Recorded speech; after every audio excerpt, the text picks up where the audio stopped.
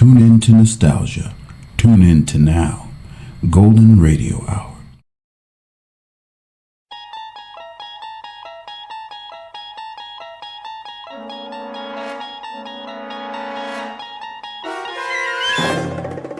You're traveling through another dimension. A dimension not only of sight and sound, but of mind.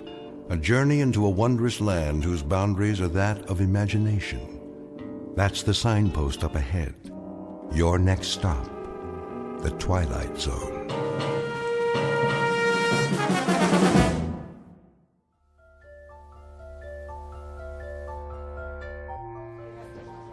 How much is this?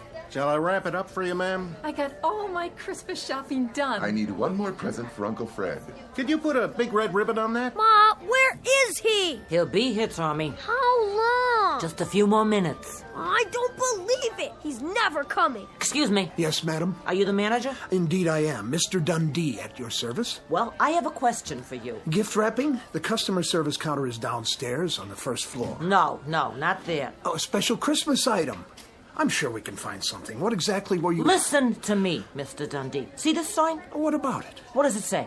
Santa will return at 6 o'clock. It's almost 6:30. Oh, yes. Well, you see... And my boy's been waiting all year to see him. We can't stand in line forever. I'll look into it, madam. Perhaps Santa has been detained. You know, so many presents to wrap up at the North Pole. I'm sure the boy understands. You don't know my boy. Listen up, Dundee. If the guy in the red suit doesn't show in 5 minutes, we're going to another department store. Oh, really? That won't be necessary. I want to talk to Santa. How now, son? Where is he?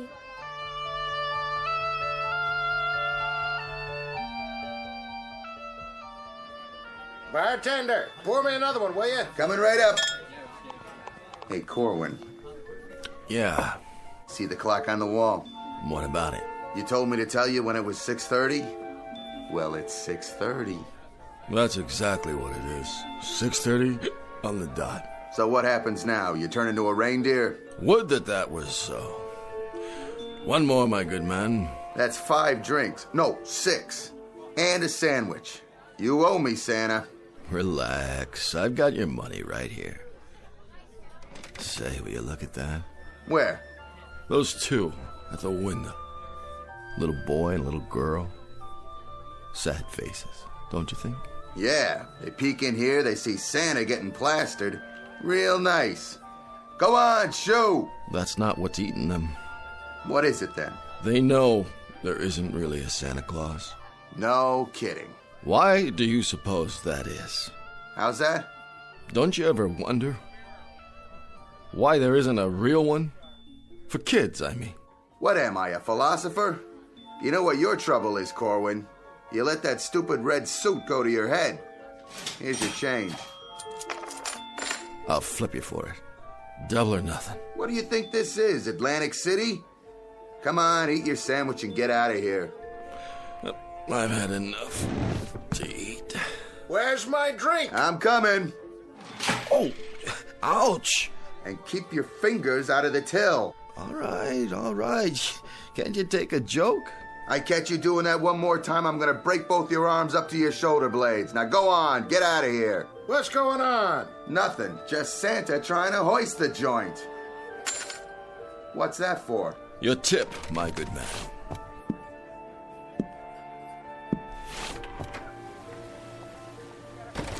Take it easy now. Oh, snow's pretty slippery. Oh. I'd better sit down for a minute. Mr. Santa? Huh? I want a baby carriage and a dolly and a playhouse and a job for my daddy. What? And I want a gun and a set of play soldiers and a big turkey for Christmas dinner. You don't think...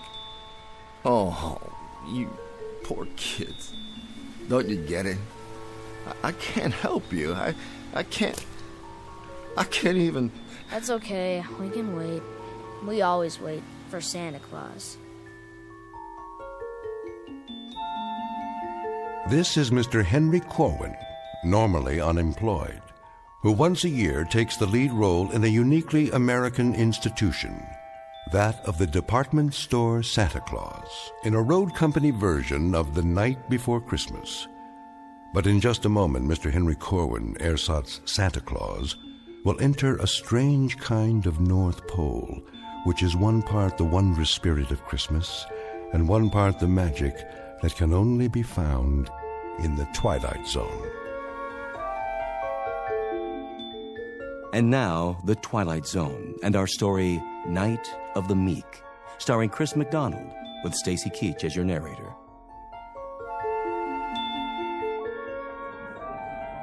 Where is he?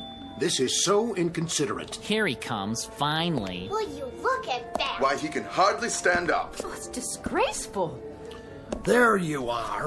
Hello, boys and girls. Ho, ho, ho. Corwin, you're an hour late. I am? 1 hour and 9 minutes to be exact. Can you beat that? Now, I advise you to get up on your throne without further ado. I'm going. And refrain from disillusioning these children any further. All right. I'm going. By showing them that not only isn't there a Santa Claus, but the one in this store happens to be a wino who'd be more at home playing Rudolph the Red-Nosed Reindeer. I take your point, Mr. Dundee. Stand aside. Saint Nick is back on the job. Go ahead, climb up on his lap. He won't hurt you, will you, Santa? You won't hurt my little boy. Go on, you tell him. What's your name, lad? Percival. You're putting me on. Percival Smithers. The third. My dad's name is Percival Smithers. My grandfather's name was Percival Smithers. Oh, I get it. Well, I guess that's not your fault. So, what would you like for Christmas, young Percival? A new front name. That's a good one. A real good one. I gotta remember it. Hey, Ma? Yes, dear. I smell something funny. You do? Yeah. And I know what it is, too. The same as Dad. Santa Claus is loaded. Leave my boy alone. Lady, I never laid a glove on a kid. Oh, you've got some nerve drinking on the job. Madam, I am mortally ashamed. You should be. Come along, Percival. I hope this won't scar you for life. Is there some trouble here? Trouble? No, there's no trouble, except that this is the last time I trade in this store. It seems you hire your Santa Clauses out of a gutter. Hey, who are you referring to? Drunken sot. Come on, Percival. Some Santa Claus? You don't even look like him. Mr. Dundee, that lady's got a problem. All right, everyone back to work. Back to your positions. And you, as for you, Mr. Kris Kringle of the lower depths, since we are only a few hours from closing, it is my distinct pleasure to inform you that there is no further need for your questionable services. You've had it. Now get out of here. It'll be my pleasure. Pick up your pay downstairs. Oh, and one more piece of advice. I'm all ears. Get that moth-eaten red suit back to where you rented it before you really tie one on and destroy it for good and all, you drunk. Thank you ever so much, Mr. Dundee. As to my drinking, it is indefensible. You have my abject apologies. Don't waste your breath. That just doesn't cut it with me anymore. But I have feelings, you know? Plain old human feelings, same as anybody. And I find of late that I have very little choice in the matter of how I express my emotions. I can either drink or I can weep. And drinking is so much more subtle. Will you please leave? But as to my alleged insubordination, I assure you I was not rude to that woman. Someone should remind her that Christmas isn't just barging up and down department store aisles and pushing people out of the way. Or when I'm warning you. Someone should tell her that Christmas is something quite different from that. It's richer and finer and truer, and it should come with patience and love and charity, compassion. That's what I would have told her, had she given me the chance. My, how philosophical, Mr. Corwin. Perhaps, as your parting words, you can tell us how we go about living up to those grand Yule standards which you have so graciously laid out for us. I don't know how. I wouldn't know how to explain it, especially to you. All I know is that I am an aging, purposeless relic of another time and place. A different way of life. And now, I don't know how it happened, but one day I woke up and found myself living in a dirty rooming house on a street that's filled with hungry kids and shabby, scared people. Good people.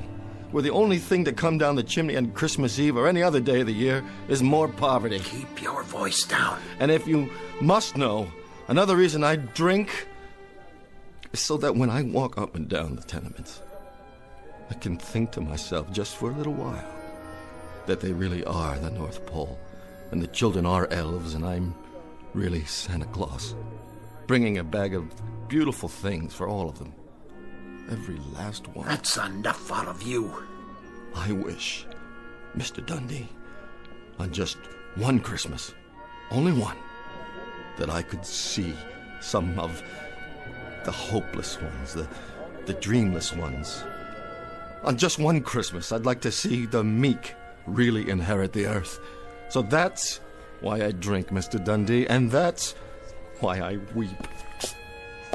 Who is that guy? Never heard anyone talk to Mr. Dundee like that. I never heard anybody talk like that.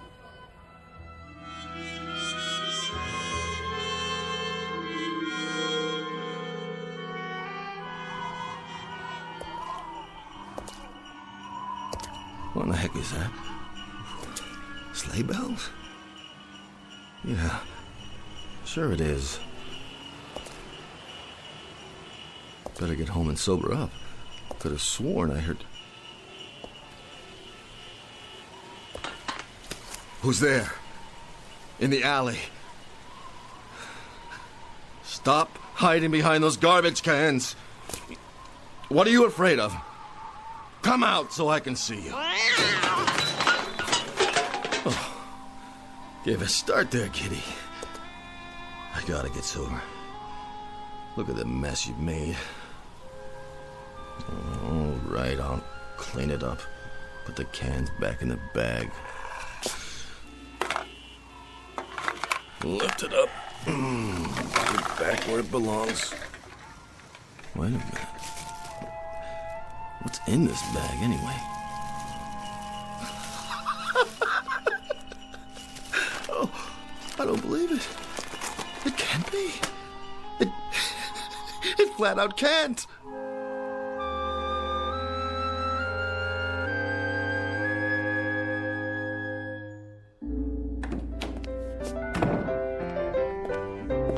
Excuse me, sister. Is this the Delancey Street Mission House? It is. Could I get something to eat, sister? You take a seat with the others. Have yourself a nice cup of coffee. Oh, sure. Dinner will be served after the sermon. Gotcha. Okay. Thank you, sister. God bless you. Have a seat. At least the coffee's hot. Sit down and take a load off. The sermon ain't so bad. No, it don't take long. Here's a chair. Don't mind if I do.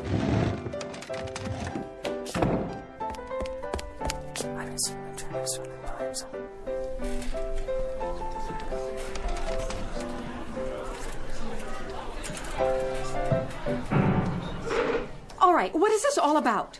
You, the noise, the commotion, what is the idea of barging in and disrupting our Christmas Eve? Begging your pardon, Sister Florence. I ain't touched a drop since last Thursday, and that's the gospel truth. But I swear to you right now... You mustn't swear. On account I seen him with my own eyes. He's coming. Who? Him. Him? Santa Claus is coming to town. Oh, I thank you for the thought. He's coming up the street heading this way, and he's giving everybody their heart's desire. Oh, yeah, sure. Santa Claus? Are you kidding me? Pour yourself a cup of coffee. Black. Merry Christmas! I told you, sister, it's him. Now, what'll be your pleasure this year, gentlemen? How about you? Me? Yes, sirree. Well, I'd sort of like to have a new pipe. Ha ha! Let me take a look at my bag. Here you go. A new meerschaum. How's that? Oh, thank you. Thank you kindly. How about you? A woolen sweater? A woolen sweater you shall have. Size? Who cares? Here you go. Next. Some new shoes? How about some pipe tobacco? A carton of cigarettes? Another sweater, maybe? Slippers. A smoking jacket. Where did you get all these gifts? Sister Florence, don't ask me to explain because I can't. I'm as much in the dark as anybody else. All I know is that I've got a bag here that gives everybody just what they want for Christmas. As long as it's putting out. Let's see here. What do you need? How about a new dress, sister? All wrapped up with a pretty ribbon for you. Well, we'll see about that. Don't you want your present? Let's open it for her. Well, looky, an evening gown. And it's strapless. There he is. There he is. That's the man. What's your name? Henry Corwin, officer. At least it was Henry Corwin. Maybe now it's Mr. S. Claus or Kris Kringle. I don't know anymore. You're drunk, Corwin. Is that it? Naturally, I'm drunk. I'm drunk with the spirit of the Yule. I'm intoxicated with the wonder that is Christmas Eve. I'm inebriated with joy and with delight. Yes, officer, I am quite indubitably drunk. All right, hold on there. I'm going to get to the bottom of this.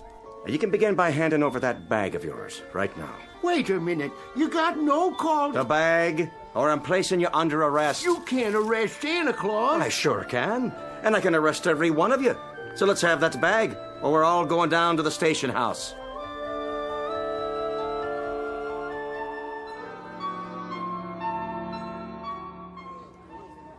You hard of hearing? I'm sure we can settle this. Yes, we can, Corwin. And in a hurry. I'd like to see just one little thing. And that would be? Show me the receipt for all this stuff. Right now. The receipt? You heard me. Of course you've got a receipt. Well, go on, Henry. Show it to the policeman. Sure, you got one, ain't you? I'm afraid that's the one thing I don't have in this bag. Sister Florence. Yes, officer. Collect all the stolen goods. What stolen goods? Put them in a pile over there.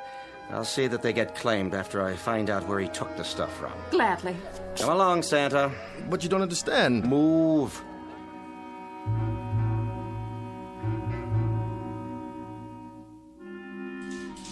I want to report a missing person. Yes, ma'am. Fill out a report. Do I get a phone call? After you see the judge, now sit down. Can you take these handcuffs off? Ah, here we are. And here he is. And there you are, Mr. Dundee. Sit down, Corwin. And there that is. All the goods you've stolen. How nice to see you again. And how nice it will be to see you, my wistful St. Nicholas, going up the river. Do you suppose he could get as much as 10 years, Officer Flaherty? 10 years? Don't look good, Corwin. Of course, they might lop off a few months if he was to tell us where the rest of the loot is stashed. The rest of it? You think there's a storehouse of some kind where I go to replenish it? Well, ain't there? Why, he may have been looting and pilfering for years. Now I understand. That's why he takes this job every December. He's been giving away stuff for 2.5 hours. Must have a whole warehouse full of it. I'm glad you brought that up, officer. There's a little discrepancy here. Little discrepancy? Is that what you call it? Between this bag and what came out of it, did anybody see me go somewhere to fill it up? Because if they did, they're lying or deluded. All right, you speak when you're spoken to, Corwin. I'm just trying to clear this up. Listen, you moth-eaten Robin Hood. The wholesale theft of thousands of dollars worth of goods is not a simple discrepancy. I wondered where my inventory went, and now I know. Let's take a look in the bag, shall we? You go right ahead, sir. Be my guest. Though I can tell you right now, Corwin, that this whole affair has come as no surprise to me. I perceived that criminal glint in your eyes the very moment I saw you. I'm not a student of human nature for nothing. I've personally spotted hundreds of shoplifters in my store over the years. I'll bet you'd try it, if you're any good at it. Quiet. And I can tell you that you fit the profile to a T. Then why did you hire me in the first place? Well, an act of Christian charity on my part. I try and I try to do for you people. What people? And this is the thanks I get. Maybe if you tried hard enough, I wouldn't need a bag like this. All right, enough already. Mr. Dundee, you go ahead and you check in the bag. Believe it or not, I got other cases to handle here tonight. It will be a pleasure to achieve satisfaction. To catch him red-handed, as it were.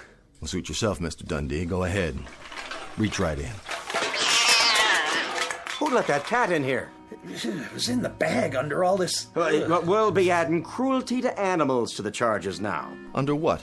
Coffee grounds and empty tin cans? Looks like garbage to me, wouldn't you agree? He must have switched it. Where's the real bag? Mr. Dundee, you seem to have, put your finger on the problem. All your fingers, it looks like.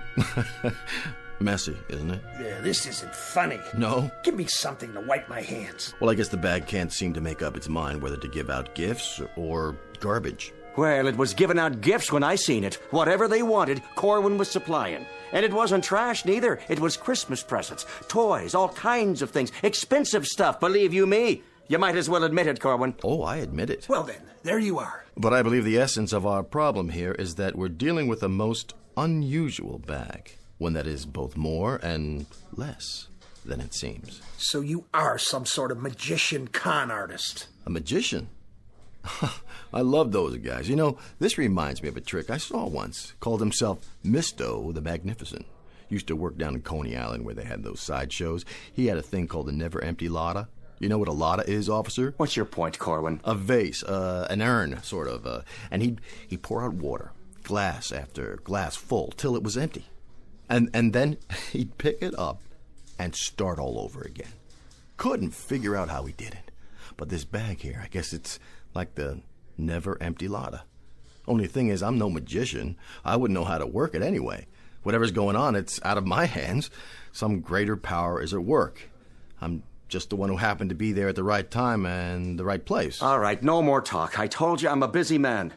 For now, Corwin, my advice to you is clean up this mess and get out of my police station before I find a reason to book you. All right. If that's what you want, happy to oblige.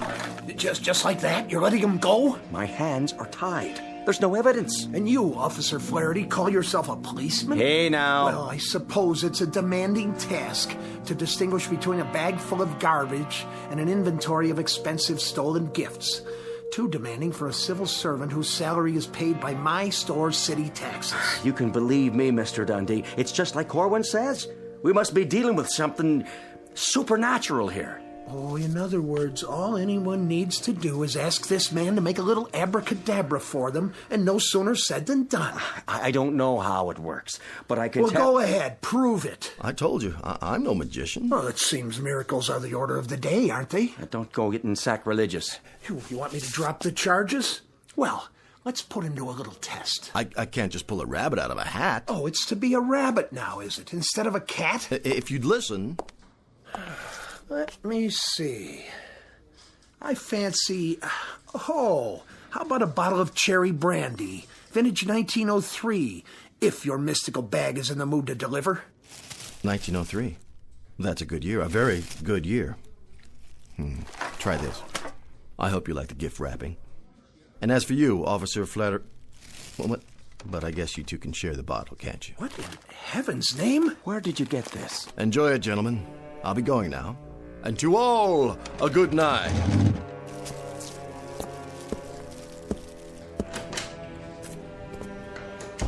Well, let me open that package for you. You go right ahead. No telling what's inside.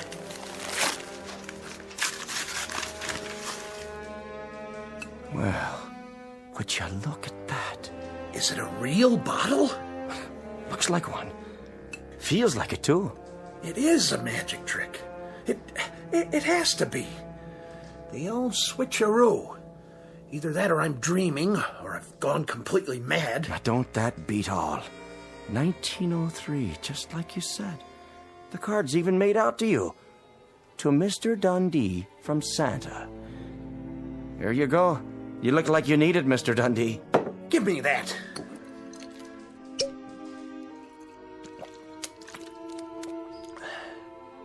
I don't believe it. It's cherry brandy. And a very fine one, I might add. Just one more thing. Yeah? Would you mind terribly much passing the bottle before it's empty?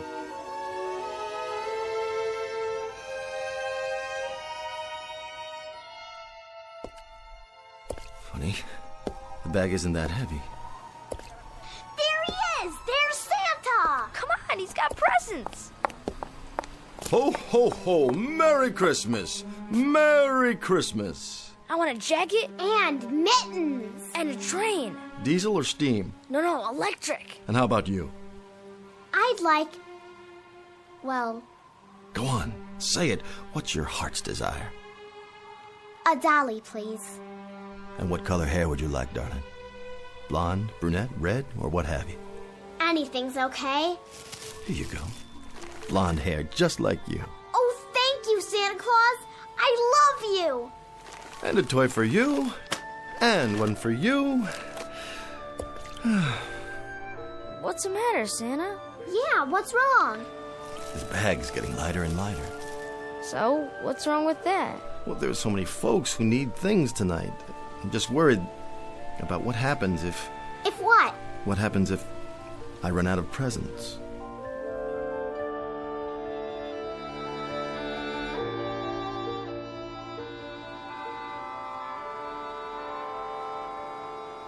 There it is.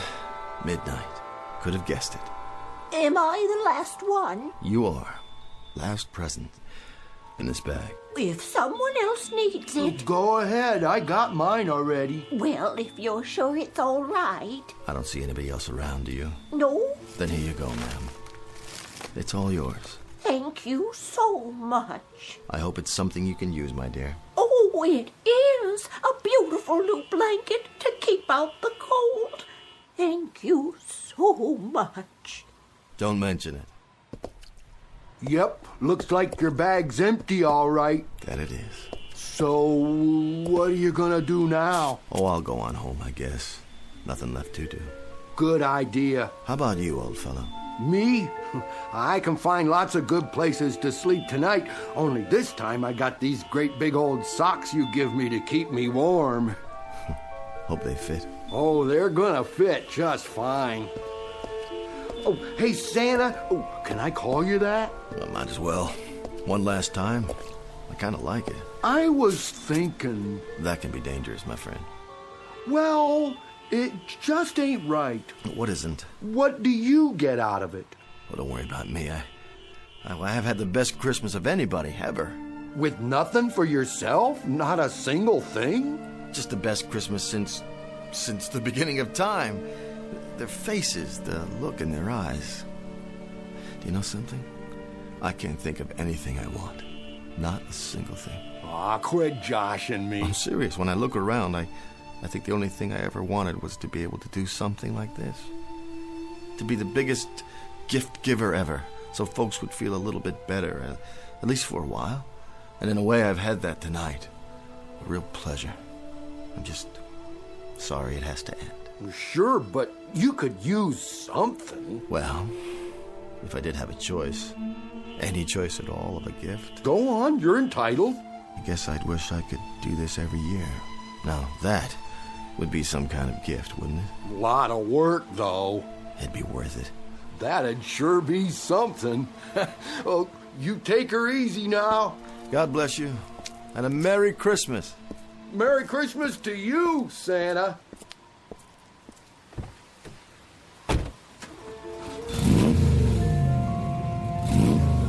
Oh, and thanks for the car. Don't mention it.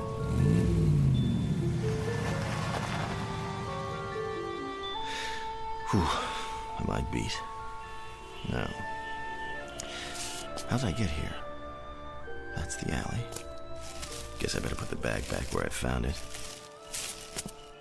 What's all this? Looks like somebody's throwing out their Christmas decorations already. That's no decoration. That's your sled. Yeah, sure. A sled and a reindeer right here in the alley just for me. Somebody sure made the eyes look real. He is real. Yeah, about as real as you are, little fella. Little fella. We've been waiting for you. And I suppose you're gonna tell me you're a real elf, too. I sure am. We've been waiting for you to come back. Say, where did you rent your costume? I never saw one look that good. Pointed hat, turned up toes. Costume? I made this myself, by hand. And the little bells? Must have been a heck of a party. It better be a costume because I haven't had a drink in... Uh-oh. Oh, no. What's the matter, Santa? No, not me. You got the wrong guy. No, I haven't. Did you hear what I said? We've been waiting quite a while, Santa Claus. Better get a move on. We've got a whole year of hard work ahead to get ready for next year. Ready? Come over here. Yes, Santa? Pinch me. If you say so. Ow! You don't have to do it that hard. Are you ready now? I don't know. Come on, get in. There's plenty of room. Where? In this sleigh. You sure you don't have the wrong person? Oh, Santa, stop joking and get in. We're late. I don't have to. I could turn around right now and go home. If you do that, a lot of people would be very sad. Next year. You wouldn't lie to me. Elves can't lie. Okay. Move over, Shorty. Now, how do you work these reins?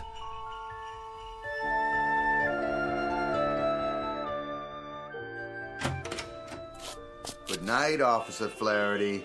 Night, Mr. Dundee. So long, fellas. My regards to everybody in the precinct. And a Merry Christmas to you both. Night, boys. See y'all in the morning. Watch yourself out there. It's mighty cold. Now, don't you worry about me. Tonight, I'm feeling no pain. Going home now, Mr. Flaherty? That I am. Going home, Mr. Dundee. Assuming I can find me way. I'm sure you will. Left foot, right, left, right. Try to walk a straight line to the lamppost. Where? Over there. Hang on, I'll hold you up. And you, Mr. Dundee, home is it? Home, Mr. Flaherty. Well, I'll walk you a ways, if you don't mind. We could stop off for a nightcap. Well, now there's a pub right around the corner. That is a thought. Just a nip, you know. To warm the soul. For thy stomach and thy infirmities. Isn't that what the good book says? I do believe it does, Mr. Dundee. You know something else, officer. Now, why don't you tell me? That's what friends are for. That they are. So go ahead now. Tell me all about it. Well, sir, this is the most remarkable Christmas I've ever had. You don't say. Ho, ho, ho! Merry Christmas! Flaherty, did you see it? Did you? I thought I saw something. What did you see? No, you first. Mr. Dundee, I don't think I'd better tell you. You'd report me for drinking on duty. But you're not on duty. True. Go ahead. What did you see? Mr. Dundee, it was that Corwin fella, playing his life in a sleigh with reindeer sitting alongside a what? One of his little helpers. So help me. All done up in proper costume. They were riding towards the sky, big as you please. One question for you. Yeah?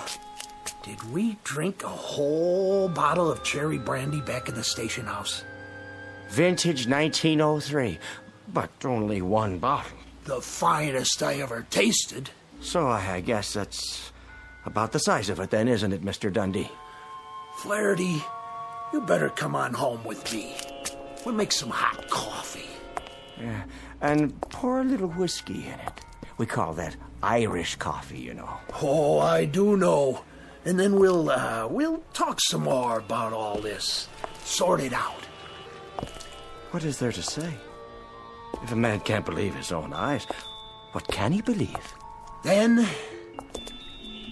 we'll thank God for miracles, Mr. Flaherty. That we will, Mr. Dundee. That we will.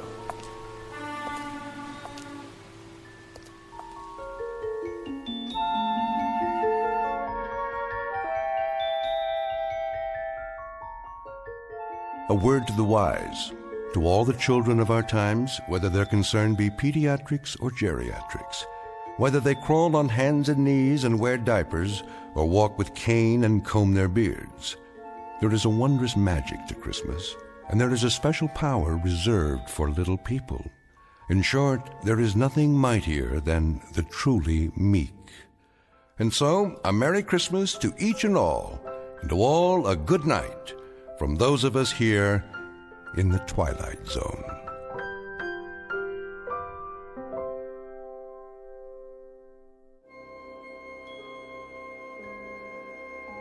Hi, this is Carl Amari, producer of the Twilight Zone radio dramas. I'd like to take a moment to tell you about our official website at twilightzoneradio.com, where you'll get the latest news and information on these Twilight Zone radio dramas. Plus, at twilightzoneradio.com, you can digitally download 3 free episodes or any of our episodes for only $1.95 each. In this age of ever-changing technology, we've decided to make these episodes instantly available to you by making the Twilight Zone radio dramas a digital download-only series. This means that this series will no longer be offered on CD. The CD collections at our website are now being offered while supplies last at buy one, get one free. So be sure to get your favorites before they're sold out. Be sure to visit us often, and I'll see you in the zone.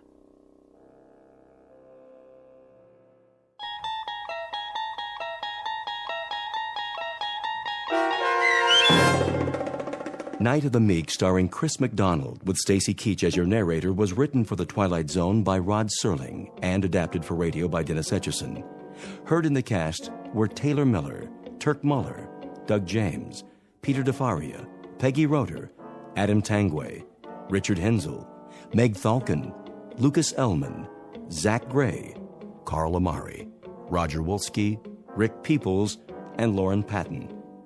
To learn more about the Twilight Zone radio dramas and to obtain audio cassettes and CDs of these programs, visit our website at twilightzoneradio.com. This copyrighted radio series is produced and directed by Carl Amari and Roger Wolski for Falcon Picture Group. Doug James speaking.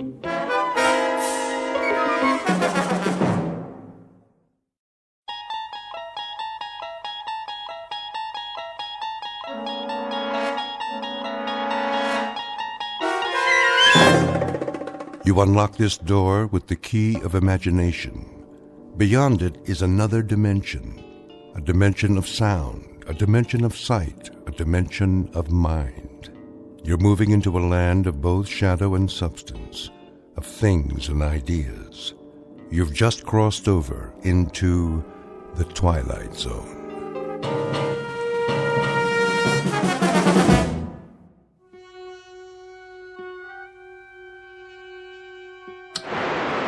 See me, Harvey? And hear you, loud and clear. How's the monitor picture? Still distorted. And we've got a few minutes left. Check your controls. Make sure the red switches are all on. Check. Now the blue ones. Check again. Any overloads? Well, your amperage is steady, voltage and input. You sure you want to go through with this? You sound positively funereal, Harvey. I sound the way I feel. I'm helping you because you asked me, Paul. I can give you my support as an engineer. But enthusiasm is something I just can't dredge up. No sense of adventure?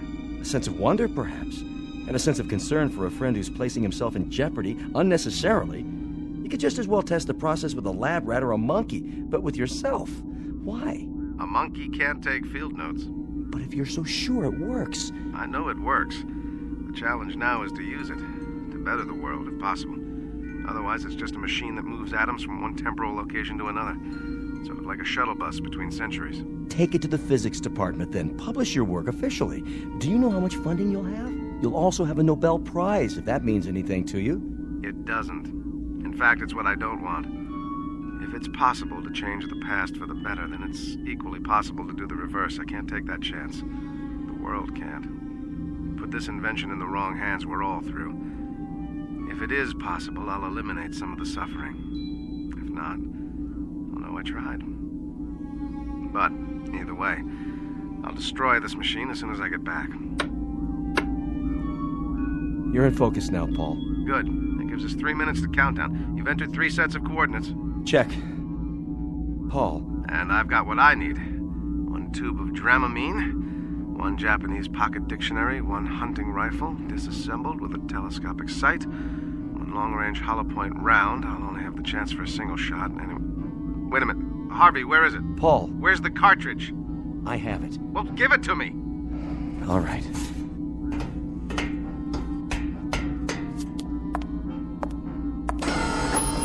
The cartridge, Harvey, now. I have a little over 2 minutes. Paul, this is crazy. It's too dangerous. Dangerous? Did you drink milk this morning, Harvey? What's that got to do with... What was the strontium-90 content in the glass? Did it occur to you that the things you've been eating and drinking might turn your bones to sawdust? Or guarantee that a child of yours might come into this world without arms or legs? But what you propose to do about it, to change history, is incredible. There is a logic and a paradox about time travel, you know. Haven't you read any science fiction? Granted, there's no guarantee, but if I fail, you simply cross off one insignificant human. One frail, protesting member of the race. Look at it this way. If I fail, if I wind up in hell or limbo or a cemetery, the responsibility is exclusively mine. Now do me one last favor, Harvey. Get back to the console and start the countdown. I should know better than to argue with you, Paul. I hope you make it. You know that. See you soon. Time will tell, Harvey. Time will tell.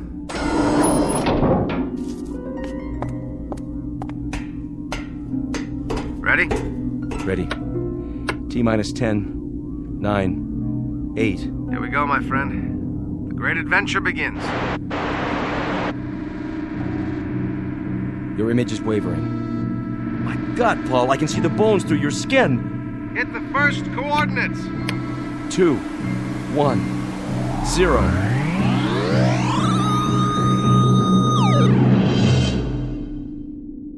Godspeed, Paul. Godspeed.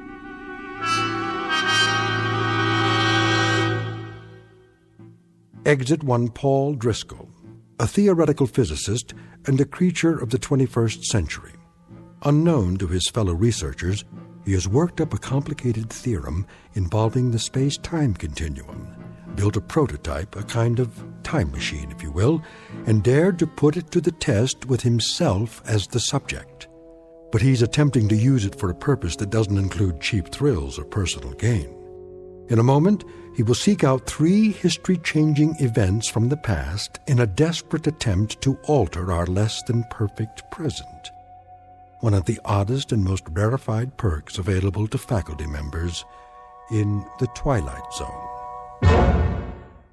And now, The Twilight Zone and our story, No Time Like the Past, starring Jason Alexander with Stacy Keach as your narrator.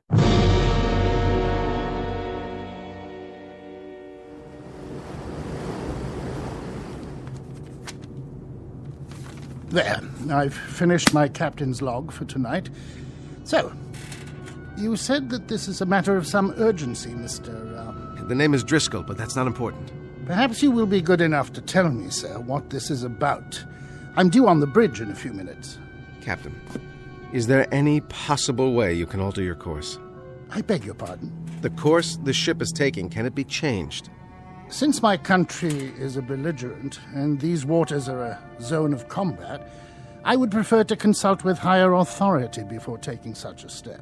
Suppose I were to tell you, sir, that if you hold your present course for 5 more minutes, this ship will go down. Just who are you, Mr. Driscoll? You won't find me on your passenger list, Captain. Oh? And you got on board how? That's not important. But I'm not sailing for my health this trip, Captain. You might say I'm sailing for your health, and that of the crew and all the passengers aboard. I happen to know that this ship is going to be torpedoed, right off the old head of Kinsale Island, May the 7th. That's today. How do you know this? If I were to tell you, you'd say I was a lunatic. I can't alter the course of the Lusitania simply on the word of one man. All right, Captain, say I am a lunatic. Say that everything I'm telling you is just the product of a deranged mind. What would you lose by altering course now? How many minutes? That's not the point. That is the point, Captain. There'll be over 1,100 people drowned. That will be enough, Mr. Driscoll. And if you should be one of the fortunate few, Captain, remember when that court of inquiry convenes. I must ask you to leave, sir. I'm not asking you to scuttle this ship. All I'm suggesting is if you change course 1 degree, just 1 single degree. Steward, come in here. Yes, Captain. Escort Mr. Driscoll from my quarters. Yes, sir. Come along if you would, sir. Captain, there's still time. And still time to confine you to your cabin. Take him away. Sailor, take a look at the water off the bow. What do you see? Sir? Something under the water coming this way. Do you see it? Captain! Sound the alarm! You! How did you know?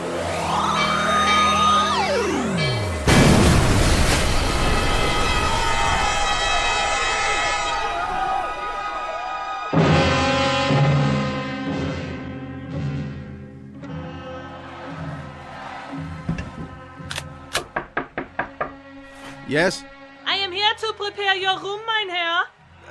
That won't be necessary. But I have clean towels, sir, and soap. Just a moment.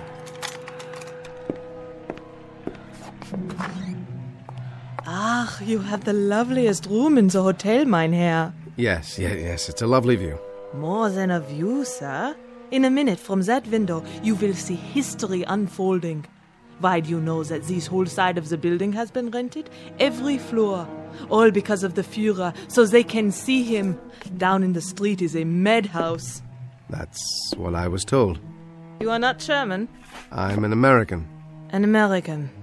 And what do they think of our Führer and the new Germany in America? We're quite neutral. You say neutral, but you mean something else. No, I don't mean anything. You hear? That is the new Germany. Something you will never understand. That, madam, is the old Germany. Something you'll never understand.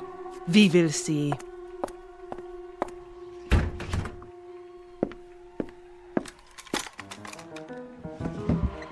All right, just one shot. Not Goering, only Hitler, right through the forehead. Come on, buddy. Step into the crosshairs. No, it's jammed. Herr Driscoll, open up, bitte.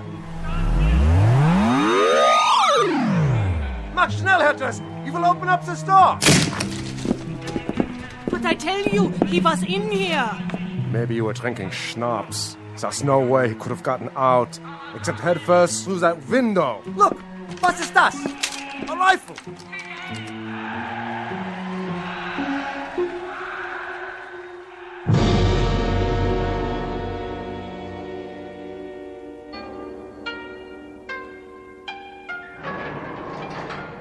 America, come. It's about time. Sit. You're the chief of police? I was told you speak English? I venture to say that I speak it better than you speak Japanese. I hardly speak any Japanese, but what I'm about to tell you is the most important English you've ever heard. Mr. Driscoll, is it? You happen to be an enemy alien, which is the reason I've been kept in a cell for 6 hours, and the reason you may have cause to regret this particular arrest. Go on. What I tried to tell your guards is that inside of an hour, this city is going to be destroyed, and upwards of 100,000 human beings will be destroyed along with it. Indeed. You're about to be bombed out of existence, but there's something you can do. You can begin some kind of an evacuation of women and children. You can save a few thousand lives. By who say so, Mr. Driscoll? Who do you represent? I don't represent anyone. Only the voice of history. That's extremely poetic, Mr. Driscoll. But, most unfortunately, while I am sufficiently educated to appreciate lyricism, my official capacity makes me less prone to enjoy the subtleties and nuances of language for their own sake. All right, look. I'll give this to you very unsubtly, with no nuances at all. There is going to be a bomb dropped here, and you're going to know a nightmare beyond any imagining. Excuse me. Moshi moshi. Hey. Ah, wakarimashita. A single aircraft, Mr. Driscoll. One lone B-29. I rather think we can survive that. That picture on your desk. Your wife? And my 2 daughters, age 8 and 10. If you don't care about the city, do it for them. Look, this isn't just a request. It's in the nature of a prayer. Mr. Driscoll, I will make an assumption that you have some illness. I won't stand you against the wall and shoot you, even in wartime. I'll send you to the army headquarters, where you can be interrogated. You're an alien and by rights should be interned. However, if you'll keep this in mind when you get back to your country, the face of the enemy is not devoid of compassion. And you might recall this conversation. If you survive, remember that the same thing could be said of your enemy. He tried to save Hiroshima. God, hey, take this man away. Where? Where did he go? And what? What is the great flash of light outside?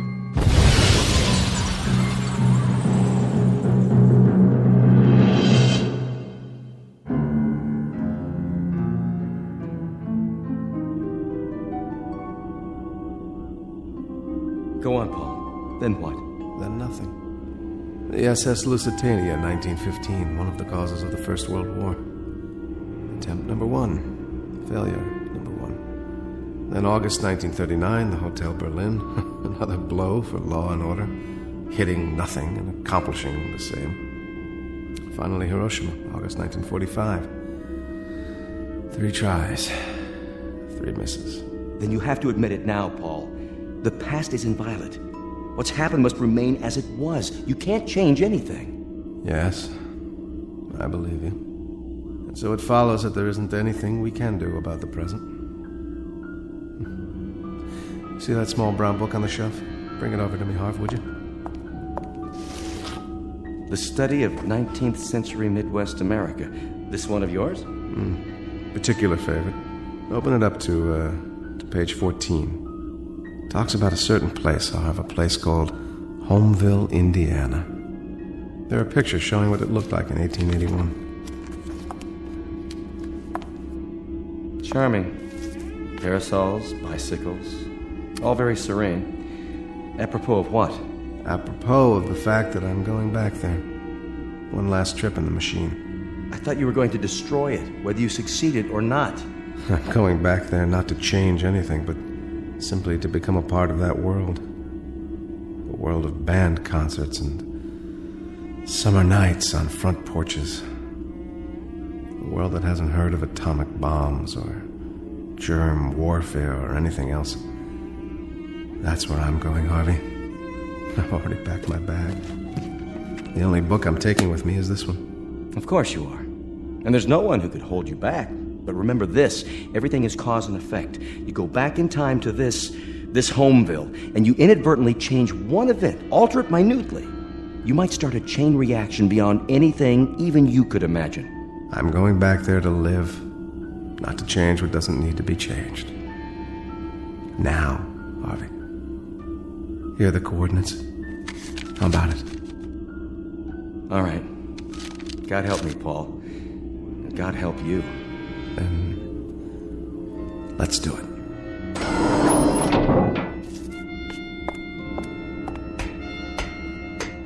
How is it with you, Harvey? All set. The mechanism's still charged. Enter the coordinates. Here we go, then. 5, 4, 3, 2, 1.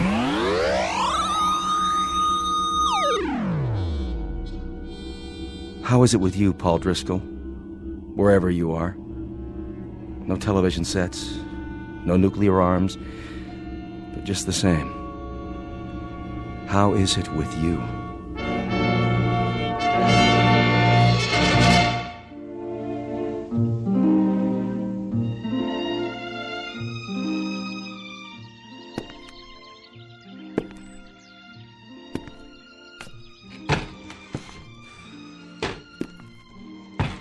What's yours, sir? I think, a beer, please. That'll be a nickel. A nickel? That's the price tag. You got 5 cents? I think I might. That's a $5 gold piece. You from around here? No, from out of state. Just passing through? Well, as a matter of fact, I was thinking of settling down here. It's exactly as I thought it would be. Know anything about the boarding house across the square? Ma Chamberlain's. Real nice accommodations. Runs a clean place. Well, then I guess I'd better drink up and check it out.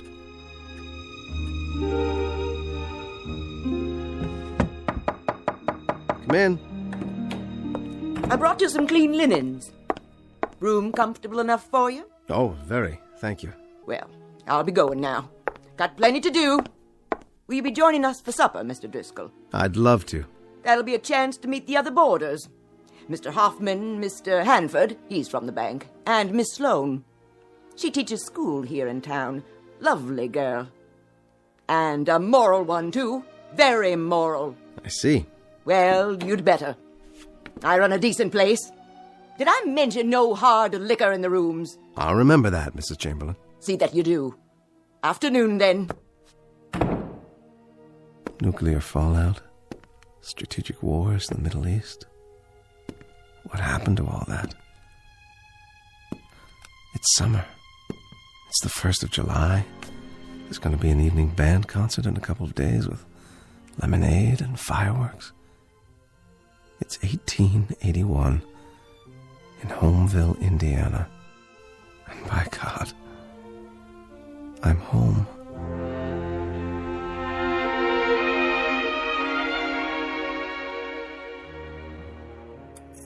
But I tell you, Mrs. Chamberlain, More apple pie, Mr. Hanford. until this government assumes its rightful place in the world, we will remain an isolated, provincial community of states. You know what we should do? Oh, no, Mrs. Chamberlain. I couldn't eat another bite. We should take the American fleet, send it over to the Orient, and plant the American flag.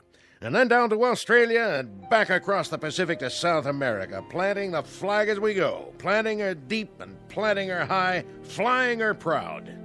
You ought to run for office, Mr. Hanford. Believe me, Mr. Hoffman, I've thought of it. My friends have urged me to make my opinions known on some official plane, but finance comes first. It's the lifeblood of the nation. The bank needs me. You there, Mr. Driscoll, what are your views? I don't have any, Mr. Hanford. Of course you do, man. Everyone has views on the destiny of our country. Now you take the case of the Indian Wars. All this nonsense about giving them land, as if savages could understand treaties. Why, we should have had 20 George Custers and 100,000 men and just swept across the plains, destroying every redskin in sight. I think the country is tired of fighting, Mr. Hanford. We were bled dry by the late war. I think anything we can accomplish by treaty, as long as it saves lives, is very much the proper course to pursue. My dear young lady, I trust that this isn't the pap you spoon-feed your students. Treaties, indeed. Peace. The virility of a nation is in direct proportion to its fighting abilities. Why, we'll live to see the day when this country fields an army of 1,000,000 men who can sweep away anything in its path. Oh, your pardon, Mrs. Chamberlain. I get carried away. Now, you're not some kind of pacifist, too, are you, Driscoll? Me? No. I guess I'm just a poor fool who's seen too many young men die because of too many old men who fight their battles at dining room tables. Oh, my goodness. I take offense at that remark. And I take offense at armchair warriors who don't know what a shrapnel wound feels like, or how death smells after 3 days in the sun, or the look in a man's eyes when he knows he's minus one leg and the blood is seeping out of him. You have an enthusiasm for planting the flag, Mr. Hanford, but you don't even have a nodding acquaintance with what it's like to bury men in that same soil. I'll not sit here and listen to talk like that. Of course you won't. You'll go back to your bank, and it'll be business as usual until the next dinner time, when you'll give us another vacuous speech about a nation growing strong by filling up its graveyards. Well, you're in for some gratifying times, Mr. Hanford. There'll be a lot of graveyards to fill. In Cuba, then in France, then all over Europe and the Pacific. You can sit on the sidelines and wave pennants because by your definition, this country is going to get virile as the devil. From San Juan to Inchon, we'll show how red our blood is because we'll spill it. And there are two very unfortunate aspects to all this. One is that you'll never have to spill any. And the other is that you won't live long enough to know how right I am. Oh, dear, such a violent man. Excuse me, please. Mr. Driscoll. Well, have I properly endeared myself to everyone inside? I've been here almost 2 years, Mr. Driscoll. 2 years of meal times with Mrs. Chamberlain's homemade pies and Mr. Hanford's rhetoric. I lost a father and 2 brothers in the war, all 3 on a single afternoon. I was just an infant at the time, but for the 12 years my mother lived, we had a funeral every day. She never stopped mourning. I think they died for something, Mr. Driscoll. But tonight, for the first time, somebody made a point that patriotism doesn't have to mean dying. Thank you for saying that, Miss Sloane. Call me Abby, Mr. Driscoll. Paul. Do you know something, Paul? You look like a man in love. Not with a woman, with a moment, a place. What did you mean when you said other graveyards, other wars? Those names, what are those places? It doesn't matter. Why do I get the feeling that you're standing outside looking in, that you're just passing by? I don't want to pass by, Abby. I want to come in. I wish I could. Why can't you? Everything is possible. Everything. Is it? I wish I could be sure. I believe I already am. Garfield's been shot! Quickly, what's the date? Why, the 2nd of July. Did he say the president's been shot? July 2nd, 1881, that's right. President James Abraham Garfield shot in a Washington railway station. But it just came over the telegraph. How do you know? How could you? You're wrong, Abby. Not everything is possible. Why, Paul? I can't tell you why. But it begins again. What do you mean? Nothing. So be it, then. So be it. It's late, Abby. Very, very late. It's time to go home.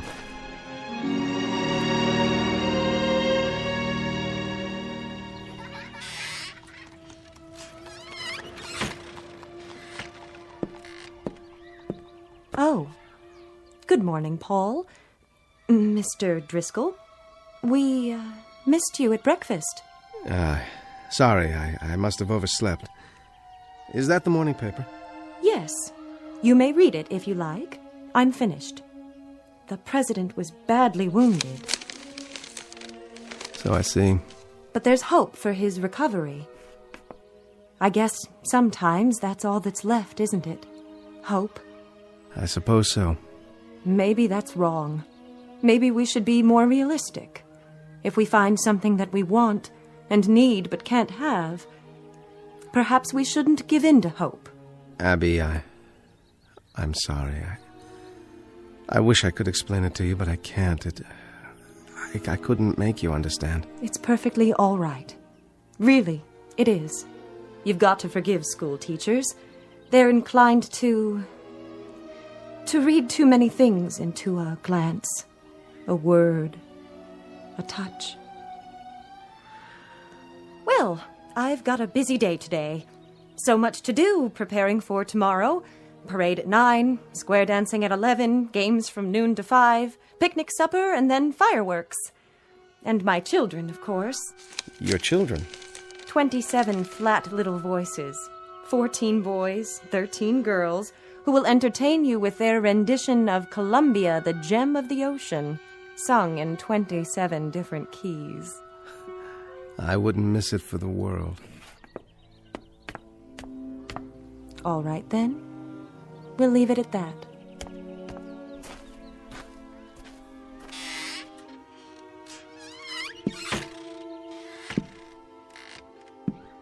How do, Mr. Driscoll? Morning, Mr. Hoffman. She does an awful good job with those kids, Miss Sloane. So I've heard. Pretty, too, for a school mom. The ones I had when I was a kid, they looked like they came out of a pickle jar. Mine, too. You like this town? More than I can say. Well, you might make it here if you've got what it takes. And from what I've heard, I'd say you do. You want to be more careful with your words, though. Mostly Republicans. Still and all, a nice little town. Doesn't change. That schoolhouse, I'll bet she's 75 years old as she stands, and I expect she'll stand till somebody pulls her down. Well, morning to you, Mr. Driscoll. I'm off to work. God bless President Garfield. A school building. That's what I was trying to remember. Oh, my dear God. The site of the Homeville National Bank, formerly occupied by a school built in 1823 and gutted by fire July 3rd, 1881, injuring 12 children. The fire was caused by a kerosene lantern on a runaway wagon. And I can't do anything. I can't warn anyone. It has to happen the way it's supposed to, like the president. I'm sorry, Mr. Garfield. Recover you shall not. You're to die on September 19th of this year. And the schoolhouse you're to burn this afternoon. 12 children injured, and God help me, I have to stand by and let it happen.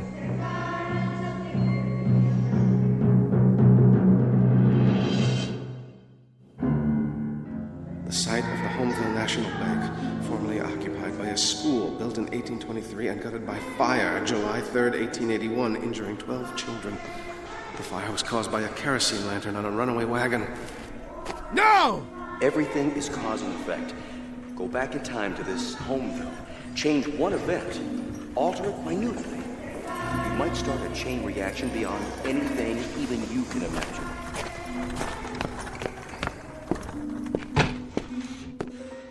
How are you today, Mr. Driscoll? Whiskey, please. Bother you, does it? What?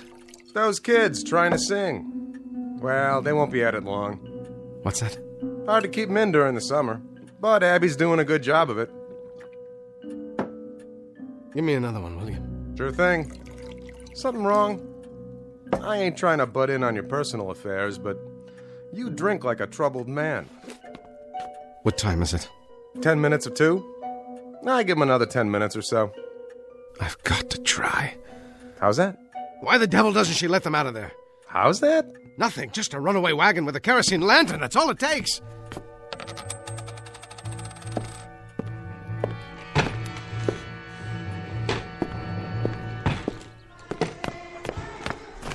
All right, neighbors, gather round and get ready for a revelation. Just close right in, next to the wagon. That's it. Know why I'm holding up this lantern? You're gonna tell us anyway, ain't you? Like Diogenes, good friends, I'm looking for an honest man. Well, you ain't gonna find one here. An honest man who'll try one sip of Dr. Malone's alternative and tell me it's not the finest medicine he's ever tasted. This little bottle right here, why, it combines all the treatments for scrofula, King's Evil, ulcers, indolent tumors, rheumatism, gout, scurvy, neuralgia, enlargement of the bones, joints, and glands, not to mention the liver and spleen, also terror, ringworm, biles, and carbuncles. And the cost, friends? A mere 25 cents the bottle. Do me a favor, will you? What's that, young man? Don't light the lantern. Why, I have to light it, to shed light on the subject. Please, put it out! An incredible price, you say? I'm not in the business for profit. I travel the length and breadth of this glorious nation to cure the sufferings of mankind. The ridiculously low price barely covers the cost of ingredients, bottling, and my own primitively simple existence. How about you, madam? Nervous disease? Dropsical swellings, or constitutional disorders, guaranteed to alter a depraved or impure state of the blood and other bodily fluids. Well, I suppose I'll try it. Better give me one, too. How much if I buy 2? Why not a dozen? Take them home to your family and your neighbors. One 25-cent piece each. That's all. How about you, young fella? One swallow, and you'll feel more manliness coursing through your body. Unhitch the horses. What's the trouble? Dyspepsia? Liver complaint? Here's what you need. I need those horses unhitched from the other end of your wagon. Now you listen here, young man. They've stopped singing. That means they're almost finished. Look, I can't argue with you anymore. You've got to unhitch those horses. This wagon mustn't move from this spot. You get out of here now. Go on.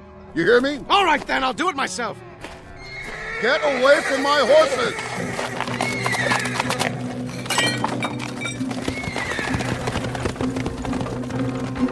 Abby! Abby, get the children out of the schoolhouse! There's going to be a fire, do you hear me? There's going to be a... Ah! Hold there! Stop!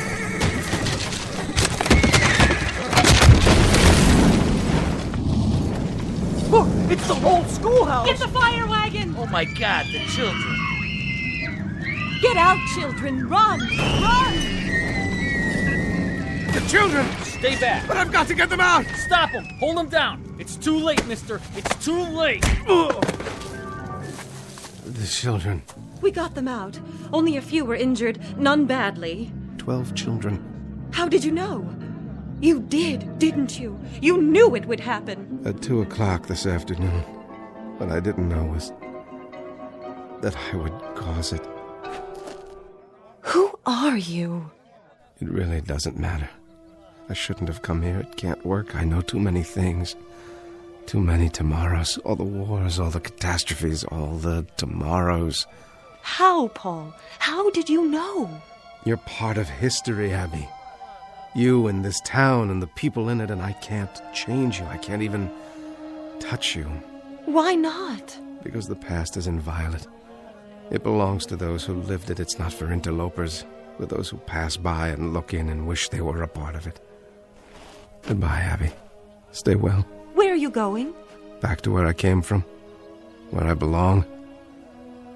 I wanted bandstands and summer nights, serenity.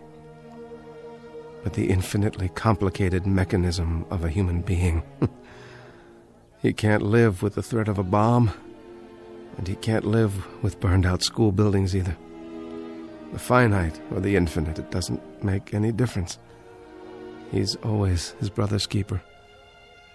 In a way, it was more than I expected because you were here, but I've overstayed my welcome.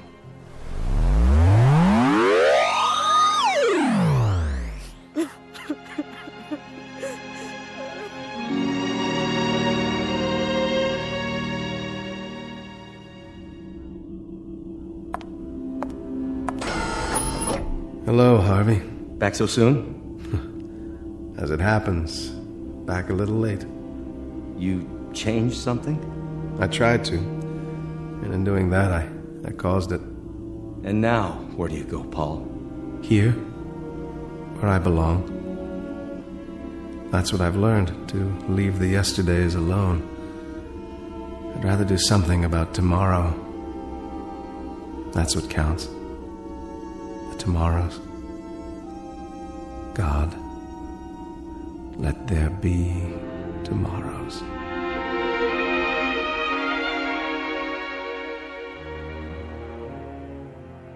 Incident on a July afternoon, 1881.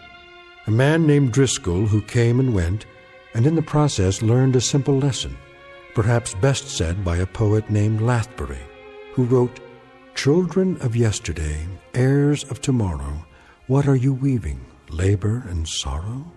Look to your looms again, faster and faster fly the great shuttles prepared by the master. Life's in the loom, room for it, room." Our tale of clocks and calendars in the Twilight Zone.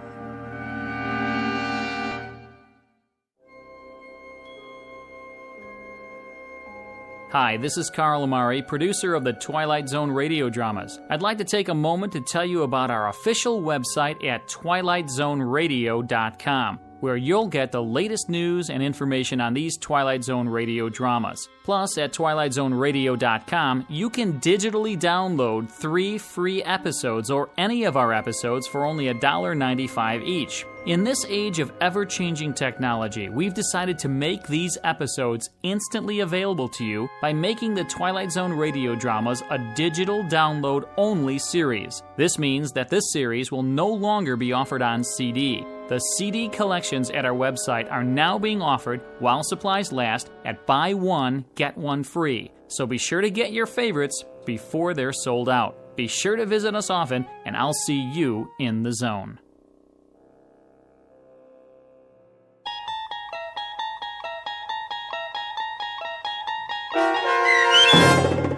No Time Like the Past, starring Jason Alexander with Stacy Keach as your narrator, was adapted for radio by Dennis Etchison and based on a script by Rod Serling.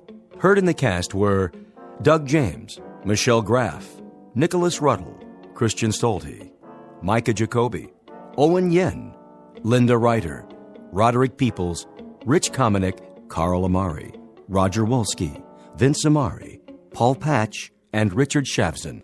To learn more about the Twilight Zone radio dramas and to obtain audio cassettes and CDs of these programs, visit our website at twilightzoneradio.com. This copyrighted radio series is produced and directed by Carl Amari and Roger Wolski for Falcon Picture Group. Doug James speaking.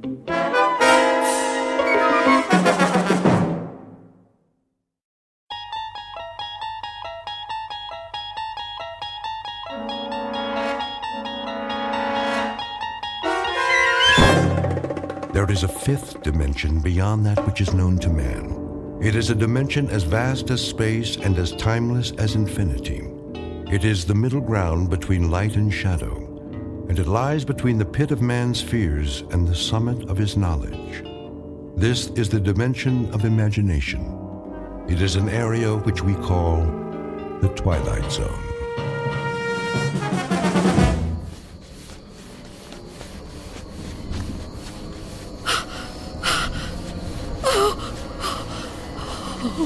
Oh, no, where am I? What am I doing outdoors? I don't remember leaving my... Oh, it's so dark. I don't live here. Or here. Which is my house. Oh, I must get home.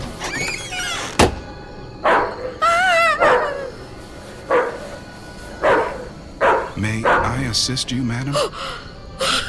You startled me. I've lost my way. My home is somewhere around here, I'm sure, but I don't know where. Perhaps I can help you find it. Oh, thank you. Thank you. I don't even know how I came to be out here. It's certainly not safe at this time of night. Oh, at any time. Well, surely the daytime when the streets are crowded. No, that's when it's most dangerous. For me. So you see, I never go out. Never? Never. But, dear lady, why not? I'm afraid. Afraid? Of something or someone? Someone. It's difficult to explain. Please, try me. Oh, I'm not sure you'd believe me. You'd think I'm just a senile old woman. I'd believe you, Wanda. What did you call me? Wanda. That is your name, isn't it? Yes, but I didn't tell you that. You didn't? Are you certain? Yes, I'm certain. How do you know my name? Because I've been looking for you for a long time, Wanda. Oh, no. You've kept me at bay for many years, but no longer. No.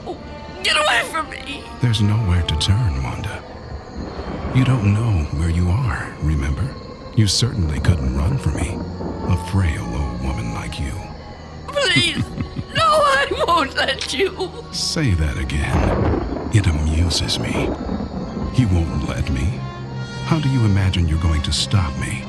You really have no choice, Wanda. There's nowhere for you to go now. Come to me, old woman. Take my hand. No. Take my hand. No.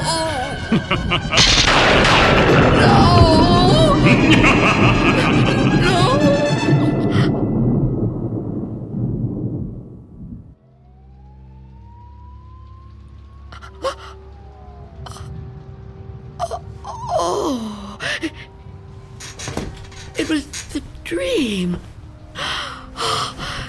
The dream again. I'm home. Of course I'm home. Where else would I be? But is it night or day? Oh, that's right. The clock is broken. It's been broken a long time. And I can't get it repaired, can I? Not without going. No, I can't. I mustn't. I have to resist every temptation. Oh, really, Wanda? How could you be so careless? How could you fall asleep before... I must check.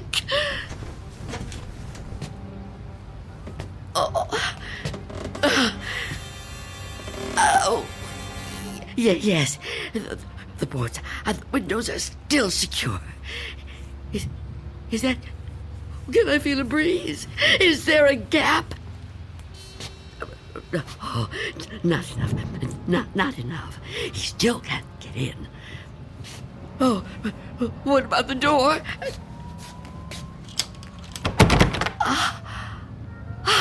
Chain is on. And the door is locked. Good.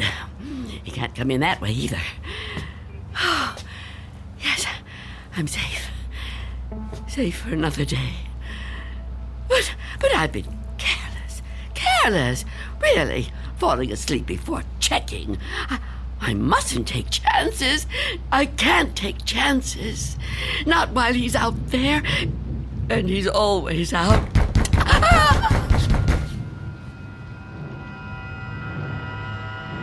Miss Dunn? Miss Dunn, are you all right in there? Who are you? It's Barry. Mr. Fabian, from the grocery store. I know we've actually never met, but, well, we've spoken on the phone, Miss Dunn. At least we used to. Do you even have a phone anymore? Anyway, you know me, right? What do you want? I'm delivering your groceries, Miss Dunn. You remember? Charlie, the kid who works for me, was supposed to bring them, I know, but he called in sick. Yeah, kids these days, huh? No sense of responsibility. Anyway, I thought I'd better get them to you now instead of waiting till tomorrow. I figured, you'd be waiting for them. Is that all right? Put the food through the letterbox. The letterbox, right. Okay. Oh. Thank you, Mr. Fabian. Your money is coming under the door now. Under the door? Here it is. Miss Dunn, wouldn't it be easier to just... $6 and... Okay. 32 cents.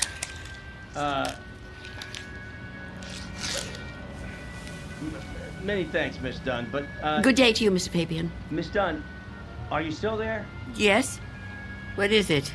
I've been thinking. I just wonder, Miss Dunn, does anybody else bring you food? I really don't see what business of yours that is, Mr. Fabian. Well, no, it's nothing like that, I promise you. This has anything to do with business. I'm just concerned for your well-being. It seems to me a person can't live on food big enough to fit through a letterbox. I can assure you, Mr. Fabian, I'm in no danger of dying as long as I observe this strict regimen. Oh, well, I'm glad to hear you talk like that, but I don't know. Maybe if I could come in for a minute. Come in? Yeah, I just want to talk, Miss Dunn. I can't do that so well out here. I really think you need to see a doctor. Out of the question. No one is coming in here, Mr. Fabian. Not a doctor and not you.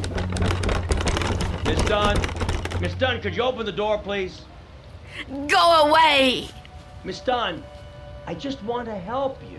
I know what you want. Leave me alone. Miss Dunn, I know who you are. You do? Well, that's good. That's very good. Myself, I have a very bad memory. Every morning, my wife gives me a pen. Every day I lose it somewhere. So, will you let me in? Stop trying to get in here. You won't get me. Just go away and leave me alone. Come on, Miss Dunn.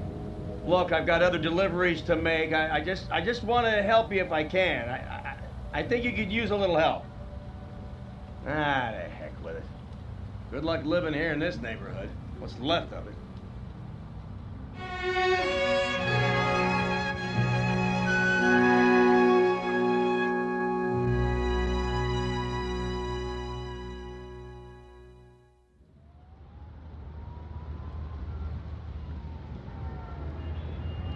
Go away. I won't let you in. I won't let you get me. Leave me alone. I don't want to die. I don't want to die. Please, freeze!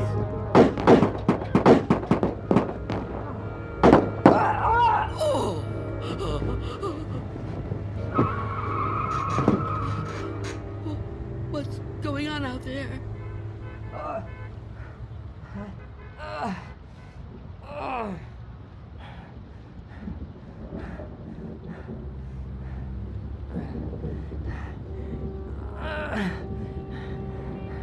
Help! Is anyone in there? You gotta help me. What is it? Go away! I've been shot. I need help. Please. Please do something to help. Who are you? Officer. I'm a police officer. Please, you have to open the door. I need help. I've been shot. You're lying to me. I know you. You can't fool me. No, I'm not trying to fool you. Please. I think I'm dying. You can't trick me so easily. You're no policeman. Why can't you just leave me alone? I know who you are. I know what you are.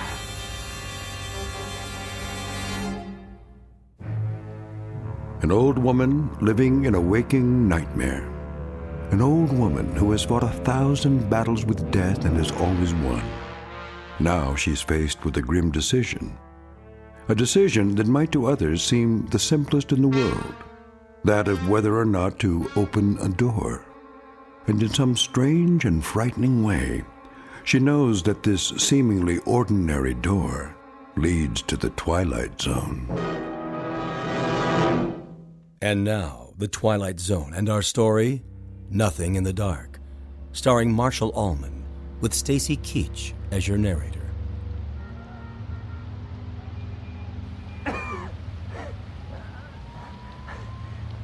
Please.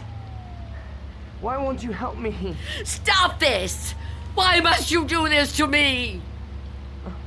I'm losing a lot of blood. It's so cold out here. Listen to me. I'm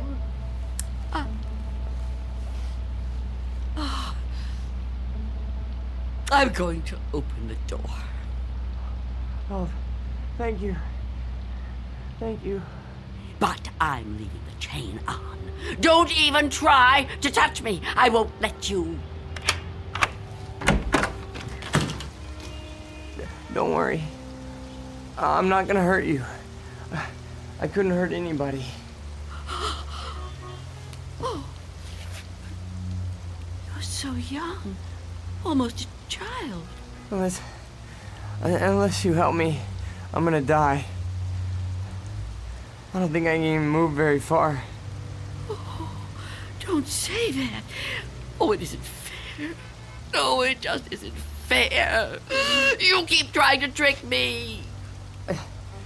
I don't know what you're talking about. Don't move. Don't do that again. Or I'll close the door. What? Listen, lady. I've been shot. I'm bleeding to death. Do you understand? Do you understand? Please. My name is Harold Belden. I need a doctor. I need a doctor right away. Please, call the hospital. I can't get there myself. I can't call the hospital.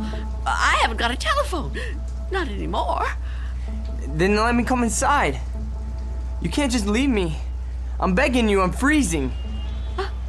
I have to unlock the door. You can't ask me to do that. You can't. I don't want to die. You understand? So you're not gonna help me? You're just gonna let me die out here? I know who you are. No, I told you who I am. My name is Belden. Officer Harold Belden. That's not her name. There is no such person. Stop trying to trick me. I don't understand why you keep saying that. Look, it hurts. It hurts, okay? Please, lady, please. Stop! Stop! Oh, why are you torturing me like this? I tell you, it isn't fair. I don't want to die. Well, I don't want to die either. If I could get help for myself, I would, but I can't move. I've been shot in the side, you see? Look, I'm bleeding. Oh, it isn't fair. It isn't fair.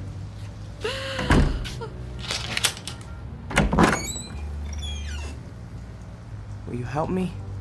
Yes. Yes, I'll help you. Thank you. Take my hand. What? Take my hand. Pull me inside. No, I won't. I mean, I can't. Oh, can't you? Can't you crawl in? Well, I don't think so. Please try. Quickly. I don't want to leave the door open.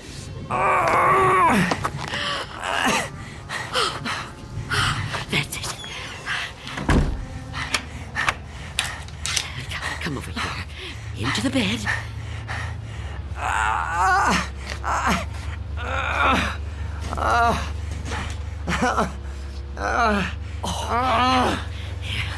You just rest. Rest. Oh, what have I done? And what am I going to do?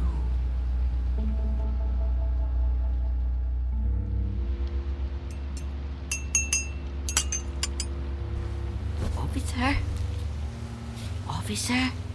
Officer? Oh, I'm so sorry. What a... Oh.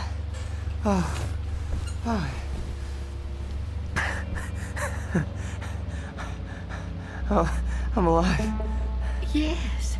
Yes, you are. Yeah, you're the lady that helped me. Yes.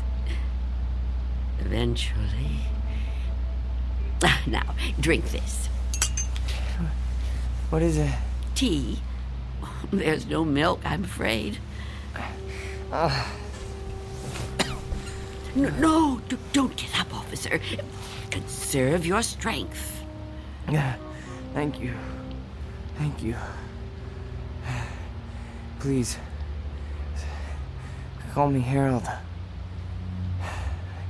You saved my life. I owe you at least that much. Is it good? It's fine. Thank you. How long have I been out? Hours. What time is it? I'm not sure. Morning, I think. What do you think? I don't have a clock. I guess it is morning. It's hard to tell. What happened to your windows? Who boarded them up? Well, I did. A long time ago now. But they're still as strong as ever. What? Why would you do that? Oh, I have my reasons. Well, we all have our own reasons for doing things. Why would you want to be a policeman? To be in a job where people try to kill you? Well, why would you want to court death like that? Court death? I don't know that I'd put it that strongly. I do what I do because there's just some jobs that have to be done. You mean it's a sort of vocation? Yeah, I guess you could say that. Listen, Mrs. It's Miss Dunn. Listen, Miss Dunn. You should try to get some rest yourself. You need it more than I do. No, really, I feel much better. When the doctor gets here, he'll take me off your hands for good. The doctor? Yeah, sure. He'll check my wound, take me to the hospital. You didn't call the doctor? No, I didn't. Why not? I told you last night. I haven't got a telephone. Don't you remember? No, I don't. I was kind of out of it last night, I guess. Oh, of course. Perhaps you could use your radio to ask someone to come get you. Well, you could wait outside for them. No, I busted my radio when I fell on it. You see? Hello. And I don't think I got the strength left to get up on my own. Look, couldn't you go to one of the neighbors? Oh, there aren't any. What are you talking about? There aren't any neighbors. There must be. Everyone has neighbors. Well, I don't. Not anymore. Why? What happened? They've all moved away. Not all of them. That's impossible. All of them. Trucks came and took away their furniture. First one, and then another. Is something happening to these buildings? I wouldn't know. I'm sorry to ask, but how can you not know something like that? I mean, if it was my home... I don't have a great deal of contact with the outside world. I haven't for quite some time. I couldn't even tell you who the president is. Wow. But there has to be somebody around who can help, you know? Or maybe a phone booth somewhere where you could call a doctor. Perhaps. I don't know. But even if I could call the doctor somehow, I couldn't take a chance and let him in. Why not? It's too dangerous. Dangerous for you? Yes. You let me in. Oh, I didn't have a choice. You were going to... I didn't know if I could trust you, but I'm still alive. Of course you're still alive. What do you think I was gonna do? I mean, but the doctor, he's not gonna be any harm to you. I keep telling you I can't let the doctor in. I can't let anyone else come in. Don't you see? It might be him. It might be him. Who? Him who? Mr. Death. Mr. Death?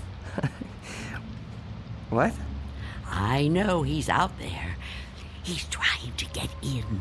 He comes to the door and knocks. He begs me to let him in. Last week, he said he was from the gas company. The gas company? Oh, he's clever.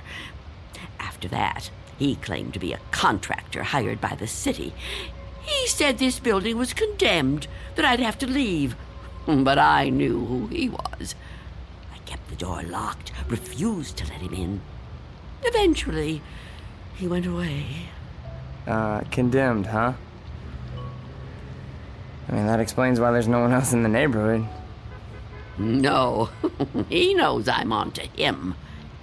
Yesterday, he said he was Mr. Fabian from the store. But all he really wanted was to come in. That's all he ever wants. Wait a second. No, it's no use. You wouldn't understand. I knew you wouldn't. How could you? Well, I mean, wait, but I want to understand. I do. I mean, this man you're afraid of, you say he's Mr. Death. That's right. You don't mean just anybody, do you? You mean like death, right? Death. That's right. So is this Mr. Death a person like you or me? I know it sounds crazy to someone like you, to anyone but me, but it's true. I know it's true. Okay, I understand what you're saying, but, I mean, people die all the time, all over the world. Now, how could one man be in all those places at once? I don't know. Don't ask me that. Maybe there's more than one of him. Maybe.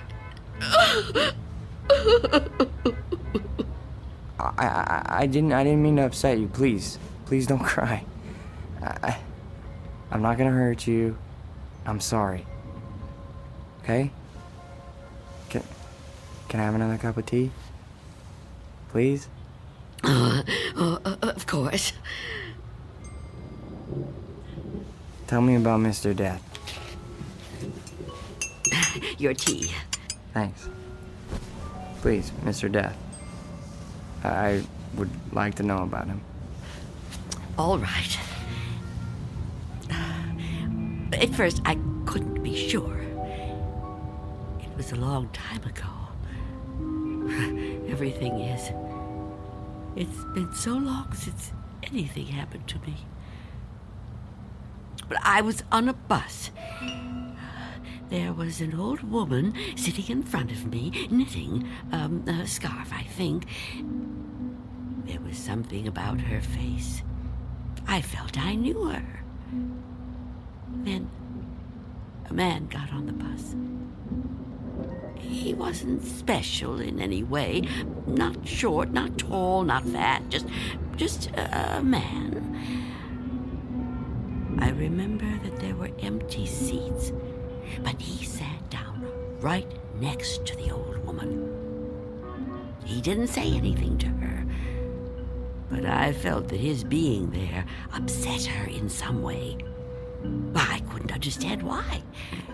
He seemed like such a nice man. When the old woman dropped her ball of yarn, he bent down and picked it up, right in front of me. He held it up to her. I saw their fingers touch. He stood up and got out the next stop. I couldn't move.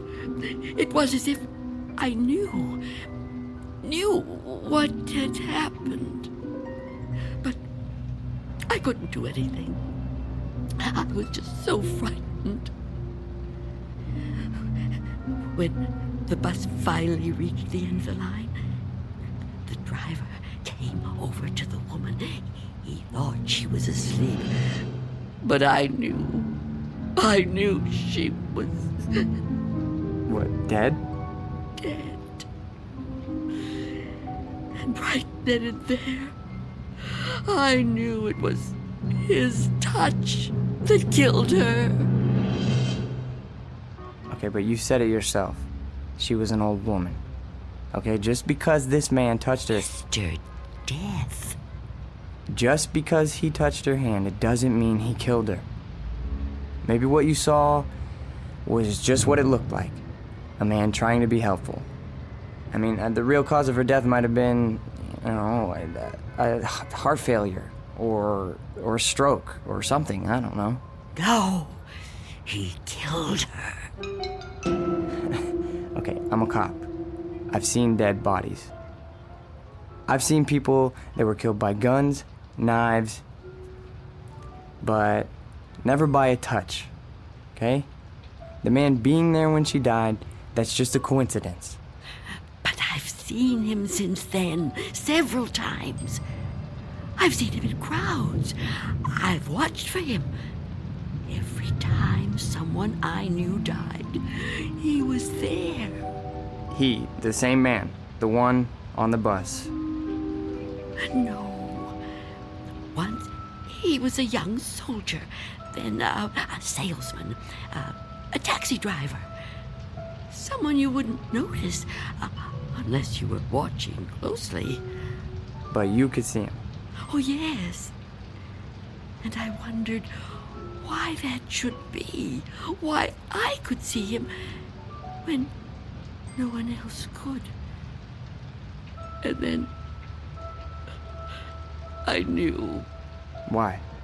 It was because I was getting older, and my time was coming. I could see clearer than younger people like yourself. Now, do you understand? Oh, I know you don't believe me. That would be too much to ask of anyone. But do you at least understand? Please, I have to know. All right. Maybe, okay? But if there is some Mr. Death who's able to visit all the people in the world like Santa Claus... Don't mock me. I'm not meaning to mock you, okay? I would never do that. I swear. But if he's real... He is. If he's real, then I don't see what the problem is. You don't see what the problem is? Oh, you must be joking. No, I mean, if you know what he looks like, what have you got to be afraid of? If you're right, and you can see death, I'd say you're kind of fortunate. Fortunate? Sure, yeah. I mean, you'd be able to see him coming. You could just avoid him. Oh, didn't I tell you his face is always different? He's different sizes, different ages, different races. I couldn't be sure. Well, how about when you go out? Out? Sure. Well, I know you said you don't have much contact with the outside world, but you have to go out sometime. I mean, to the shops or something, you know? Now, couldn't he touch you then, if he wanted to? No. Why not? I never go out. Never. Never. Oh, I haven't been out for years. I don't know how many. I don't keep count. That would be too depressing. But I suppose you can guess from the smell. You're too polite to mention it. But it must bother you as much as it bothers me. So what do you do about food? The boy at Mr. Fabian's store delivers it. But I never open the door to him. How can you live like this? Oh, don't think I enjoy it. So why do you do it? Because if I don't live like this, I won't live at all. If I don't watch out, if I let down my guard even for a moment, he'll get in. I know he will. I haven't always lived like this, you know. I was young once. People said I was pretty. I lived out in the sunlight. I hated to be inside, even for a minute. My mother always said I'd spoil my fine complexion, but I didn't care. I loved outdoor things. I lived out in the sunlight, so warm, so beautiful. Beautiful, like I once was. You're still beautiful. Oh, no, I'm not. I'm old and cold. I miss the warmth of the sun so much. See that patch of sunlight on the floor? Where's it coming from? I think it's coming in from between the cracks in the boards of the window over there. Oh, yes. It's so warm to the touch. You know, I've always hated the dark and the cold. And now I'm old. I've lived a long time, but I don't want to die. I've heard people say it was his time when an old person dies. But it's not your time if you're not ready to die. I'd rather live in the dark than not live at all. Miss Dunn, I promise you, there's nothing to be afraid of. We're all alone here. Okay? There's nobody outside the door. I know you're upset, okay? And you're clearly under a lot of pressure. But I think all you need is some rest. Oh, officer. Yeah, and I need help. Oh, I don't know what to do. Just give me some medical attention. Look, I don't know how badly I've been hurt, okay? But I've lost a lot of blood. And I need help soon. Or I don't know how much longer I can... I've told you I can't go out there. You can't ask me to do that. Look, this whole Mr. Death thing, I promise you, you don't have anything to worry about. Shh. Someone's coming.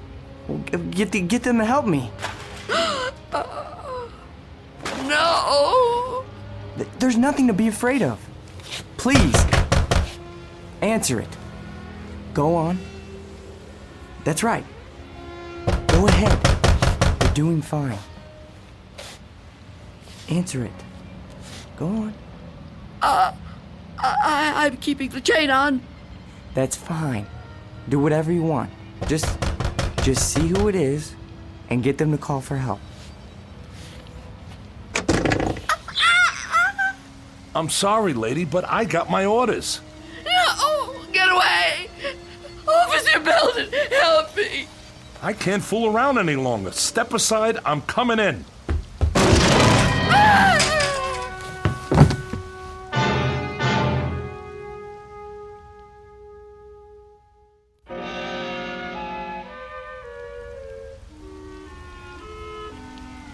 Take my hand.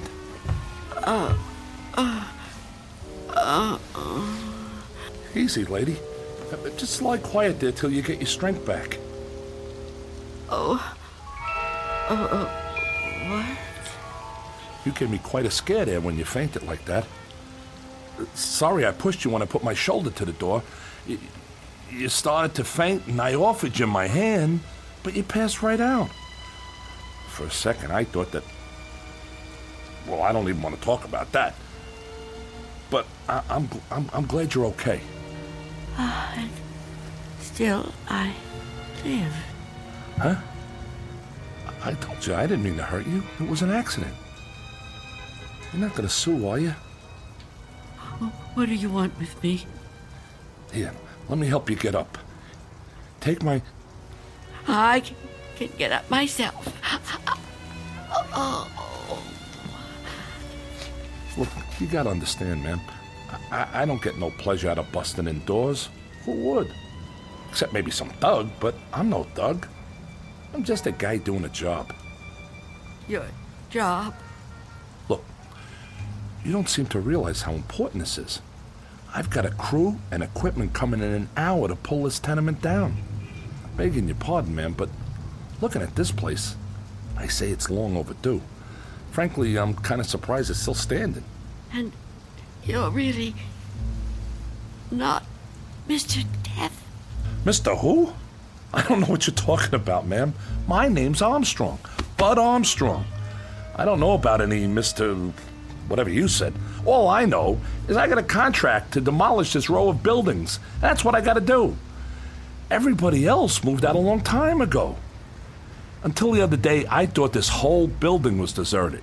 I seen them windows boarded up, and I figured you moved out when the rest of them did. Thank goodness I met that guy from the grocery store, that Mr. Fabian. Oh, Mr. Fabian. Then he was real, after all. Real? What are you talking about? I told him about my job down here, then he told me all about you, that he was worried about you. Told me he had a kid bring you your stuff. That was the first I knew about you, and it's darn lucky I found out. Well, you'd still be in here when the wrecking ball hits. Now, come on, we gotta get out of here. You want me to go outside? Sure. Didn't you just hear me? This place is coming down. You can't stay in here. You want me to leave here? You have to. I can't. It's Miss Dunn, right? Well, Miss Dunn, you were notified about the demolition job months ago. Look, I'm not out to bully you. I'm just trying to do my job here. These buildings were condemned by the city. Can't say I blame them. And I'm the one who's got to tear them down. Tear them down? Wow, can you? Look around you, ma'am. This building has had it. You can see that. I can see that. Anyone could see that. It's all worn out, dilapidated. All these buildings have got to come down. You seem like a nice person. A nice person shouldn't have to live in a place like this. Now let's the two of us just... Get away from me! Don't touch me! Please don't act like this. I ain't a monster, lady. I've got a heart just like anybody else, and I can see how you could get attached to a place, but, not want to see it wrecked. But when a building's this old, it's not fit to live in no more. It's dangerous. It's got to come down to make room for a new one, a stronger one. That's life, lady. Old make room for the new, you know? No. People get the idea that I'm some kind of destroyer. They think I get kicks out of tearing stuff down. But that ain't the way it is. No, that ain't the way it is at all. I just clear the ground so other people can build on it. In a way, I guess I kind of help them do it. Can't have one without the other, am I right? Look around you. It's just the way things are, like when a big tree falls in the forest and a new one grows right out of the same ground. Old animals die and young ones take their places. It's just nature. That's how it is. Even people step aside when it's time. I won't. When I finally kick the bucket or when I get too old to contribute, my son-in-law will probably take over The door! What about it? Oh, yeah. Sorry about that. I didn't realize the chain was on when I put my shoulder to it. Door's okay, but the chain's had it. You left the door open! Hey, there's no need Get to... out of my way!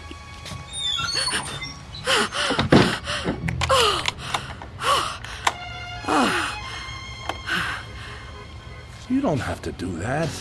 What's the sense of locking a door that won't even be here in an hour? I'm on the clock here, and we've waited long enough.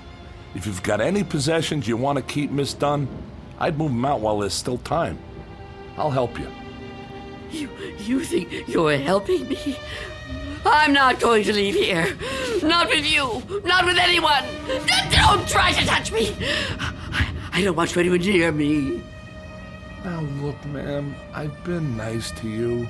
I've been trying to go easy. I know this must be tough for you. Any kind of move is a big upset, especially to an older person like you. But if you insist on staying here, I'll have to call a cop. A cop? A police officer? It's just for your own good. Please cooperate, lady. Hey, where you going? Of course, Mr. Belden. Explain it to him. Tell him the reason I can't go out there. I know you understand. I've told you everything. You'll help me, won't you? You'll help me stay. Well, say something. What are you doing? Who are you talking to? Oh, Mr. Belden is a policeman. Mr. Belden? Who the heck is Mr. Belden? Is he your pet? You got a cat in here? Please tell him. Lady, I think maybe you're sick. You should come with me. I'll get you to a doctor. I don't need a doctor. Mr. Belden, won't you tell him? Okay, I get it. I see how it is. Hey, I'm sorry, but if you're still here when the crew arrives, I'll have to call a cop. I'm sorry. I wanted to make you understand, but... Okay.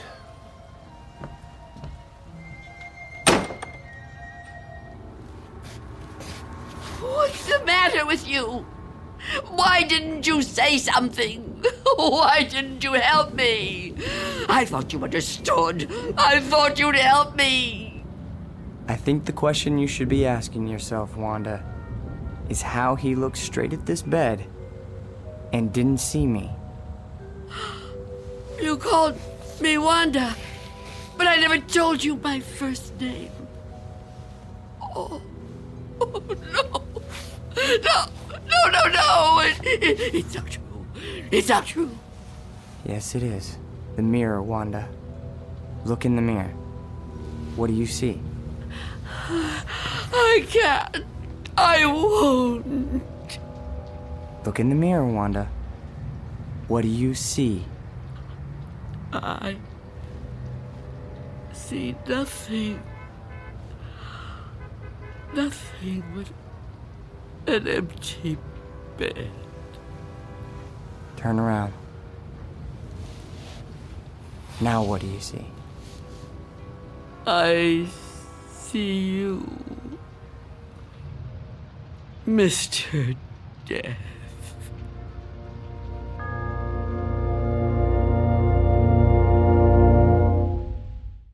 We'll be back to the Twilight Zone in just a moment.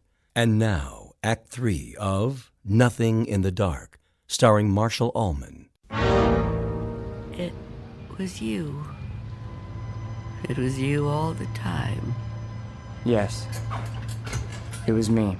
Oh, don't get up. You're still... Oh. You're not hurt. No. No, I'm not. But you were shot. Those men... Did you see me get shot? No, but you were bleeding. Do you see any bloodstains now? No. And the men, did you see them? You were never hurt, were you? I can't be hurt.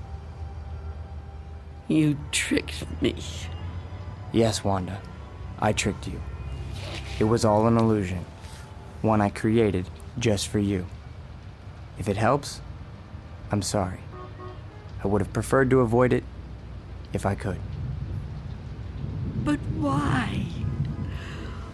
Why did you do it? The moment I let you inside, you could have taken me any time. Yes, I could have. But you were nice. You made me trust you. But I had to make you understand, Wanda.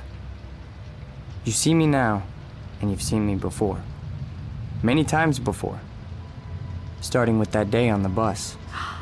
Oh, I was right. It was you. The old lady's name was Iris. I knew then that you were upset. Upset? I thought it was important that you got to know me. What I said to you before, it was true. What you said? When you thought I was a policeman. You asked me why I did what I did. And you said there were some jobs that had to be done. That's right. That it was a kind of vocation. Actually, Wanda, you said that. But I suppose you're right in a way. Now ask yourself, am I really so bad? Am I really so frightening? You've talked to me. You've confided in me. Have I tried to hurt you? Well, no, but... Do you really believe I would ever hurt you? You don't look like someone who would want to hurt me. You see?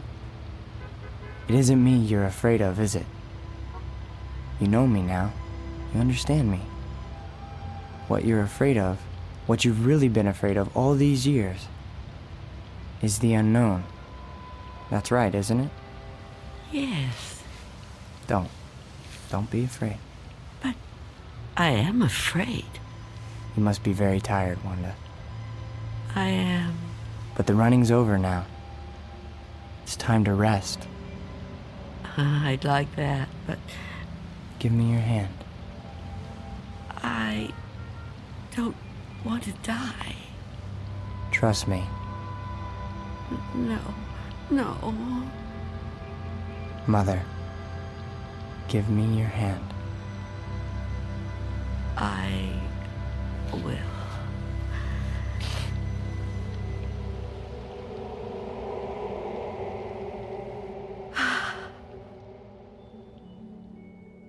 There. You see? See? See what? No shock, no engulfment, no loud thunder. What you feared would come like an explosion is like a whisper.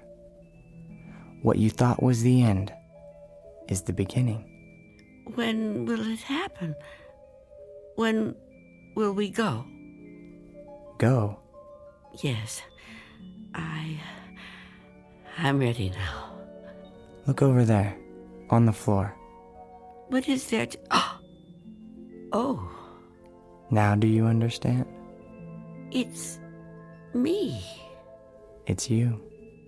My body.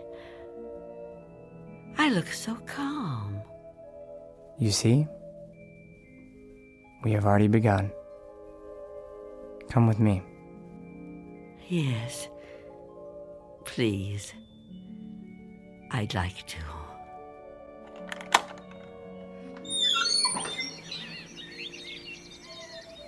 It's such a beautiful day. It is. It surely is. You know, Mr. Armstrong was right about a lot of things. What things? Well, for one, his son does take over the business when he dies. Will that be soon? Another 16 years. Oh, dear. It'll be quick. I'm glad to hear that. I'm afraid I was a little harsh on him. Now the son-in-law, he lives to be 102. 102? Oh, goodness. I know. It's remarkable, really. Of course, the oldest person I ever met was a lady in Tibet. Well, how old was she? Take a guess. Oh, I'm no good at guessing. Come on, take a guess. You'll never believe it.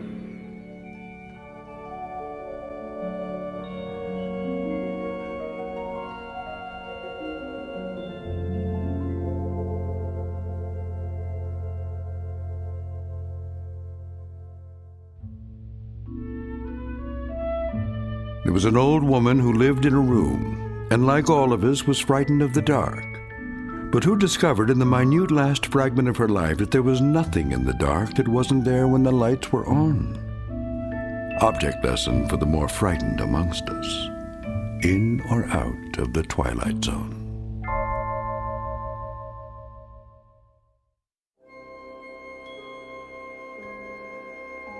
Hi, this is Carl Amari, producer of the Twilight Zone radio dramas. I'd like to take a moment to tell you about our official website at twilightzoneradio.com, where you'll get the latest news and information on these Twilight Zone radio dramas. Plus, at twilightzoneradio.com, you can digitally download 3 free episodes or any of our episodes for only $1.95 each. In this age of ever-changing technology, we've decided to make these episodes instantly available to you by making the Twilight Zone radio dramas a digital download-only series. This means that this series will no longer be offered on CD. The CD collections at our website are now being offered, while supplies last, at buy one, get one free. So be sure to get your favorites before they're sold out. Be sure to visit us often, and I'll see you in the zone.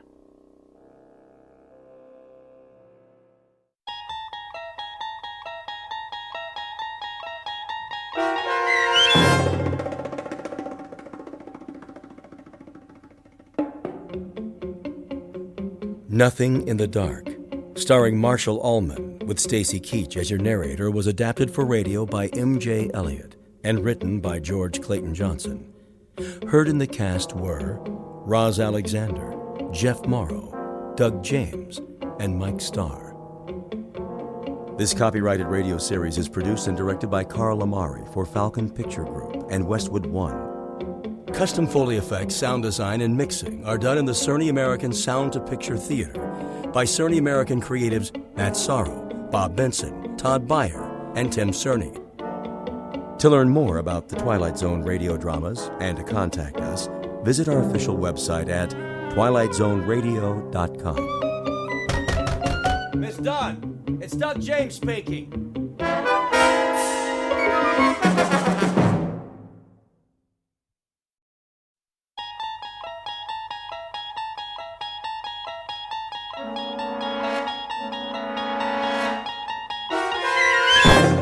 You're traveling through another dimension. A dimension not only of sight and sound, but of mind. A journey into a wondrous land whose boundaries are those of imagination. Your next stop, the Twilight Zone.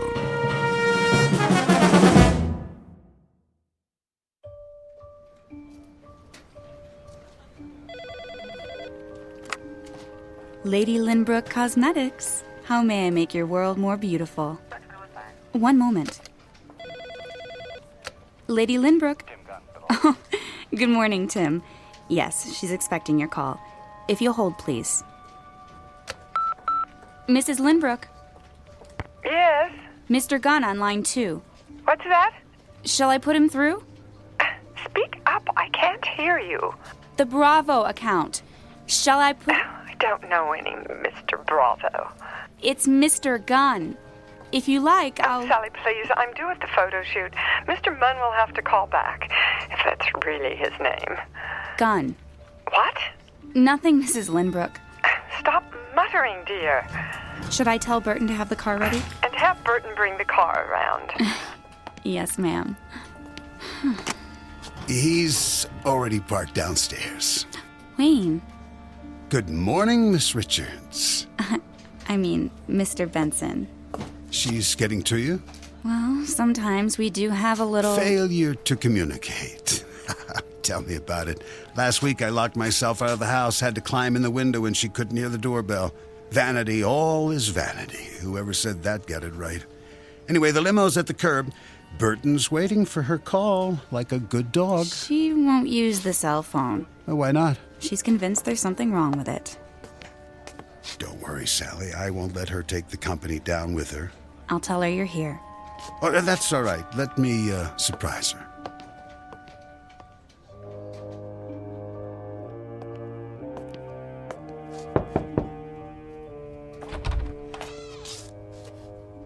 Mirror, mirror on the wall. Who? Gotcha. Wayne, darling, I didn't hear you come in. If I were a snake, I would have bitten you. Well, you shouldn't sneak up on me like that. I haven't finished my makeup. Be a dear and hand me the hairspray. You know they have makeup people at the shoot. What? I said you're beautiful as always. I have to be, in case my handsome husband drops by. Oh, I'm afraid I'll divorce you if your lipstick's on crooked.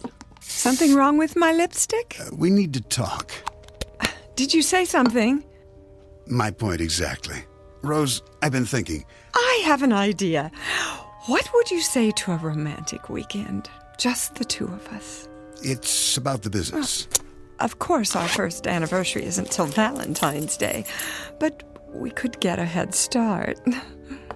Actually, that's not a bad idea. The cabin in the mountains. I could join you later. Later? I don't understand. Not very long. A few days And what would I do in the meantime? A chance to rest. Clear your head. You work so hard. Who would run things here? Well, I could take the reins, temporarily, of course. But I enjoy my work. Now, don't be stubborn. It's for your own good. You think I can't handle it anymore?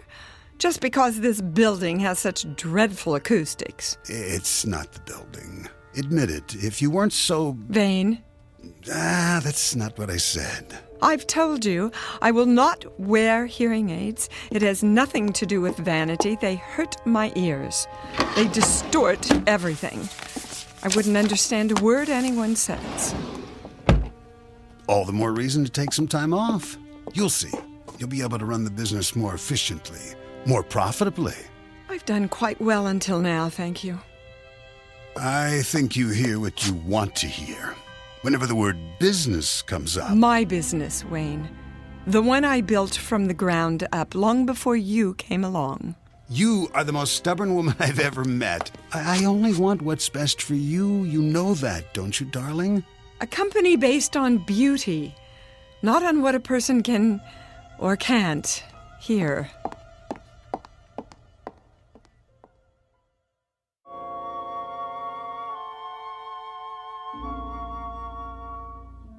Beauty is, they say, as beauty does. And the CEO of Lady Lynbrook Cosmetics understands this, or thinks she does. But truth, that's something else. Like perfection, it may lie in the eye or the ear of the beholder. Rose Lynbrook is about to hear one very surprising truth, intended especially for her and broadcast directly from the Twilight Zone.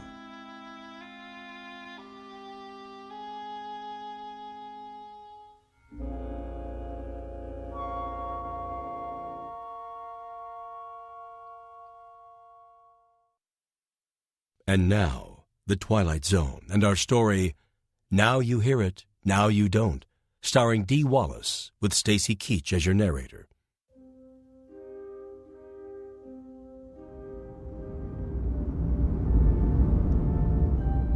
Here we are, ma'am.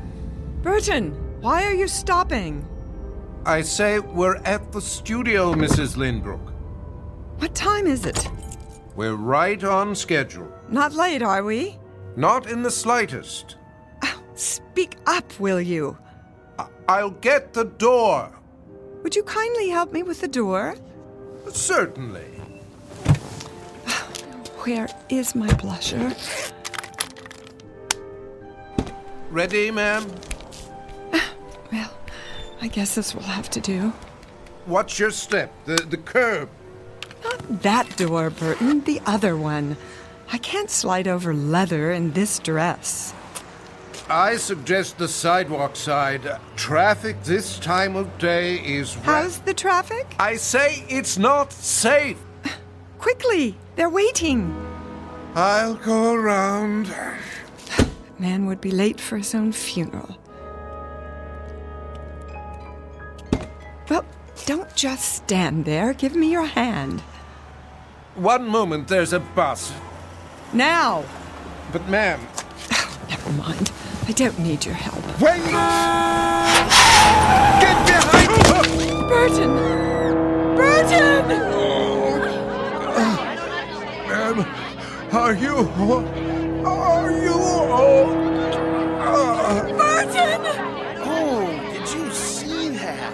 She stepped right out into the street. What's the matter? Didn't she hear the horn? Must be deaf. Oh, if it wasn't for that chauffeur, it would have hit her head on. The poor man.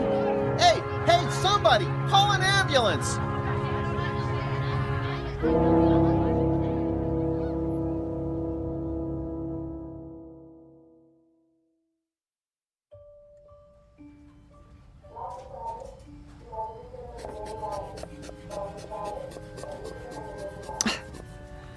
Will you stop fussing? I'm rechecking your blood pressure.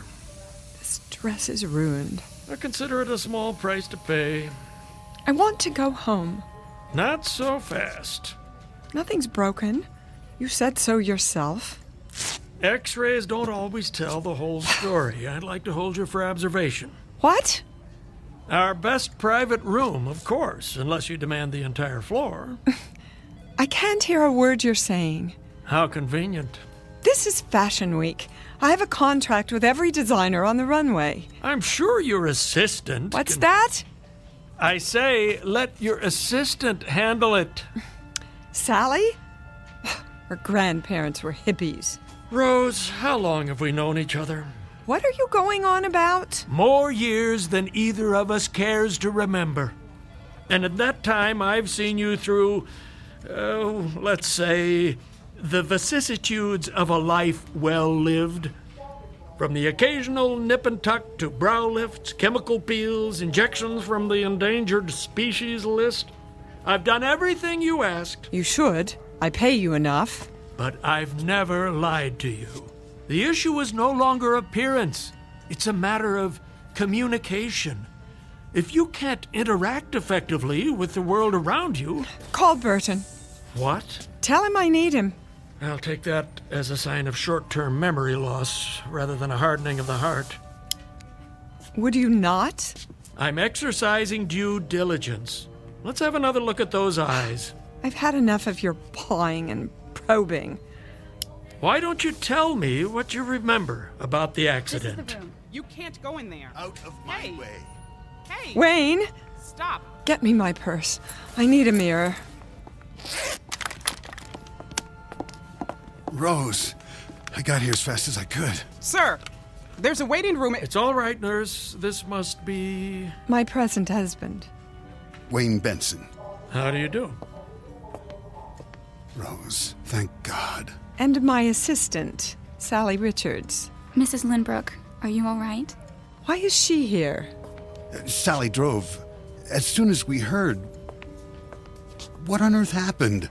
A chance encounter with a rather large bus. Apparently she didn't hear the horn. Isn't that so, Mrs. Lindbrook?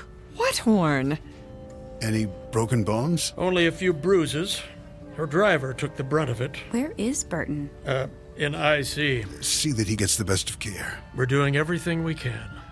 Will you please take me home? Darling, are you sure that's a good idea?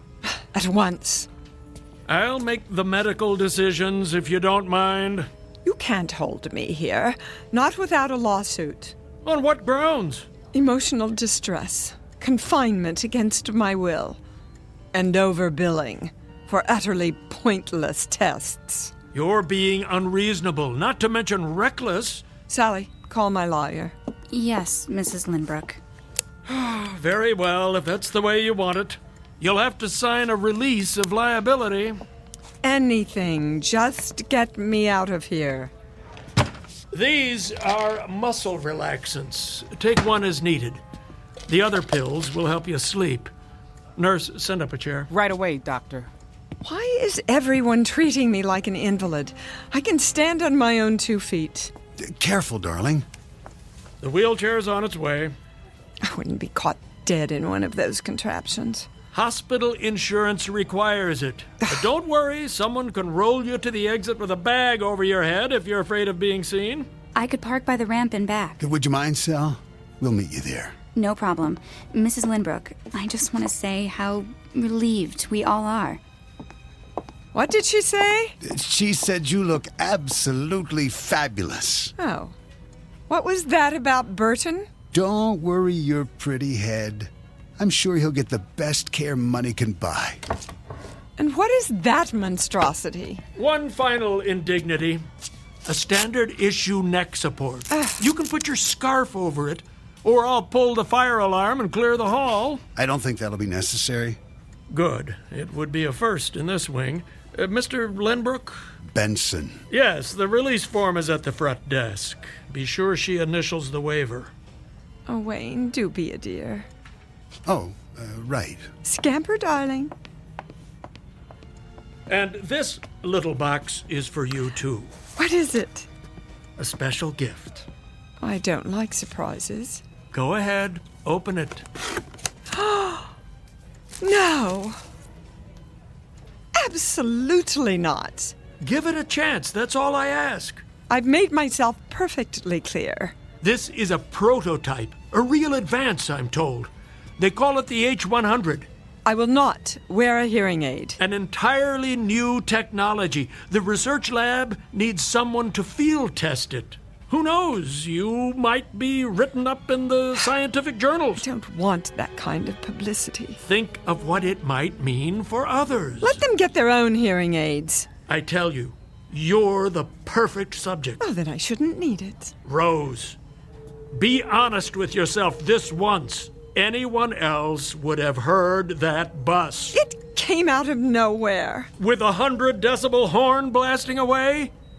Face it, you have degenerative hearing loss, and it's only going to get worse.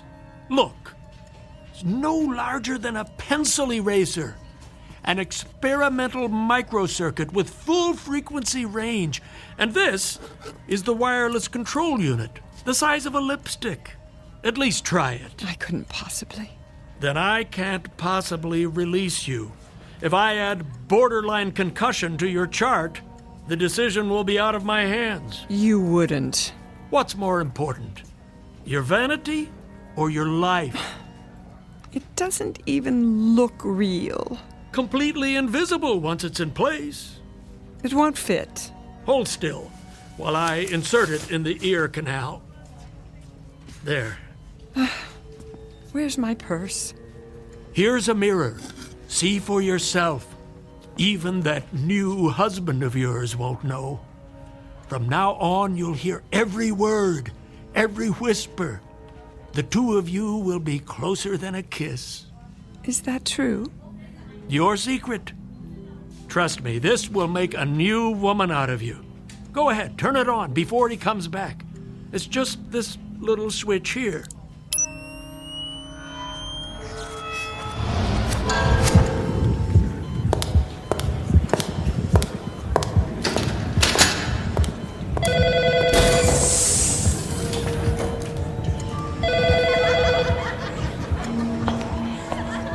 Where does she sign? Here.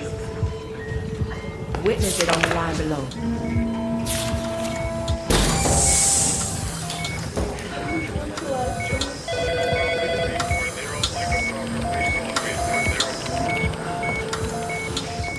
Well, It's too much. all that you've been missing. Welcome back.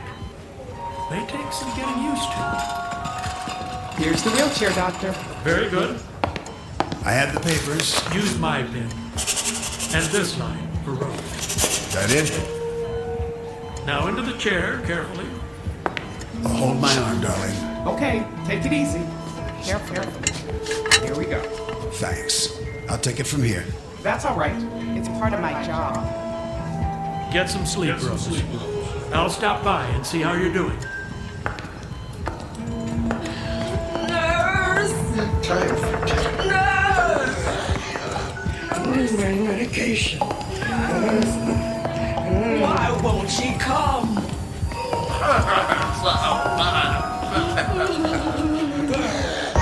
No one came to visit. Stop! It's just down the hall, Mrs. Lindbrook. The rear entrance, darling. Don't you hear that? Hear what? It's too much, I tell you. Hang on, we're almost there. Help! Help! Mrs. Lindbrook. Who's that? I don't hear anything. You'll be home soon, ma'am. Don't leave me, Mrs. Lindbrook. I did my best. I swear. Burton? Don't leave me here to die! Please, ma'am, I beg you! Don't! No! No! No!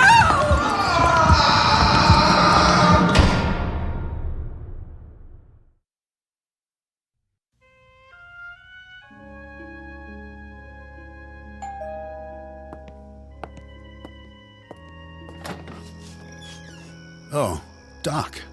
I told Rose I'd stop by. You didn't need to do that. How is she? About the same. Up and around yet? She doesn't do well out of bed. No? Still pretty shook up. The pills don't help? Not much. Do you have anything stronger? I don't know if that's wise. Drink? Oh, you go ahead. I've tried to keep the pressure off, but without the business to worry about, well, she's lost. Really? I guess it's all she knows. She just can't cut it anymore. She doesn't even want to try. That doesn't sound like the Rose I know. The accident really did a number on her. She needs more downtime. It's possible, I suppose. Or maybe she's had too much. I'm thinking of moving her to a place in the country until she gets her strength back. Oh, I don't know about that. There's nothing wrong with her body. Of course, if it's emotional, I could refer her to a specialist. A shrink? She wouldn't hear of it. Well, then let's try this. A couple of days a week back in her old office, for starters. She's not ready. She can sign letters, make some calls the way she used to. See how it goes. Not a good idea, Doc. Well, it might do her a world of good. I couldn't allow it. Allow? Well, she hasn't been declared incompetent yet. No, but that's... Let me have a look at her. This isn't a good time. Well, she's awake, isn't she? I'll check. Don't trouble yourself. I think I remember the way. First door at the top of the stairs, isn't it?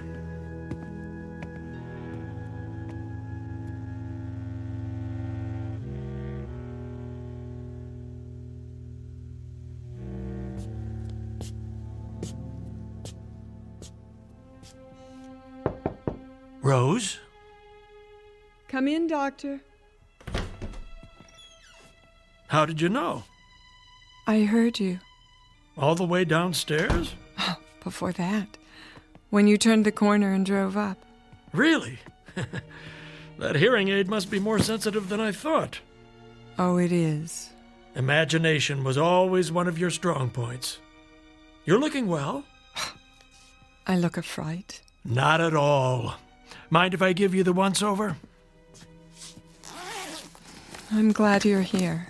Why, I'm positively flattered. Pulse normal.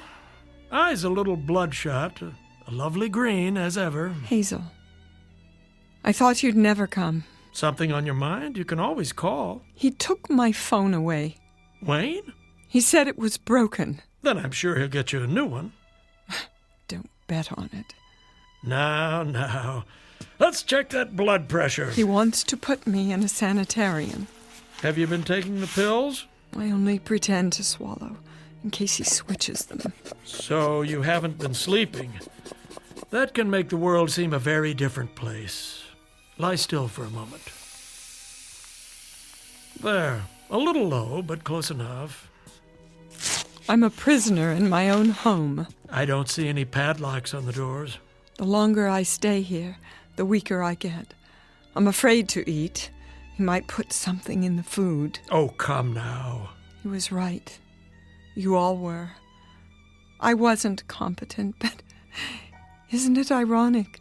Because of what happened, I received the greatest gift of all, the ability to hear the truth. Don't be dramatic. You had a problem, and I treated it. The hearing aid works well, then? Too well. I keep it turned all the way down. Otherwise, I couldn't bear it. Amazing what they can do with those little circuits. I was able to hear everything again, and more. Oh, so much more. Other people, other rooms. The gardener below, the mailman on his rounds, the birds flying overhead. Surely not. The cleaning lady downstairs, the cook in the kitchen. Wayne when he arrives home, before he puts the key in the door, muttering to himself, talking on his phone. He doesn't know I hear, but I do. All of it. A trick of acoustics, air vents in the walls. I know my own house. All right, Rose. I'll play along. So, you think you hear voices? Let me guess. Talking about you, are they? I am not paranoid. An overworked imagination is more like it. That and too much time on your hands. Lying here with nothing to do, your mind heating up like a compost heap. Get out. I've offended you. Do as I say. There's the Rose I know, the one who suffers no opposition, who stands up for herself at the drop of I'll prove it to you. Go into the hall. Now. That's the spirit. Close the door and begin speaking. What would you like me to say? Anything. Whisper it as softly as you can. Very well. Now, where's the control?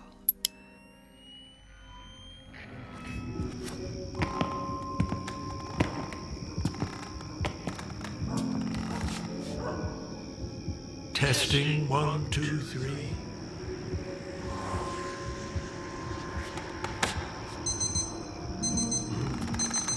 That late already? Traffic will be a nightmare.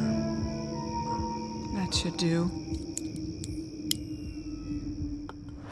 You can come back now. Well, what card did I pick? You took exactly 7 steps to the end of the hall. Very good. A security camera? Oh, of course, the floorboards do creak. The alarm on your wristwatch. It beeped 3 times before you turned it off. Now that is a neat trick. Where's the hidden microphone? And feel free to bill me, Doctor, for the inconvenience of rush hour traffic. How did you know that? You spoke it under your breath. Did I? Yes, I must have. Either that or I'd have to conclude your little hearing aid picks up people's thoughts. And I'm afraid I don't believe in magic. Believe what you like. Occam's razor is good enough for me. A scientific principle I learned in medical school. It says, begin with the simplest explanation. Anything else is merely spinning our wheels. I know what I hear. Do you? I'm nobody's fool. No, you're not. You're a stubborn, hard-headed businesswoman. One who learned how to think for herself. I had a good teacher. That you did. Your first husband, Jake, rest his soul. I remember when he founded the company. And you, listen to me, you had the courage to take it to the next level. By thinking pragmatically, not by worrying over imaginary enemies. Yes, I did that, didn't I? On my own, using the tools he gave me. So if I have to deal with this on my own... But you're not alone. Do you know how lucky you are? There's a man downstairs who only wants what's best for you. He'd do anything to make you happy. But I heard him talking to that girl, hatching some sort of plan. Snap out of it. No one's trying to hurt you. Can't you see what's happened? You suffered a shock and a delayed reaction, what they call post-traumatic stress. And now your thoughts are trapped in a tape loop, playing the fear over and over again. That's not something you're used to, is it? Learning to rely on others. Learning to trust yourself again. No. Wake up, Rose. You are not a victim. Never have been and never will be. It's time to start thinking again about what's best for you, for the business. You make it sound so easy. What do people do when they fall off a horse, You know the answer as well as I do. Get right back in the game. But first things first, start with some real rest. Sleep that knits up the raveled sleeve of care. But I do hear things. So you told me. You know what that is? Your own insecurities talking. Not hard to understand, considering that you've been running on empty. I'm going to give you an injection, and tomorrow everything will seem 100 times clearer. I promise. I wish I could believe you. Give me your arm. There. I'll schedule you for a physical in a couple of days. Afterwards, you might want to stop by the Lynbrook building. I bet they've missed you. They should. I am Lady Lynbrook. Hold that thought, Rose. Never, ever forget who you are. Doctor? Yes? I meant to ask you about Burton. Your driver? Nobody's told me anything. But I know he has family. I want to continue his salary with full benefits. That would be very decent of you.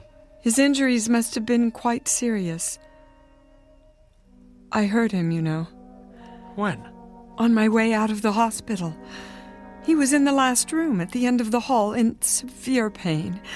I told the nurse, but she acted as if she didn't know what I was talking about. You really should do something about your health.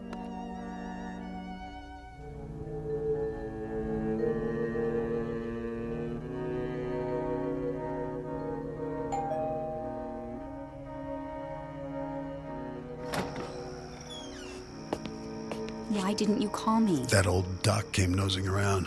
I waited all day. Keep your voice down. Dr. Wrightson. Miss Richards, isn't it? Nice to see you again. Miss Richards stopped by to get some papers. She was just leaving, weren't you, Sally? Miss Richards. Yes. Yes, I was. How's Rose? Much better. Is she? Don't bother with the pills tonight. I administered a sedative. With any luck, she'll sleep through till morning. Bring her by in a day or two, and I'll give her the all clear. Isn't that rushing it a bit? Don't worry. She's a lot tougher than you think. I hope you're right. See you soon, then. If she's up to it. Something tells me she will be. Bye now. Bye. Bye.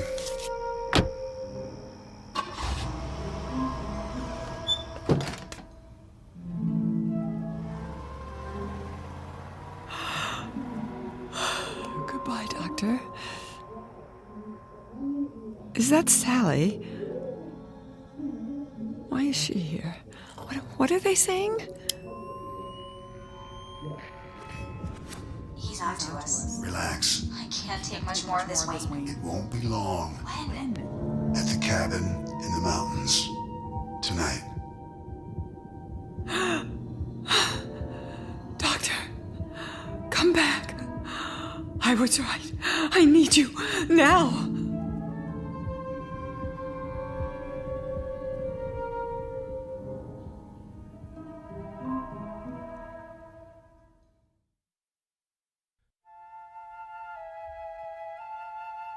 So this is how it ends. I seem to remember being carried from the house. It was still daylight, but the night was coming. I need you, Sally. Lift her feet. I'm trying to. Yeah, help me get her to the stairs. Well, what? She's coming too. No, she's not. I'll drive her. Meet me at the cabin in your car. No one will know you were there. Okay. It could have been a dream. For a time, I thought it was. I couldn't wake up. There was too much medication in my body from the injection. But it was all too real. The lake, the cabin, the one Jake built for me. Only this time I wasn't here with Jake. I heard Wayne in the room below the loft. I tried to sit up.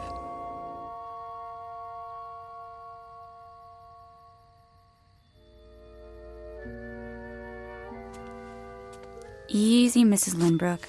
Sally? Go back to sleep. Where am I? In bed. Where else? What? I said, go back to sleep. Now. I found some firewood. She keeps drifting in and out. Wayne, I want to go home. Sure, my love. As soon as you get your rest. It doesn't matter what we say. She can't hear. Can she? Not a word. Why are you doing this? I don't understand. No. Don't worry, you will.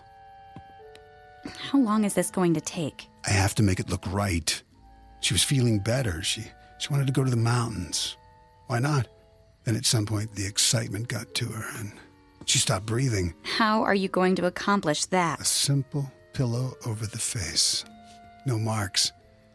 And the only drug in her system will be what the doctor gave her.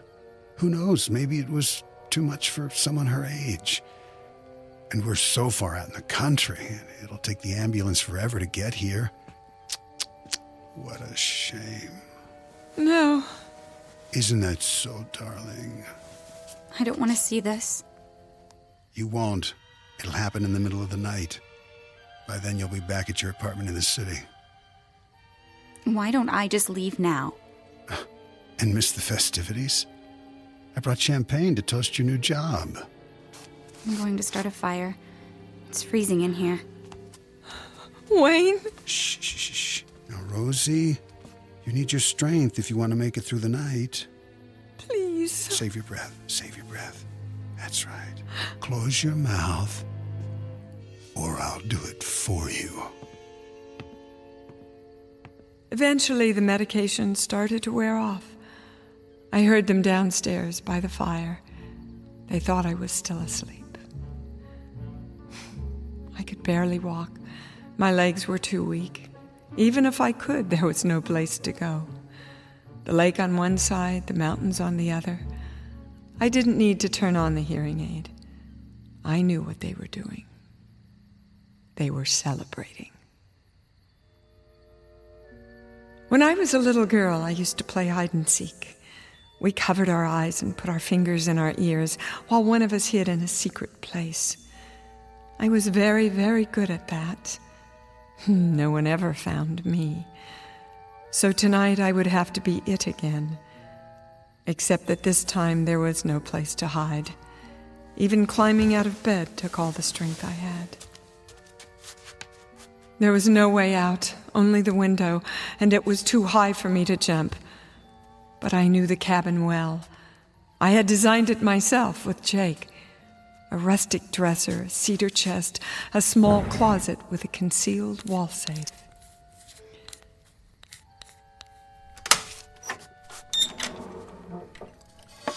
The only thing left was to listen, more closely than I'd ever listened in my life, so I'd know when he came for me. I turned up the hearing aid as high as it would go and waited. I willed myself to stay awake, curled up in bed like a child, afraid of the boogeyman. But I was not a child anymore. You let me fall asleep. Where are you going? It's time.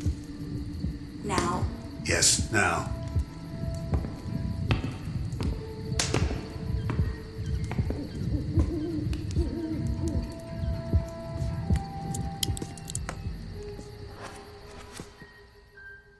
I'm coming to get you, Rosie. Where are you? Gotcha. Stop right there. You're supposed to be asleep. I said, don't come any closer. I only came to kiss you goodnight. Not another step. What have you got there? A .38 caliber Smith & Wesson. What does it look like? Careful now. You might hurt yourself. Stand back. Where did you get it?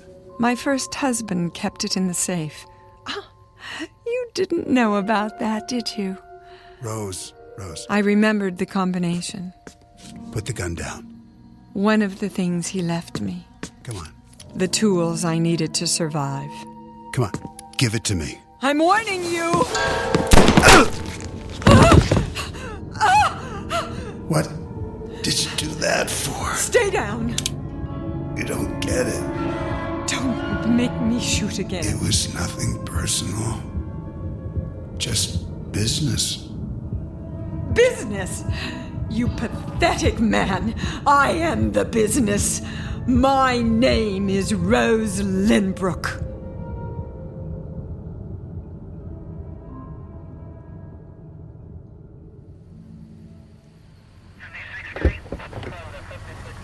Anything else, Lieutenant? We'll need a copy of the autopsy. Of course. I'll send it over this afternoon. We have it listed as a gunshot wound in the chest. That's right. A single shot to the heart. Well, I guess that's enough for now. What about the assistant? The Richards girl? Kidnapping, conspiracy to commit murder. She confessed everything. The deceased Wayne Benson says he was going to take over the business. He promised to make her the new Lady Lynbrook. Fools. There's only one of those. Here's my card. Call me when Mrs. L can make a full statement. It shouldn't be long, a day or two. She's a remarkable lady. Thanks, Doc. Not at all.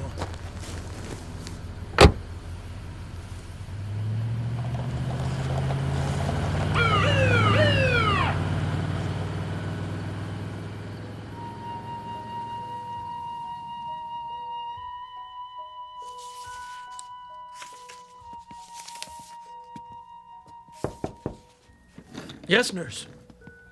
Will you need me for anything else this morning? I guess not.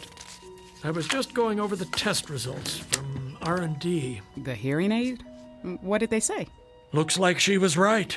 About what? It wasn't calibrated correctly. The gain was boosted way too high. So, I guess that explains it. I'm not sure I follow. She could have heard voices at a distance. From another room, say. If they didn't burst her eardrums first. No damage done, fortunately. The H-100 might actually have saved her life. Did she ever... Oh, it's none of my business. Go ahead, Janet. Well, I was just wondering, did she say anything to you? And didn't she suspect what her husband was up to? Yeah, patients say a lot of things to their doctors. Some real, some imaginary. The trick is to know the difference. This time, I should have listened more closely. She must have been terrified. She's lucky she didn't lose her mind. Want to hear something really peculiar? The frequency response. They used a new type of limiter circuit. Only it didn't work. So the high end was off the scale. So that's what she was complaining about. Not only the decibel level, but the extended upper frequencies. I don't see how anybody could bear it. Except for a dog. Above the normal range? Way above. Beyond any instrument we've got. If there are sound waves that high, no one's ever measured them. I'm surprised it didn't drive her insane. But sounds like that, where would they come from? Don't ask me. Some other place. One we don't know anything about. I'm just spinning my wheels.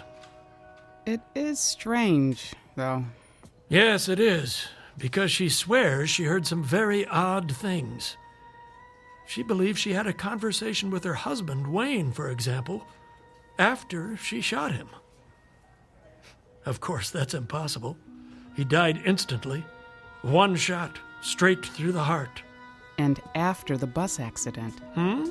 Well, when I wheeled her out of the hospital, she said she heard patients at the end of the hall crying out in pain. Including her chauffeur. I know. But she couldn't have. The limo driver died in ICU while she was here. And the room at the end of the hall? Well, you know what that is. Yes. The morgue.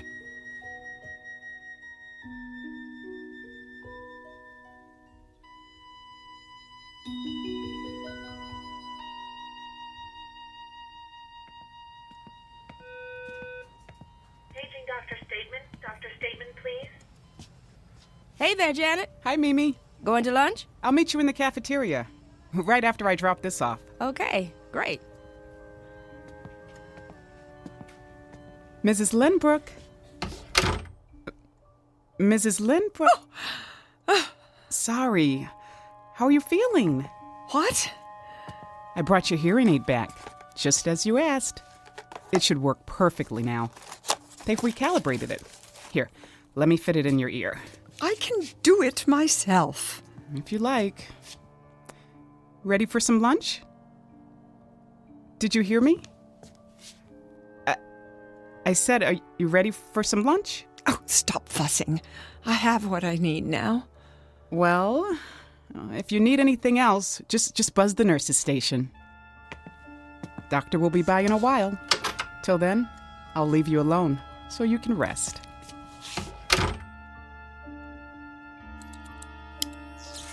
Oh, but I'm not alone now. They are with me, the voices of the dead. So many new ones, coming and going in this place. I have to listen very, very closely. And one day, perhaps, just perhaps, I'll hear all of their secrets, all the things they have to share with me. Jake, are you here? Speak to me, my love. If you're with me, speak now. I'll be able to hear. Where are you? Jake? Jake!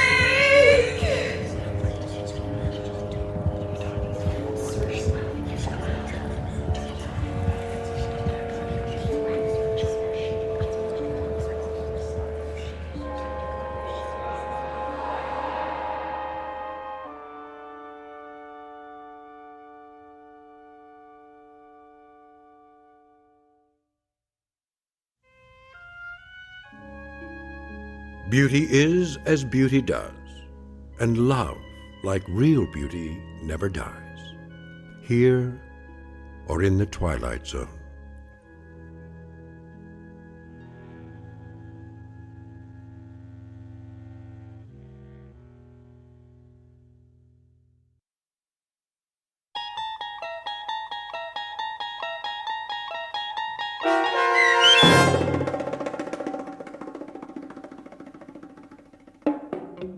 Now You Hear It, Now You Don't, starring Dee Wallace, with Stacy Keach as your narrator, was written for The Twilight Zone by Dennis Etchison from a story by Carl Amari.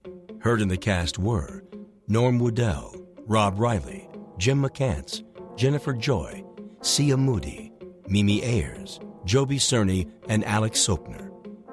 The producers of The Twilight Zone wish to thank CBS Enterprises and the Rod Serling Estate for making this series possible.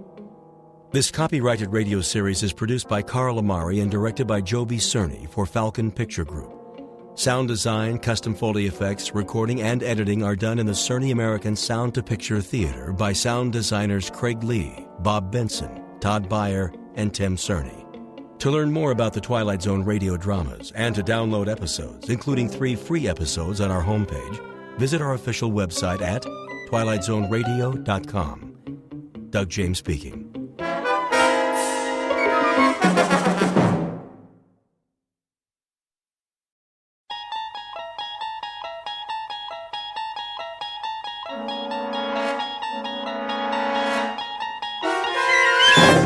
There is a 5th dimension beyond that which is known to man. It is a dimension as vast as space and as timeless as infinity.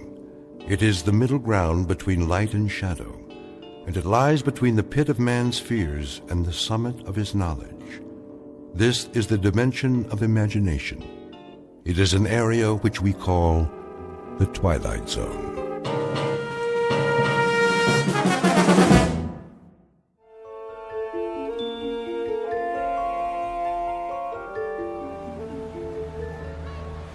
You're gonna do good today, Lou. I can tell. Yeah? How can you tell, Tommy? 'Cause you're the best salesman there is. Well, maybe I used to be. You are, Lou. You always have such neat stuff. Oh, yeah, I got everything. A little bit of this, a little bit of that. Something for everybody. Help me set up the table, will you, Tommy? Sure. There we go. We'll be ready to start in a minute. What's in the bag today, Lou? Take a look. See anything you like? Lots of toys! Always. Which one's your favorite? Let's see. The little wind-up dogs. They're so cute. And the monkeys. And the zap gun. It's cool. Pow, pow, pow. I thought I gave you one to test for me. You did, but, well, it kind of broke. Don't worry about it. I'll give you another one later. How you doing today, Bookman? Oh, just fine, officer. Another day, another dollar. You know how it is. Gonna sit up right here in the corner? I thought I might, yes, if that's all right with you. Well, just don't block the sidewalk. People coming and going. I wouldn't think of it, officer. Or you'll have to move. You don't want a citation, do you? Oh, absolutely not. All these busy people can't hold up commerce. You know, Bookman, maybe you should find yourself another line of work. Streets are so busy these days. There ain't much room for a pitchman anymore. Isn't that the truth? You got a permit, don't you? Why, I'm sure I do. Now, where did I put it? Oh, yes, it's in my other jacket. Would you like me to go get it for you, officer? Just be sure you bring it next time. I will. Thank you, officer. Good day to you. Hey, honey, look at these cute stuffed animals. They are, aren't they? Absolutely adorable. Here, let me wind up one for you. How much? Only $7.98 in your choice of colors. Do you have any little ones at home, sir? Nope, no kids. Well, a niece or nephew, then. These make great birthday presents, stocking stuffers, a big hit at parties. Have you ever seen anything so delightful? Look at the way they move. It is cute, don't you think, Walter? Yeah, but they got them over at the Pick and Save for $3. Oh. Now, these aren't your ordinary toy animals. No, ma'am. They walk and talk and bark and jump a full 360 degrees in the air. Plus, you never have to feed them or take them to the vet. I call them the ideal pet. Go ahead, pick it up. Feel that fur, so soft and lifelike. Thank you anyway. They're on sale. Special July clearance. Everything's half off today. Gift items for the men, perfume for the ladies. How about a wristwatch? Did you see these genuine gold necklaces?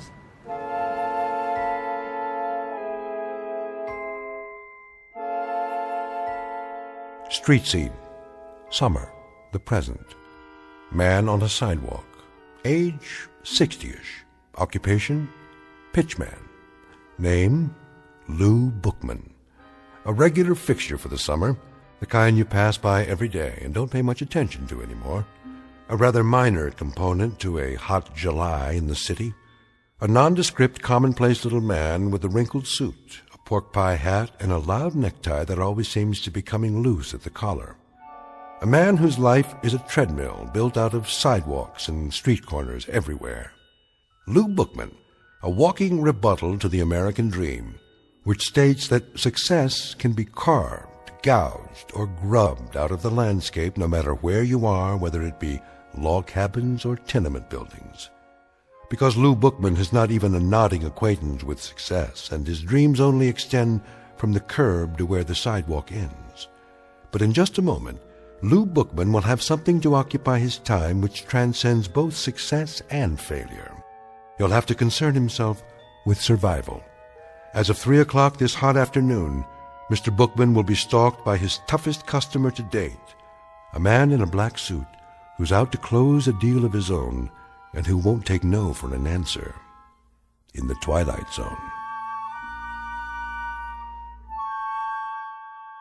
And now, back to our story from the Twilight Zone. One for the Angels, starring Ed Begley Jr., with Stacy Keach as your narrator.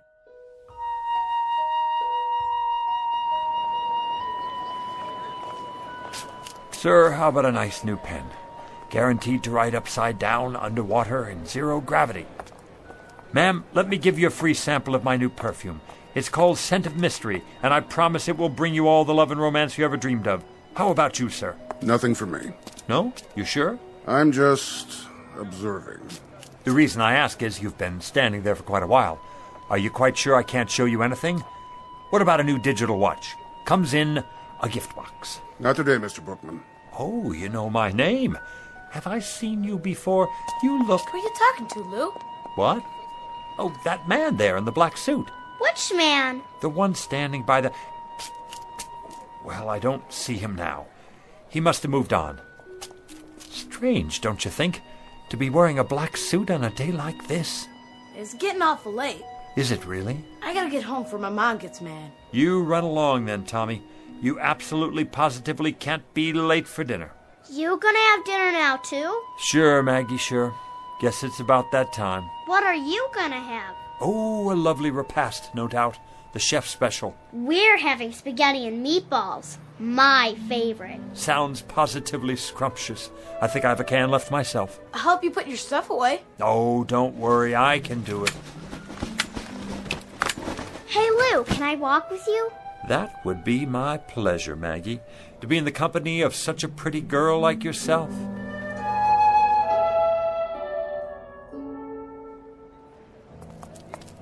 Hey, Lou. Hey, it's Lou. Lou. What's going on, Lou? Hey, wanna play with us, Mr. Bookman? Come on. I'd love to, children, but I must get home to my plants. Delicate creatures, you know. Your plants? My wisterias. They've been cooped up in this heat all day. Oh, so what? Show us some toys. And magic tricks. I don't have much magic left. And the zip gun. I want to see the fuzzy doggies. Carrie, is that a new bathing suit? Yeah. Well, don't you look nice? And Bobby, where have you been? I haven't seen you all week. I was sick. Then you shouldn't play in the water like that. I'm all better now. Let me feel your forehead. Why, what's this? A quarter stuck behind your ear. No wonder you were sick. Wow. Oh, me, come on. Me. Come on, me. I don't think anybody else has a temperature, but maybe you could test these. Let me see. These rings, to be sure they're okay. Yes, toys. Yes. Oh, they may look like toys, but they're not toys you can buy at the 5 and dime. Anybody can sell toys, but these, my young friends, are very, very special. Did you know they're among the wonders of the world? Go ahead, Lou. Give them the pitch. Young ladies and gentlemen, the rings you now have on your fingers come from a remote corner of the Tibetan mountain country. Do you know where that is? No. Well, it's where the wisest people in the world live. The jewels are pattern-shaped and forged by strange little men who work underground, far from the light of day. Some folks call them... The Moly Men. Right, Bobby, the Moly Men. They use magic words and incantations to produce what look like toys, but each and every one they make has extraordinary powers. What kind of powers? The power to keep a person young forever. Science can't explain it. Your teacher wouldn't believe it, your mother and father either, but it's true. And when the Moly Men are finished, they say the magic words. Mini tekel. Words that hold a strange power from another world, the power of the life force. Watch the jewel in the ring. When it changes color, something is about to happen. You'll get your wish. So remember, be careful what you wish for tonight, children, because it's absolutely, positively going to come true. You know what, Mr. Bookman? You're my best friend. No, he's not, Bobby. He's my best friend. See you later, children, for the Bookman ice cream cone and social hour after dinner. Same time, same place. Don't forget now. We won't. Come on, Lou. I gotta go home.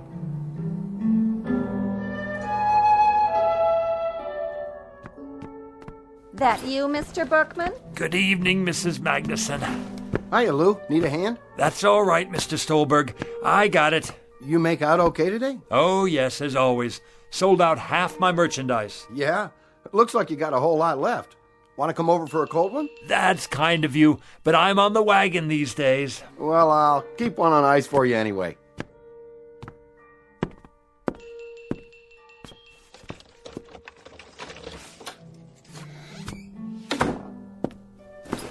Hello, my beautiful wisterias, and how have all you been today?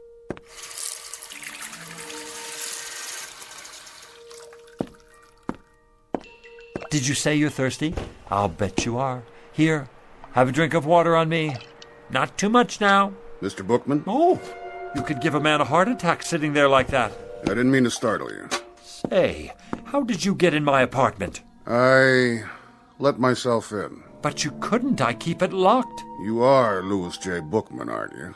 That's right. Something I can show you? I don't think so. Something in, let me see, collar stays maybe, or neckties. You look like a man who needs a new tie, something brighter than the one you're wearing. Mr. Bookman, I'm not here to buy anything. Then what in the world do you want? Let's get down to business, shall we? Yes, here it is. Louis J. Bookman, age 69, right? 70 in September. Well, I must say you don't look it. Nice of you to say so, young man. I try to keep busy. Occupation pitchman, correct? Are you a census taker? If you are, let me sit down. I hope this doesn't take too long. Not exactly.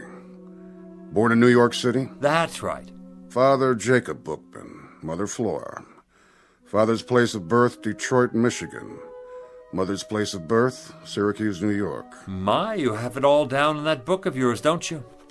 We have to keep these things efficient. Now, today is the 19th of July, and your departure is at midnight tonight. My departure? Excuse me. Go right ahead. Hi, Maggie, darling. My doggies broke, Lou. Let me see. Oh, here's your trouble right here. See this little cogwheel? You push down on the key when you're rewinding it. Can you fix it? I can try. Yeah! Oh, Lou, you're so smart. You can do anything. Hear that, mister? Mm-hmm. I'd introduce you to, but I don't know your name. No need. I think I got it now, Lou.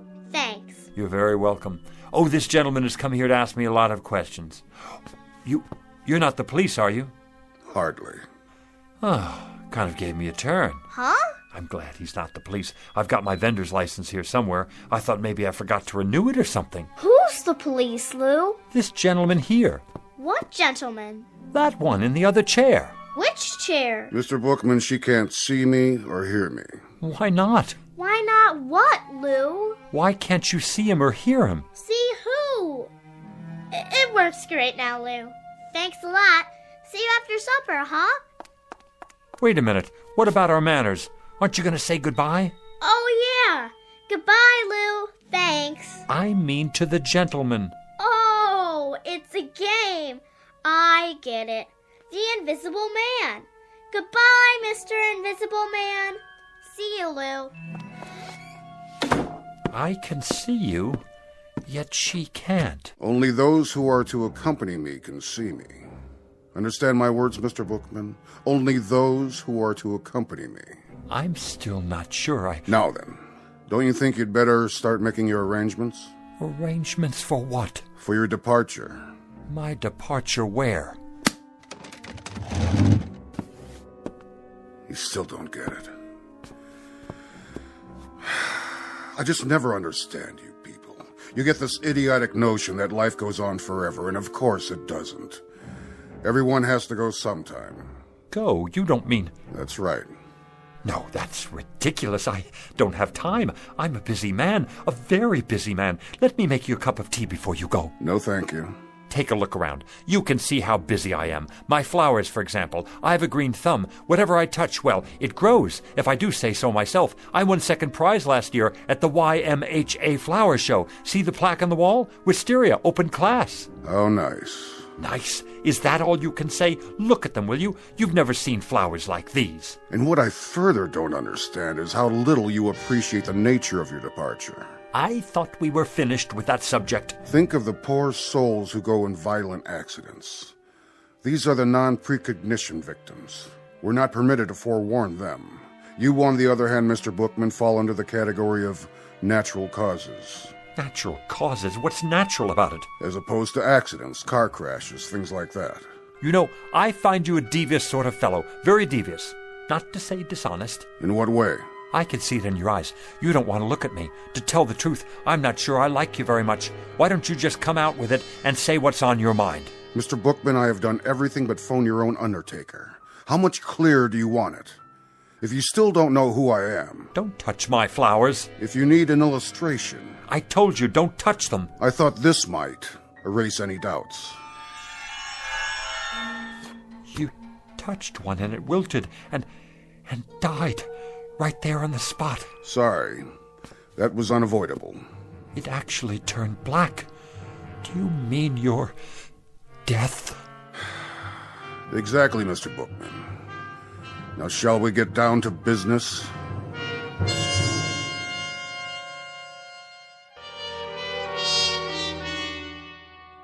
Time of departure is midnight tonight. I trust that will suit you. Did you say tonight? The preordination is for death during a nap. I presume this, too, will meet with your approval. What if it doesn't? You'll find this a relatively simple and painless and barely noticeable... Please, I don't want to go. They never do. But I can't go yet. For one thing, there's nothing wrong with me. I'm a healthy man. Outside of a cold last winter and an infected splinter, I don't think I've been sick a day in the past 20 years. Be that as it may. The departure time is set for midnight, and at precisely midnight it will be. Don't I have anything to say about that? Not as such. We are, however, required to consider appeals. What kind of appeals? There are 3 categories. So I need to fill out a form, right? Give me one and I'll start right in on it. No forms. We listen to what you have to say up to a point, but frankly... What are the categories again? Frankly, Mr. Bookman, I must tell you that I see very little here in the way of an extenuating circumstance. In any event, there are 3 major categories of appeals. One is hardship cases. What kind of hardship? Do you have a wife or family who might suffer your demise beyond a reasonable degree? No. No family. Second category is priority cases. Statesmen or scientists, primarily. Men on the verge of discoveries. I take it you're not working on any major scientific pursuit at the moment. No, I'm not. What about the third category? Well, Mr. Bookman, that would be unfinished business of a major nature. I don't know how major this would seem to anyone else. Go on. But I've never made a truly successful pitch. A sales pitch? Oh, surely you must have many times over if that's your profession. Yes, it's what I do, and I've managed to get by after a fashion. But I never hit it just right, you know? I'm not sure The man I learned from back in the Carney, he had it. He could sell igloos to the Eskimos. But what I'm talking is a big pitch. One where it finally all comes together and the words just flow off my tongue. Not just any words either. Something I believe in. Something so good that people won't have a choice. They'll have to listen. A pitch so big the sky will open up. A pitch for the angels. I guess that wouldn't mean much to you. But it would mean a great deal to me. It would mean that I could have one moment in my whole life when I was successful at something. Just one moment when the children would be able to be proud of me. The children? I've always had rather a fondness for children. That's in the record. Then you know how I feel. Not precisely, but... The problem here, Mr. Bookman, is that you'd require a delay until... Until I could make a pitch. The kind of pitch I told you about.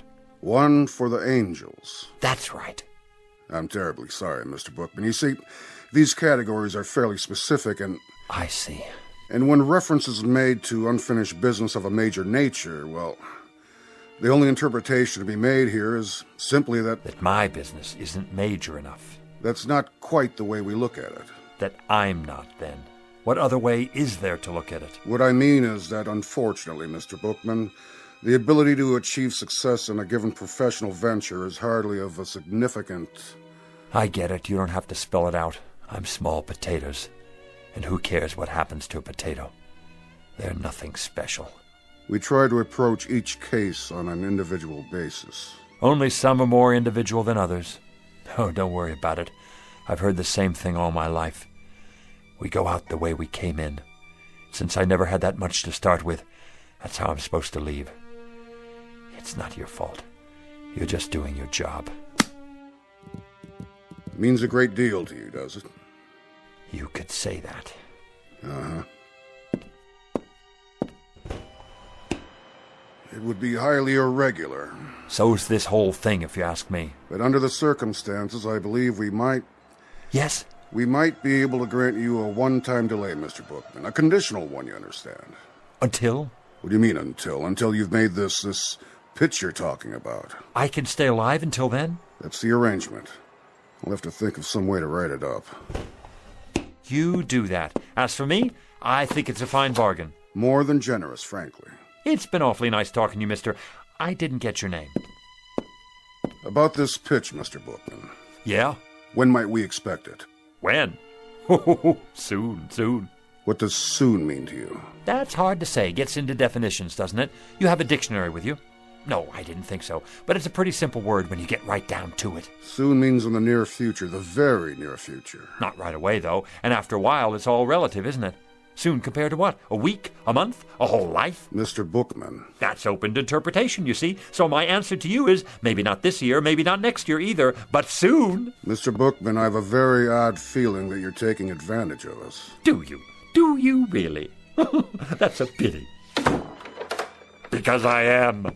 Mr. Bookman. I just won't make any pictures at all. Didn't think of that, did you? As long as it's up to me, I won't even hardly open my mouth. I don't have to if I don't want to. That's the term, so you run along now. Think you'll get me, huh? Well, I have no intention of... Really, Mr. Bookman? How did you get back in here? I locked you out. This is much more serious than you imagine. I have to go now. I promised to meet the children. We have a kind of social club, you know. Ice cream and stories. Lots of stories. Right down there on the stoop. It's much more complex than you realize what you've just done, what you think you've done. See you sometime. I'll let you know when. Here we've gone out of our way to help you, and this is the way you repay us. Bye now. Mr. Bookman, it won't just end here, you understand. There'll be consequences. You'll see. FYI, that means for your information. You have made your bed, and you shall now sleep in it. You say I won't go until I make the pitch? Well, all right. You'll have to wait till I make the pitch. And young man, and this I can say to you without fear of contradiction, you have got a long wait. That may well be, Mr. Bookman. But since you won't come with me, we've been forced to select an alternative arrangement.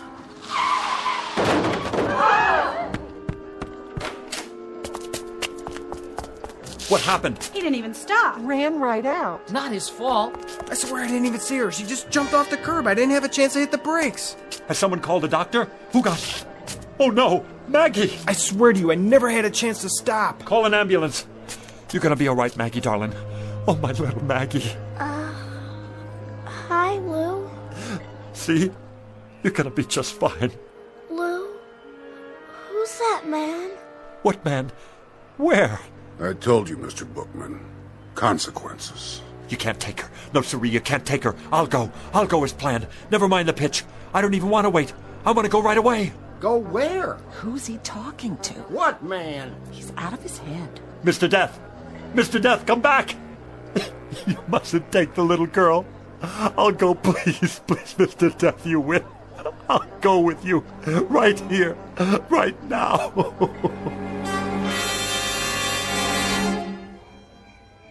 I wonder how she is. The little girl? Yeah, how is she? Poor Mrs. Polanski. Look, here comes the doctor. How is she, Doc? I don't know. What do you mean you don't know? She's a mighty sick little girl. Brave, too. Shouldn't she be in a hospital? That's just it. There's no particular trauma. In fact, there's hardly a mark on her, except where she fell and scraped her knee. Then what is it? Something's going on with her. Her fighting spirit, as it were. That's not a medical term, of course. But I think we'll know in a few more hours. If she hasn't hit a crisis by then, I'll move her to a hospital bed. A few more hours? Around 12 o'clock. 12 midnight, you mean? I think by then we'll know. He won't get in. Who, Mr. Bookman? I'm gonna wait right here, so he can't get in.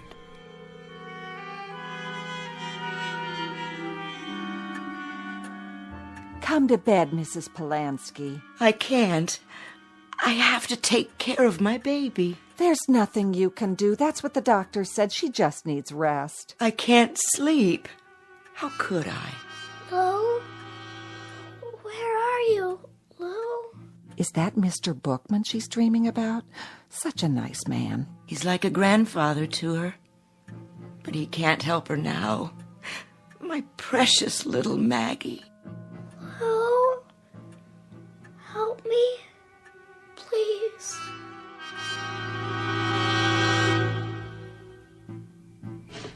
Come on in, Lou. It's late. I'm waiting for someone. No, you're not. You're worried about the kid. And I don't blame you. She's a swell little girl. But there's nothing to do now but wait. What time you have? 11:40. Everybody's gone to bed now. You better do the same. Not yet. Take my advice. Give it a rest. 11:40, huh? Better get set up.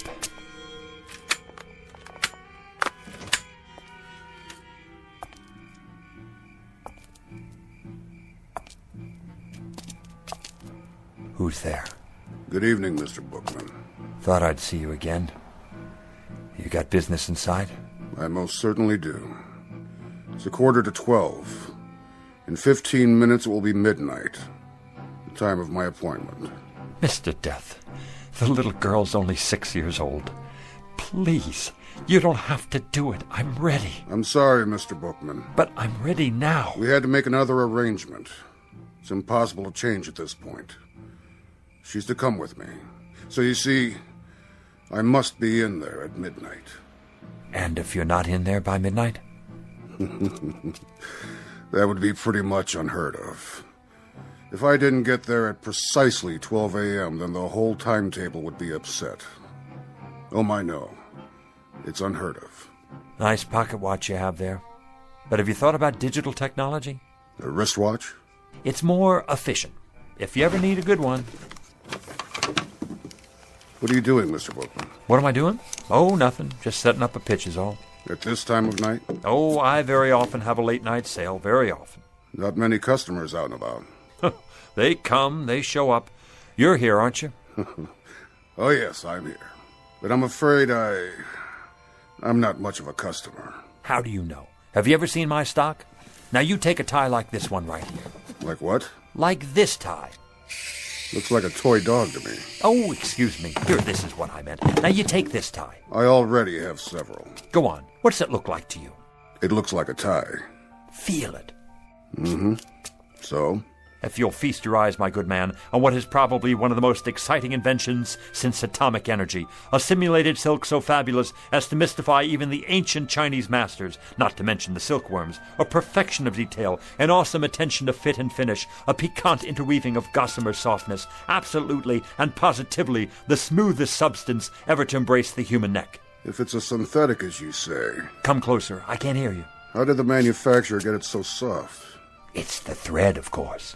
The thread? I'll answer all your questions in just a moment, but first let me explain the applications of this magnificent invention.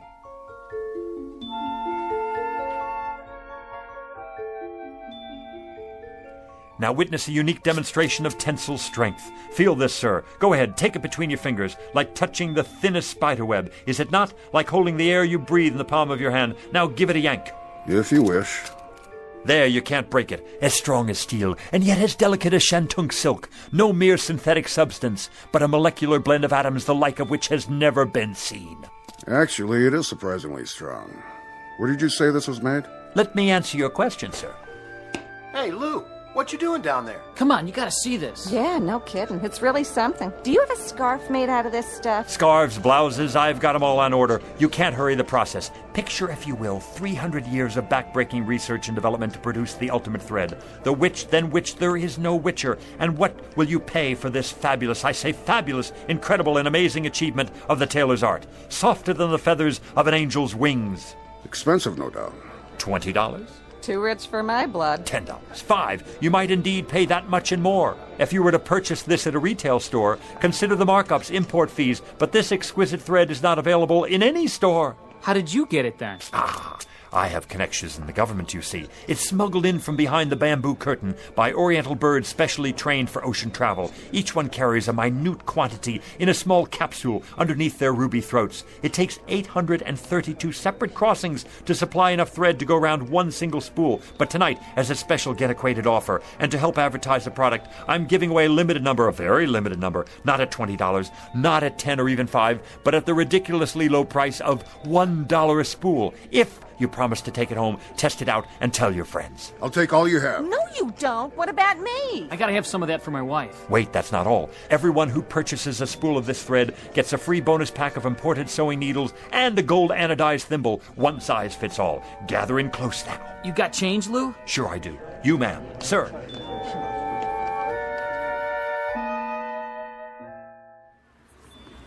yarn, simulated cashmere socks, the most marvelous plastic shoelaces that never wear out, a genuine static electricity filter, fits any car radio.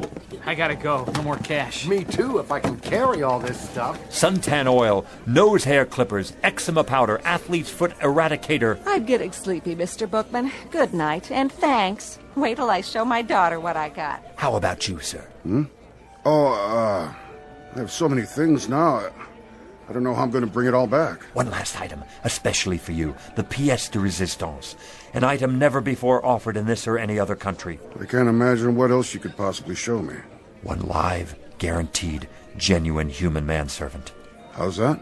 For what I ask of you, sir, you receive a willing, capable, worldly, highly sophisticated, wonderfully loyal right-hand man to be used in any capacity you see fit. Say again? I don't... Louis J. Bookman at your service. The last model of his kind. He comes to you with an absolute guarantee. All parts interchangeable. A certificate of extended warranty. Eats little, sleeps little, rests only a fraction of the time. And there he is at your elbow, ready to do your bidding, at your beck and call whenever needed. Mr. Bookman, you are a persuasive man. I challenge any other store, industry or wholesale house to even come close to matching what I offer you here. Because, my dear man, I am offering you...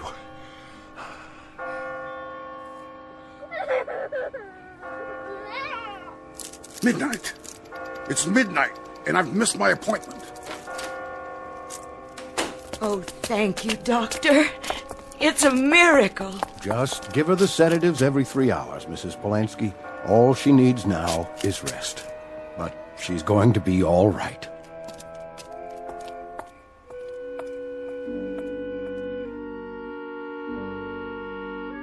One minute past 12, Mr. Bookman, and you made me miss my appointment. Thank God. A most persuasive pitch, Mr. Bookman. An excellent pitch. It had to be to make me lose track like that. The best I've ever done. The kind of pitch I've always wanted to make. A big one. So big the sky would open up. A pitch for the angels. That's right. A pitch for the angels. I guess it's my time now. As per our original arrangement. Well, I'm ready. After you, Mr. Bookman. What is it? You'll excuse me for a minute. I forgot something. My folding table. You never know who might need something up there. It is up there. Up there, Mr. Bookman. No need to worry about that. You made it.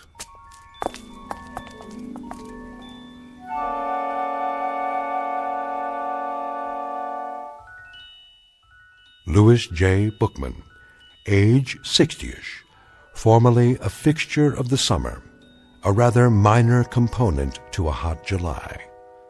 But throughout his life, a man much loved by the children, and therefore a most important man. Couldn't happen, you say? Probably not in most places, but it did happen in the Twilight Zone.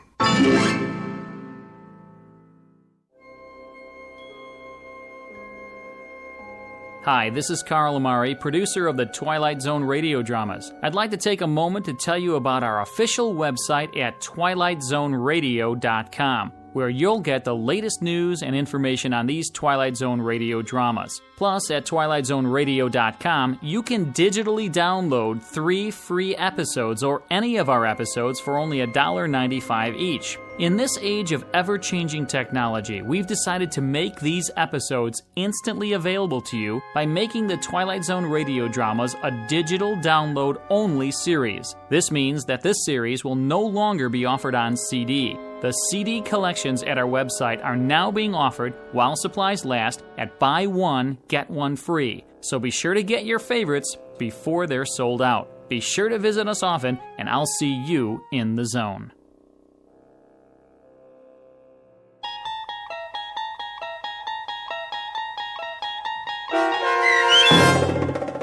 One for the Angels, starring Ed Begley Jr., with Stacy Keach as your narrator, was adapted for radio by Dennis Etchison and based on a script by Rod Serling. Heard in the cast were Rich Kominick, Lauren Patton, Linda Ryder, Richard Hensel, Doug James, Adam Tangway, Martin Hughes, Meg Thalken, Roger Wolski, Carl Amari, and Irene Olson. To learn more about the Twilight Zone radio dramas and to obtain audio cassettes and CDs of these programs, visit our website at twilightzoneradio.com. This copyrighted radio series is produced and directed by Carl Amari and Roger Wolski for Falcon Picture Group. Doug James speaking.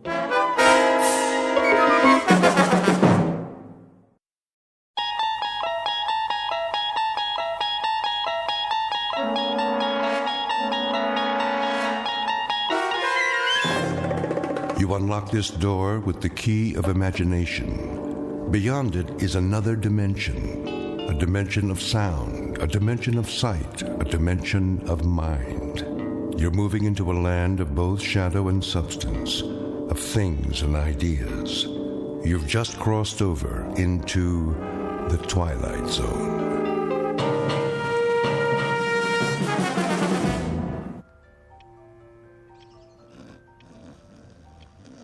Shh, I'm trying to sleep.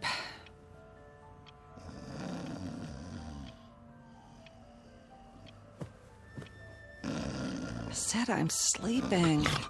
What? Oh, what time is it? Wilma. Ow. Wilma. Oh, leave me alone. What does the clock say? Huh? 9:17. It can't be. Oh, didn't you set the alarm? Wilma!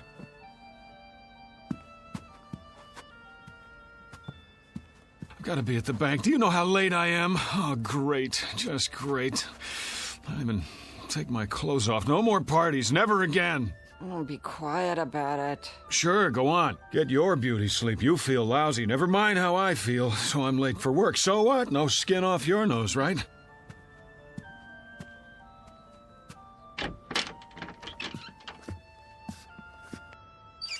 Oh, yeah. I shouldn't have looked in the mirror. You know, I didn't want to go to that stupid party in the first place. It wasn't my idea. I wanted to stay home and read, but no, can't do that. Can't hurt old Petey's feelings, can we? Wouldn't be nice. So I go to work an hour late today, and you sack out till noon. That's fair, yeah, makes sense to me. Oh, my aching feet. Could have at least taken my shoes off, but that would have been too much to ask before you passed out.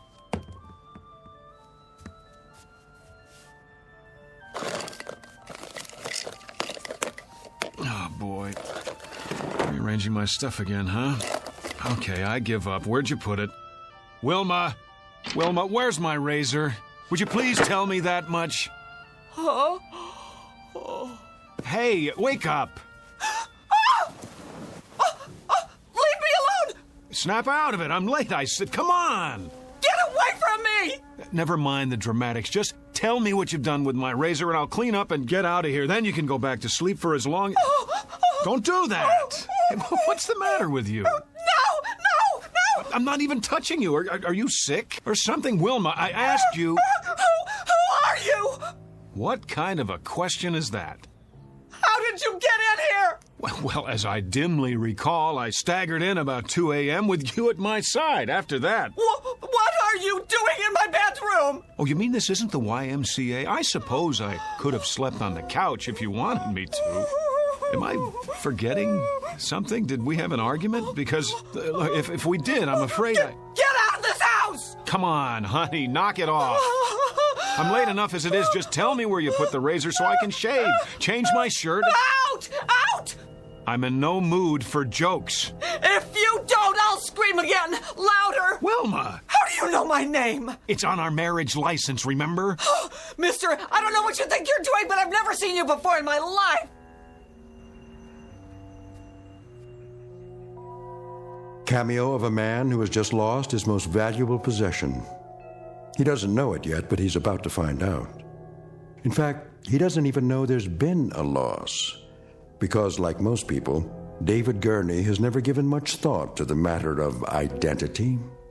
But he's going to think about it from now on, because that is exactly what he's lost. And his search for it will take him through unknown territory in one of the darkest corners of the Twilight Zone.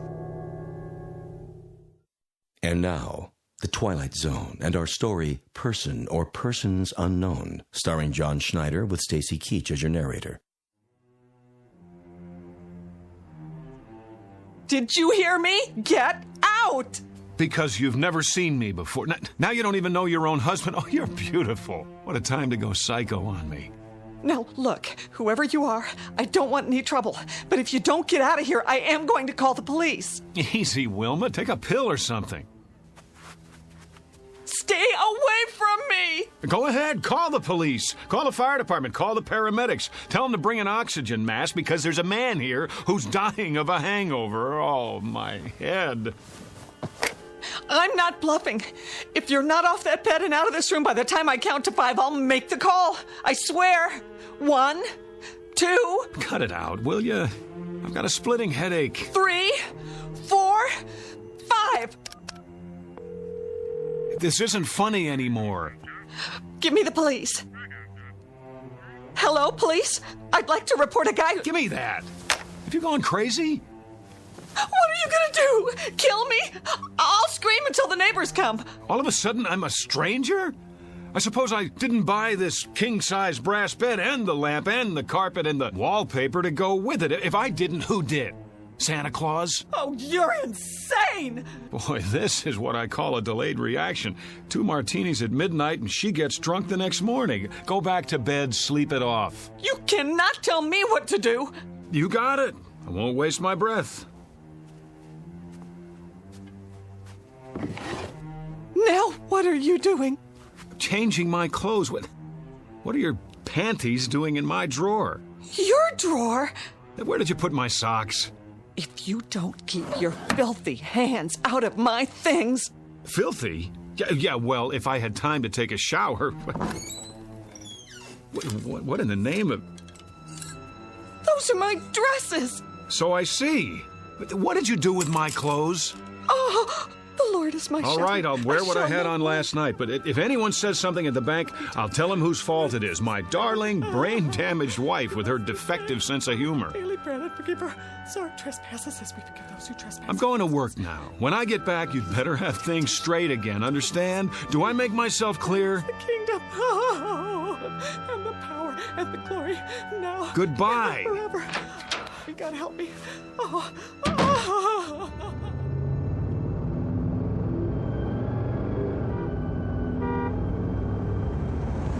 Oh, great. No gas, which means I get to work even later. Mr. Miller's gonna love that.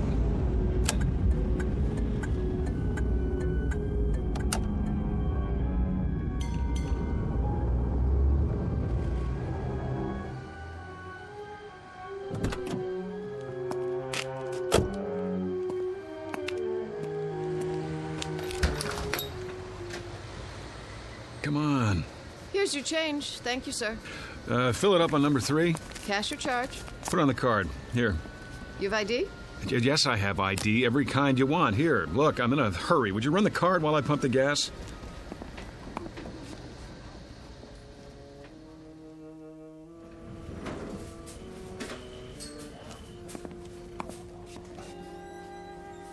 Morning, Jim. Morning, sir. Welcome to Federalist Savings and Loan. Boy, treat the customer like a king. New uniform?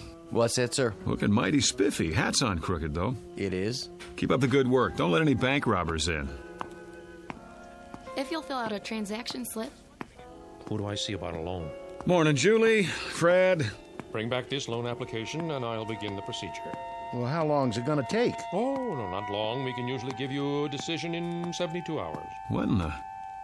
Well, see, I sort of need the money right away. I'll do my best, Mr. Klein. May I help you? George? I am Mr. Hurtubise, Assistant Vice President.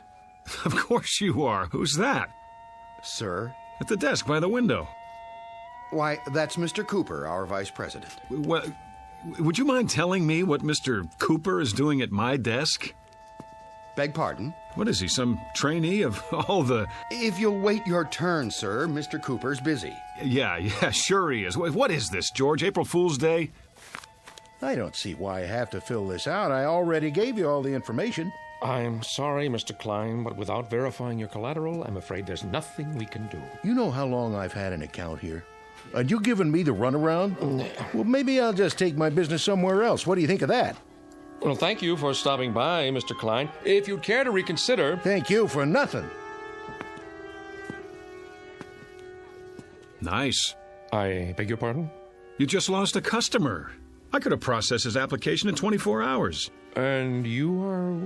Who the devil are you? How's that? I said, who the devil are you, and why are you sitting at my desk? Your desk? Yes, my desk. I've had about enough of this today. Get out of that chair. I'll do nothing of the kind. Friend, you'll get out of that chair, or I'll throw you out. Yes, I need security over here. Move. No need to get upset, friend. Oh, you don't think so? After the morning I've been through? Here, take this junk with you. Your pictures, your phony nameplate. I said take it! Trouble, Mr. Cooper. Would you show this man to the door? Knock it off, pal. You're the one who's leaving. Better come with me. Back off, Jim! This joke's gone far enough. He says it's his desk. Come on, sir. Let's settle this outside. There's nothing to be settled. I want my nameplate back and my pictures. What the hell did he do with them? Now, sir. Outside, I have to insist. Go ahead, insist. I'm not budging. Yes, you are. You're putting your hands on me? This is too much, Jim. I like you. You're a good security guard. But if you don't let go of my arm, you're out of a job. Outside. I said, let go of my arm. There! Now you are fired. Put your hands up. Put your gun away and get back to work. What's the matter with you people? Has everyone gone crazy? Up, over your head. I advise you to do as he says. Mr. Cooper, call the police. I already have. Well done. What? Now walk 3 paces in front of me. All the way to the door. Don't make me use this. George, what's going on? Tell me, please. Outside with him. Let's go. Sorry, everyone. Minor disturbance. Don't be alarmed.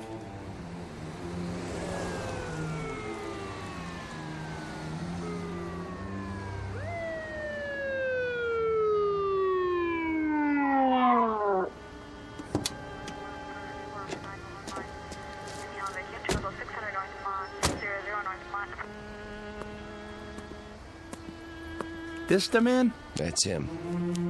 Hands behind your back. Oh, for God's sake. Hold still, fella. Ah, get in the car, nice and easy. Wilma, is that you? That the same guy? Yes. What's your name? Why don't you ask her? We did. She doesn't know. Doesn't know? After 11 years of marriage, she doesn't know.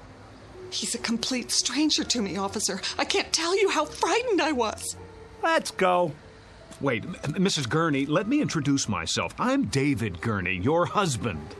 Well, what's everybody staring at me for? That's who I am. Tell him, Jim. I've worked with this man for 4 years. Tell him. Never saw him before. He just walked in and started a ruckus. Slide in the back seat. Come on. Wait, you don't believe I'm David Gurney? I can prove it. Look in my wallet. Go ahead. Take it out of my back pocket. Then we'll see. No wallet? Sure there is. Check the other pocket. Nope. Nothing. But I had it. Oh, hold on. The gas station. I must have left it on the counter. Everything. Driver's license, credit cards. Watch your head.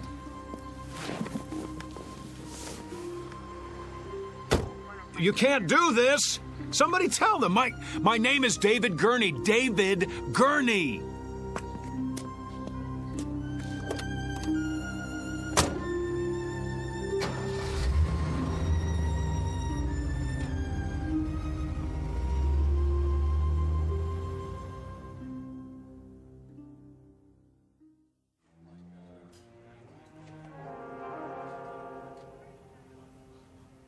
On your feet.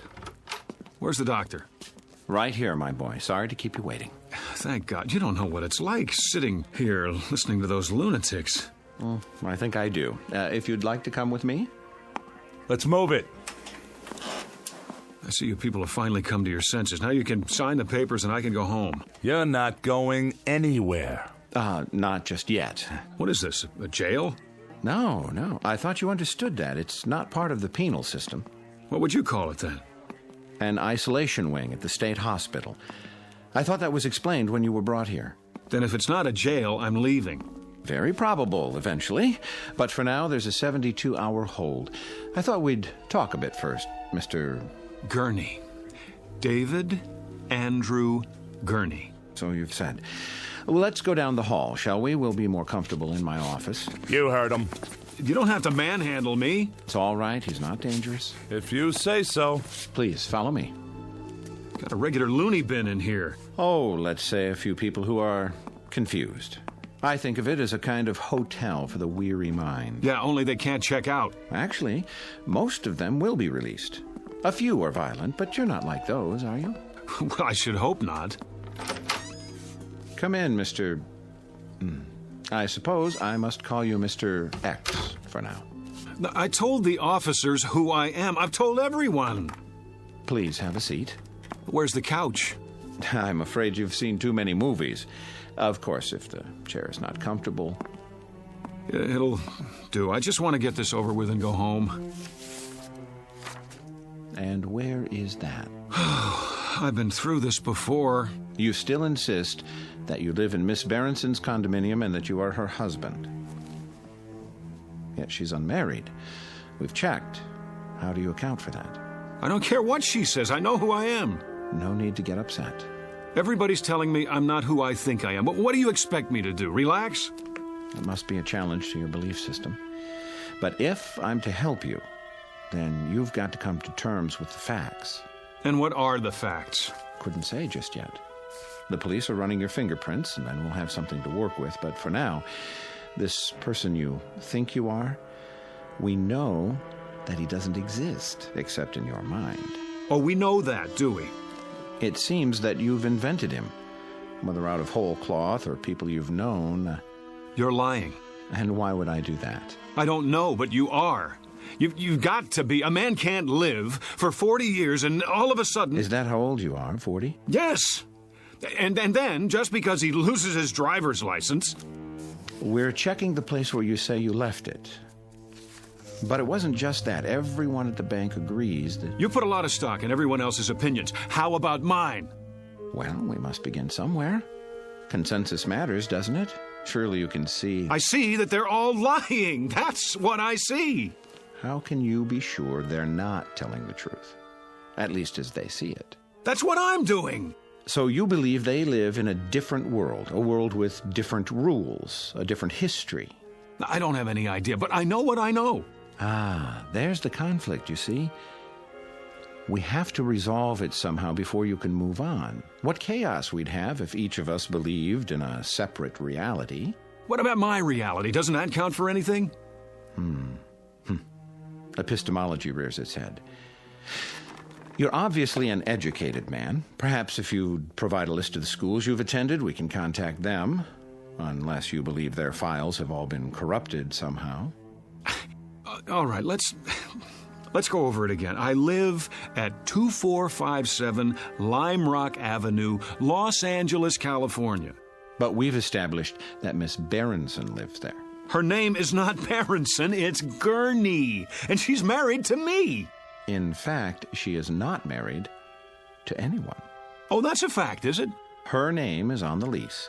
She has ID, car registration. Let me see it. Well, that can be arranged. But for the time being, I'm afraid the burden of proof is on you. Oh, that's reasonable. How can I prove anything while I'm in here? Could you prove who you are? Could anyone? But I'm surrounded by a staff who know me. The people in those rooms down the hall, their voices in the wilderness. Eventually, they're going to have to come around, acknowledge the commonly agreed upon reality, or they'll be sent somewhere for long-term treatment. You don't want that, do you? What choice do I have? There's always a choice. It's up to you. There's a man here who says his name is Winston Churchill. I've shown him pictures of the real Churchill, but he's sticking to his story. So he won't be going home anytime soon. The same with his neighbor, Florence Nightingale, and her buddy, Jack the Ripper. He thought he was Jesus of Nazareth yesterday. Maybe he'll come around. I hope so, because the sanitariums are full of Jesus Christs. It's a real strain on the budget. So please, don't make it hard on yourself. The choice is yours. Pretty cut and dried.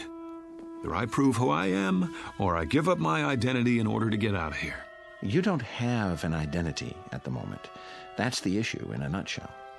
Let me use the phone. All right. It's about time. I'll turn on the speakerphone so we can both hear. Agreed? Agreed.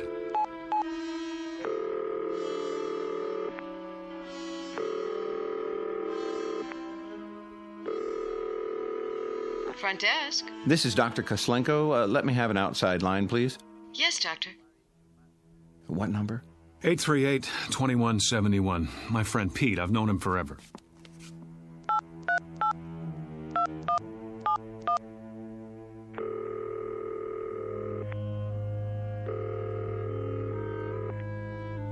Hello? Hello, Pete. Yeah? Who's this? It's Dave. Look, you don't know how glad I am to hear your voice. Listen. Dave who? Pete, for God's sake, Dave Gurney. Wilma and I were at your place last night. Don't kid around. I think you have the wrong number, fella.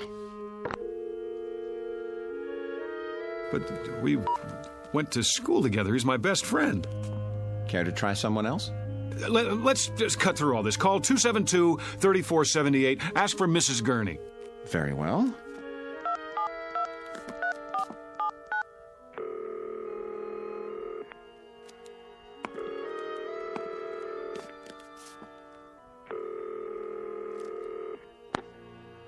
Yes? Who is it? I'd like to speak to Mrs. Gurney, please. This is Mrs. Gurney. Really? Hello, Mom. Hello? I'm so glad I got you. Hello? Who is this? Who's on the line? It's David. Mom, don't you recognize my voice? David, your son. You see here, whoever you are, I don't have a son. And I don't like practical jokes. Mom, stop it. Don't do this to me. Don't, please. That's enough. Ma'am, please excuse the call. It was a mistake. Well, you see that it doesn't happen again, or I'll report you. I don't understand. You're sure your name is David Andrew Gurney? Yes. And you have a telephone? Of course I do. Unlisted? No. Then it's likely you'd be in the telephone directory, isn't it? In fact, there's no doubt. What do you... Yes. Where's the phone book? Right here. You'll notice it's the current edition for your area. Go ahead, open it.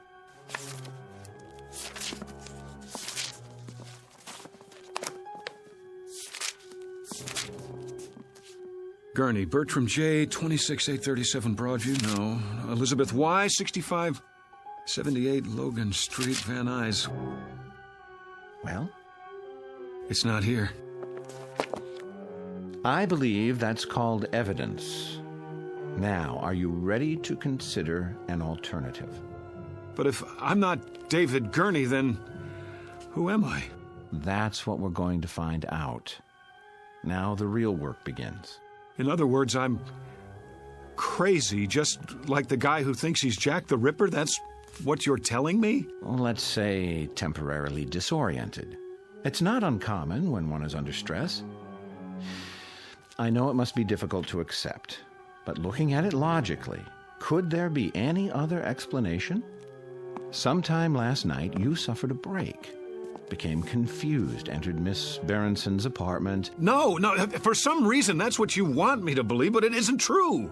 Because in spite of everything, I know who I am. If I don't know that, I don't know anything.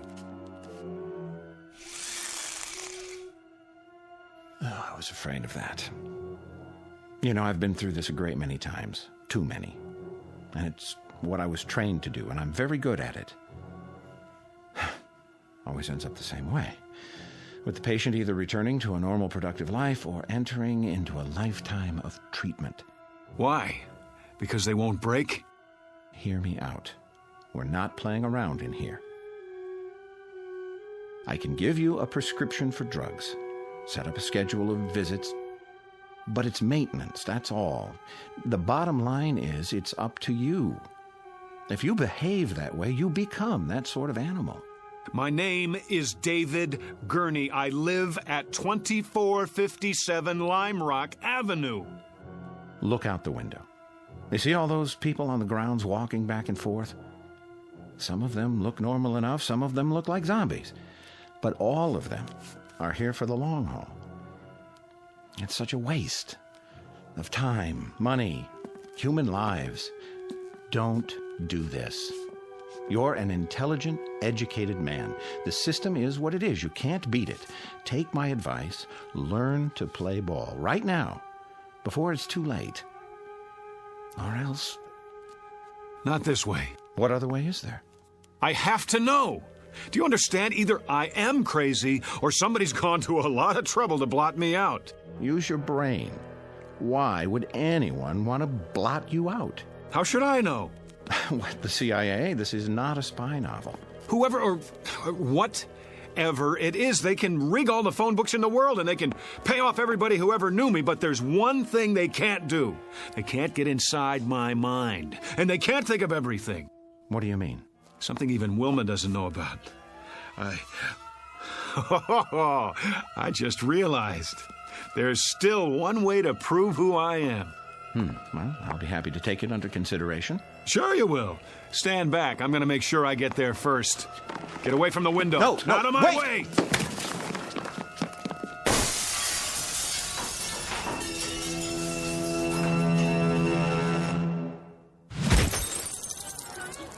All right, everybody, line up. Rec period's over. Back inside. We better stop him. He's getting away. Oh, he's already outside. Get the keys to the gate. I don't have them. Man, oh man, look at him run. Sure is in a hurry. I couldn't have done that. Must not have taken his meds today. Call the cops. This is Braywood General. We have a patient over the wall. Put out an APB.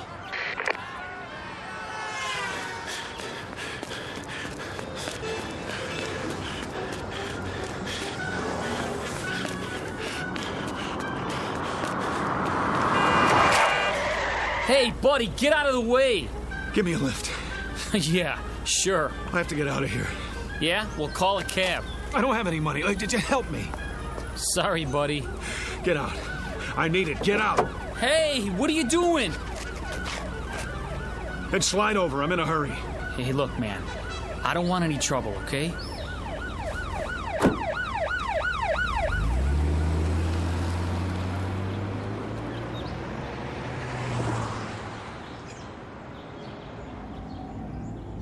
Just keep your mouth shut. I won't hurt you. Hey, who's after you? The cops? Huh? What'd you do? Nothing. That's just it. Nothing.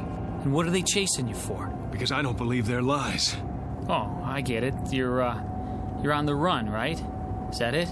Something like that. It's okay, man. I'll play ball. Just stay calm, okay? Turn right there. There's an alley. Oh, thanks, kid.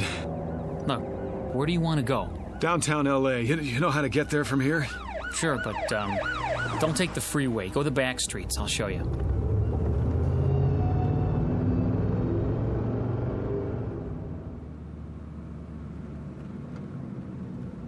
I hope this is the right address. So, can I go now? Now, go on. I can handle it from here.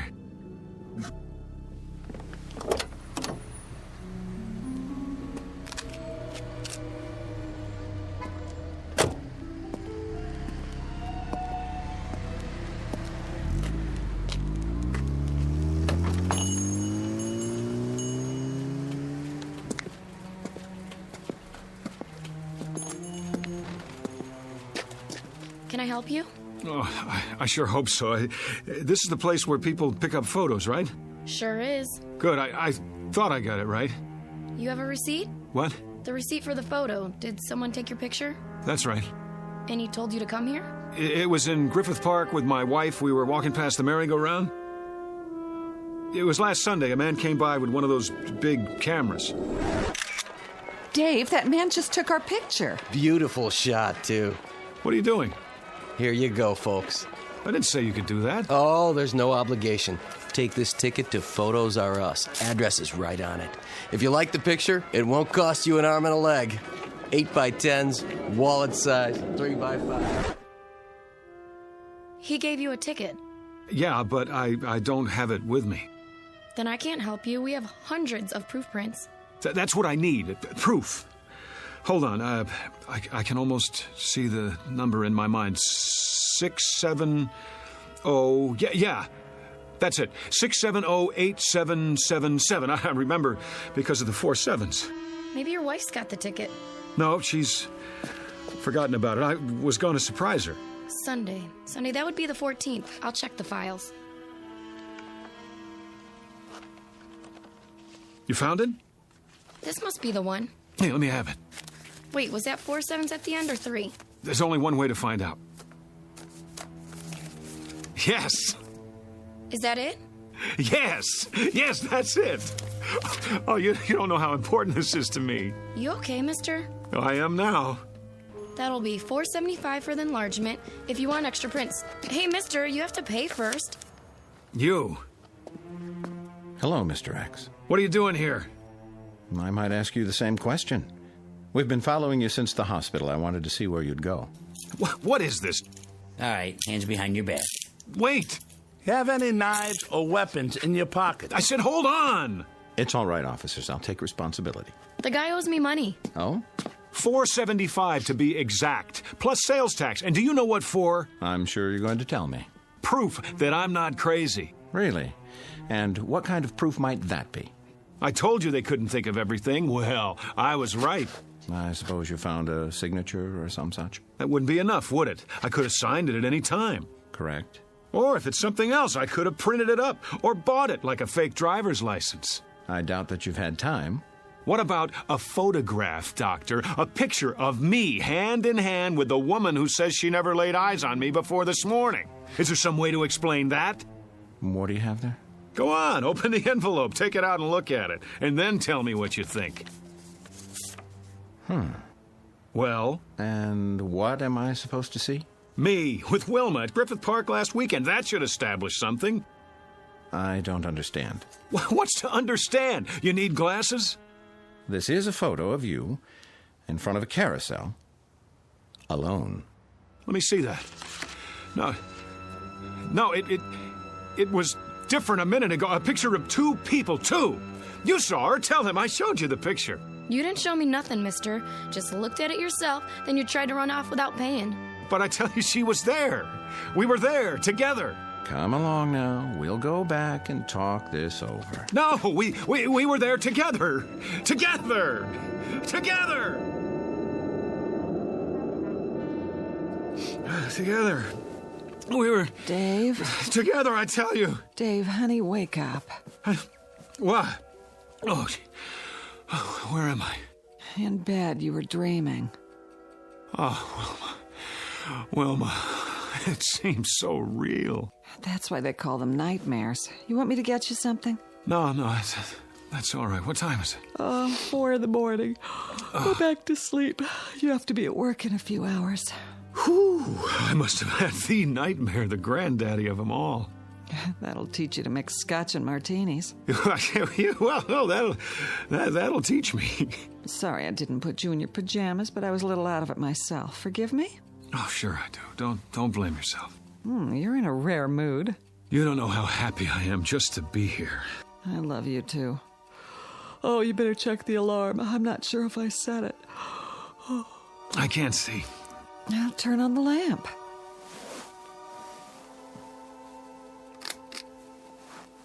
Oh, it was the worst dream I've ever had. I couldn't prove who I was, and you weren't yourself either. You were someone else, or you thought I was. No matter how hard I tried, I couldn't convince you. It was so... Well, you're okay now, aren't you? Set the alarm and turn the light off. It's hurting my eyes. Dave? Dave, honey, is something the matter? Why are you looking at me like that?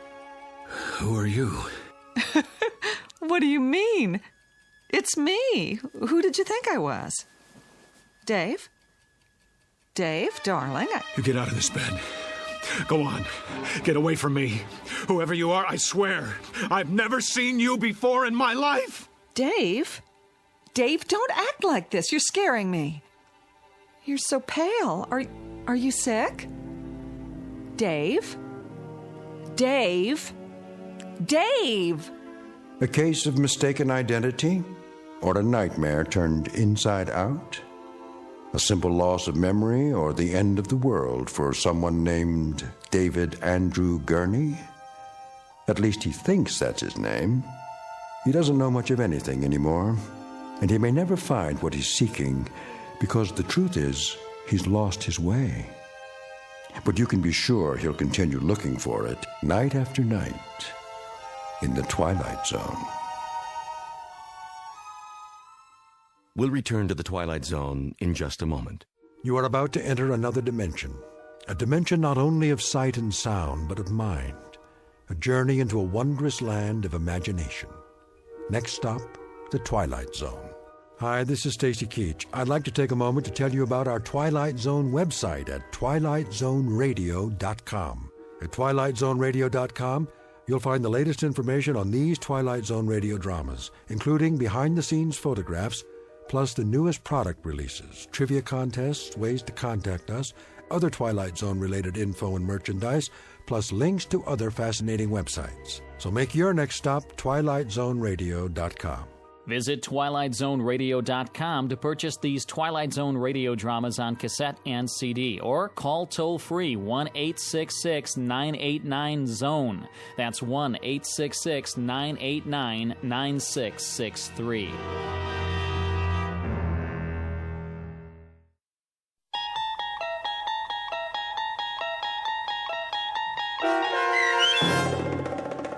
Person or Persons Unknown, starring John Schneider, with Stacy Keach as your narrator, was adapted for radio by Dennis Etchison and written for The Twilight Zone by Charles Beaumont. Heard in the cast were Meg Falcon, Tom McElroy, Roger Mueller, Richard Hensel, Roderick Peoples, Kurt Nabig, Carl Amari, Fernette Lebo, Doug James, Ann Whitney, and Jen Patterson.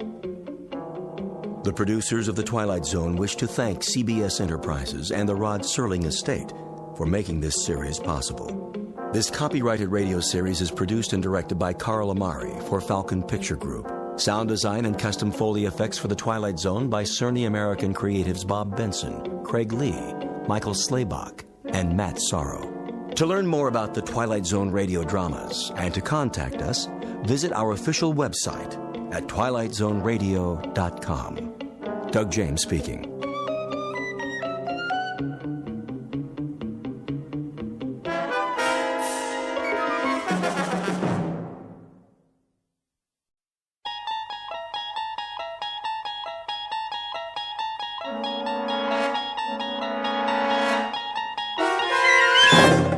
You're traveling through another dimension, a dimension not only of sight and sound, but of mind, a journey into a wondrous land whose boundaries are those of imagination. Your next stop, the Twilight Zone.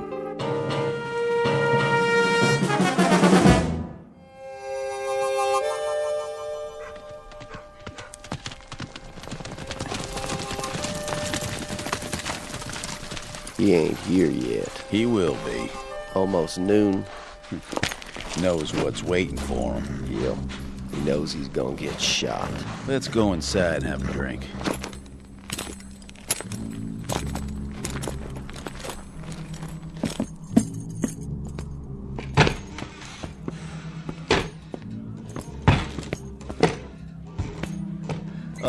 Hi there, fellas.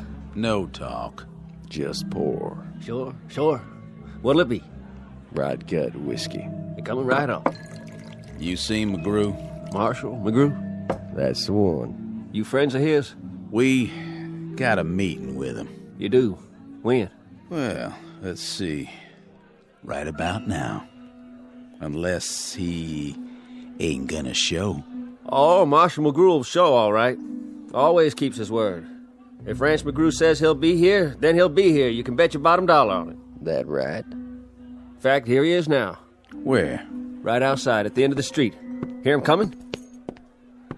I don't see nothing. Oh, he's a-coming, for sure. Take a look. See that cloud of dust? That's him. Right on schedule. Cut! I'm here. What's everybody looking at? You're an hour and 15 minutes late, Rance. So shoot me. I'd like to. On film. We should have had everything in the can by now. Don't bug me, Si. You know what these big emotional scenes do to me. Now, don't get upset, Rance. We'll try to knock this one out before lunch. What do you say we get started, okay, baby? This is scene 71. You have your script with you? Positions, everybody. Quiet, people! Camera ready. This will be a take. Welcome to the American West, Hollywood style. Some 100-odd years ago, a motley collection of tough hombres gunned and galloped their way across the frontier, leaving behind them a raft of legends and legerdemains.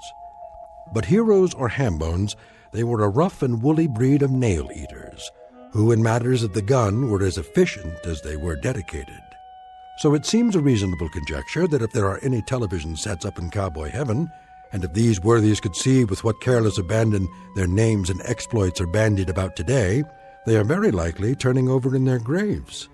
Or worse, busy getting out of them. Which gives you a clue as to the proceedings that will begin in just a moment. Enter one Rance McGrew, an overpaid sports car driving phony baloney who can't distinguish between a holster and a hoof-and-mouth disease. His claim to fame is that he dispatches these baddies, or actors bearing their names, in gunfights, where the fast draw is simply a matter of cutting and the outcome is a setup, complete with blank cartridges and staged blood. But Mr. Rance McGrew is about to discover that this week's edition of Make Believe is being shot not on the usual back lot, but on a peculiarly authentic location, one found only in the Twilight Zone.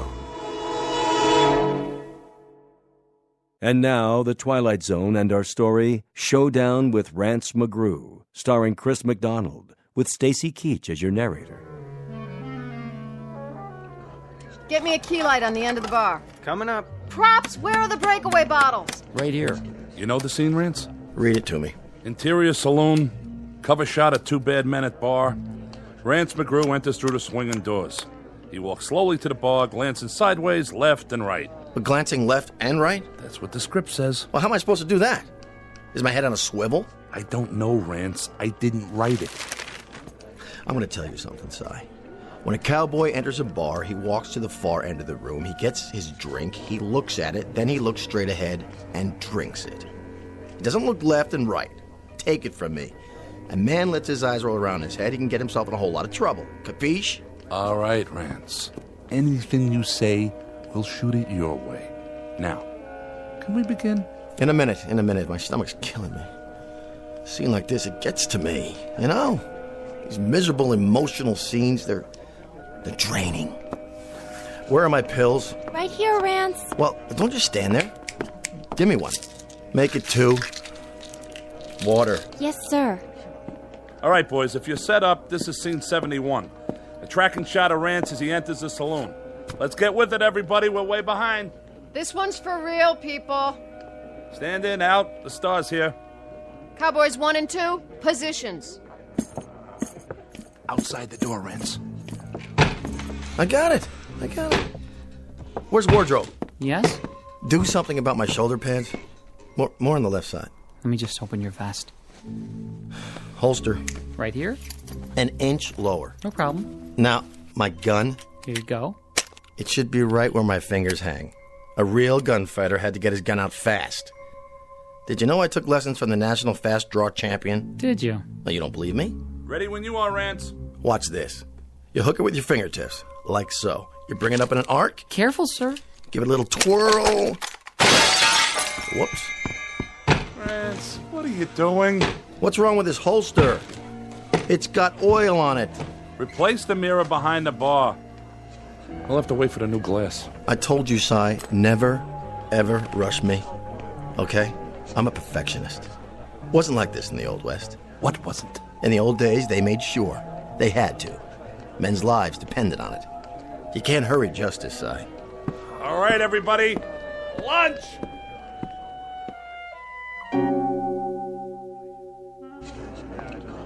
Ready? Ready. Rolling. Rolling. Roll sound. Roll sound. And action. Cue Rance. Hello there, Marshal. Barkeep. What'll it be? Rot gut whiskey. Yes, sir. Give me the bottle. Sure, Marshal. Whatever you say. Cut! Don't look at me. It wasn't my fault. Look at here. Hey, buddy boy. Yeah? You try to gag it up one more time, you'll wind up plucking chickens at the farmer's market. It was an accident, Rance. Was it? He put English on it. He deliberately made it curve before it got to me. English on a bottle? The guy needs a catcher's mitt. What'd you say? Nothing, Rance. He didn't say a thing. How much longer? These boots are killing me. Here's a new bottle. Let's try it again. From the bottle. Positions, please. Positions. Scene 71, again. And rolling. Sure, Marshal. Whatever you say. Hold on. There's a new bottle. You want I should open it for you? I can do it. Oh, dang. Here's a glass for you. Don't need one. You see that? He don't even use a glass. He's some tough hombre. I guess you boys know that... I guess you boys know I'm the marshal here. We heard tell. Sure did. Then I guess you know that I know that Jesse James is due here any minute now, aiming to call on me. I know that, too. Likewise. Well, what do you know? I figured he was too yellow. But it sounds like Jesse's here. Marshal, please. No killing inside. Easy, barkeep. Ain't gonna kill him none. I'm just gonna maim him a little bit. Pick off his pinky, maybe, with a clean shot. Jesse won't take kindly to that. He sure won't. Well. Marshal McGrew, ain't it? Yep. We'll take a nice, deep breath, Marshal. Why's that, Jesse? 'Cause it'll be your last. Oh! You shot it clean out of my hand! I didn't. That was a sound effect. I can't get my blasted gun out of the miserable holster. Cut. Take it easy, Rance. I thought somebody oiled this holster. I wiped it down. It's too dry. We'll do an insert later. See? I can't even get it. Oh, look out. Whoops. Bring another mirror. This is absurd, isn't it? I mean, really. First the gun, then the bottle, then the gun a second time. You just can't appreciate the delicious absurdity of it. I drive all the way in from the beach just to shoot a few lousy scenes in my new car, my own car, mind you, and look what happened. I studied with Sandy Meisner, okay? I played Pinter, Albee, Beckett, and now, can't you people do anything right? I ask you, is that too much? Would you like to sit down, Rance? Why do I bother? Week after week, why? I give, and I give, and I give. For what? Let's go to the fight scene. Jesse and Rance. First, Jesse knocks him through a table. Cue the player piano tape. Stunt double. Somebody get the tables. How do you feel now? What do you mean, how do I feel? Sorry, Andy. It's not your fault. But these oafs out there, they wouldn't know a real line from a cereal commercial. Hand me my throat spray. The antibiotic one or the one for the allergies? I don't care, just give it to me. Cut! Print it! I think they're ready for your close-up, Rance. All right, Angie. Don't you think I know that? I'm the only professional around here. Did you double for me in that scene? Yes, sir. Looking good. Thanks. I tried to do it just like you would. I like the bruises. Nice makeup. It's not makeup. Okay, boys, this is the death scene. Rance in the bar, Jesse lying over there. Rance thinks he's unconscious. Jesse picks up a gun off the floor and fires at Rance's back. Well, at his back? That's correct.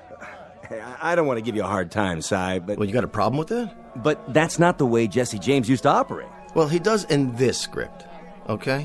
What I mean is, everything I've read about the guy, he fought pretty fair and square. Why can't I just yell something, before I pull the trigger? Whoa, that's thinking. Warn the fastest gun in the West that he's about to get shot at. Look, buddy boy, you happen to be up against Rance McGrew. And when you're up against the best, you're going to play it dirty or you're going to play it dead. Now quit arguing and let's get to it. Ready at the bar, Rance. Your marks by the brass rail. Here's the bottle. Hold it. I told you ginger ale. This is cola. It's supposed to look like whiskey, though, Mr. McGrew. Si, will you either fire this clown or straighten him out? One or the other? Mr. McGrew wants ginger ale. Yes, sir, Mr. McGrew. Jesse, lie down on the X. I don't care what he says. Jesse James wouldn't shoot anybody in the back. Yeah, but Rance McGrew would. Rance McGrew would also fire his own grandmother. So do me a favor. Play it his way, or we'll never get this episode finished. You're the boss, but I can just see the real Jesse James turning over in his grave right now. I don't mean just once. I mean about 400 revolutions per minute. All right, let's get with it. Scene 93, take one. Quiet, everyone. Camera, roll sound, and action. Here's your bottle, Marshal. You stupid clod. That's whiskey. That's real whiskey. It sure is. The best we got. Something wrong, Marshal? Well, this sure is. Wait a minute. Where's the camera? And the lights? Where are the lights? You there. Answer me. You talking to me? I think he's talking to you. Well, now, speak up, Marshal. I didn't hear you. You say something or not? You know exactly what I said. Don't play dumb. Will somebody please tell me what happened to the microphone and the wall? Where did this other wall come from? Where's the back of the set? Marshal, Jess is gunning for you. It's coming right now.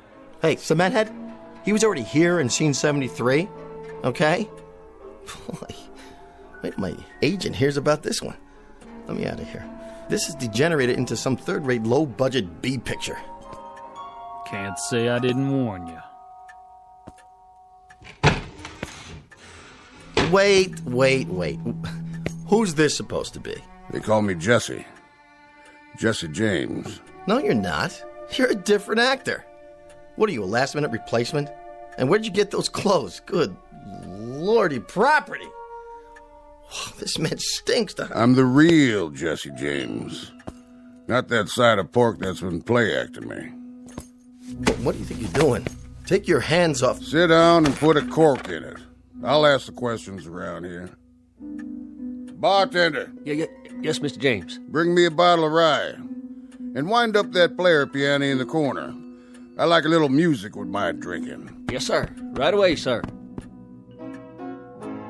Turn the volume down. Cut!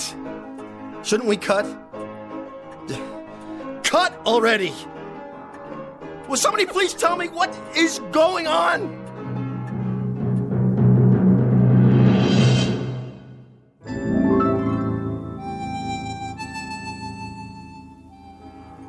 Don't you hear good, mister? No habla inglés. Sure you don't. Well, habla this. Sí. I'd be looking for the marshal. No es aquí? No. No, señor. Fellow named McGrew. Rance McGrew. So? You know him? Sí. He here? Come si, come ça. Come what? Si. Si? Si. Who's Si? The director. Get me out of here! Where you going? That way. You wouldn't be McGrew now, would you? Not a chance. Then what's this badge doing pinned to your chest? Well, where's the fellow who loaned me this vest? I think you and me. We better have a little talk, Marshal. Talk? Maybe a long talk, maybe a short talk. But a talk just the same. Okay. You're supposed to be a tough hombre. But you don't look very tough. No? Know what you look like?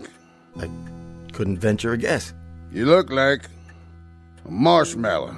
A I do? Don't that rile you none? No, not much. Why not? I haven't been myself lately. It's these allergies. Come on. First we'll have a drink, and then we'll talk. Then we'll have a showdown. A showdown?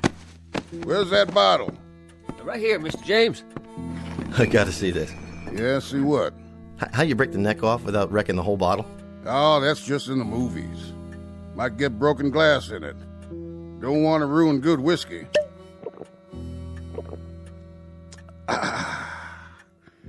Here, your turn. No, thank you. No? Just a ginger ale, please. Marshmallow. Well, see, I'm on the wagon. It's in my contract. Have a smoke. I gave that up, too. I'll roll one for you. Can't. Union rules. Rules, huh? Yeah, it's the law now. Show you what I think of the law. Of course, you know how to do this, don't you? Roll your own, I mean. Actually, I never could get it right. You know, that string on the little pouch? It always gets caught in my teeth.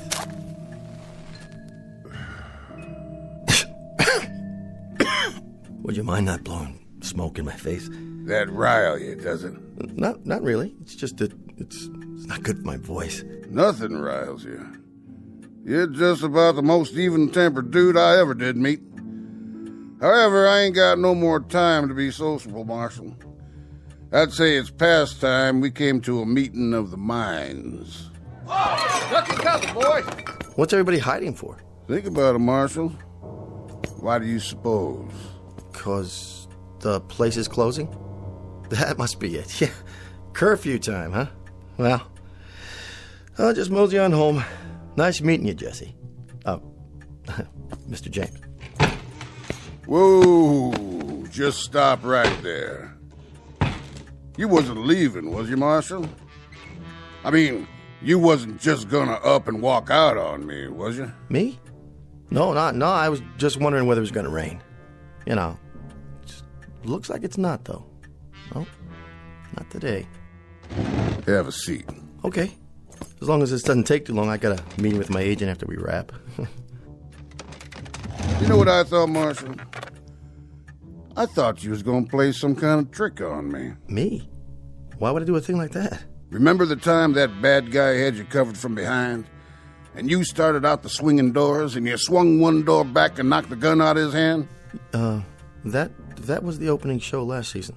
Or how about when that rustling gang was waiting in here to bushwhack you? 10 or 11 of them. 13. I was up for an Emmy for that one. That was where you shot from the hip and brung down the chandelier.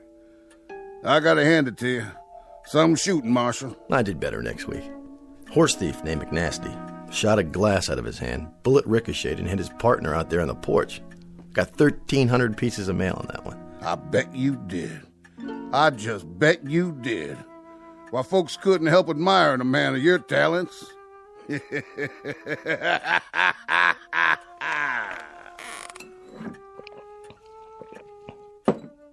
of it is, Marshal. Thing of it is, I don't reckon you ever fired a real gun in your life, did you? Well, not as such. Or hit a man in anger, or maybe even got hit in anger yourself. Tell me true, Marshal. You ever ride a horse? Oh, yeah, on occasion. A real horse? Well, see, I happen to be allergic. Hives. Hives? Yeah, you know, a rash. Cats give it to me, too. So you don't ride, you don't shoot, you don't bite. You just strut around wearing a phony badge and going through the motions of killing off fellas like me. There was an episode when we let one of the Dalton boys off. It kind of a complicated plot. It seems he had a kid sister going to school in the East, and she came out to visit him on the day he was supposed to be hanged. She made an appeal to me, and I saw to it that he got a suspended sentence. Mm-hmm. He told me about it. He did? He also told me how you captured him. Jumped 800 feet off a cliff and landed on the back of his horse when he wasn't looking. Stuntman. Heights, they bother me. That figures. So you see, Marshal, we had this meeting up there. Up there? And all us decided, my brother, me, the Dalton boys, Sam Starr, Billy the Kid, quite a few of us. And the consensus was, Marshal, was that you wasn't doing a thing for our good names. Well, see, you have to understand, I don't write these scripts. I mean, I do have input at the development stage, but We had a little election up there, and they chose me to come down and maybe take a little shine off your pants. How's that? Don't you get it? We see you week after week shooting down this fella, shooting down that fella, capturing a bushwhacker, bringing in a rustler, but all the time winning. Man, you just don't never lose. You're the winningest fella ever come down the pike, and that's for sure. So me and my friends, well, we figured how's about time that maybe you should lose once. Well, that's not such a bad idea. I could take it up with the producer at our next meeting. I don't think there's time for that. I think that maybe if you're gonna lose, you're gonna have to lose right now. Now? But I'll tell you what I'm gonna do, Marshal. I'm gonna play it square with you. A whole lot squarer than you ever played it with us. Face to face, and no, what do you call them? Stuntmen. Could you be a little more, precise about the terms? Right out there, on the main street. You and me. Oh, I think there's been a misunderstanding. See, I'm not really Marshall McGrew. That's my name, yes, but it's a part I play. Right outside. Me coming down one side of the street, you coming down the other. Just the two of us. But I've done that before. Did you happen to see Gunfight at Red Rock? Yeah. Then you know. It was lousy. 2 thumbs down. Way down. After you, Marshal.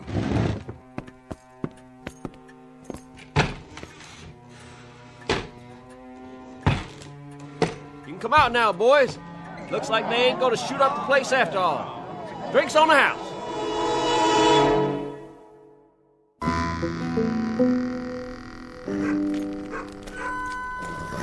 We take 20 paces each.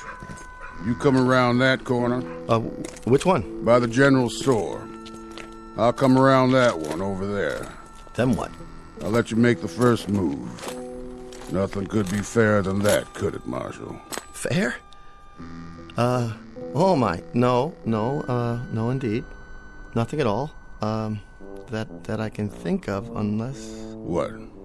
Could we make it tomorrow afternoon? Your girl can call my girl and... This afternoon. Now.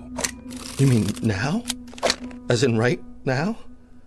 Or in the general sense, as opposed to the past, let's say, or the future, or... Too much, John. Let's go. Stuntman? Oh, Stuntman. 14, 15, 16... Better check on my bullets. But they're blanks. All blanks. What am I supposed to do? Ready, Marshal? I'm coming for you. All right, here goes nothing. Talk about method acting. Go ahead, Marshal. Make your move. This is ridiculous. I'm gonna count to 3. Why not 5? Or 10? 1. It never happens this way. Makeup! I got sweat in my eyes. 2. I didn't even want to be in the series. I wouldn't have signed up for it at all if it hadn't been for the residuals. God, that and the fact that they let me use my own name in the title. Rance McGrew, Frontier Marshal. Had a nice ring to it, I thought. 3. Slap leather. Props! Would you fix this holster? Reach for the sky. Okay. There's my gun, see? You win. Just like I figured. This guy couldn't outdraw a crayon. Jesse, give me a break. Will you give me a break, Jesse? I'm too young to die. Think of all the guest spots I could do after the series. Not to mention the syndicated reruns. You say you got nominated for an Emmy? Twice! Man, you can't act any better than you can draw. What about it? I'll do anything. I mean it. You name it. I'll do it. I'll do it. Just give me a break this one time. Anything? Anything. Say it. Marshal, you know something? You and me, maybe we ain't such a long ways off from a bargain after all. What is it you want? Well, sir, I ain't exactly sure what it is I want, but I'll think about it some. You will? You mean you're not gonna shoot me down like a dog? Like a cur? Like an empty beer bottle? Like an old tin can set on the fence post of life? On a lonesome road somewhere, a road less traveled, you might say? Nope. But I'll tell you what I will do, if you stop talking like a schoolmarm. What's that? I'll see to it that you play it mighty careful from now on. Done? You gotta play it straight. No more of this Hollywood junk. You got it. We may be stiffs up there, but we're awful sensitive. We'll be watching you, Marshal. Jesse? Jesse? Where'd you go? Where do I send the deal memo? Here you go. What? It isn't whiskey this time, Mr. McGrew. It's ginger ale like you ordered. Okay, people, this is a take. Quiet, please. Where'd all these people come from? And the lights. The camera. You all right, Rance? Yeah. Yeah, I'm all right, but where'd you all go? Where do we go?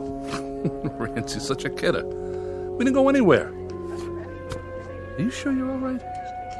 You look a little pale. Yeah, I'm fine. Make up.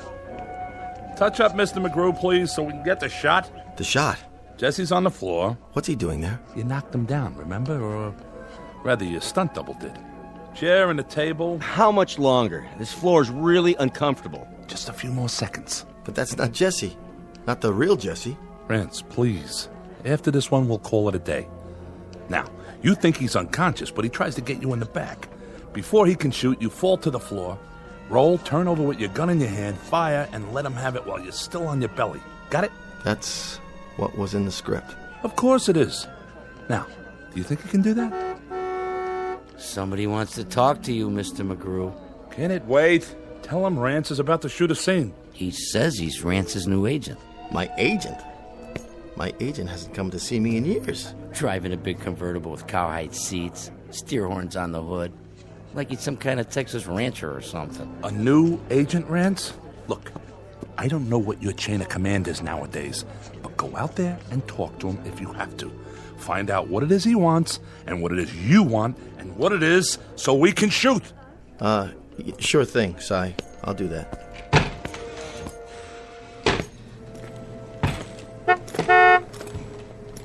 Howdy, Marshal. Jesse.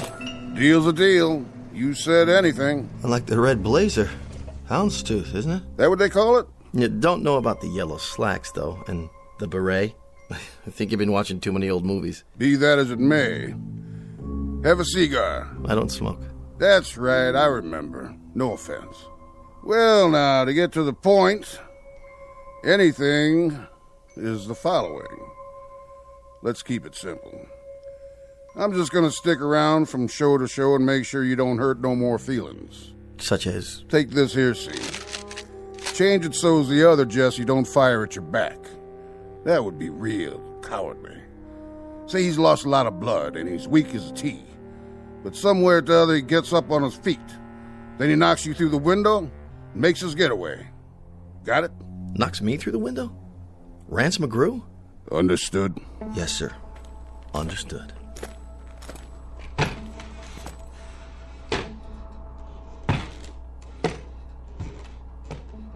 What? Are you out of your mind? No stunt double? Jesse does what? Scene 93, take 2. Places. Lights. Roll sound. And action.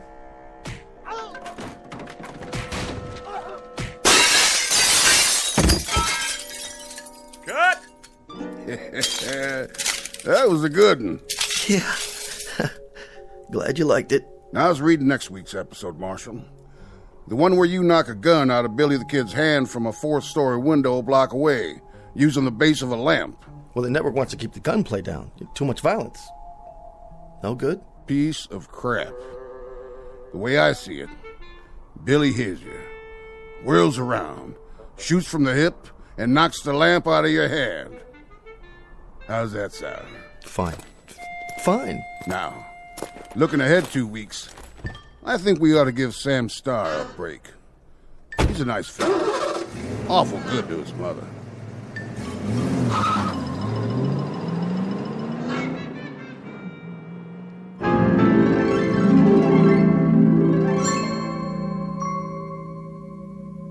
The evolution of the so-called adult Western and the metamorphosis of one Rance McGrew, former phony baloney, now upright citizen and defender of truth, dedicated to all things involving tradition and the history of cowboy lore.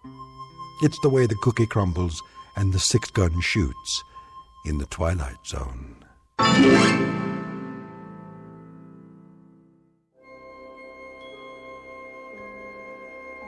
Hi, this is Carl Amari, producer of the Twilight Zone radio dramas. I'd like to take a moment to tell you about our official website at twilightzoneradio.com, where you'll get the latest news and information on these Twilight Zone radio dramas. Plus, at twilightzoneradio.com, you can digitally download 3 free episodes or any of our episodes for only $1.95 each. In this age of ever-changing technology, we've decided to make these episodes instantly available to you by making the Twilight Zone radio dramas a digital download-only series. This means that this series will no longer be offered on CD. The CD collections at our website are now being offered, while supplies last, at buy one, get one free. So be sure to get your favorites before they're sold out. Be sure to visit us often, and I'll see you in the zone.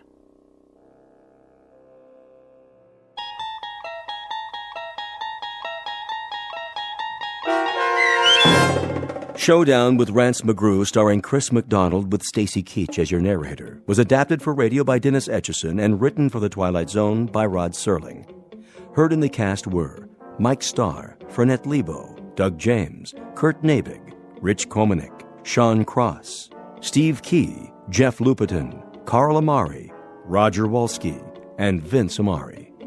To learn more about the Twilight Zone radio dramas and to obtain audio cassettes and CDs of these programs, visit our website at twilightzoneradio.com. The producers of The Twilight Zone wish to thank CBS Enterprises, Carol Serling, Dennis Etchison, Dick Brescia Associates, Claire Simon Casting, Terry Jennings, XM Satellite Radio, Sirius Satellite Radio, our sponsors, and our radio affiliates for helping make this series possible. This copyrighted radio series is produced and directed by Carl Amari and Jason Mallow for Falcon Picture Group. Doug James speaking.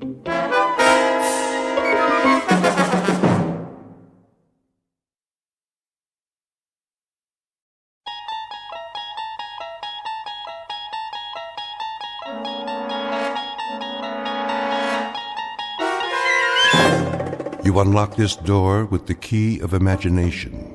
Beyond it is another dimension, a dimension of sound, a dimension of sight, a dimension of mind. You're moving into a land of both shadow and substance, of things and ideas. You've just crossed over into the Twilight Zone.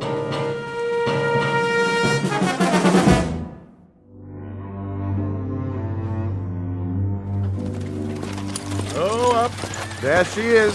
TP. Right where the general said it'd be. Oh, we're too late. Well, I can see that. Campfire's smoking. We better check it out. Still warm. How long do you figure? 3, 4 hours at the most. Any idea how many? A lot of footprints all around. My guess is that if your general's looking for Sue, he's going to have his breeches full of them before the sun goes down. That all you can tell us? Thought you were a scout. Well, they don't leave much behind. That's the Sioux way. Nothing their enemies can use. And a little ways downriver, that'd be the junction? Not a ways. Right here. Bighorn, Little Bighorn. This is where they converge. Right here? That'd put the Minneconjou fort about 4 miles up. That's where he's thinking about crossing. Wonder where they are now. Them Sioux? I wouldn't be impatient, Mr. Two Stripes. We can go back and tell General Custer that his Indian trail's just as fresh as ever. A little too fresh for my pay. Give me some of that water. Go fill your own canteen, Corporal. I don't mind. Have a drink if you want. Take cover! Dang Indians! I knew they was around! Hold your fire! I said hold it!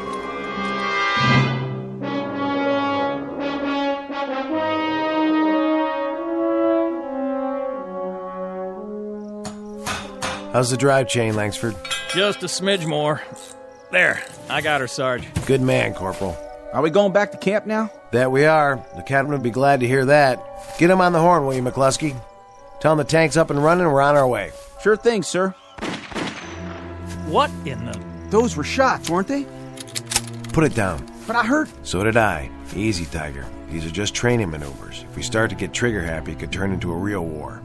Hunting season, maybe. They still got buffalo around here? Hey, how about it, McCluskey? Want to go shoot some buffalo? Tastes just like chicken. Let's have a look. Nice and calm. If it's the red team, I'm giving up. They can tag me POW, and I'll just sit out the rest of these war games. Getting hot as an oven inside this tank. Why, I am surprised at you, McCluskey. The sergeant and me have had our eyes on you. You have? Sure, we were thinking of recommending you for OCS. Outside of the fact that you read a map upside down and you couldn't navigate a plow across a dance floor. Sounded like those shots came from the other side of the draw. Now, what was that? I know what it was. Somebody's playing games. That's right, they're funning us. Can't you take a joke, McCluskey? It was a signal. Just the way the Indians used to do it.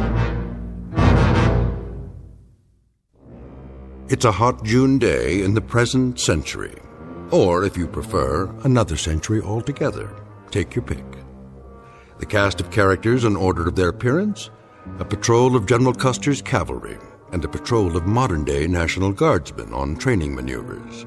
What neither group knows is that the past and present are about to collide head-on, as they are wont to do in a very special bivouac area known as the Twilight Zone.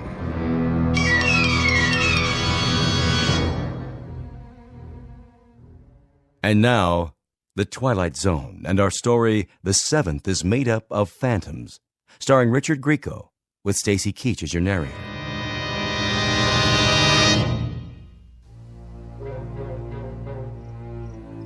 Well, if you ask me, it could have been a bird or something.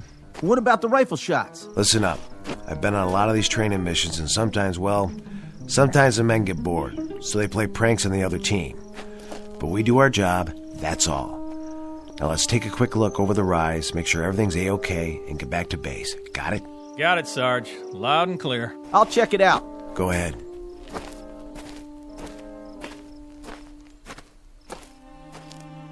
Well, how about that? What do you see, McCluskey? It's a wigwam. An honest-to-Pete wigwam. 1 million men in the National Guard, and it's just my luck to go riding around in a tank with the last of the red-hot Eagle Scouts. So it's a wigwam, McCluskey. What are you so happy about? Well, it's real interesting, don't you think? Authentic and everything. Well, why don't you take a look inside? Maybe there's a pretty little squaw in there waiting to be your fiancée. Nope. Whatever was here cleaned it out. Don't you think that's kind of strange? Leaving a wigwam made out of real hides, sitting in the middle of nowhere? Must have been some kind of youth camp or something. Either that or somebody's making a movie. Out here, Sergeant? On Army training grounds? That's a point. They never get a permit. Too dangerous. Besides, we'd have been informed. Sure is interesting, though. Right there's a junction of the Bighorn and the Little Bighorn Rivers. Just a little ways from here is where Custer fought. Custer who? General Custer. Didn't you learn about it in school? This is where the 7th Cavalry fought the Sioux Indians. What do you got there? Looks like a canteen. Let me see that. Not one of ours. Yeah, maybe there's booze inside. Hey, where'd you get this? Right here on the ground. Says 7th Cavalry. Printed right on it. How do you figure, Sarge? Well, I figure it's in pretty good shape, considering it's been lying around here for 100 and some odd years. Must be a lot of ghosts running around a place like this. Ghosts? Either that or somebody planted it here. McCluskey's got one thing right, though. Somewhere along this river they fought quite a battle. George Custer and 200-odd men against a couple thousand Sioux. Custer's last stand. Didn't you ever hear of it, Langsford? I heard of it. Maybe next year a museum will send you guys out on an expedition and you can spend all your time picking up antiques. But right now I thought we were supposed to be a motorized patrol on war games. Me, I'd like to be reconnoitering in some small dark bar right about now. Or maybe the YWCA. Or in a pinch, I'd settle for a... What was that? The wind. That's what it was. The wind. But the canteen and all. Don't you reckon we ought to go back and tell the command post? Don't you want to wait for the Union cavalry, McCluskey? Now, what were you saying, Sarge? This is where they fought, huh? Around here? Someplace around here. When I was a kid, I read everything that was ever written about it. Custer and the 7th were the advance guard for a general named Terry. The last thing anybody ever heard from him was that he was dividing his regiment into 3 parties. He was going to surround what he figured was a small group of Indians. There was a captain named Benteen with 3 troops. Went off to the south. Major Reno went to the other side of the creek to follow an Indian trail. Custer was the center column. He rode right into them and got slaughtered. 1876. That was the year. Right, 1876. Somebody planted this canteen for a gag then. It's not old. It's practically new. See for yourself. The water's still fresh. This whole thing's a gag. Either that or... Come on, let's get out of here. I'm serious, you guys. Let's go back to the tank. Yeah, let's go.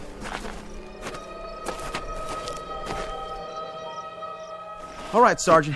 I'm asking you, what was that? The wind again? I don't know. Yeah, sure, that's what it was, the wind.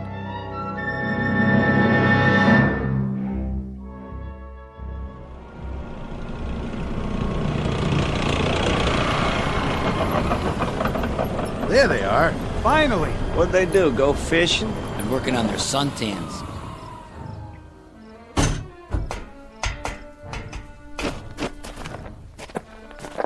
Well, boys, never thought I'd be glad to see you again. Hey, the captain's PO'd. You better get in a 10 on the double.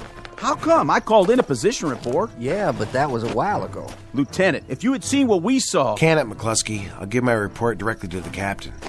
Say, any of you good old boys got a cold one stashed around here?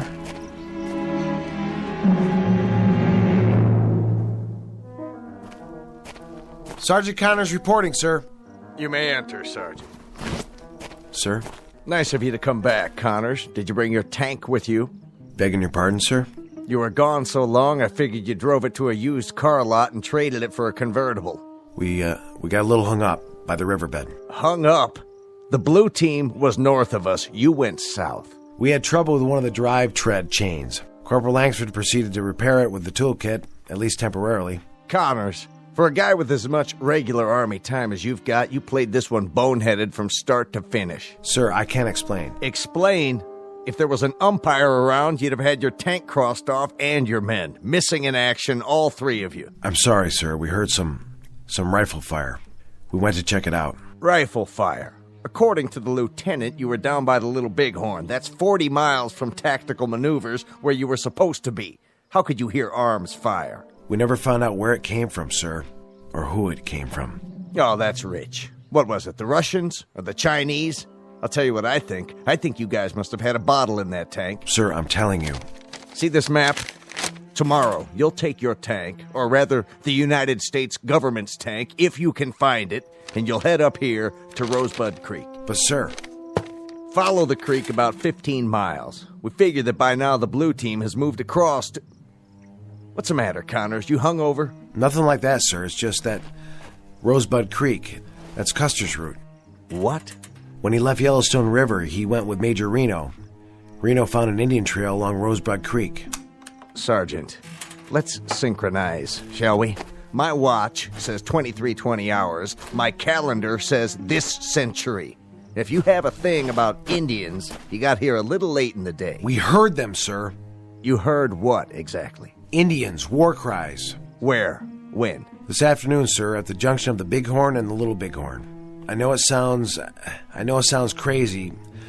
We found a canteen with 7th Cavalry stenciled on it, and a wigwam close to the river. A wigwam? Teepee, whatever you want to call it, but it was there. Are you bucking for a Section 8, Sergeant? It was the same teepee that Reno's scouts found the night before the battle. Mm-hmm. Reno's scouts, I see. Reno being... Major Reno. When Custer split the force into 3 columns, he sent Reno's to the north. All right, Connors, that'll do.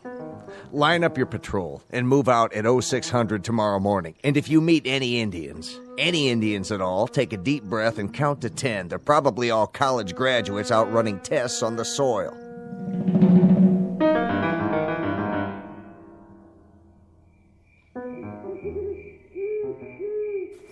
Sergeant? What? You awake, sir? Yeah, I'm awake. What's the matter? Nothing, sir. I was just lying here thinking. Thinking about what, McCluskey? Well, sir, wouldn't you say it's strange? The only thing that's strange around here is you. Now, will you knock it off so a fella can get himself a little shut-eye? Langsford's right. We've got an early detail in the morning. I know, Sergeant, but the teepee and that canteen and all... Listen, kid, I'm asking you politely. Sorry, guys. I don't mean to be a drag or nothing, but that sound we heard today, it could have been a signal, don't you think? Indians do that. I mean, they used to. They can imitate anything. Birds, animals, and you can never even hear them creeping up on you. They could even shape change, according to some folks. And then there's the little bighorn, General Custer. I read one time that there's no such thing as a coincidence. That's it. I'm moving my bedroll. Someplace where a man can get a night's sleep. Will you guys pipe down over there? Simmer down, Colonel. And you, Private, do me a favor. Put a cork in it. All right, Sergeant Connors. I'll try. I just want to be responsible is all. It's like they said in training. If you see anything and don't report it... Shh. Hear that? Yes, sir. Night, sir. Good night.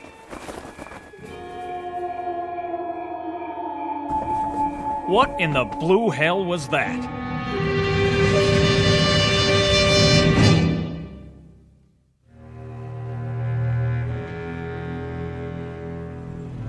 Where to now, sir? We follow this trail. How far? Till we get to frontier land? About 2-3 more miles. In other words, Reno's route. Exactly. We're making good time. We should get there at roughly the same hours. For Pete's sake, you still on that? Reno this and Benteen that, Custer something else. Haven't you guys had it? You talked about it all night long. Now me, I was dreaming about a cute little private in a miniskirt. See, I was the drill instructor and she had to give me 50 jumping jacks. Only she couldn't get it right. So I put my arms around her from behind, real official-like, just to show her how. Up, down, and I'm whispering in her ear the whole time, and she says to me, "Why, Sergeant," I was a sergeant in the dream, "why, I think I got it." So I start to say, "You've got what?" But before I can get it out, McCluskey here wakes me up because he thinks he hears another hootie owl. I swear, if this kid wrecks my training sleep one more time... Sergeant, look! Where? Over there, the top of the hill. I don't... The tall one, see? Smoke rising up in the sky, one puff at a time. Oh, no. I don't like the looks of that. I don't like it one bit. Hold up now. But, Corporal... Use your head, boy. That smoke's coming from an incinerator, or it's somebody cooking a cheeseburger. I don't think so. Or maybe it's a bunch of Girl Scouts who don't dig Smokey the Bear. But if you don't straighten up, I will... It figures. What does? It has to figure. Reno scouts found the teepee the night before the battle. The following morning, the column saw smoke signals in the sky. That's right. You know your history. Look, you two history fans are really starting to bug me. And late that same morning, they got their first Indian. Oh, man. When the war party went by, one of the troopers shot the last rider. Come on. Look, I like a good laugh, same as the next guy, but this is too much. This is really and truly too much. It was for the 7th Cavalry, too. Sure, next thing you'll be telling me is that up over the hill we're going to run into a war party of Sioux. And if that happens, Mrs. Langsford's little boy is going to report to sickbay and ask for a rubber room all for himself. Just remember, I can always make it a reservation for 3, if that's what you... We have to arm ourselves. Get back in the tank. What are you doing? There's nothing out there but a dust cloud. Yes, but what's behind the dust? You hear it? We're wasting time. You stupid moron kid! Put that rifle down! What do you think you're shooting at? Langsford, McCluskey, watch out! Oh, my dear God. You saw it. We all saw it. Yeah, I sure did. A horse without a saddle, an Indian pinto, and no rider. That means I killed him. I killed him with my M1. Sergeant, I just fired blind toward that cloud of dust, but I didn't mean to... That's enough. What were you saying, Langsford? You want to make a speech now? You got something to say, do you? I got something to ask. Are we all out of our tree or what? I don't know for sure, but I've got an idea. We're listening. See that ravine down there? What about it? It's all part of it. Somehow, some way, we're riding the same trail that Custer did. Figure it out. There was a teepee. When did we find it? Yesterday afternoon. Just like the scouts did. There was the smoke signals, just like Reno's column saw the next morning. Then McCluskey got himself an Indian, just like the day of the battle. All right, let's say you're right. Let's say it's just like you say it is. We follow this trail just like they did. Yes, Corporal, we follow it. Well, what's the next thing that's supposed to happen? We wind up at a massacre. Hadn't we ought to go back to camp and warn them? Warn who? It's not our men who'll be under attack. It's Old Yellowhairs. Old Yellow? General George Armstrong Custer. And you mean to stop it? I don't see that we have much choice. Stop it or join it.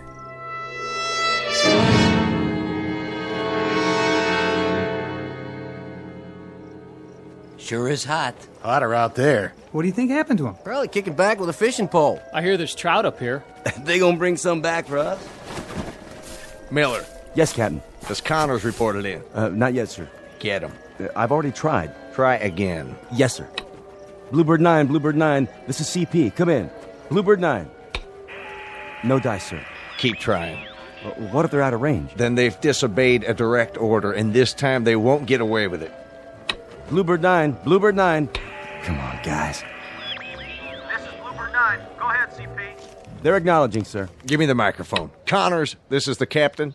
This is McCluskey, sir. McCluskey, where... Sorry, you're breaking up. Private, do you think you might extend yourself enough to give me your position? We're 4 miles down Rosebud Creek, about to cross over. You're about to come back here double time. You're about to report to me personally, and you're about to do it inside of a half hour, or you'll be spending the next 3 national holidays in a guardhouse. Do you read me? Yes, sir. Just a minute, sir. Here's Sergeant Connors. Captain. Connors, do I have to send a couple of MPs down there? Captain, we're just a mile away. Away from what? From where Major Reno met the Sioux. Listen to me, Connors. I'll give this to you just once. When these maneuvers are over, you can come out here on a vacation, dig up arrowheads, or anything you like. But right now, I want a government-issued tank back here at the command post and 3 National Guardsmen named Connors, McCluskey, and Langsford right alongside it. You've got 30 minutes to bring her back. Now acknowledge. Connors. Acknowledge. Connors. He's broken off, sir. Lieutenant. Yes, sir. Take a jeep and 3 men. See this line on the map? Follow the creek down here. I think this is the crossing he talked about. Just follow his tread marks and bring them back here. What if he resists? Resists? They don't seem to want to come back. Well, I'll tell you what to do in that case, Lieutenant. You do whatever it takes. Sir? First you apologize to them, and then you shoot each one of them in the leg, throw them in the jeep, and get them back here. Now, do you read me? Yes, sir.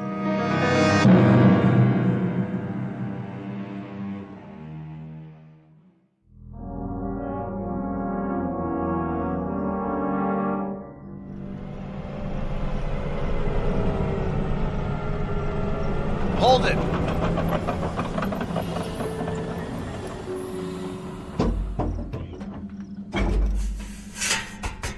So this is what we've been busting our humps for, huh? A big fat nothing. Nothing, all right. Nothing and no one. But right down there is the spot. Don't tell me. Where Reno had his fight. Well, all I can tell you guys is you'd better get a couple of cigar store Indians out here, and you better do it in a hurry. That is, if you want to make a good impression. Because I know a National Guard captain who's probably on his way over here right now with a great big net. Where are they, Sergeant? How come we missed out? Missed out? You want to know why we missed out? Let me explain it to you. We missed out because we're looking for dead cavalry, buried Indians in a battle that was over and done with before my great-grandpa was born. Now that's where we missed out. I got it all pegged, you know. I really do. The whole thing is strictly an illusion. One of them heat mirages. That's the straight goods. Out here with the sun beating down, we went and talked ourselves into it. That's not it. That's not it at all, McCluskey. What are you thinking, sir? Do you remember what it was that Reno found before the battle? I'm not sure. He even sent a message back to Custer about it. Sure, the village. Village? What village? What do I have to do to level you guys off? Tie you to a tank or something? Reno scouts found an Indian village. An hour after that, the whole troop went into action. Oh, my aching back. I give up. I swear, I give up. This is where the men separate from the nutcases. Where you going? Back to the CP if I can find it. You guys keep playing your games, and I'll see if I can send back a padded ambulance. Arrivederci, y'all. Should I stop him, Sarge? We can't. He's the only one who's following orders. From now on, we're on our own. What is it? You tell me! That's it! That's what? Would you mind telling me? The village! That's the village! 6 more of your funny little teepees. That's a mirage, isn't it, Langsford? Not really there? Man, don't ask me anything. Now you got me seeing it. Don't ask me nothing. Looks abandoned. I'll go down to scout it. An hour ago, if you'd said that, I'd have died laughing. And now? You got your rifle? Sure thing. Then be careful. Of course I will. Well, what happens now? You read all the books. What's the next thing? Beyond the village. That's where Benteen engages. What about Custer? He loses his right arm. As of the moment, Reno got cut off here. Custer's column was doomed. This is wild. I swear, this is off the scale. Now, how in the... Well, how in... I mean, it's like chasing somebody that ain't even there and trying to catch up. Well? Connors. Langsford. What'd you find? I'm not sure. But if it's a mirage, this one goes all the way. What's the matter with you? You all right? I just saw the granddaddy of all mirages. I mean the mother of all...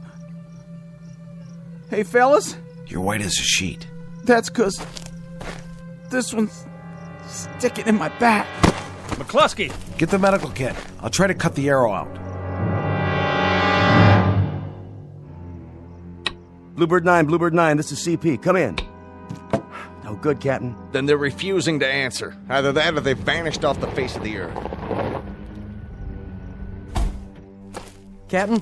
You'd better have something to tell me. Yes, sir. For starters, that they're just a few hundred yards behind you, right? I wish I could say that. Then you better tell me something, Lieutenant, and fast, like the whereabouts of an M4 tank. We found the tank, sir. Is it operational? It appears to be. Where are the men? No sign of them. What? Only this note. Let me see that. Crossing Rosebud Creek, trying to reach the cavalry. Pray we're not too late. What's the meaning of this? I don't know, sir. We drove up and down the creek bank. Is that true? This is all you found? No sign of them? That's right, sir. What about you? There were tracks leading to the tank, but after that, it's hard to say. All I know is they weren't in it. And you, Private, I want you to consider your words very carefully. Yes, sir. The tank was empty, except for some of their gear. Well, what are the rest of you grunts standing around for? Anybody need a work detail this morning? How about a recon march with full packs? Just finishing up, sir. Come on, guys. What about their gear? Most of it was still there, except for the rifles and the sidearms. Great. That's just great. Now I've got 3 trigger-happy soldiers on the loose with live ammo. Captain, I know Connors. He is strictly by the book. Yes, but what book? Langsford's regular army, and McCluskey, well, he's a good kid, just wants to put in his time and get back home. If they've gone off on their own, there must be a reason. I don't get it. I swear I don't get it. What are they drinking out there? Or have they seen too many Western movies? Sir, about the note, what does he mean when he says cavalry? The 7th Cavalry. But what's the 7th Cavalry? A very hot outfit, headed up by a tiger named George Custer. Custer? Wasn't he... Don't ask me any more questions. I don't have the answers. But I'll tell you this. Those 3 guardsmen are going to go on active duty so fast it'll make their heads spin. If they ever get out of the stockade.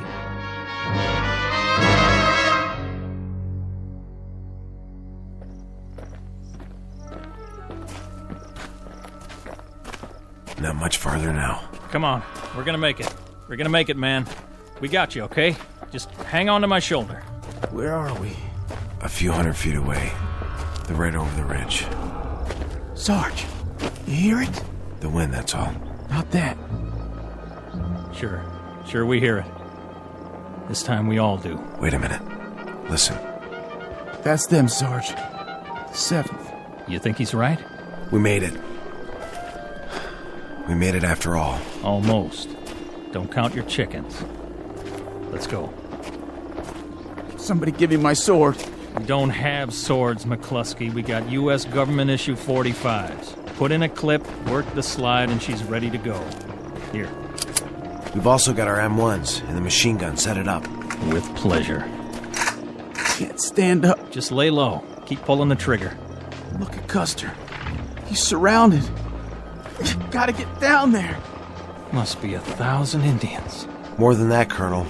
More than that. Well, shoot, I heard of worse odds than that. Haven't you, boys? Plus, we got our equalizers right here. We've come all this way. What do you say, Sergeant? I say we do it. Why not? Let's go.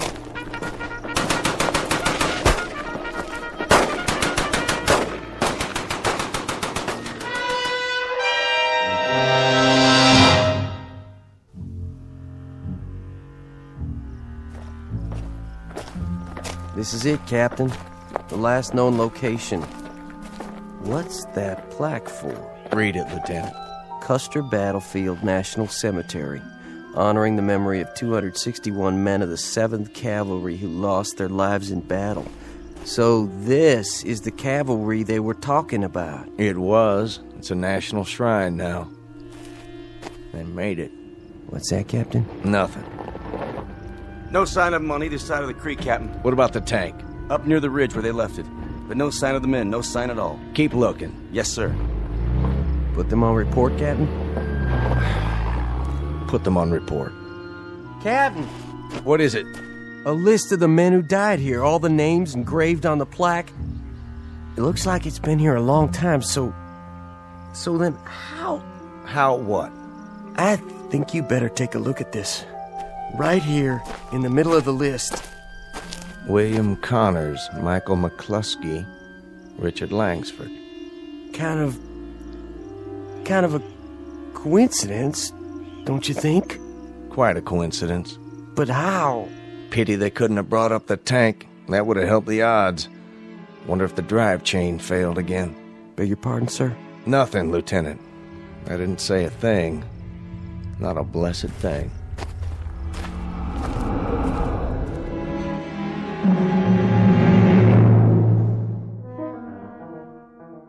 Sergeant William Connors, Trooper Michael McCluskey, and Trooper Richard Langsford, who, on a hot afternoon in June, made a brave but hopeless charge down a hill and never returned. Look for this one under P for Phantom in the pages of a historical ledger, filed in a reading room known as the Twilight Zone. More from the Twilight Zone after this. Hi, this is Carl Amari, producer of the Twilight Zone radio dramas. I'd like to take a moment to tell you about our official website at twilightzoneradio.com, where you'll get the latest news and information on these Twilight Zone radio dramas. Plus, at twilightzoneradio.com, you can digitally download 3 free episodes or any of our episodes for only $1.95 each. In this age of ever-changing technology, we've decided to make these episodes instantly available to you by making the Twilight Zone radio dramas a digital download-only series. This means that this series will no longer be offered on CD. The CD collections at our website are now being offered while supplies last at buy one, get one free. So be sure to get your favorites before they're sold out. Be sure to visit us often, and I'll see you in the zone.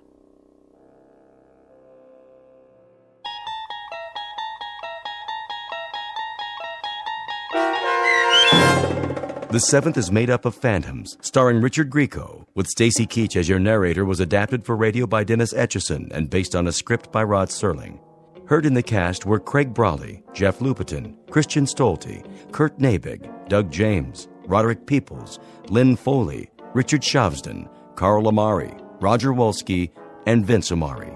To learn more about the Twilight Zone radio dramas and to obtain audio cassettes and CDs of these programs, visit our website at twilightzoneradio.com. The producers of The Twilight Zone wish to thank CBS Enterprises, Carol Serling, Dennis Etchison, Dick Brescia Associates, Claire Simon Casting, Paul Patch, Terry Jennings, the American Forces Radio and Television Service, our sponsors, and our radio affiliates for helping make this series possible. This copyrighted radio series is produced and directed by Carl Amari and Roger Wolski for Falcon Picture Group. Doug James speaking.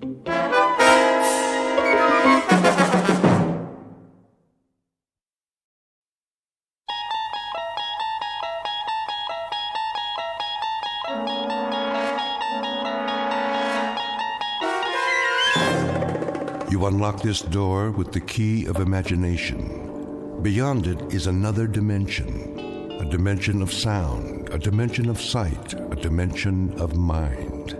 You're moving into a land of both shadow and substance, of things and ideas. You've just crossed over into the Twilight Zone.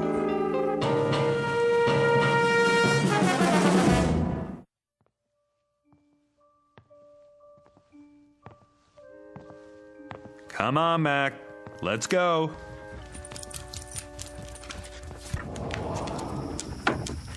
Out in the backyard. You got plenty of water, big guy. What's the matter? Something out there? Hey, maybe it's a squirrel. Nothing you can't handle. See you in the morning, big guy.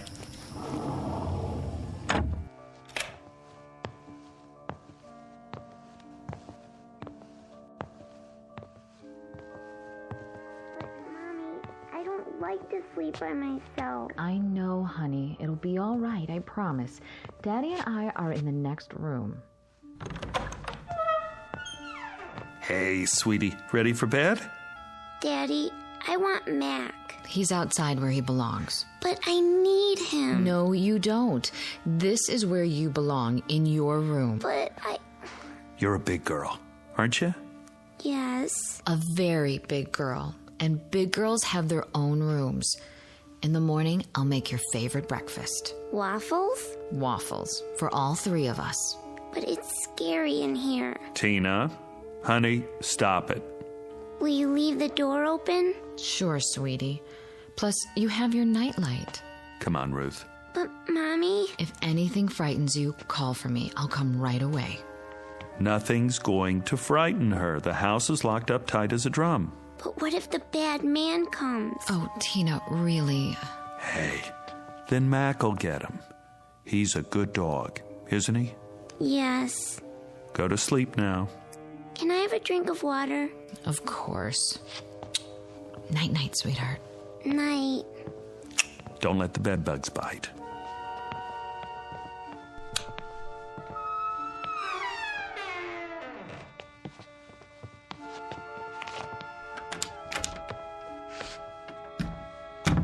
She's been scared of her own shadow lately. Yeah, separation anxiety. New room and all. Did you hear what she said? The bad man. Where did she get that? Maybe she's onto something. What's that supposed to mean? Like Mac. He hears things, doesn't he? He's a dog, Chris. Well, kids hear things. See them, too. Oh, I remember when I was little, my sister used to tell me about the Nighthawk. The what? That's a good question. I never did find out. But she'd say, the Nighthawk's gonna get you. Kept me on my toes. What a mean sister. Maybe she was just looking out for me. I thought I saw all sorts of things. Face in the window, something in the yard. You would. Just the same, maybe there are things we can't see. Just kids and animals. That's enough, Chris. Like when Mac hears a squirrel or smells another dog down the street, but we can't because we don't have the senses. Next, you're going to tell me that there is a bad man.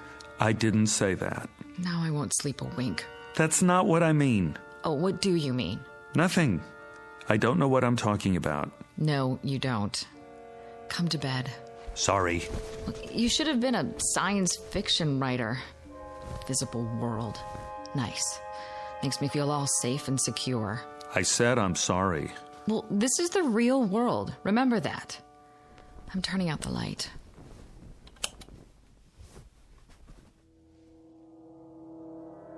Mommy? Now what? Oh, I forgot to get her a drink of water. If you get up every time, she'll never go to sleep. But I promised. One time. That's it. Agreed? Agreed. Mommy? Daddy? The voice of one frightened little girl. Name, Bettina Miller. Tina for short. Description, 6 years of age, average height and build. Blonde, quite pretty. Last seen being tucked into bed by her mother only a few minutes ago. Last heard, there's the rub as Hamlet puts it, for she can still be heard quite clearly, despite the curious fact that very soon she won't be seen at all, not by her father or mother or anybody else. Present location? In the next bedroom, or so it seems. At this moment, it might be more accurate to say that she's just become a resident of an unseen world called the Twilight Zone.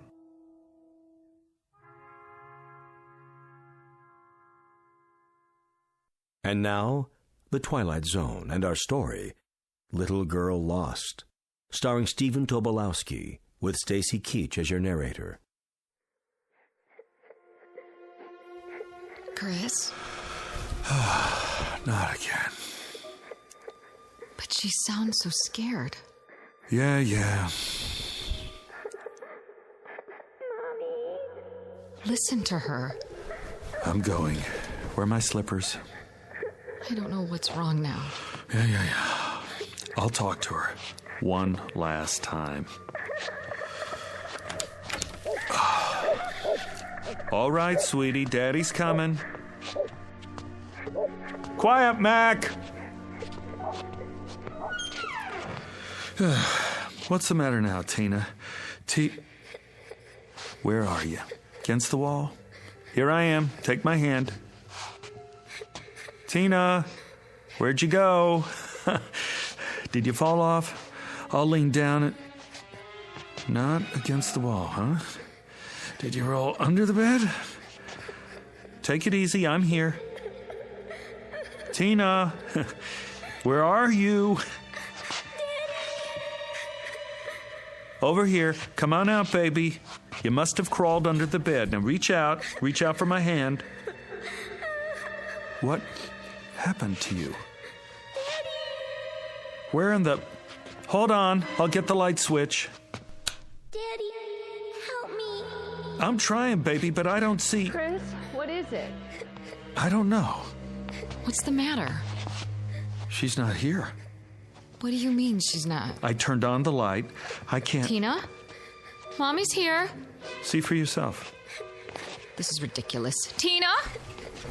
Tina! I already looked under the bed. All the way to the wall. It's clear there's nothing. Mommy, pick me up. I'm trying, baby. Chris? Where is she? I don't know. But I can hear her right in front of me. I can too.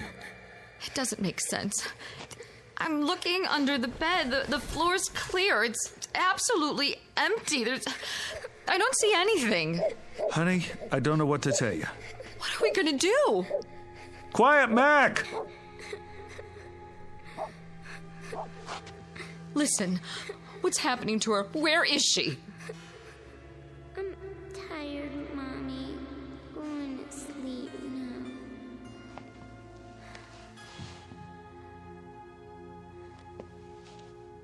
Tina? Tina.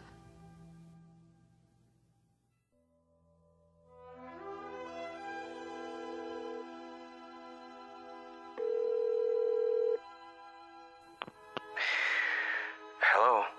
Bill. Yeah. Bill, it's Chris. Oh, hi. What time is it? Can you come over? When? Now? I'm sorry, but it's an emergency. What's the matter?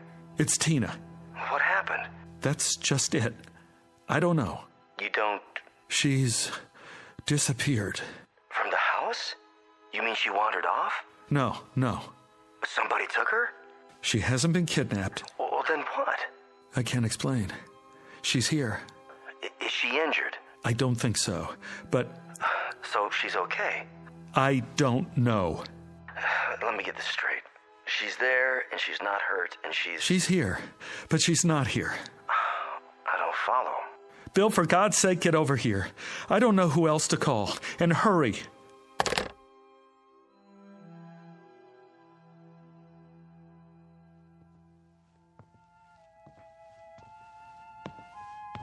She's still asleep. That's what it sounds like. Ruth, stand up. Shouldn't we wake her? I called Bill. Bill? He's coming over. He's a physicist. Maybe he can... What do we need a physicist for? It's all I could think of. Shouldn't we call 911? And tell them what? That our daughter rolled off the bed and now we can hear her, but we can't see her. Oh, God. Where is she, Chris? Where is she? I'm going to look under the house. Under the house? Why?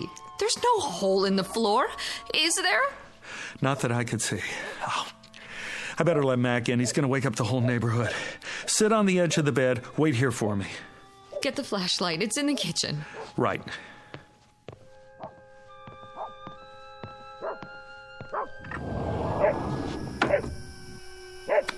Come here, boy.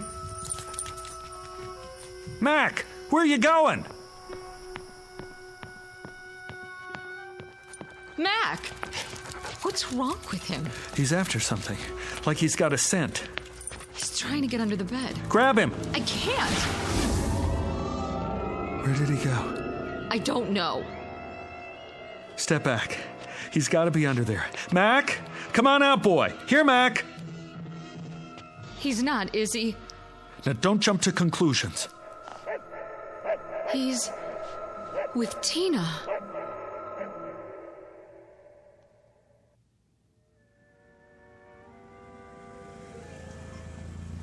Oh, he's here.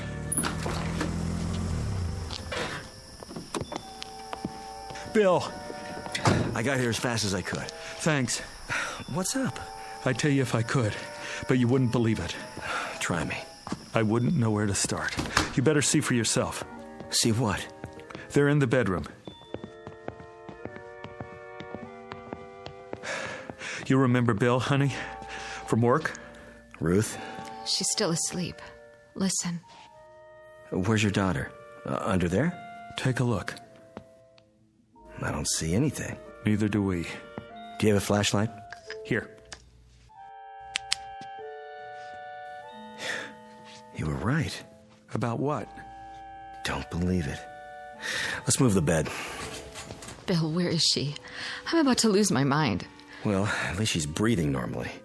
So she must be okay. Take the other end. Got it. Wait. It's not that heavy. We better mark where the legs were. Why? Do what he says. Anything will work. You know, those books in the corner. Put one on the floor here and here. I don't see. Thanks. Now, from the front, lift. Right. Two more under this end. Here? Perfect. Now, lift it away from the wall just a few feet. There. All right, now set it down. Okay. You can still hear it. That's her breathing? Yes. And these 4 books mark where the bed was. The sound of her voice is inside the rectangle. The dog was too a while ago. Dog? Mac. I let him in the house and he ran straight for this spot, dove under the bed, and poof. He was gone too. But we could still hear him. Not now, though. Not now. You felt the entire area? All over, several times. And? Nothing. Okay. What are you doing? Stepping very, very carefully into the rectangle. Looking for... the opening, maybe. The... I want to cover everything between here and the wall. The opening to what? I don't know yet, Ruth. Quiet. There. Do you hear? I hear. You're moving as if you're afraid you're going to step on her. But there's no hole in the floor. You can see that. Yes. Why are you moving your hands? To cover the air above the floor as well. I did that. We both did. Well, maybe not every inch, but... All right, take it easy. I'm almost at the wall. I don't get it.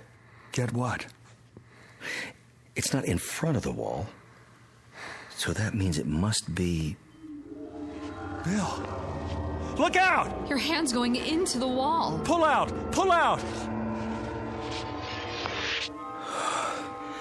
I guess I found it. Found what? Bill, what was that? Your whole hand disappeared into the wall. It did. I saw it. So did I. This must be it. What is? The opening. To where? I'm not sure. But off the top of my head, I'd say to another dimension.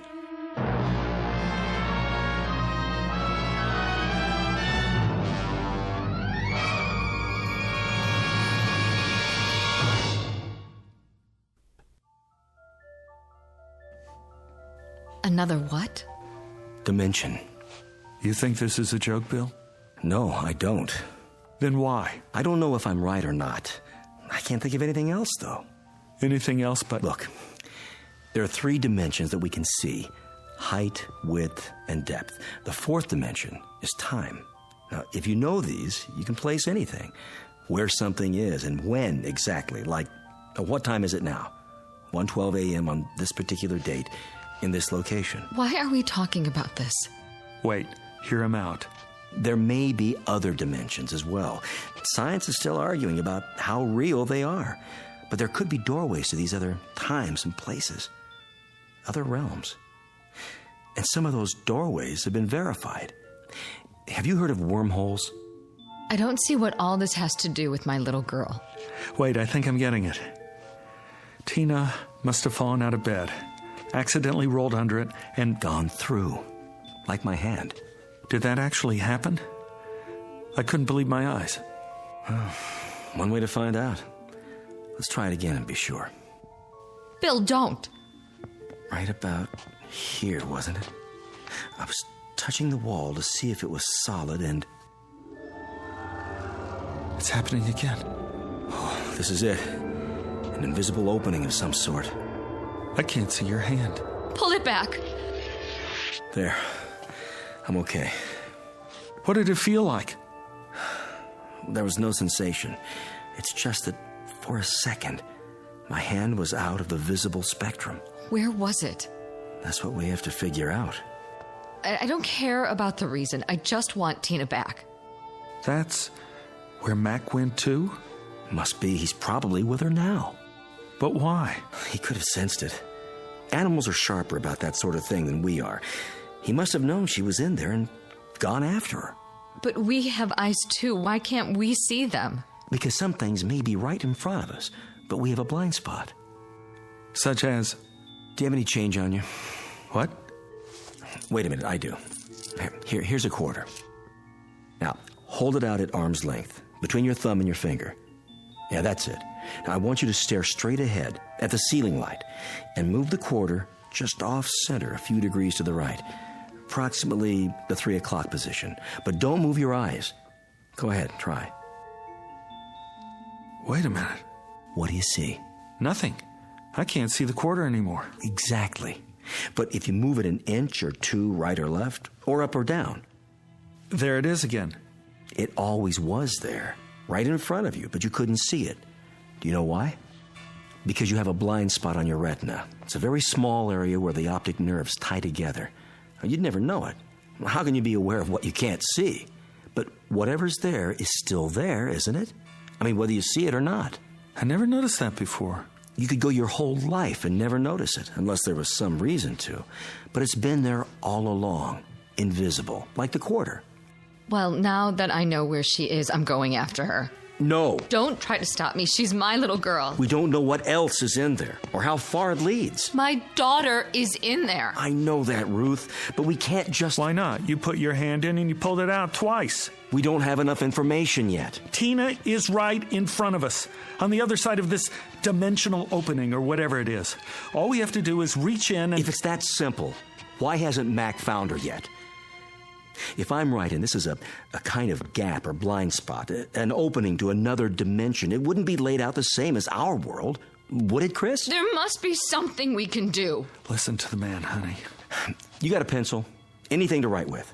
Check Tina's drawer.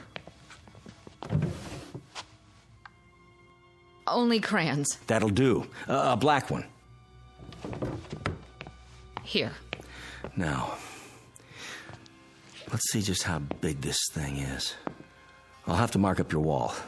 Go ahead. This is solid. And this. And this. Ooh, but not here. The same spot I touched before. All right, I'll mark it with a dot.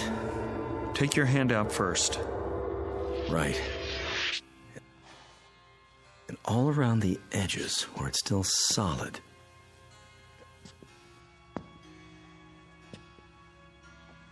There. These marks form a rough outline of the opening. And you're saying it's always been there? Oh my God. That's why she didn't want to sleep in here. She knew somehow.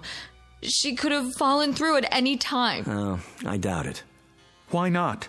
Because locations are in space and time. The fourth dimension, remember? Lord knows I'm no expert on this, but, well, it's still pretty theoretical. But for now, I can connect the dots in at least 2 of those dimensions. So you're establishing the perimeter? As best as I can. I suspect that junctures like this are anomalies, freaks of nature, or of the space-time continuum, if you prefer. Occurring, well, who knows how often? Rarely, though, I'd say. I hope. Now, if I take these points and extend them geometrically, and then draw lines to connect the limits, we should see the projected boundaries of our so-called doorway. That's it? The outline? All right, let's step back and see what we've got. Kind of a vertical rectangle.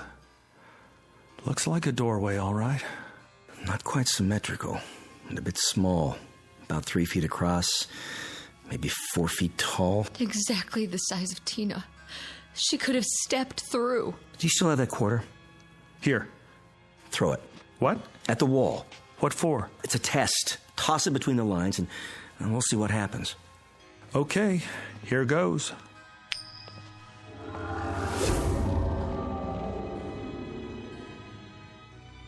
Where is it? It went through. The quarter's in. The other place. Wherever that is. Now what? Well... What are you doing? Shh. This is where I heard her. Where the bed was. The sound was the loudest just off the floor, but now... I can't hear her anymore. Chris! Let me try. Put your head down as low as you can. She's right. I can't even hear Tina's breathing. No. Tina? Answer me, sweetheart. Where are you? Tina? What's happened? The temporal dimension may be shifting. In that case, she could be anywhere. Tina! Tina! Hold it down. You hear anything at all? No. She's gone. Get up, Ruth. Move around, both of you, and keep listening. What's the point? It's a chance. Do it.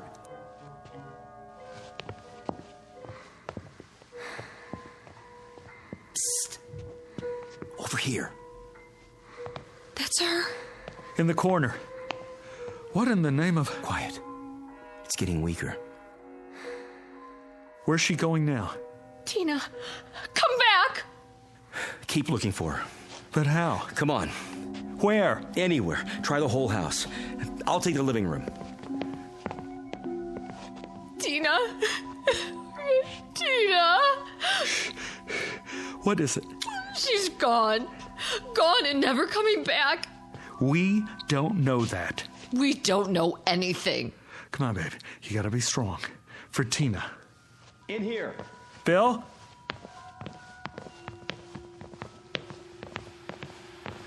What are you doing by the television set? Put your ear next to mine.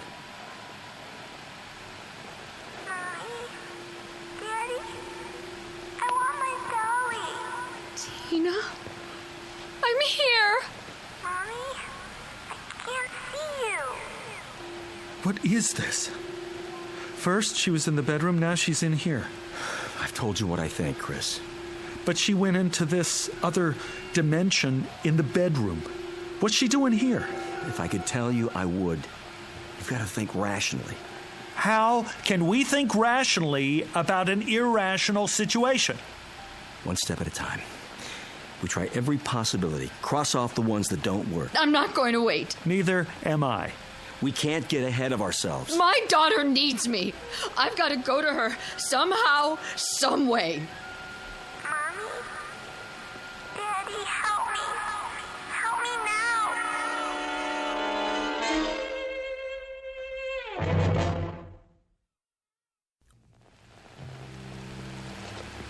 I've got to go to her.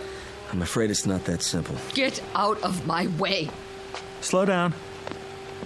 Let's think it through first. We have to do something. I know, but what? She could be somewhere else entirely now. Are you saying it's hopeless? Chris, if she's beyond our world, everything's different where she is. The normal rules don't apply. The slightest movement on her part might seem, to us, to be all over the place, but she might just be turning over in her sleep. Then what do we do? I have an idea. Call him. Who? The dog. Call him. Hurry. Mac! Here, boy! That's it. Here, that's a boy. There she is. I hear her. Where are you taking me, Mac? I don't want to go. Stop it. Tell her to go with him. Tina! She hears you. She hears you. Go with Mac, baby. Please, go with him.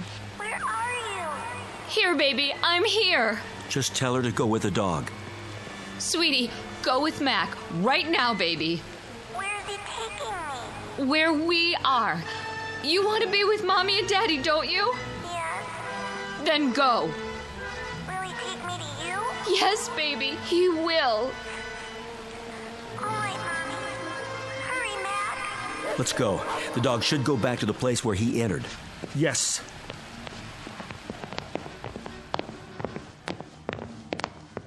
Now, get down on the floor in front of the wall. I don't hear anything. Call the dog again. Mac! Here, boy! Here! Nothing. Bill, can't we help her? It'll have to be the dog, Ruth. We can't take a chance going through ourselves. Why not? If Mac could do it. Mac has a better sense of smell and hearing. He might be able to find his way. Mac! Come here! Right here! Come on!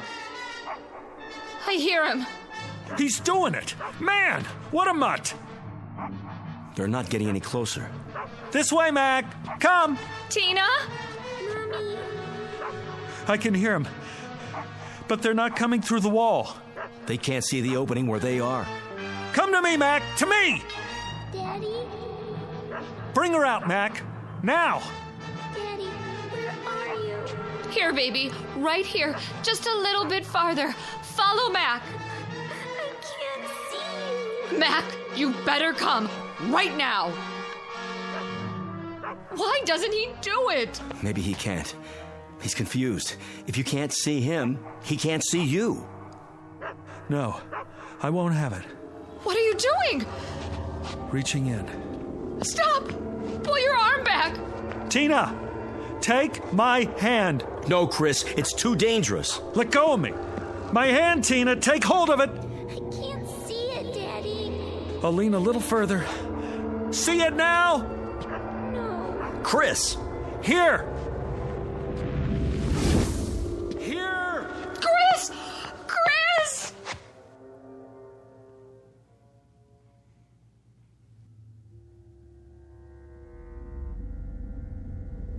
Chris? Yes! You all right? I'm okay. I got through. Can you hear me? We hear you, pal. Don't move. But I have to. Don't move an inch, or you'll never find your way out. But I'm just here, on the other side of the wall. What do you see? I'm not sure. It's dark. There are lights, millions of them, like stars. Some of them are flashing, moving past, and there's some kind of mist. I can't make out anything else yet. Don't even try. Stay where you are. I've got to find her. Let her come to you, Chris. Call her. Yes, call her. Tina! Daddy? I can hear her. She's close. Where are you? Come to the sound of my voice. I don't know which way. I gotta help her. She can't see any more than I can. Chris, I mean it. Daddy, I'm scared. Don't. Wait there for her. I don't have a choice. She needs me.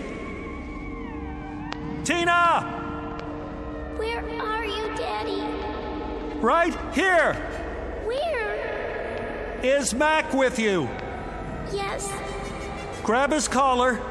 Can you see his collar? I think so. Put your fingers under it.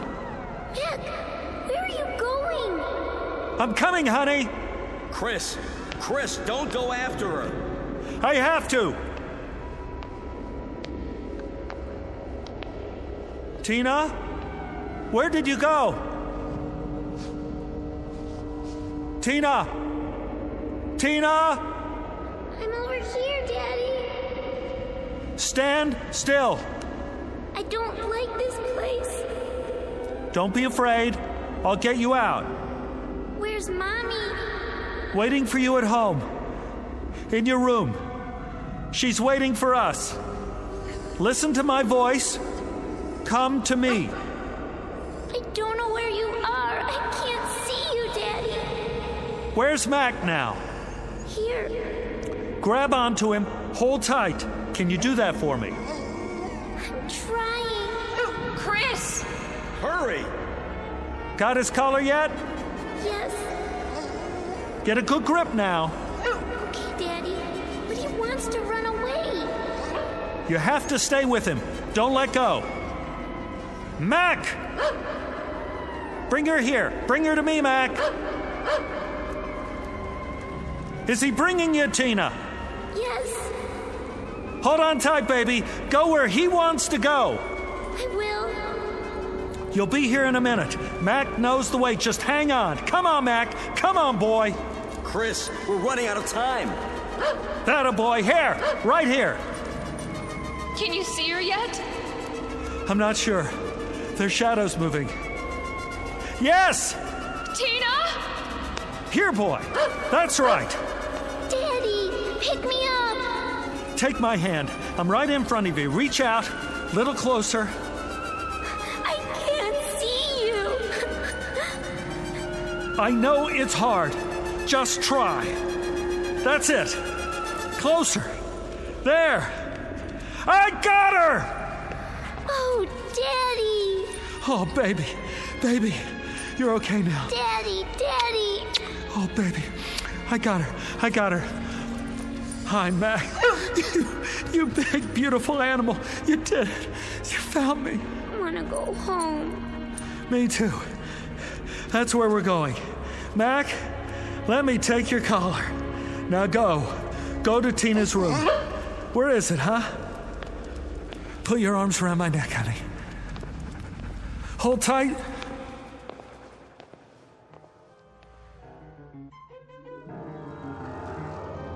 Here they are. Tina! Mommy! Take her. I've got his legs. I'm pulling as hard as I can.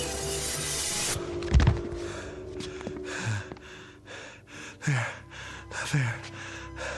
I told you you'd make it. Oh, Chris! How does she look? Fine. She looks beautiful. Mommy. Come on, honey. Let's get you out of this room. I better go with him. Sit down on the bed. Get your bearings first. Oh, man. What happened anyway? I pulled you out. Feet first? How did you do that? Half of you was still here. But I was walking around. You only thought you were. I was holding on to you the whole time. I didn't feel it. I know you didn't. How come you kept telling me to hurry? Because. Yeah? The opening was getting smaller. What are you talking about? The time element. At least that dimension was changing, or starting to. And if it had happened, we would have lost the location on both sides. For how long? I couldn't begin to guess. The opening was shrinking? See for yourself. Solid all over, now. Including the area inside the lines. It was closing up the whole time. You mean... Another few seconds, and it would have finished closing, with half of you here and the other half there. I would have been cut in two. Yeah. Mac? You did good, Mac. Real good. How would you like to sleep in the house from now on? Keep an eye on things. Yeah, that a boy. Better put some boards on the wall for now, until we can figure out what happened and make sure it doesn't happen again. Can we do that? Well, we can try. Meanwhile, you might not want to let her sleep in here for a while. Are you kidding? No way. Tina will never have to sleep in here again. Looks like she got her wish after all. From the mouths of babes, huh, Chris? From the mouths of babes. And good old boys like Mac here.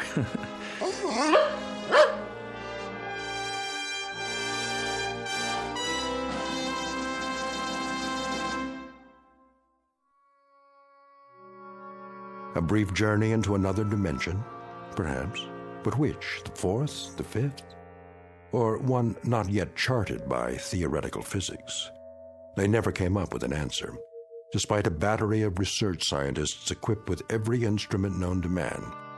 No explanation was ever found, only a little more respect and uncertainty about what can happen in the Twilight Zone.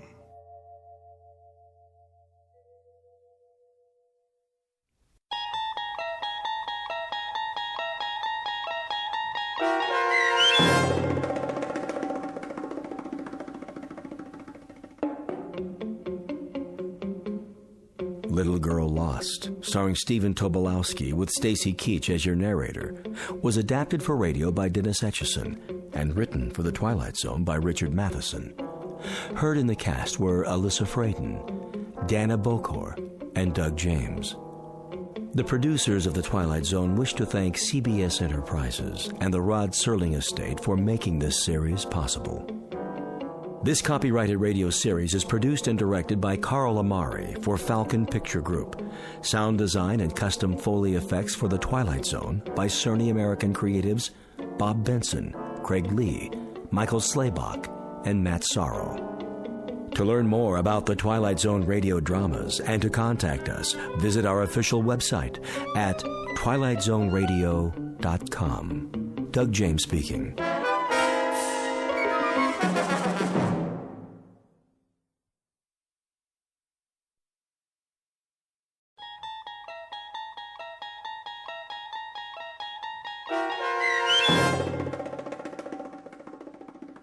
Miniature, starring Lou Diamond Phillips with Stacy Keach as your narrator, was adapted for radio by Dennis Etchison and written for The Twilight Zone by Charles Beaumont. Heard in the cast were Ellie Weingart, Alyssa Fraden, Jeff Lupetin, Joby Cerny, Roger Mueller, Elizabeth Lido, Christian Stolte, Doug James, Kurt Nabig, and C.J. Amari.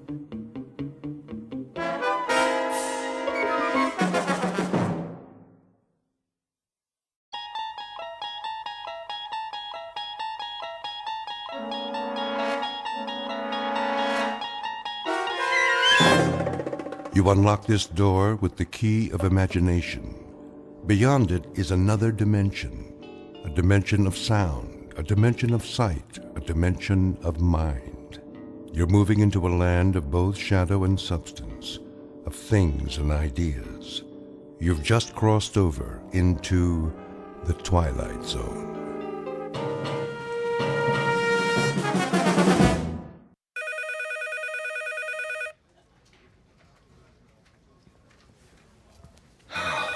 Finally, 12 o'clock. Let's go to lunch. Hey, Charlie. Charlie, it's recess. Oh. Thank you. I just want to finish up here. Trying to make us look bad? What do you mean? Now, just what do you think I'm... Hey, just forget it. Come on, we'll be late. Look at him. Little goody two-shoes. Why don't you guys lay off him? Because we're mean, heartless brutes. Right, Fred? Right. Well, I think he's nice. Hey, Mama, don't forget to change his diaper. Charlie, Hello? aren't you going to lunch? Oh, yes. Any place in particular? Yes, in a way. Where? Well, it's in the museum, actually. The museum? They have a very nice cafeteria. It's quiet there, and, Would you like some company? well, I mean... It's okay, Charlie. I understand. See ya. Hey, look at the dinosaurs. Wow, that's the biggest elephant I ever saw. It's a woolly mammoth, you dope. Come along, children. Keep up with the class and don't touch anything. Cafeteria closed. Oh, no. And here we have one of the world's greatest collections of primitive art. Excuse me. Pardon me. There are selections from every period. I direct your attention to the New Guinea exhibit. Some of the pieces, the sepik shields, for example, are hundreds of years old, but some were made as recently as 1950. This is because New Guinea is still a largely unexplored and therefore unspoiled land. Most natives of the interior will live and die without realizing that the world extends beyond the limits of their jungle. Sorry, I'm not part of the group. Let's stay together, please. Now then, the natives speak over 500 different languages. However, you'll notice that their art has a great unity. Of course, they don't think of their carvings as art, not in our sense of the word. This first piece in the glass case was meant to frighten away evil spirits. This one is a protection against disease. Oh, and this one. If I could just get by, please. I'm on my way out. Help you, sir. What? You look lost. Can I help you find anything? Oh, no, that's all right. I just got turned around. Is the cafeteria closed? For the rest of the week. They're remodeling. Well, I'll be leaving then. Main entrance is that way. Thank you. Have you seen the Egyptian wing? Pardon? Egyptology. They have a nice exhibit. Is that right? Just downstairs, next to the Hall of Miniatures. Miniatures? You know, the model houses. They have the palace at Versailles, a log cabin, a New England church, a whole room full of them, all made by hand, with little dolls inside that look just like real people. Pretty amazing. Have you been there yet? No, I only come here for lunch, you see. Well, you might as well take it in now that you're here. Not many people go there, but it's really something. All right. I think I will.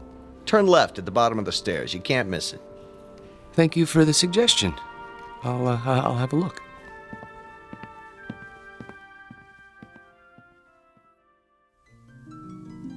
To most of us, a museum is a place of knowledge, of beauty and truth and wonder. Some people come to study, others to contemplate, others to look for the sheer joy of looking. Charlie Parks has his own reasons. He comes to the museum to get away. It isn't really the low-priced cafeteria meal that draws him in here every day. It's the fact that in these cool, inviting halls, he can be alone for a while. Really and truly alone. Away from his work and from people who don't understand, which includes almost everyone in the world. But Charlie should be careful. He doesn't know it, but there's always a chance he might wander too far and get lost in the Twilight Zone.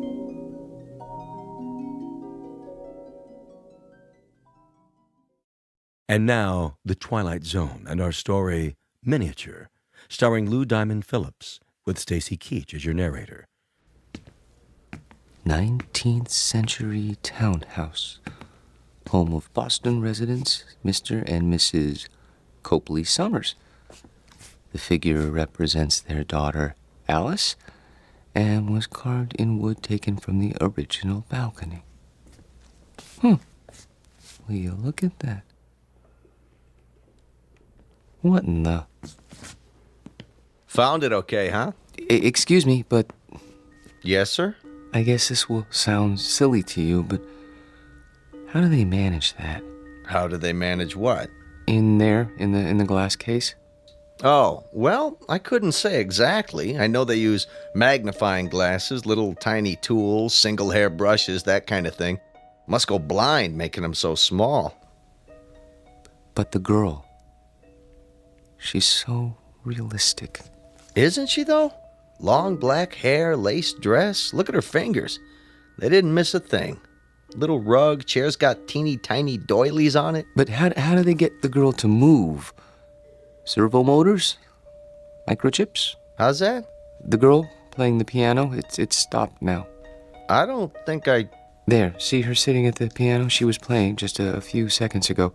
It was, I don't know, something like this?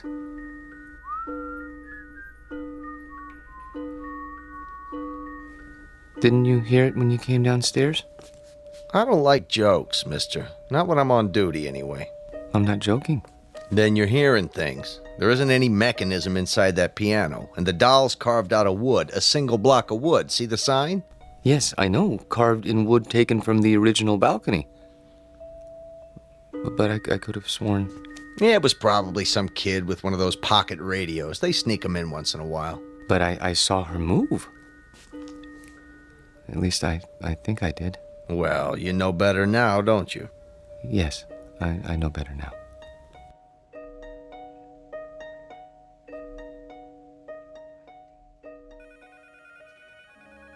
Here he comes. Finally. Where do you think he's been? At the zoo. Visiting his relatives. Charlie, Yes? there's a note on your desk. Mr. Demo wants to see you. How do you do, Mr. Dimmel? Yeah, sit down, Parks. I'm sorry I'm late getting back from lunch, sir. Well, I'm sure you have a good excuse. No, sir, I don't. I just let the time slip away. I don't know how it happened. You know, Parks, that's the first sign of humanity you've shown in almost 4 years. I beg pardon? Up to now, you've come and gone like some kind of wind-up toy. Never early, never late, always keeping to yourself. What, don't you like us, Parks? I've never thought about it, sir. Well, think about it now. Do you like your co-workers? I suppose so. Oh, you suppose so? I mean, that is, I don't dislike them. I'm afraid that isn't good enough, Parks. An office is like a team or a platoon. Either it works together or it doesn't. And here, it doesn't. And the reason is you. I knew you were a square peg when I hired you, but you were bright, and I thought we'd wear those edges off. We haven't. No, not at all. You're still a square peg. You understand me? Yes, sir. I think I do. I'm going to use the excuse of your being late, but I can't. The fact is, I'm letting you go because you just don't fit in. I understand, sir. Parks. Yes, sir? No, this isn't any of my business, but how old are you now? 37, 38? 35. 35. Don't you think it's about time you gave up living with your mother? She needs me. Oh, why? Is she ill? Not actually ill, but my father died some time ago, and my sister is married, and, well, she needs me. I see. Look, you're welcome to stay on a few weeks if... No. That's very nice of you, sir, but I'll manage. Well, you can pick up your check tomorrow. Thank you.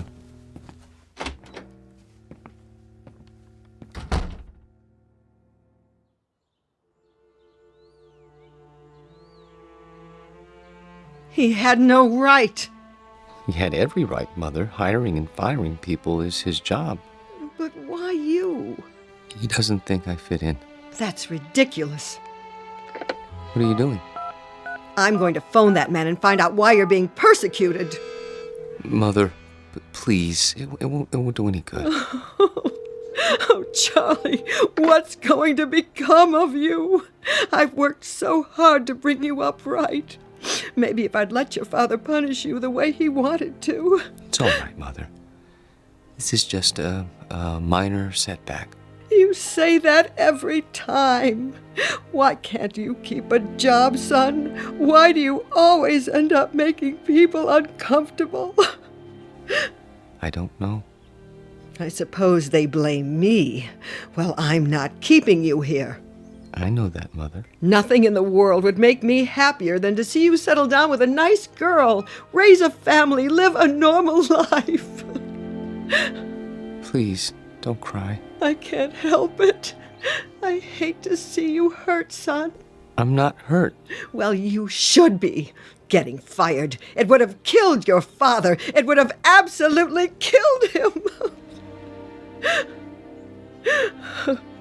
I'll go to the Employment Bureau tomorrow.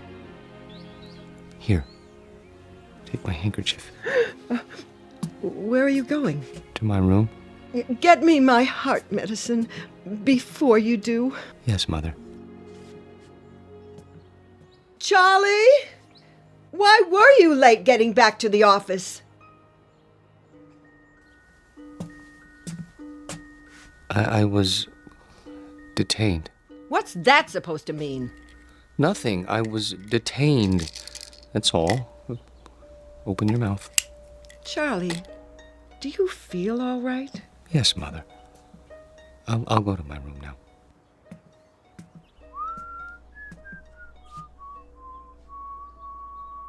What's that you're whistling? Pardon? You were whistling. I don't remember. You should lie down, Charlie. Take a little nap. Mother, please, I can take off my shoes. I'm only trying to help. I know, but I'd prefer to untie my own shoelaces. Very well. I'll bring you some cocoa. Not now. Why? You always have your cocoa. I think I'll go out. At this time of day, we'll be having dinner soon. I want to get a head start with the Employment Bureau, see if there are any jobs. But they must be closed by now. There's still time. I think I'll walk over. It isn't far. Are you sure you should? Why not wait till tomorrow? Get a fresh start. Do you want anything at the store? Not that I can think of. But... Sit in your chair in the living room. Put your feet up. Are you sure? Try not to worry, Mother. I'll be back in an hour.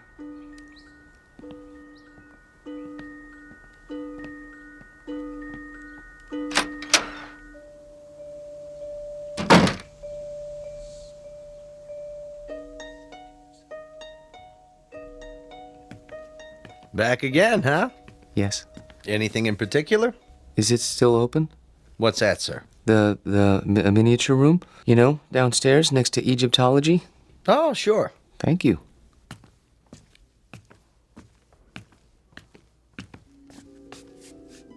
I came back. Wait. Where? Hello? Hello? There. I was afraid you wouldn't be here. Oh, yeah, you've changed your dress. That's a lovely gown. Very lovely. Are you going out? Who's that? Oh, you are going out. That's why he's wearing a cape and a top hat. Your gentleman caller. Oh. Does he have a carriage waiting? I hope so. I wonder where you're going. To dinner? No, something grand. The opera, that must be it. Hi. Oh, hi. Be closing soon. I see. What time do you open in the morning? 9 o'clock, Monday through Saturday. I'll be here. What's that? Nothing. I'll be along in a moment. I want to study this dollhouse a while longer, if you don't mind. Okay, sir. Just a few minutes, though. It's almost time. I see. Thank you. Have a nice evening. I have to go now. I won't be here when you come back. But I hope you have a nice evening, Alice.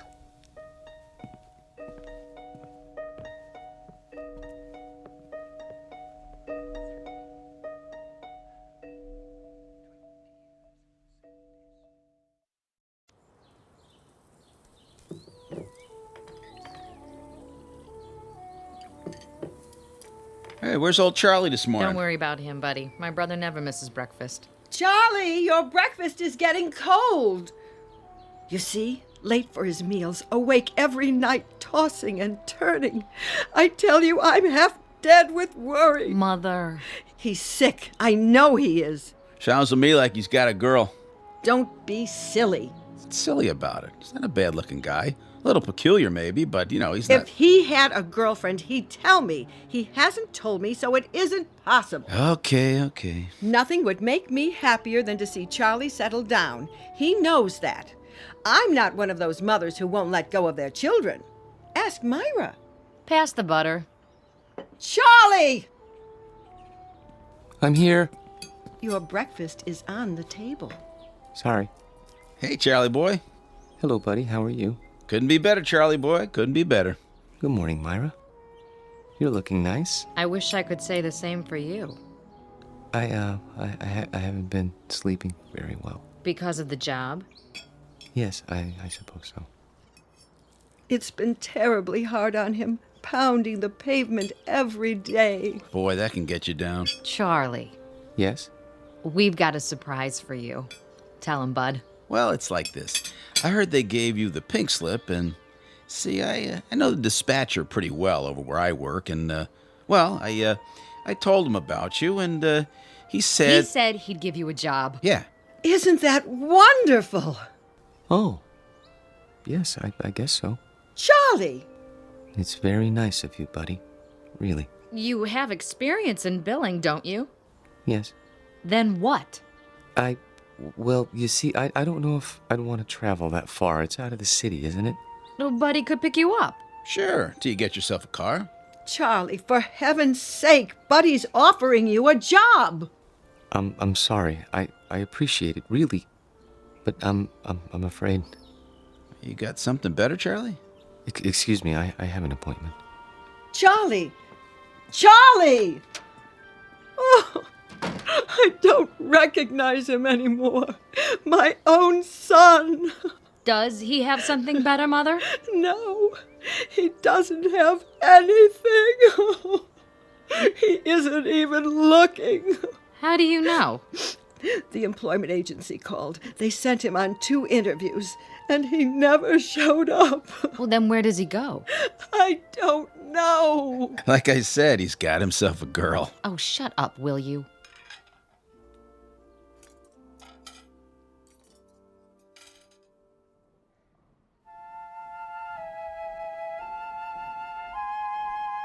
Henry, look at that. A real log cabin. Isn't it wonderful? Uh-huh. See, there's a little spinning wheel. Your grandmother had one of those, remember? How did they make it so small? Uh-huh. Oh, 19th century townhouse, Boston. Isn't that something?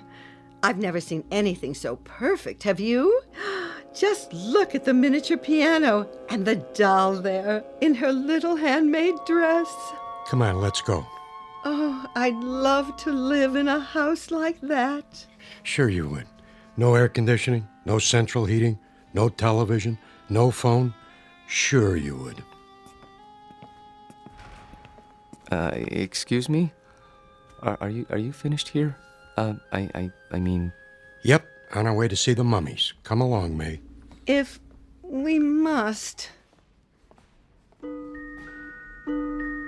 Oh, I'm sorry. I didn't know you were still in bed. I wouldn't be here so early, but my sister and her husband came over and... Oh, I understand. Of course you need to get dressed. I'll turn my eyes away so you can have your privacy.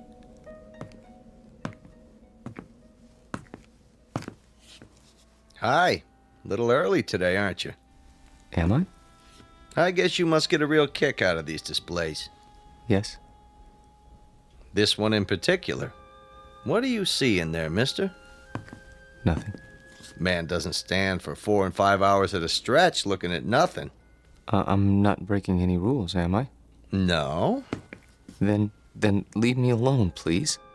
Suit yourself. Forgive me, it won't happen again. Oh, I see you're having breakfast. It isn't any of my business, but I really do think you should eat more than toast. Mother says breakfast is the most important meal of the day. Have I told you about my mother? She's very nice. Of course, she still treats me like a child, but you can't blame her. I'm all she has. I suppose that isn't very much. I have a sister about your age. Her name is Myra. She's nice too, but she's not as pretty as you are. I think you're about the prettiest girl in the world. I don't mind saying that because I know you can't hear me through the glass. But I think I'd say it even if you could, because I hope it's all right, but I have to go now. Just for a while. I didn't get much to eat this morning myself. I'd better have something.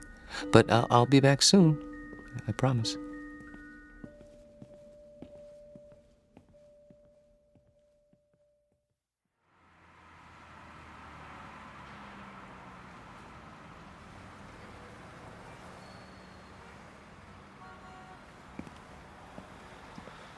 Charlie?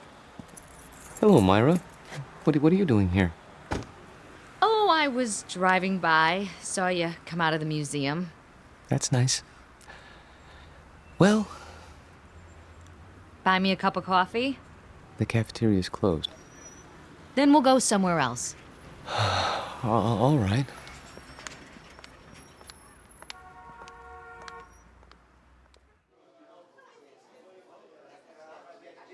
Here you go, folks. Thank you. Charlie, I'm gonna be honest. I didn't just happen to see you today. I followed you. You did? Why? Because Mother asked me to. She's worried, and so am I. You haven't been yourself. No? You go to that place every day? I thought it might be a good idea to improve my mind. That isn't why. I'm your sister, Charlie. I grew up with you, and I know you. You go there because it gives you a chance to be alone. And you want to be alone because you're scared. Myra? Listen to me. This is important. You're over 30 years old, Charlie, but you're living the same way you did when you were 14. Some of it's Mother's fault, some of it's yours. But it isn't natural. It's sick, Charlie, and you know it's sick. And that's why you're scared. You're probably right. Stop agreeing with me. I could say you were a blue monkey and you'd agree. But Look, I don't know about psychology or anything like that, but I think I know what's wrong with you. You need a girl, Charlie. You're at that time in your life. You know what I mean? Not exactly.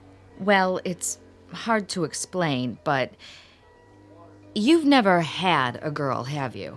Not as such? That's what I thought. Well, we're gonna change that. How? I'll introduce you to Harriet Gunderson. She works at my office, and she's a lot of fun. You'll like her. Myra, please. Charlie, please. This one time, try. For me. If you do, I promise I won't bother you anymore. All right. Here's her address. You don't even have to phone. Just stop by, say around 7. And you don't have to buy her dinner. Take her for a walk in the park. She'll like that, okay? Okay. Word of honor? Word of honor.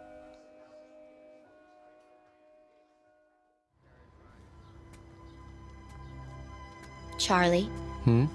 what you thinking about? Nothing in particular. You sure are quiet. That means you're the dangerous kind. You can't trust the quiet ones. You can trust me. Who said I wanted to? I only meant... Look, why don't you relax? Come on, let's sit on the bench. If you like. Lean back. Take it easy. There. That's better. You like me, Charlie? Very much. Then why don't you show it? How? Well, you could try kissing me. But we only met this evening. Oh, come here.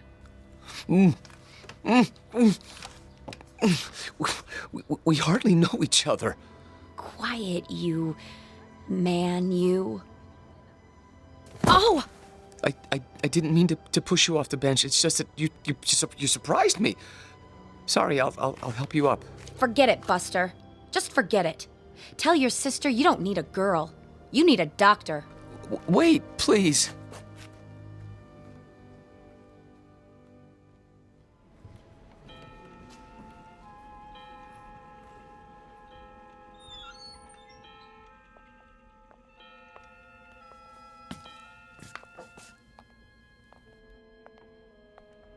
Of course, I realized she was doing it as a favor to Myra, but even so, I didn't mean to be rude to her. It must be hard for you to believe, but that's the way things are these days. Who's at the door? Oh, it must be your gentleman caller. Wait! Tell the maid not to let him in. You mustn't. Why, he's drunk! Look at him! Run! Run! Don't touch her! Don't lay a hand on her! Stop! He's got to stop! No, let go. Let go, please. I can't help you! The glass is too thick! I need something to break it! Hold on! No! There's a fire extinguisher on the wall! Stop it. Oh, please, you're hurting me. What are you doing? I had to. He was trying to harm her. Hold it right there. He tried to kiss her last night, but she wouldn't let him, so he came back. Don't move. I'm calling for backup. But I had to. He grabbed her and she got away and he went after her. She fainted and he carried her to the bedroom. I had to stop him. You can see that, can't you? Sure, buddy, sure. Put your hands where I can see them. This is museum security. I need a unit over here right away by the miniatures. Better bring a butterfly net and a straitjacket. This one's a doozy.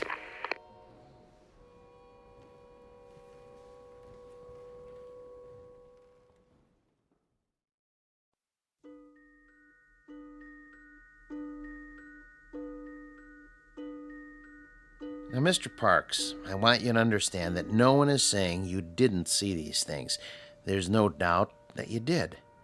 But you saw them in your mind. They were real, Doctor. To you, they were. That's the way it is with hallucinations. Ordinarily, the eye sees and transmits a picture to the brain, but sometimes that's reversed. In certain cases, the brain sees and transmits a message to the eye. Do you follow? They were real. Then others would have seen them too. Isn't that so? But no one else did see them. How would you explain that? I can't. Think about it. Mr. Parks? I don't know why nobody else saw them. Maybe they weren't looking. You say there were 3 figures. A young girl, her maid, and a man. He had a big black mustache. All right. Now let's reason it out. According to the museum officials, there was only one figure, the girl. Where did the others come from? Well, the maid always comes from the kitchen, and that fellow... Yes. Where did he come from? Outside. Outside the case? No, outside the house. Mr. Parks, there was nothing outside the house but glass. And beyond that, other displays. Isn't that true? Yes. But he came to the front door, and they went out together once. To the opera or something, I don't know. She didn't realize what he was like then. I could have told her. You only had to look at him to see what kind of person he was. But she's so innocent and trusting and helpless. Not like other women. No, not at all. Have you seen her? Yes, I have. Is she all right? Would you like to see her now? Yes! She's here. In a box in the drawer of my desk. Careful! You are holding a piece of wood in your hands. A beautifully carved piece of wood. About 6 inches tall. Do you have to take her back? I'm afraid so. It's museum property. Now, I want you to go back to your room and think about what I've said. Will you do that? And remember, what you saw isn't the important thing. Our job is to find out why. Once we accomplish that, you won't have any more hallucinations.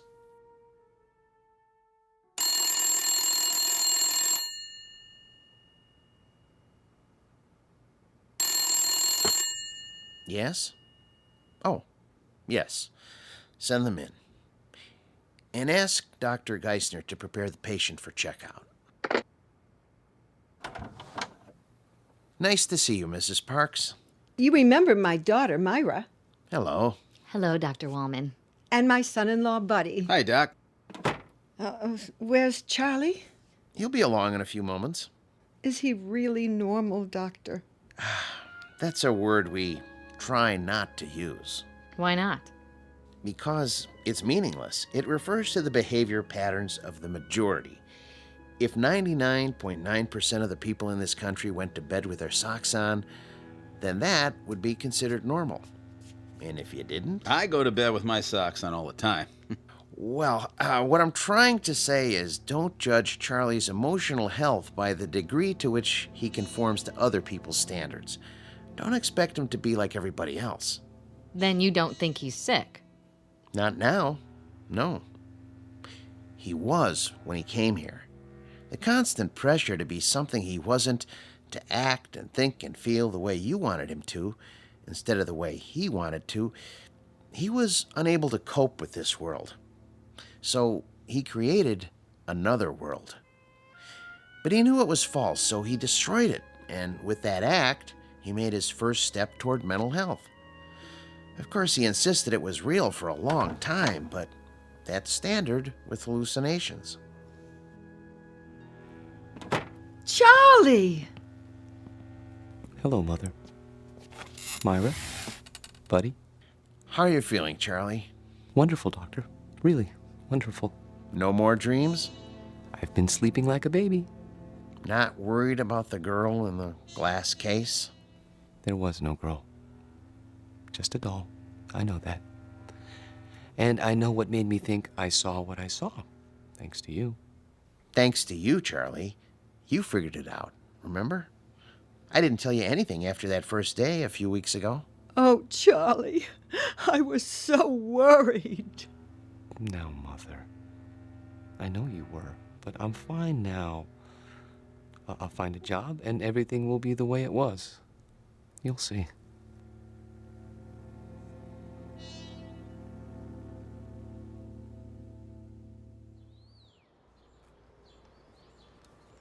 I've sure missed this. Did they hurt you, Charlie? Well, they were going to use shock treatment, but they decided not to when I got well. A lot of nuts in that place, I bet. Buddy. It's all right. I don't mind. May I have some more cocoa? Charlie, we have a couple of surprises for you. Oh? The job at Buddy's office is still open. Really? And I talked to Harriet. She forgives you. But she can tell you herself. She's coming over tonight. That's great. Thank you, Myra.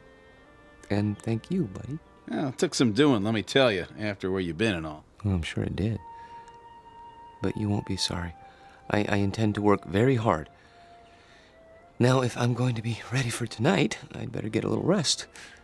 You'll excuse me? Have a good nap, Charlie. Thank you. Would you like to fix my bed, Mother? I turned it down and fluffed up your pillow. It's all ready. That's great. Just great. See you all later. If you need anything, just holler. I will.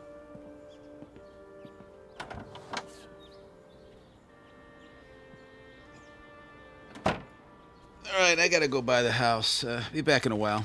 Okay, honey. You want me to pick up some chow? That's not necessary. We're all going out tonight. We are. Okay, then. See ya. Take your time.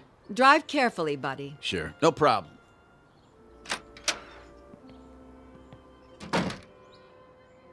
It's wonderful having Charlie home. I think the hospital did him good. Shh, not so loud. Don't you? I still don't understand what happened to him. The doctor told you. He didn't tell me anything but a lot of gobbledygook. Mother, I hate to say this, but if you want Charlie to stay well, you're gonna have to let go. What in the world do you mean by that? Just what I said. You don't know it, you really don't, but you're keeping Charlie here in this apartment. You're keeping him from growing up. That isn't true. I've told him 1,000 times nothing in the world would make me happier. No, Mother, that's wrong. And don't go clutching your heart, because it doesn't work with me. There's nothing wrong with your heart. And there's nothing wrong with Charlie that getting out of here won't cure. He's not your baby boy anymore. He's a man. Let him be one. I love Charlie. We all know that, Mother. But if he doesn't leave, he'll be back in that asylum. And this time he'll stay. You don't want that, do you? No, of course I don't. Then you help me tonight, when Harriet comes over. How? By going out to a movie with Bud and me and leaving them alone. All right. If you say so.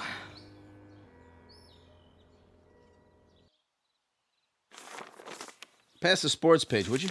Here. You should check the movies. Oh, yeah, sure. There's Harriet. Already? You better tell Charlie to get ready. Charlie? Hi, I made it. Ooh, new dress? Yeah, cost me something too. Hi, Bud. Hey, Harriet.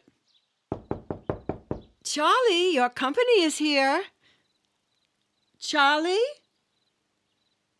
Charlie! What's the matter? Can't wake him up? He must be tired. It's locked. Charlie never locks his door. Hey, Charlie boy! Up and at him, pal! Maybe he doesn't want to be disturbed. Nobody could sleep through that. Break it down, Bud. Gee, I don't know. Break it down. Okay. The window's open! Take it easy, Mother. He must have crawled out. Why would he do a thing like that? I don't know. He's your son. Oh, what did I ever do? Mother, be quiet. Hello, operator? Could you give me the number of the City Museum? The main one downtown. Thank you. He couldn't have gone there. The doctor said he was well. Hello? Yes, could you tell me, please, are you open tonight? I see. Thank you. Well? Well, they close earlier tonight. Thank God. But they were open until a little while ago.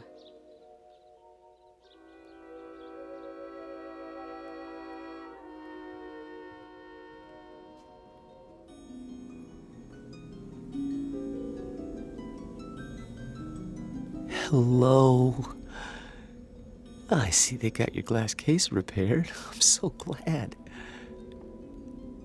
They tried to tell me you weren't real. Of course I knew better. But I had to pretend. Otherwise, I never would have seen you again. I love you, Alice. Maybe if I keep telling you, you'll believe me. Your world isn't simple, is it? No world with people in it ever is. There's loneliness and misery and heartache. Oh, look at you, crying because you're alone. I've been alone all my life. People try to understand, but they can't. You could. We could understand each other and help each other and love each other, if only. Wait! Someone's here. I have to hide. But where?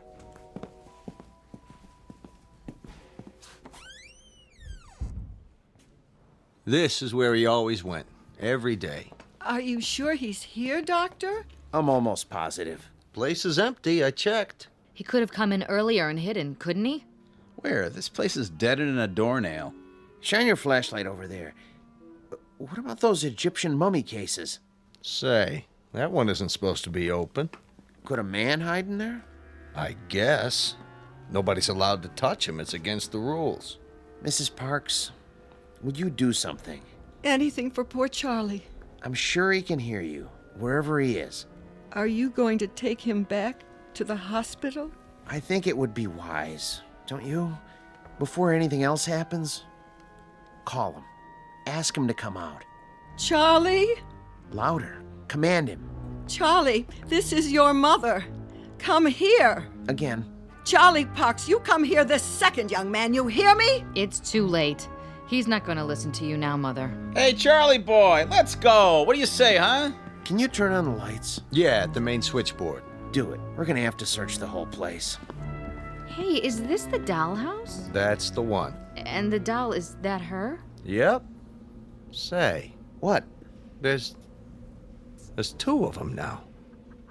A man and a woman sitting on the piano bench. I don't remember that. All right, let's start looking. Yeah. Yeah, I'll get the lights. Charlie! Charlie, please. This isn't funny. Yo, Charlie! Come on, Charlie!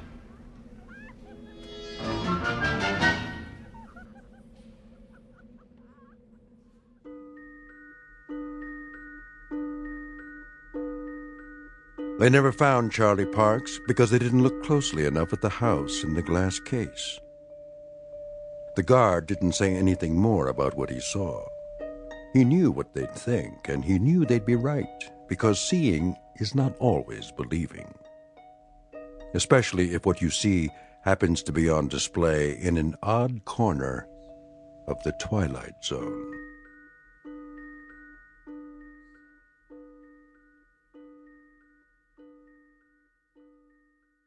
We'll return to the Twilight Zone in just a moment. You are about to enter another dimension. A dimension not only of sight and sound, but of mind. A journey into a wondrous land of imagination. Next stop, the Twilight Zone. Hi, this is Stacy Keach. I'd like to take a moment to tell you about our Twilight Zone website at twilightzoneradio.com. At twilightzoneradio.com, you'll find the latest information on these Twilight Zone radio dramas, including behind-the-scenes photographs, plus the newest product releases, trivia contests, ways to contact us, other Twilight Zone-related info and merchandise, plus links to other fascinating websites. So make your next stop twilightzoneradio.com. Visit twilightzoneradio.com to purchase these Twilight Zone radio dramas on cassette and CD, or call toll-free 1-866-989-ZONE. That's 1-866-989-9663.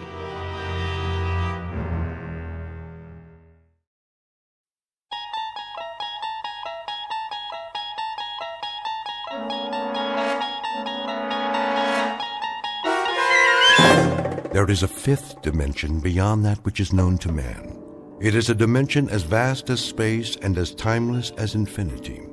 It is the middle ground between light and shadow, and it lies between the pit of man's fears and the summit of his knowledge. This is the dimension of imagination. It is an area which we call the Twilight Zone.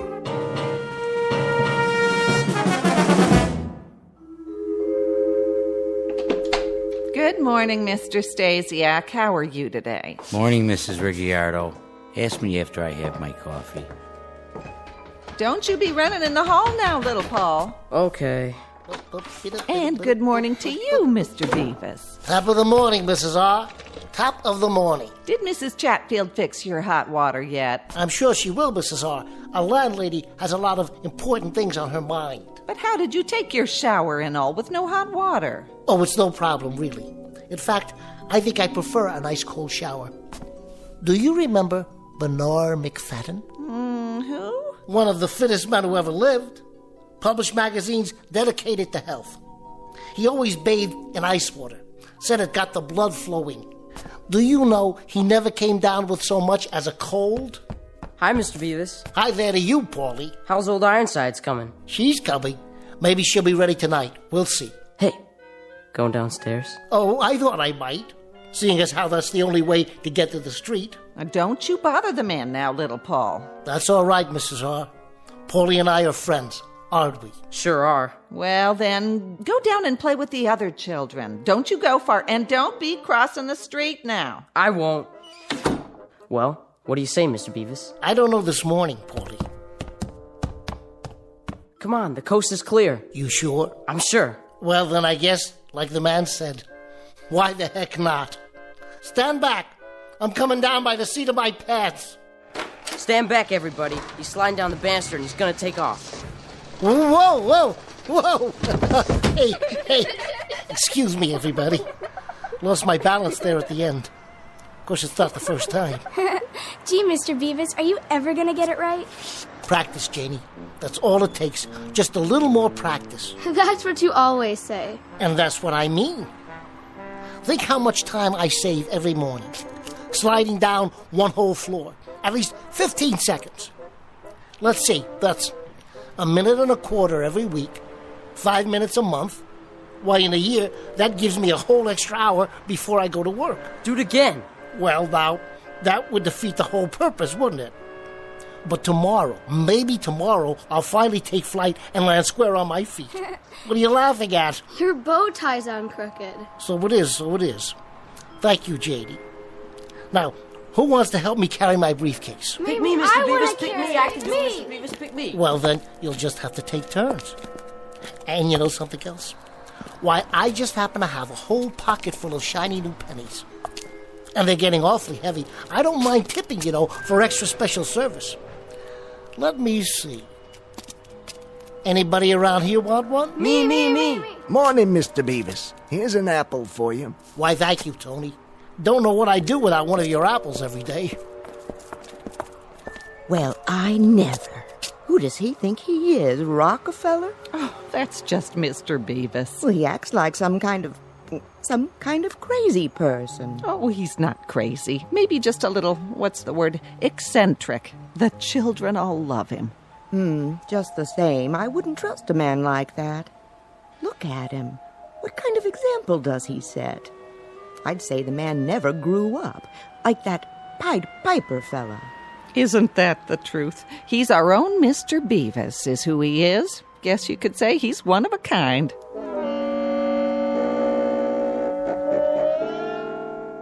Species of the modern American male, or perhaps not so modern after all. Name, James B.W. Beavis. He has a penchant for animals, children, attractive women, aged women, in fact, people in general. He also likes zither music, all things old-fashioned, professional football, at least as a spectator sport, as well as polkas, Major League Baseball, and Charles Dickens.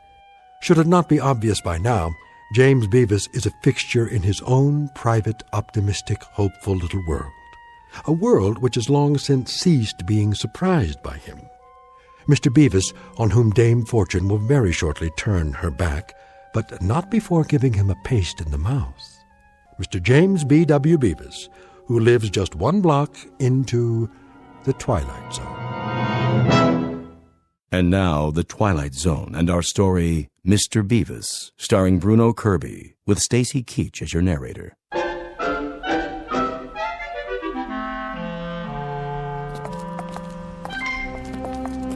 When you gonna get a new car, huh, Mr. Beavis? He don't want a new car. He likes this one. Sure do. This is a genuine antique. Original engine, factory paint job. The only thing I've ever changed is the tires. Funny how they still can't make tires that last as long as the car. What's that on the windshield? Oh, you got another parking ticket. Keep it safe for me, will you, Paulie? Put it in with the rest of the collection. Is it going to start today, do you think? Cross your fingers and toes. A bright new morning like this, we've always got hope, don't we?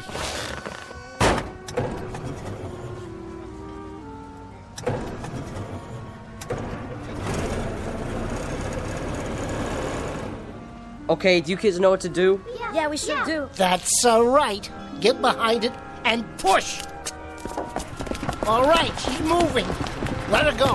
Everybody stand back. You can pop the clutch now, Mr. Beavis. Go, yeah, You gotta go. Thanks, kids. See you after work.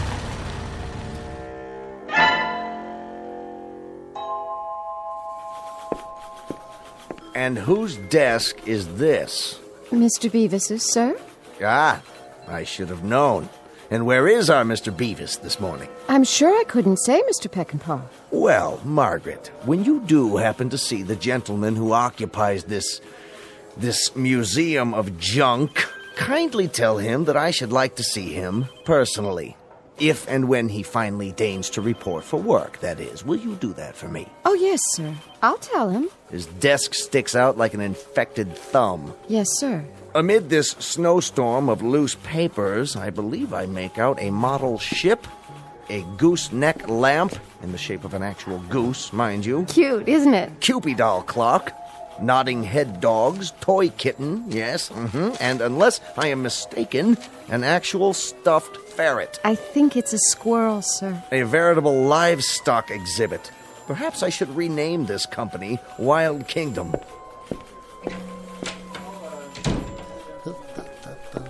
Morning, Mr. Beavis. How you doing? Is everything okay? Everything's dandy. Perfectly swell. Marvelous and fabulous, as always. And good morning to you, Midnight the cat. Spike the dog. And you, Mr. Rocket J. Squirrel.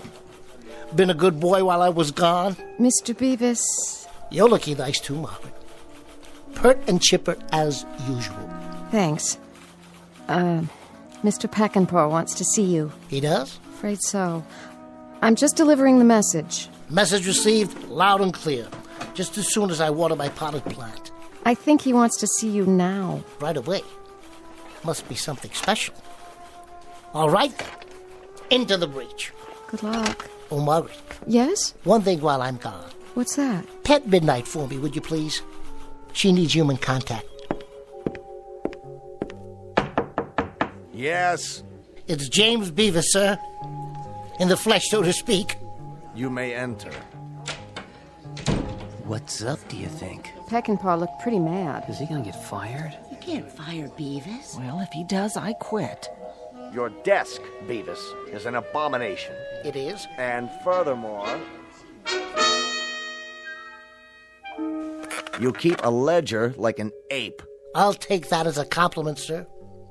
Apes are very intelligent. Did you know that of all the land mammals, the ape... Your desk is an affront to civilization. Your filing system is non-existent. In short, your eccentricities are beyond human understanding. I'm eccentric? You're saying I'm eccentric?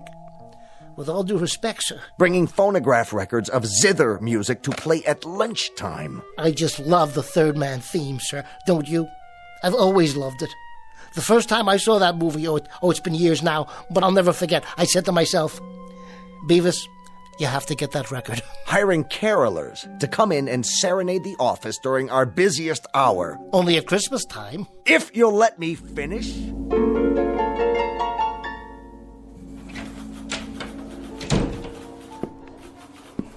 Was it the sack, Mr. Beavis? Yep. The old sackaroonie. Oh, I'm so sorry. This is the 6th job I've lost this year, Margaret. The best laid plans of mice and men, huh? And Beavis. Oh, don't worry about it, Beavis. There's better jobs than this. Lots better. We're sure gonna miss you. Here's a box for your stuff. Thanks, everybody. My chessboard. My collection of old Mirashan pipes. My books. My pictures. And old Ironsides. Is that what it's called? Sure is. The USS Constitution. I was building this ship for one of the kids. Looks like she won't get launched today, after all. Old Ironsides will get launched. You'll see. You'll get another job, Mr. Beavis. You always have. The only job I've ever held for more than 6 months was when I was in the Navy. Is that you in the picture there? Yep. That's me on the deck next to the fantail. Well, will you look at that? He's fat, isn't he? That's the bosun's mate. This is the fantail over here. Oh, well. And she goes with all the rest. You take it easy now. Things will work out. You'll see. We'll be thinking about you. Smooth sailing, Mr. Beavis. Thanks, everybody. I'll drop you a postcard from my next port of call.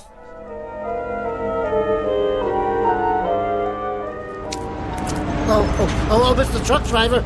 Mr. Truck Driver, you don't have to double park. No, what am I supposed to do? Park it on the sidewalk? Park behind me. I'm leaving anyway. Which one? Oh, let me guess. The old rattle trap, right? Anybody get hurt in that wreck? You can have both spaces as soon as I put my stuff in the back. Can you hurry it up? Let me get the door open here. First, set the box down. Then get the keys out. Hey, Mac. I ain't got all day. Just one more minute. If you ain't moving in 5 seconds, I'm pulling in behind you. Be careful, would you please? This is an original Essex. Stock parts. Okay. Watch the bumper. It's rolling. I only tapped it a little. I must have forgot to set the handbrake. That's your problem, pal. Hey, somebody stop that car!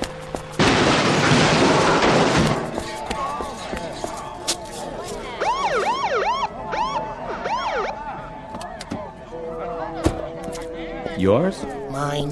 Does it do this often? Never has before. Now it looks like it never will again. Too bad. It's been kind of like an old friend to me. Stand back, everybody. Show's over. I'll phone for a tow truck. You do that. You wouldn't be interested in purchasing an original Essex, would you? For parts, I mean, they're kind of scarce. No thanks, pal. Me? I've kind of got my heart set on a 1924 Maxwell. Or maybe a 25. Thought I'd wait till the new models come out so I can make me a better deal. Sure. I understand, officer. Ever have one of those days? All the time, son. All the time. The difference between me and you is I get paid for it.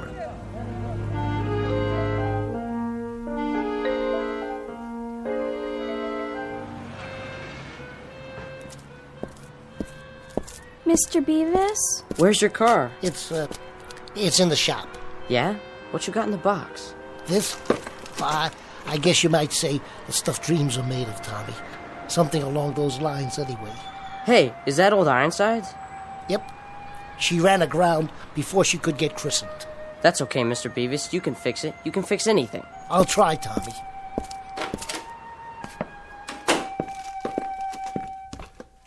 Afternoon, Mrs. Chatfield. You'll find all your things in the hall, Mr. Beavis. My things? Your Victrola, your stuffed animals, all of it. Your clothes, too. Okay, I give up. What are they doing in the hall? You're being evicted, Mr. Beavis. I'm not sure I catch your meaning. Evicted. 6 weeks in arrears on your rent. That's it as far as I'm concerned. Mr. Beavis, you're still going to finish Old Ironsides, aren't you? Well, there may be a slight delay. I'm going to have to change shipyards. But we'll get her launched. Yes, we will. That's a promise. We'll get her launched somehow. Yeah, but how? I don't suppose you've ever had one of those days, have you, Tommy? Not yet, but I think you're having one. You know what else I think, Mr. Beavis? What's that? I think you better say your prayers and be real good. 'Cause right about now, you need a miracle.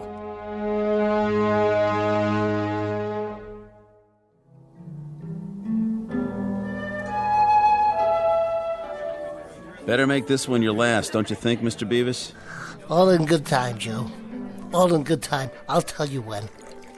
I think you forgot to tell me that a couple of drinks ago. You're not going to be driving anywhere, are you now? Alas, I think not. Today I am, as they say, hoofing it. Once I am sufficiently fortified. There's that word again. Which word?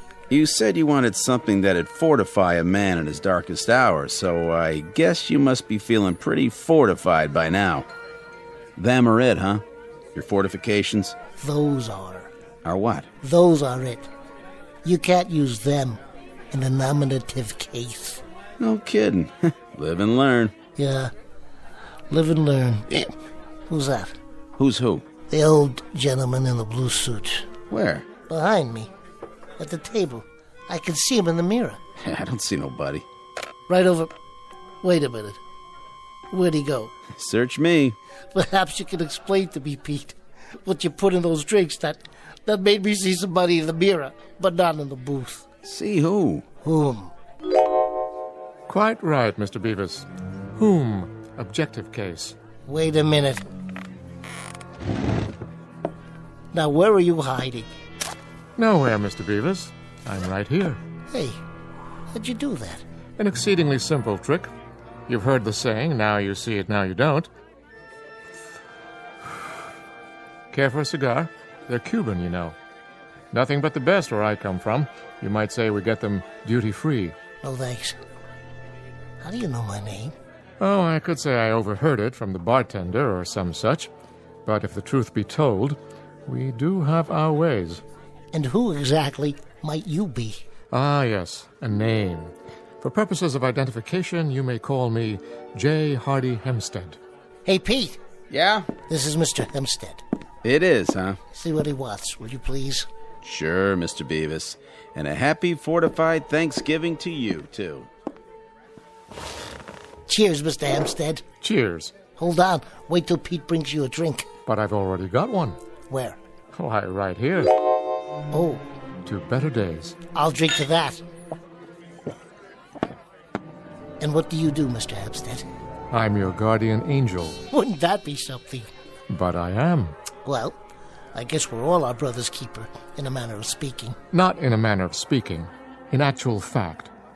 Mr. Beavis, here's the way the cookie crumbles.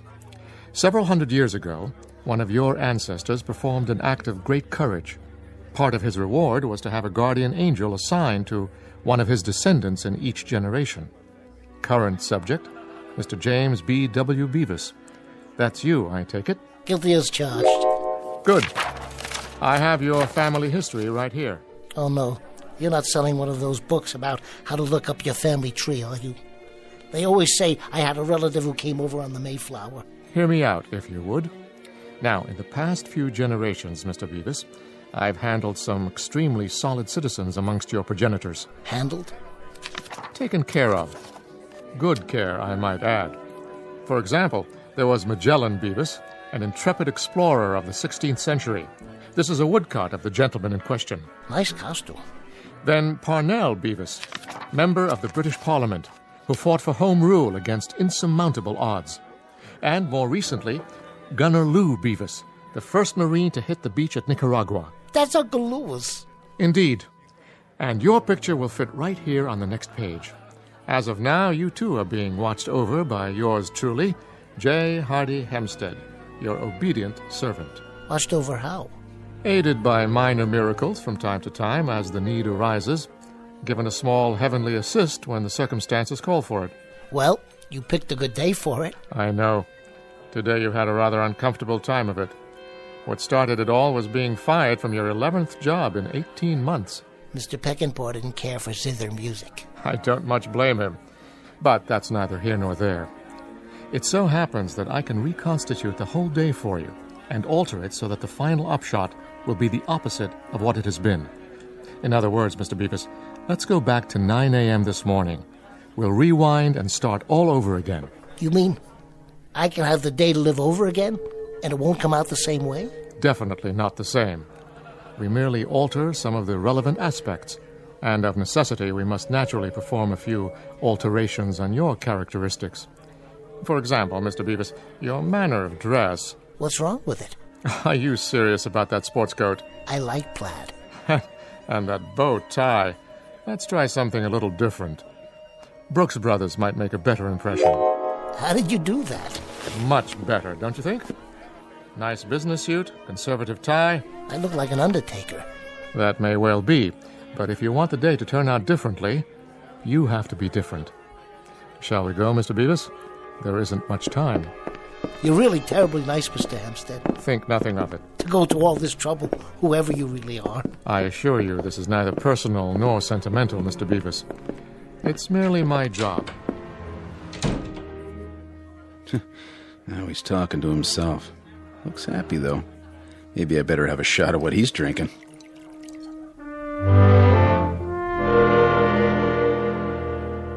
Good morning, Mr. Stasiak. How are you today? Morning, Mrs. Ricciardo.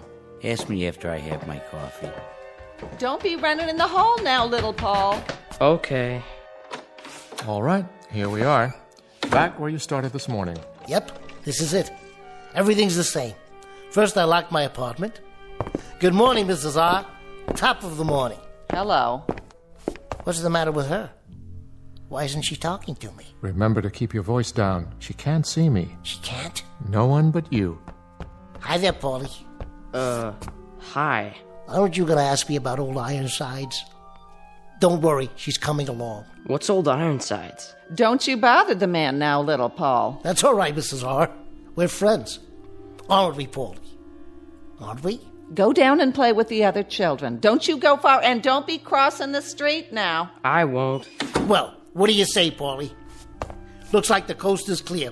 The banister's nice and shiny. Don't even think about it. Hey, what's going on? That nonsense was for the old Beavis. You're the new Beavis, remember?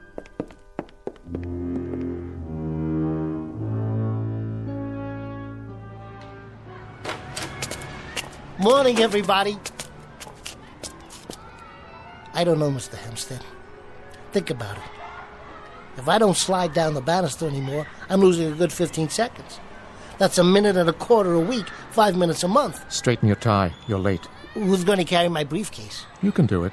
What about this pocket full of new pennies? Not in this suit. Morning, Tony. Where's my apple?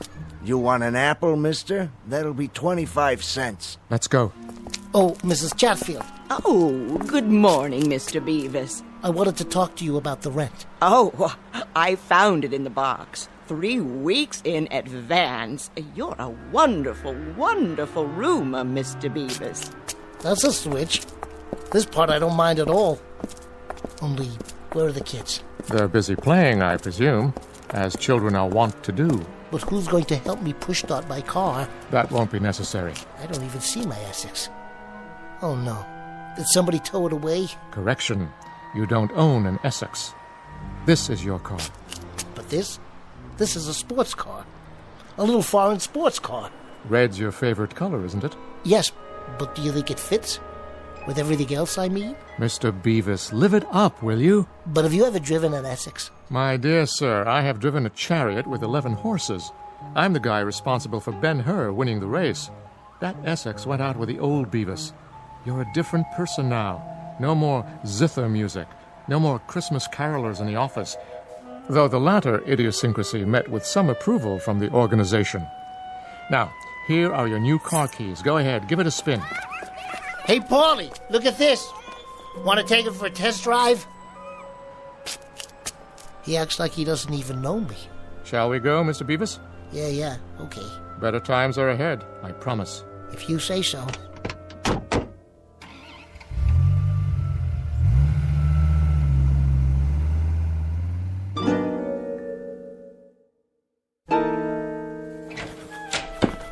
Well, here we are, Mr. Beavis.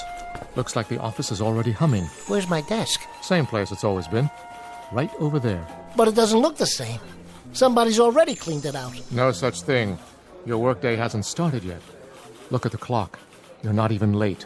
It's only 8:58. Morning, everybody. Good morning, Mr. Beavis. Where's my gooseneck lamp? And the clock I won at the carnival? And midnight? And Rocky? Where's the ship I was building? I don't know what you're talking about. Good morning, Beavis. Good morning, sir. Friends and associates, a moment, please. Everyone, I should like you to hear a bit of good news. As of this day, Mr. James B. W. Beavis is being given a raise in salary 10% a week. May I add, Beavis, your work is admirable, and since you've been with us for 11 months now, I think a raise is very much in order. A raise, Mr. Peckinpah? Quite right, Beavis, quite right. Thank you, sir. Think nothing of it. The least we could do, considering. Mr. Peckinpah, sir. Yes, Beavis? What about the... Yes? The zither music and the Christmas carolers. The zither music? The Christmas carolers? I'm afraid I don't know what you're talking about. Mr. Beavis, you no longer have an interest in any of that nonsense. Oh. Oh, what? Nothing, sir. Very well, then. See you later, Beavis, and keep up the good work. Why, this desk looks... It looks absolutely nude. It doesn't look decent somehow. Margaret, where is old Ironsides? Are you feeling all right, Mr. Beavis? I think I'd better get some air.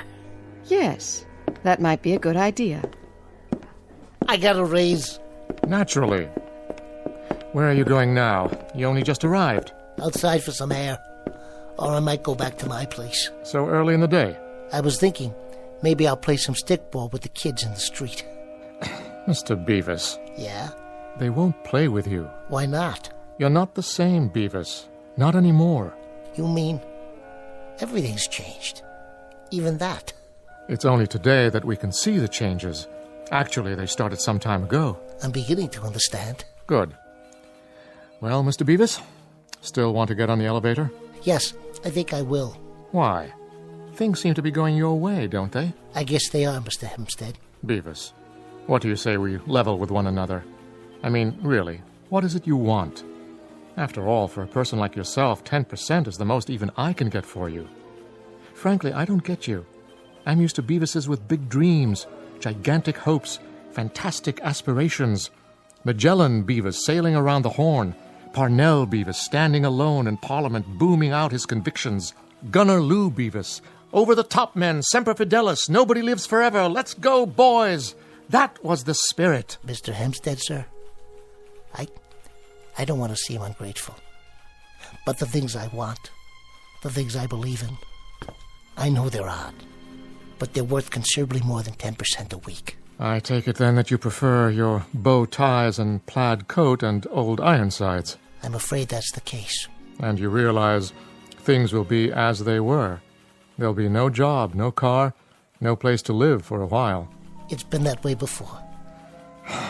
I see. Complicated, is it? Hardly. Take a look out the window.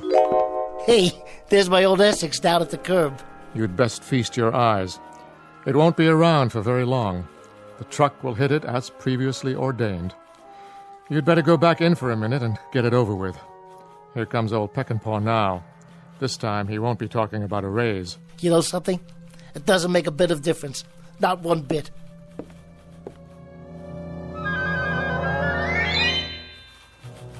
And whose desk is this? Mr. Beavis's, sir.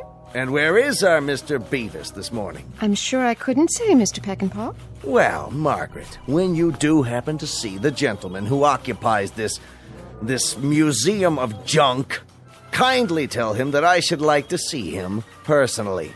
If and when he finally deigns to report for work, that is. Once more into the breach.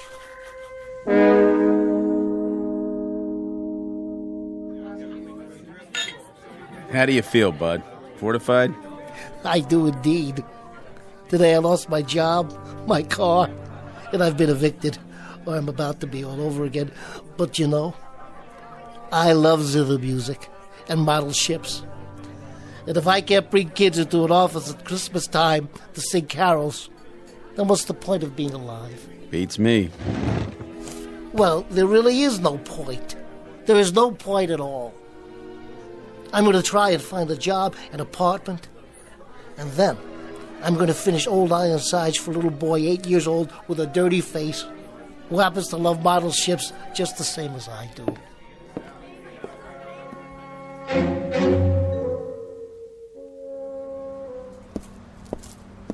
Wait a minute. That's my car. Mr. Hempstead, wherever you are, you're still watching over me. You must be. This your car, buddy? Yes, it most certainly is, officer. And you don't know. You can't imagine how glad I am to find it here. You see, a truck tapped the bumper and it rolled down the street because I didn't have the handbrake on. That was the first time, of course. But now, thanks I'm sure to Mr. Hempstead. Well, I don't know any Hempstead. And I don't care if it's the first time or the 100th time. What are you doing? Writing you a ticket. In this city, we kind of take a dim view of parking next to a hydrant. You mean a fire hydrant? Big and red, right there by your front fender. What hydrant is that, officer? Hey! Where'd it go? I think I have a pretty good idea.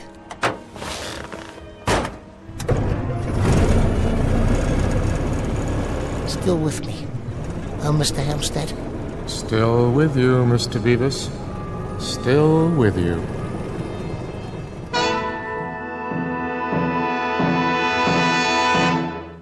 Mr. James B.W. Beavis, who believes in magic, the magic of a child's smile, the magic of liking many and various people and things and being liked in return, and the strange and wondrous mysticism that is the simple act of living. Mr. Beavis, one species of the modern male who lives in his own private and very special Twilight Zone.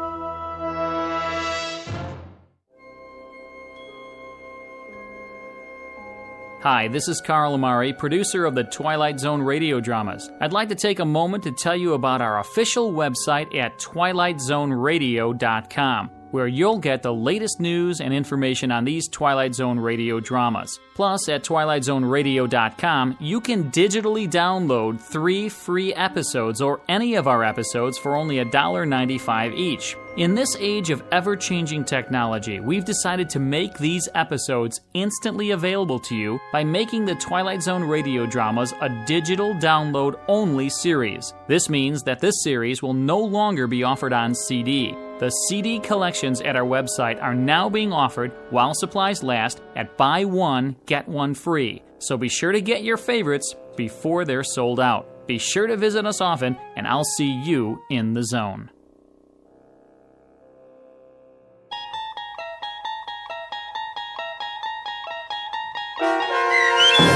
Mr. Beavis, starring Bruno Kirby with Stacy Keach as your narrator, was adapted for radio by Dennis Etchison and written for The Twilight Zone by Rod Serling. Heard in the cast were David Darlow, Christian Stolte, Fernette Lebo, Jeff Lupetin, Linda Ryder, Meg Falcon, Max Kirsch, Carrie Darlow, Riley Baugh, Kurt Nabig, Doug James, Carl Amari, and Vince Amari.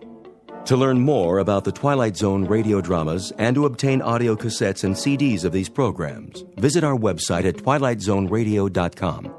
The producers of The Twilight Zone wish to thank CBS Enterprises, Carol Serling, Dennis Etchison, Dick Brescia Associates, Claire Simon Casting, Terry Jennings, XM Satellite Radio, Sirius Satellite Radio, our sponsors, and our radio affiliates for helping make this series possible. This copyrighted radio series is produced and directed by Carl Amari and Jason Mallow for Falcon Picture Group. Doug James speaking.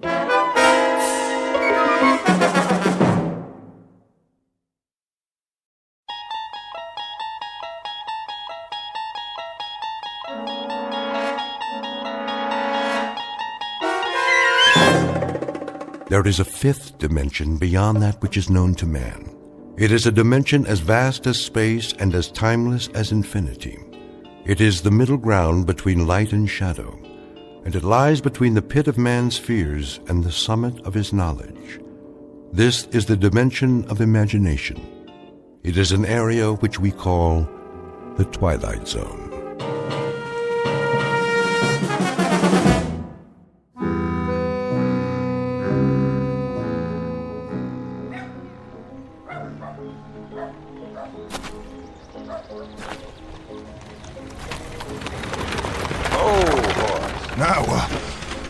What in the...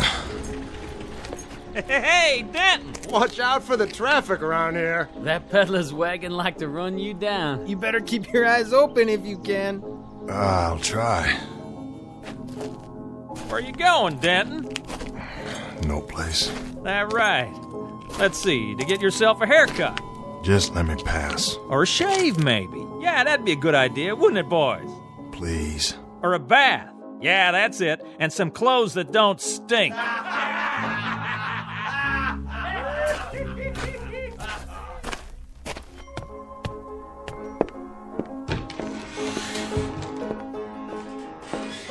That'll be a nickel. Here you go, Charlie. Al? How about a drink, Charlie? Well... Please, I'm dry as a bone. You got any money? Can't you put it on my tab?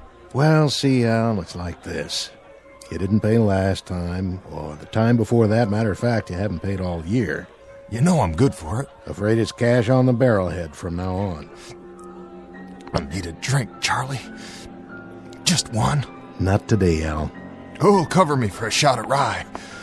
Don't do this to yourself. Somebody? Anybody? Don't, Al. Just don't. One drink. That's all. How about it, Miss Smith? No can do, Al. Liz here don't pay for drinks. Other people pay for her drinks. You see what I mean? Go get yourself cleaned up. I'll stop by if I can and see how you're doing. Sure, yeah. But I need one thing first. I'm thirsty. I can't make it if I'm thirsty. Just go. Do it for me. For old time's sake. That's how it is then. I'm sorry, Al. It's the way it has to be. If you say so. See you later, everybody. Well, hello, Denton. Get what you need in there? No. I'll bet you didn't. But I'll tell you something, Denton. I know how you can get yourself a drink. Yeah, how? You see that peddler's wagon come through? Well, he's setting up in front of the hotel. Why don't you go ask him if he's got a drink? Go on, ask him. Maybe he's got what you need. Oh, okay, I'll do that. Oh! Ah! Oh! Whoops! Did you trip, Al? Ought to pay more attention. My boot was right in front of you, and you didn't even see it. I'll try and be more careful.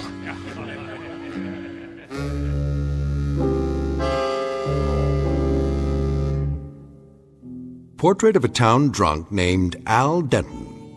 This is a man who's begun his dying early, a long, agonizing route through a maze of bottles. What he really seeks is not another drink, but a fresh start. Al Denton would probably give an arm or a leg or a part of his soul to have that. The question is, where does a man turn when the last of his luck finally runs out? In a moment, Mr. Denton will make the acquaintance of a newcomer who just might be willing to help, along with the third principal character in our story. Its name, Colt.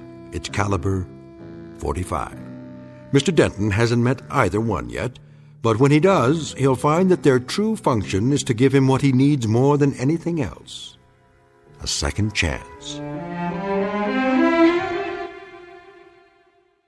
And now, The Twilight Zone and our story, Mr. Denton, on Doomsday, starring Adam Baldwin, with Stacy Keach as your narrator. Hey, Al, I just thought of something. You want a drink so bad? Well, guess what? I got me a bottle here, and it's still half full. Be ashamed to let it go to waste. So why don't you use some to take a bath? That sting, Al? I'll bet it does. Come on, open your mouth. Somebody get him a bar of soap. You want some more? Yes, sir. Well, first, let's see some appreciation. Let's see you pay for the drink in your own special way. A little song, Al. How about it? Song? You know the one I mean. How dry I am. How dry I am. How dry I am. Pretty good, Al. Here you go. Open wide and wet your whistle. Charlie, can't you break that up? I don't like it any more than you do. The misery they give that guy. Well, what else can they do for a good time? We ain't never had a circus come through here. Please, Charlie. You want the rest of it, Al? Here you go. Take the whole bottle. Oh, it's all broke now. Come on inside, Dan. Let's get a fresh one.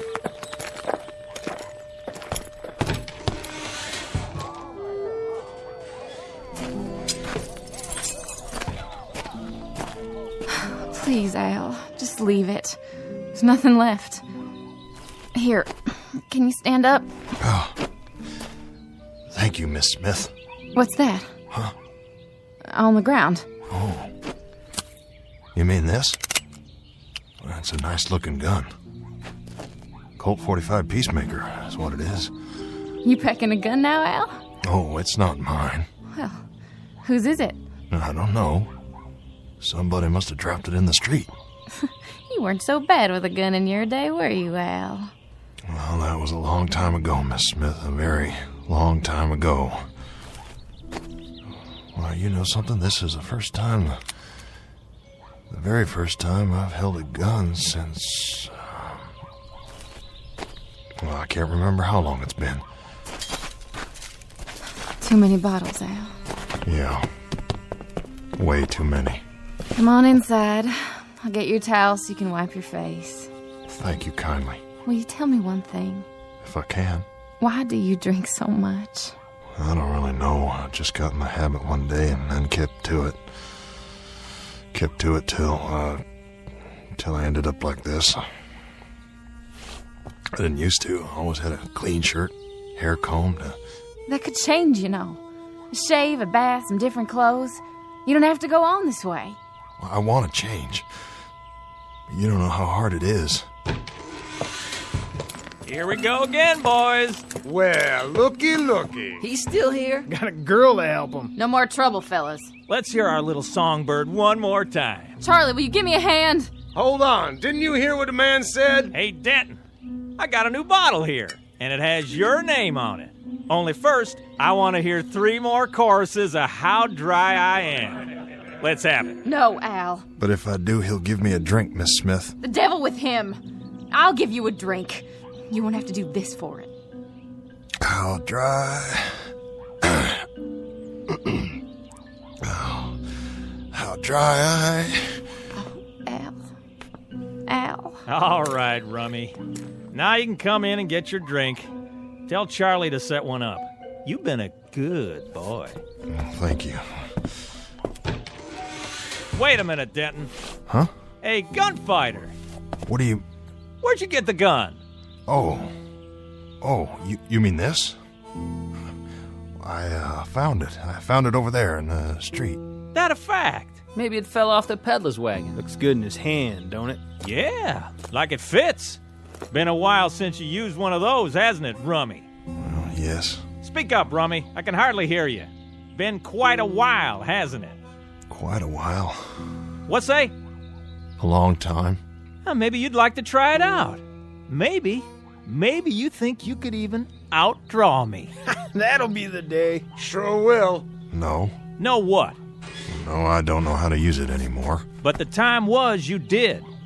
Let's see you try. I told you I wouldn't know how. Stop it. Come on. You and me, Denton, will draw.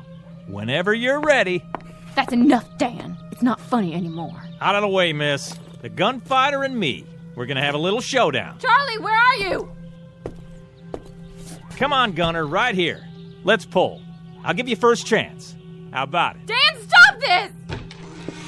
Come on, boys. She's right. This ain't a joke. Go back to the bar, Charlie. Can't you see we got private business out here? Listen, Dan, I put up with a lot from you boys, but... Here, I'll give you a break, Rummy.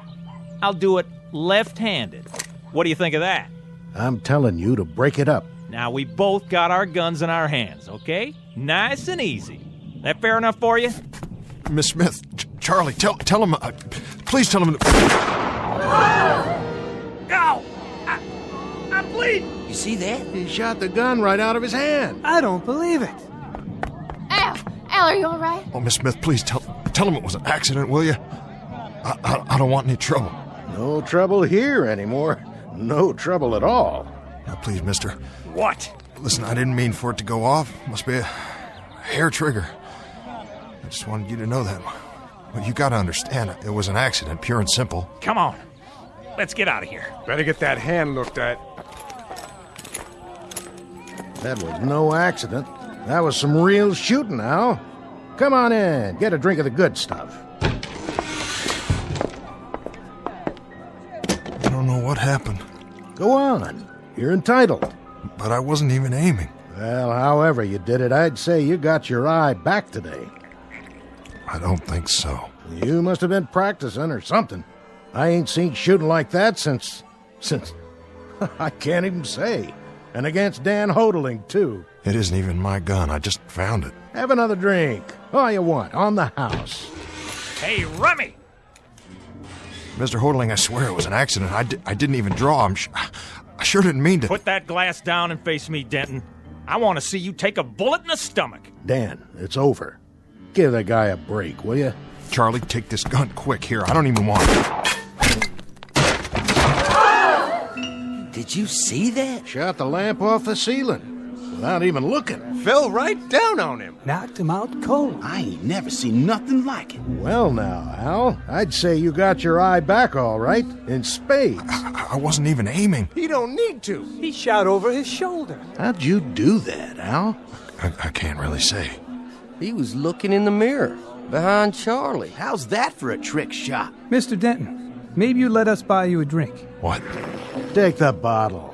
What did you call me? I didn't mean no offense. No, I asked you what you called me. Nothing, Mr. Denton. I didn't call you anything. That's what you called me. Mr. Denton. You hear that, Charlie? He called me Mister. Go on, have all you want. No, thank you, Charlie. I've had enough. Al, are you all right?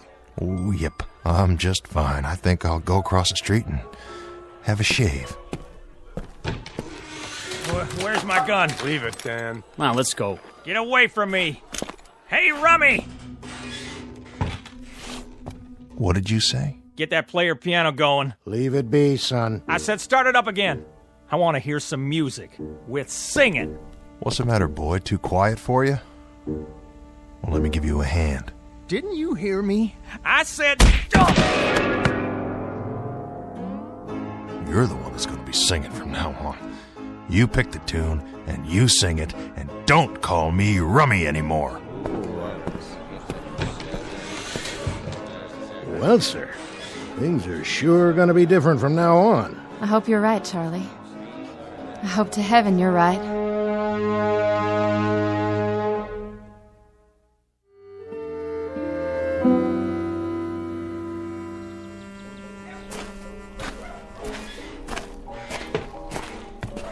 Al! Oh, hello, Liz. I just wanted to tell you, I think things are going to be all right from now on. I believe that. What things? Don't you understand? You don't have to worry about bullies like that anymore. I heard what Charlie said. Charlie? You're as good with a gun now as you ever were. Well, that's what he says. I remember too, Al. And I think he's right. Oh, I was good. I was real good. I was so good that once a day somebody would ride into town and make me prove it. And every morning I'd start my drinking a few minutes earlier. Until one morning, the guy who asked me to prove it turned out to be 16 years old. I left him lying there on his face right in front of the saloon. I left him bleeding to death with my bullets in him, and he was 16 years old. It doesn't have to be that way. Oh, doesn't it? No, I've seen it before. It's gonna start all over again. Every fast and fancy man who owns a gun will come riding down this street. But you know something? This time it will be different. Afterwards, it'll be me lying there face down, bleeding to death. Oh, Al. I think I'll go in and get a shave now. I'd like to look proper on the day I die.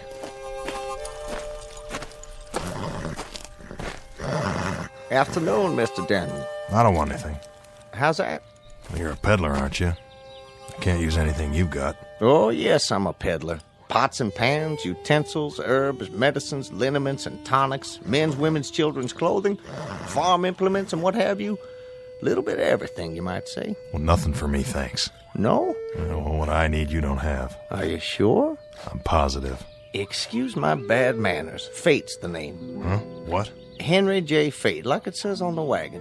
And you're Al Denton. How do you know that? I couldn't help but overhear. The trouble you had a little while ago? Hope it worked out. It did, for now.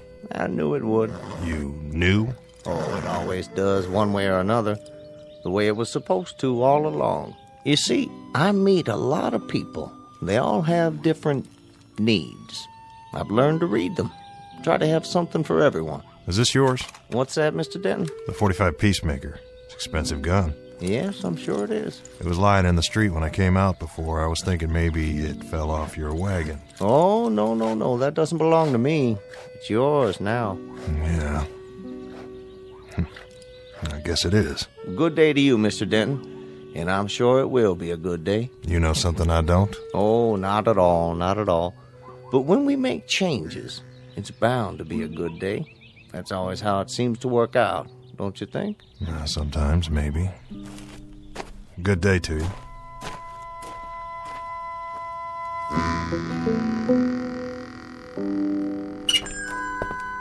Well, hello there, stranger. Sorry to bother you, Ned. Bother me? Why, you couldn't bother me, Al. Could he, Jake? Not on your life. He's the man of the hour. Now, don't say that. Come on in. We were just talking about you. How we knew you way back when, though I'm the one who knew him the longest. Why, I knew him when he first rode into town. How many years ago was that, Al? Well, too many. So, what'll it be? Shave and haircut? I was thinking just a shave. If I could owe you, say, for a few hours... Nothing doing. It's on me. I'll, wait till you're finished. I'm done.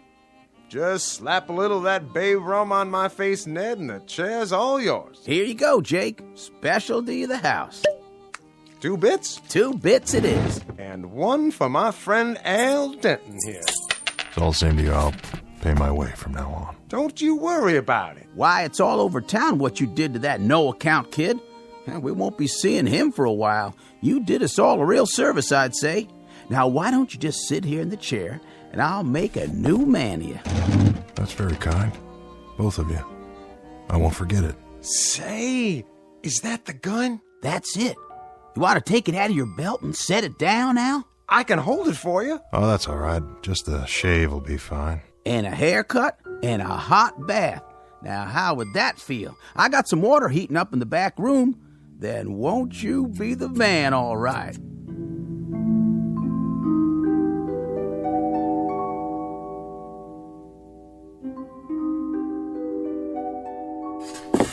There. Clean boots. Now, who is that guy in the mirror? Why, Mr. Denton, I almost didn't know you. Good evening, sir. New shirt makes a big difference. Yeah? All right. Who in the... They said this was his room. Well, they did, huh? Who are you looking for?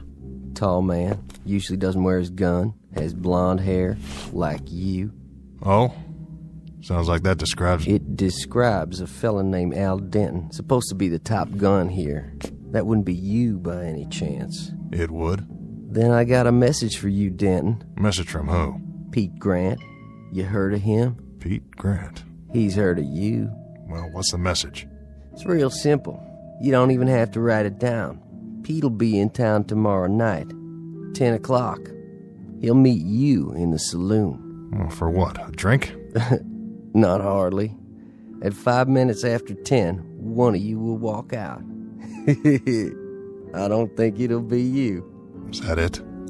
That's the end of the message, Denton. You got an answer for him? Well, look, you tell him. You tell him he doesn't even know me and there's no call to... Yeah? You tell him.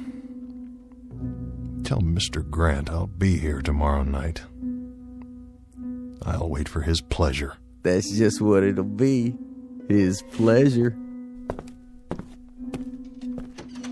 Ah, that didn't take long.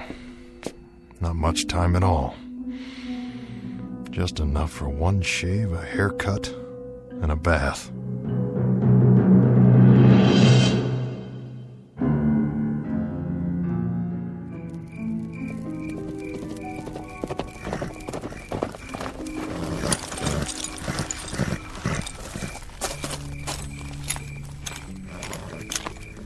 Back already? That's all it took. You deliver the message? That I did, Pete. How'd he look? What do you mean? Dan, they say he's as good as he ever was. Is that how he looked? I don't really know. It was night and... No, it was not. It was an hour ago, you dumb, thick-headed steer chasing... Easy, Pete. You're all riled up. You got the nerves again. Grab your chow, and you better get some sleep. Sure, Pete. Whatever you say. Soon's I water my horse. Fast he is, then. I bet he's got a case of the nerves, too. Nerves like a sickness. I'm glad I ain't him tonight.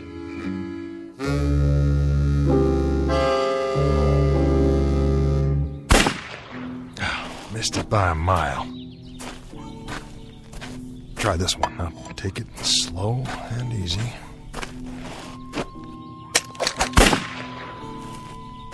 "10 feet off at least, if I could just stop my hand from shaking." Al, Oh, it's no good.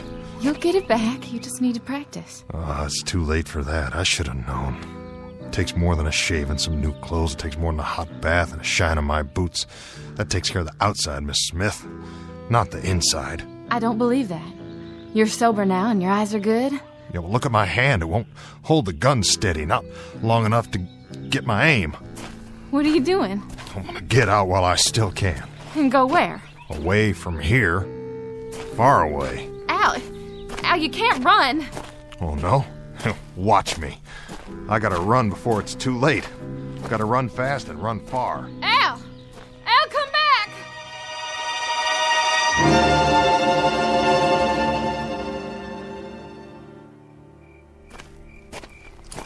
Evening, Mr. Denton. Who are you?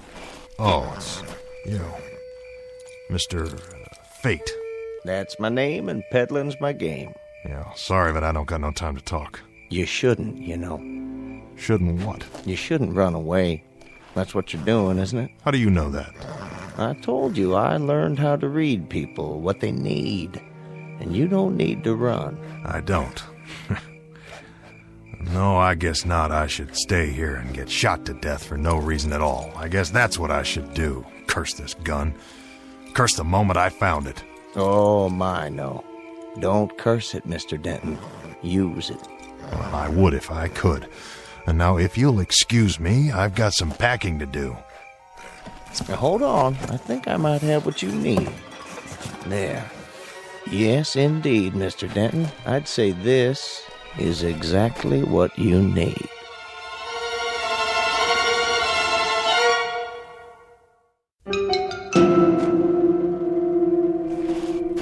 I told you before, you don't have anything I need. Not even this? What? It's one of my potions. You might call it that or an elixir. Either way, it'll help solve your latest problem, Mr. Denton. Oh, my, yes. It'll help solve it in no time at all. Snake oil, that's all you are, a snake oil salesman. I knew it when you rode in. Don't be too swift in your judgment. Allow me to explain. I call this my developer. How's that? More to the point, my fast gun developer. Very special formula. Now hear me out. The man who drinks this becomes the fastest of the fast. He'll be able to shoot a hole through a silver dollar in midair at 100 feet or better without even aiming. And best of all, it lasts for 10 full seconds, guaranteed. 10 seconds. And after that? After that, the user's on his own. 10 seconds, I could empty a gun in half the time, or I used to. Care to test it? Now? Go ahead. Feel free. Proof of the pudding, so to speak. What's in that bottle? An ounce of whiskey or sugar water? Nothing of the sort, I assure you. Taste it. Well, let me get this straight. You're telling me all I have to do is drink it? Mm-hmm. The developer will do the rest. It works almost instantly. And if it doesn't? Then what have you lost? A few seconds? A simple test, that's all I ask. Doesn't taste like much. Your time starts now. Remember, 10 seconds. There's your target. Where? The street lamp, down at the end of the street. See the flicker? Are you kidding? I couldn't hit that if I was standing right in front of it. Go ahead, Mr. Denton. Your time's almost up. Draw. 8, 9, 10. I don't believe it. There you go, Mr. Denton. Your time is gone. Now, the gun would probably be of no more use to you than a bottle would be to a bowl. What'd you put in that? Here's a fresh one. Drink it a few seconds after 10 tonight, just at the moment Mr. Grant walks into the saloon. You know about Grant? Well, I'm afraid everybody knows. It's all over town. How much do I owe you? Oh, why, nothing. There's no charge for this. You might call it a service. That's what it is, a service of Henry J. Fate. Just so you remember at some future time, the night that Fate stepped in.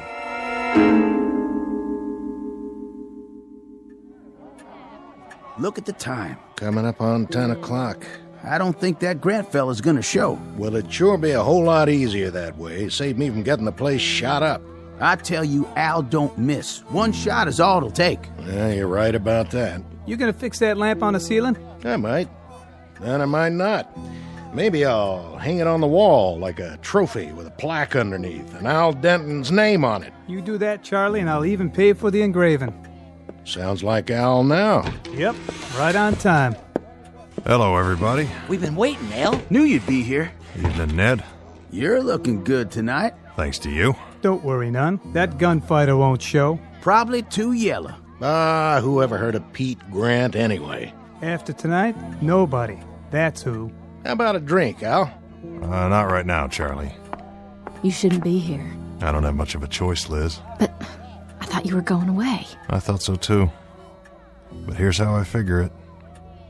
A man's got to play the cards he's dealt. Because there's no place that's safe. Wherever you go, someone will find you. You mean Pete Grant? Yeah, him or someone like him. All the Pete Grants of the world. You don't have to prove anything. Go, right now. Just go. It doesn't matter where. You've got your life back. Why do you want to throw it away like this? Ready for that drink, Al? No thanks. I think I'll pass. Suit yourself. It's not 10 o'clock yet. There's still time. See, now that's just it, Liz. There isn't any more time. I've wasted too much of it already. Get on a horse and ride. Go to another town. Start over. I could meet you there. If you want me to, we could... Listen, who's that coming? That would be him.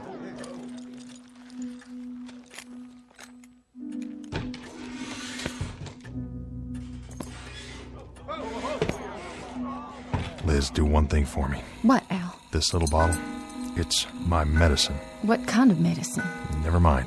When he calls me out, you pull a stopper and hand it to me before I turn around. Then get rid of it. I don't want anybody to see. But what is it? A chance.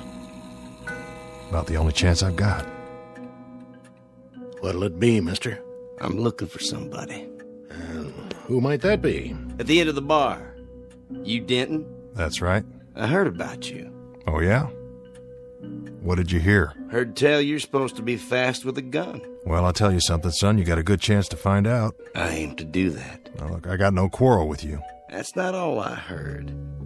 I heard you were a low-down, dirty coward. You shouldn't believe everything you hear. Turn around and step away from the bar. You sure there's no other way to settle this? I'm plenty sure. Well, all right, then, if that's your pleasure. Now, Liz. I'm ready. What's that young fella doing? Sneaking some kind of drink. Al, look! He has a medicine bottle, too, just like yours. Go ahead. Make your move. Al! I got you, Denton. And I got you. But that can't be. You're both right. You shot the guns clean out of each other's hands. This is a push, boys. No winner. Let it end here. Your hand! You won't be shooting anymore with that hand, Al. Not anymore. A couple of the fingers are gonna be stiff from now on. Yeah, I reckon they are. But that don't make any difference. You were fast. Fast on the draw. The way you stood up, that's something to tell your grandchildren about. And the way it looks now, you just might live to have some. Here, wrap this handkerchief around to stop the bleeding. I don't need your help. No, I guess you don't. Not now. You know, you won't understand this right away, son, but you just got a blessing. 2 fingers stiff like mine, for good and all. That's what it is, a blessing. Took me a whole lot of years lying dead drunk in the street looking up at the sun before I learned it. And you won't have to go through that.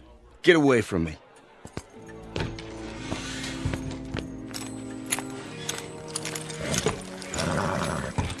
Get him, Pete? No more than he got me. Then it's over and done. Yeah, it's over and done. Let's ride.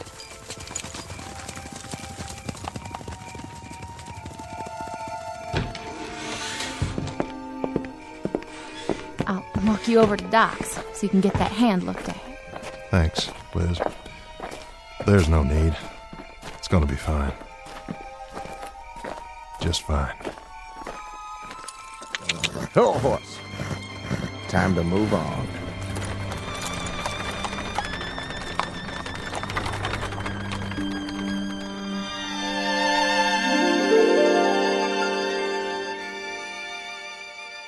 Mr. Henry Fate, like his wagon says, a dealer in everything. Utensils, pots and pans, liniments, and potions. A fanciful figure in a black frock coat, who also deals from time to time in second chances. And while there are some who say that he exists only in the dreams and imaginations of men, others say that he does exist because he must, even if it's only in the Twilight Zone. More from the Twilight Zone after this.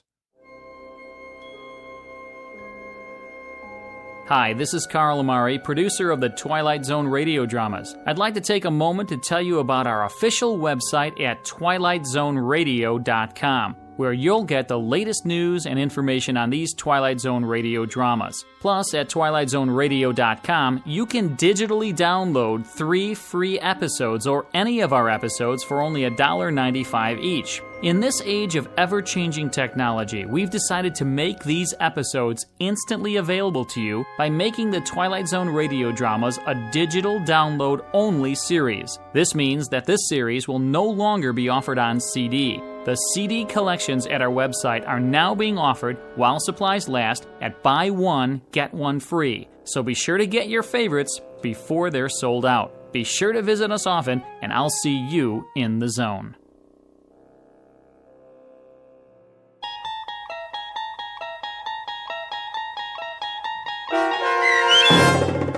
Mr. Denton on Doomsday, starring Adam Baldwin with Stacy Keach as your narrator, was adapted for radio by Dennis Etchison and based on a script by Rod Serling.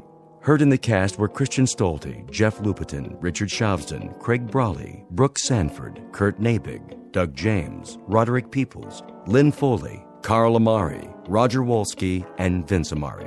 To learn more about the Twilight Zone radio dramas and to obtain audio cassettes and CDs of these programs, visit our website at twilightzoneradio.com. The producers of The Twilight Zone wish to thank CBS Enterprises, Carol Serling, Dennis Etchison, Dick Brescia Associates, Claire Simon Casting, Terry Jennings, XM Satellite Radio, Sirius Satellite Radio, our sponsors, and our radio affiliates for helping make this series possible. This copyrighted radio series is produced and directed by Carl Amari and Roger Wolski for Falcon Picture Group. Doug James speaking.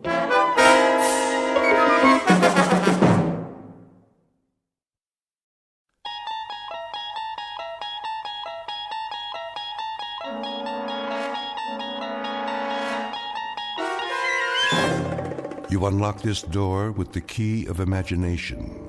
Beyond it is another dimension. A dimension of sound, a dimension of sight, a dimension of mind. You're moving into a land of both shadow and substance, of things and ideas. You've just crossed over into the Twilight Zone.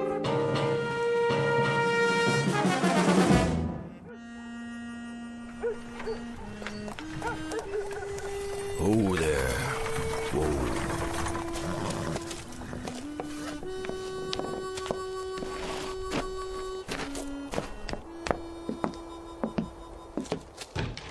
Hello? Yes, sir? You open for business? Sure am. I couldn't tell. Nobody on the street. Oh, not this time of day. It's too hot. What's your pleasure, sir? Beer? Beer she is. Cold, is it? Cool's more like it. Do me just fine. That'll be a nickel. Nickel it is. Come a long way, did you? Long way. Saw the name on the map, but I didn't know if it was still here. Lovely little town. What's that? I was remarking about the town. Lovely, peaceful place you got here. Yep, that it is. And the name really gets me. Happiness. That's what she's called. Happiness, Arizona. Been called Happiness, let's see now. Almost 10 months now. What was it called before that? Before that? Well, it had different names. Like what? Well, it was Satan's Stage Stop for a while, then Dead Man's Junction, and then Boot Hill Village. Boot Hill? For the town cemetery. You passed it coming in. Well, that I did. I saw the sign on the side of the road. Said it was to commemorate the... Let's see, how did it go? The many people killed in the course of our turbulent beginnings. Right. 128 people buried up there. That many? Every one of them shot dead. Is that a fact? Save one who died of natural causes. Well, things sure have changed. Now you got the Happiness General Store, the Happiness Hotel. It didn't used to be that way. I'll tell you something, mister. This town wasn't fit to live in. No? No, sirree, Bob. Well, there wasn't one night you could come in this bar and not have to step over a dead body. Hard to believe. Nothing but shooting and killing going on night after night. Well, even my brother John, rest his soul, we had more folks biting the dust than we had coming to Sunday meeting. Do tell. And you know what happened? I couldn't begin to guess. Well, I'll tell you. Town just kind of took stock of itself. Got a real strong sheriff from Dodge City. put the old kibosh on firearms, built a jail and gallows, enforced the law. Next thing you know, Happiness, Arizona. That's quite a story. Happiness, where a man can walk down the street and have himself a drink without checking the mirror to see who's gunning for him. That's progress, mister. That's real progress. This kind of thing, it sort of brings tears to my eyes. Well, that's all right now. Don't you be scared to go showing your true feelings. I know how it is. You live with violence and killing all your life, and then suddenly it's just like, well, kind of like the sun coming up over a dark cloud and shining down on you with the warm rays of beneficence. That's mighty well put. I do a little preaching on the side, too. I'm not surprised to hear that. What's your line? My line? Your work. What do you do? Oh, I'm on the road a lot. Selling? In a manner of speaking. Services is what I supply. Can I get you another beer? That would be right kind of you. Services, you say? Now, what kind of services? Oh, you wouldn't be interested. Well, you never know. I might be able to throw a little business your way. Well, you might at that. This is the kind of town that generally can use me. What services do you supply? I bring back the dead.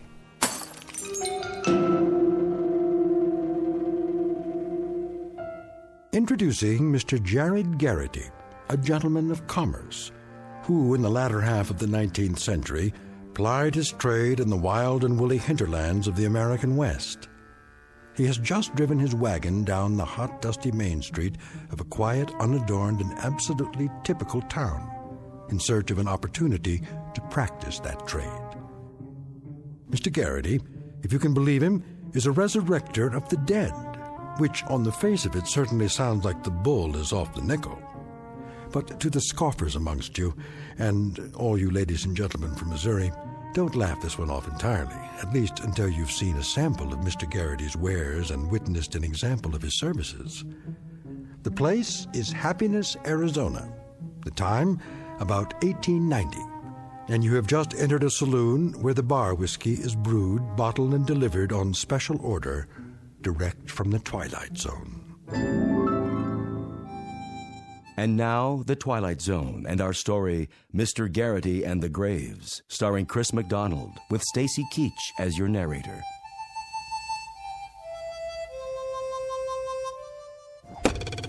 Hmm. 5 points. Sheriff! That's better. 7 points. Sheriff Gilchrist, open up! What is it? Sheriff, come quick! What's the matter now, Jensen? The stranger, Sheriff. The stranger! What stranger? Sheriff, I'm glad you're here. Well, where else would I be? I don't know. But I'm always the first man they look for. And the last they want to meet. Yep, that's true, all right. What are you doing? Practicing my knife throwing. What does it look like? Whose picture are you throwing at today? Same as always. My deputy. Ex-deputy. Chesley? But he done run off. Tell me about it. Oh, Sheriff, you gotta come quick. It's that stranger feller. All right. Just let me strap on my gun.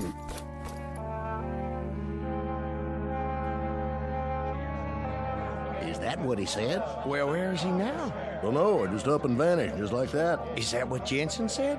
I don't like this one bit. Where's the bartender? I need another drink. He's coming with the sheriff. Here he is, everybody. Simmer down now. What's this about a stranger? He's wearing a black suit and a black hat. There's his wagon right outside. And a mustache and a bony face. And you should have seen his eyes. Now, hold on, everybody. Let the sheriff talk. He'll answer all your questions. What did he say his name was? Well, he didn't say. Leastways, I don't think he did. Got a sign on his wagon out there. By golly, you're right. Well, sure he is, Lapham. What's it say? Says Garrity. Then that could mean something, I reckon. That could be his name. Say, that's deduction for you. Now you know why we got law and order around here. Well, it's a chancy job. Makes a man watchful, I bet. And a little lonely. We finally got ourselves a lawman who uses scientific deduction. Why didn't I ever think of that? Don't know a fella's name, you just look at his wagon. Really wasn't no great shakes of deduction, Lapham. Well, now I beg to differ with you on that. But it points up the fact that you can't stop thinking on this job. Not ever. It's a kind of think proposition. Take this 6-gun, for instance. A lot of men depend on this all the time, when they should be using what's under their hat. Under their hat? The old bean. By golly, nobody was ever righter than that. And besides, using the head instead of the gun, you save money on bullets.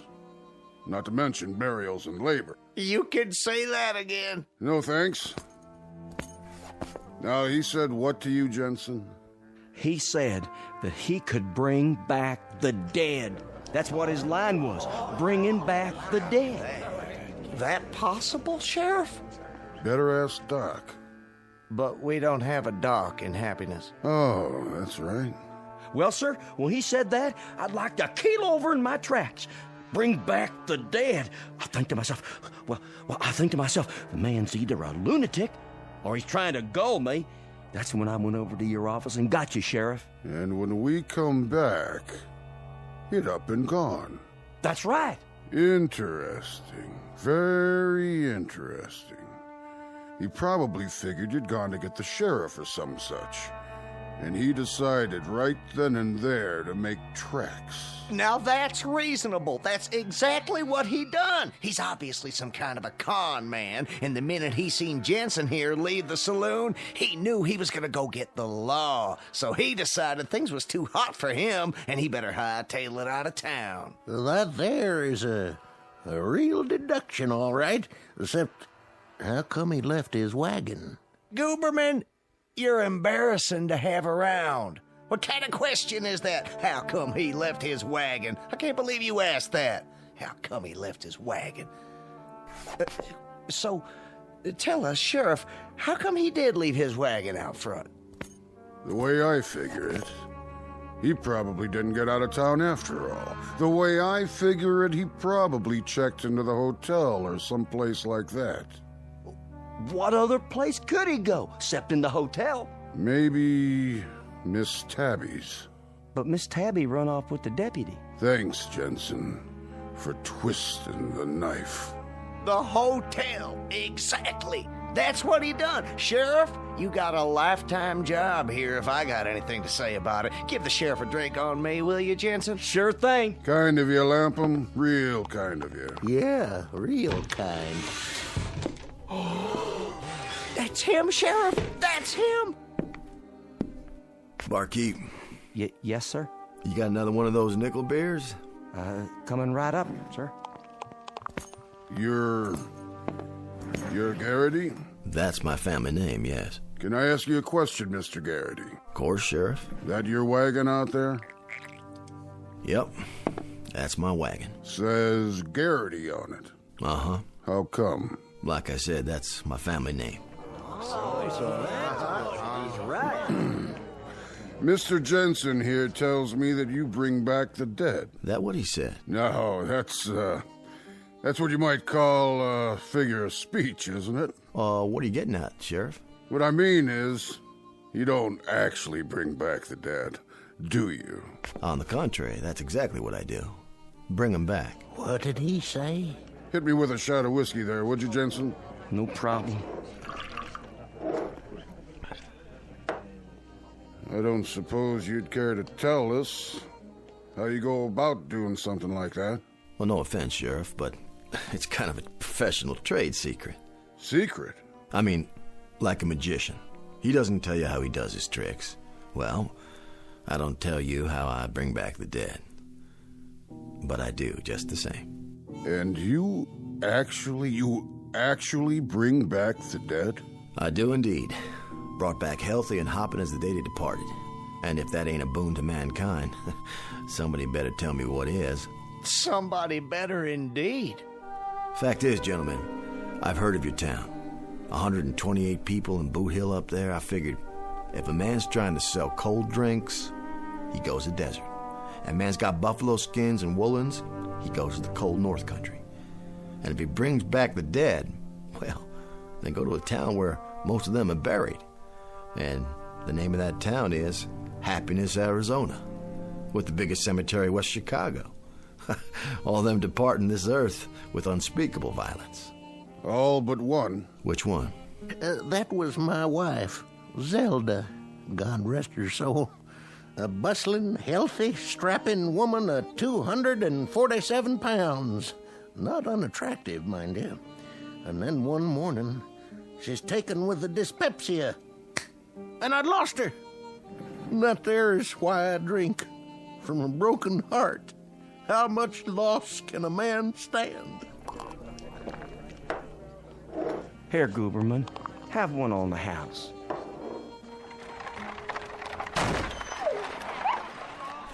What the? Stand back, everybody. What's happened? Oh my gosh, he run over the dog. Poor thing. Is it still alive? Oh, no. I sure am sorry, poor little mutt. How did it happen? Dog just run right out in the street. I tried to stop, but he got under my wheels. Must have struck him a blow in the head. Not a mark on him, but he's sure dead. What do you call that, Sheriff? Accidental animal homicide. Oh, mighty decent of you, Sheriff. No fine or nothing. No fine. You obviously couldn't help it. That's what the law says. Anybody know who the dog belongs to? Stray is what she is. Never seen her before. Nope, not around here. I'll put her up in my wagon, take her out and bury her with my own two hands. No need. Huh? Ladies and gentlemen, the proof of the pudding, so they say, is in the eating. And the proof of a service is in the performing. Hallelujah. The dog is certainly dead, isn't she? No question about it. Then, gentlemen, I shall take it upon myself to return this gentle creature to the land of the living. What do you mean by that, mister? I shall resurrect it. Stand back, all of you. I ask only one thing, in order that I may conduct the operation satisfactorily and completely. What's that, Garrity? Would you all turn around? What? And look the other way, so you're not watching me. How's that? If you don't mind, please, show me your backs for just a moment, out of respect for the dead.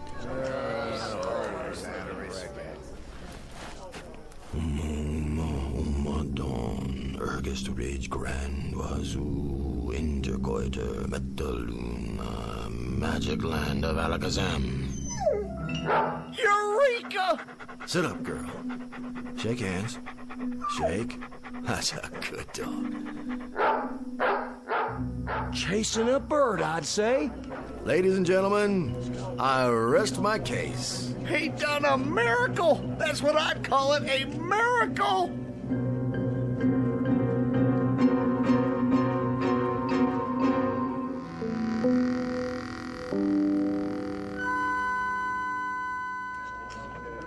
Black magic is what it is.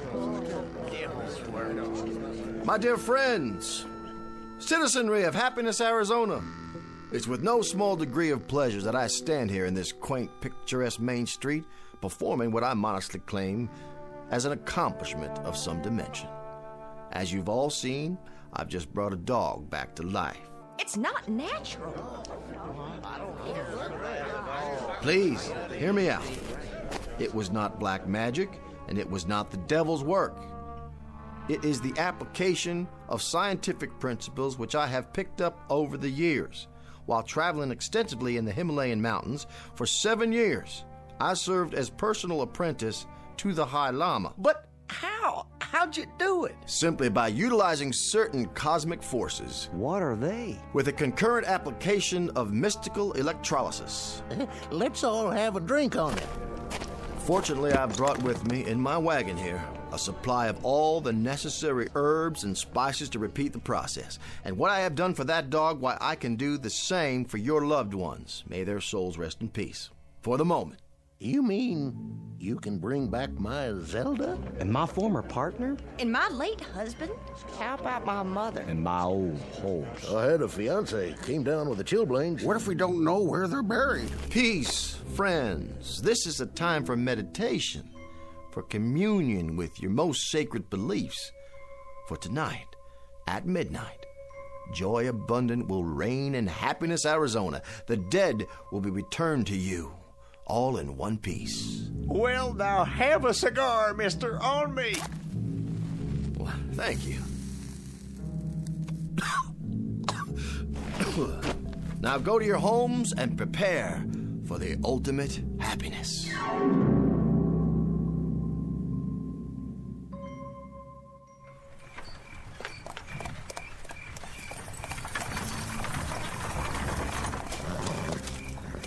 Hello, spirits of Boot Hill. Are you there? I say, spirits. I'm talking to you. Garrity here.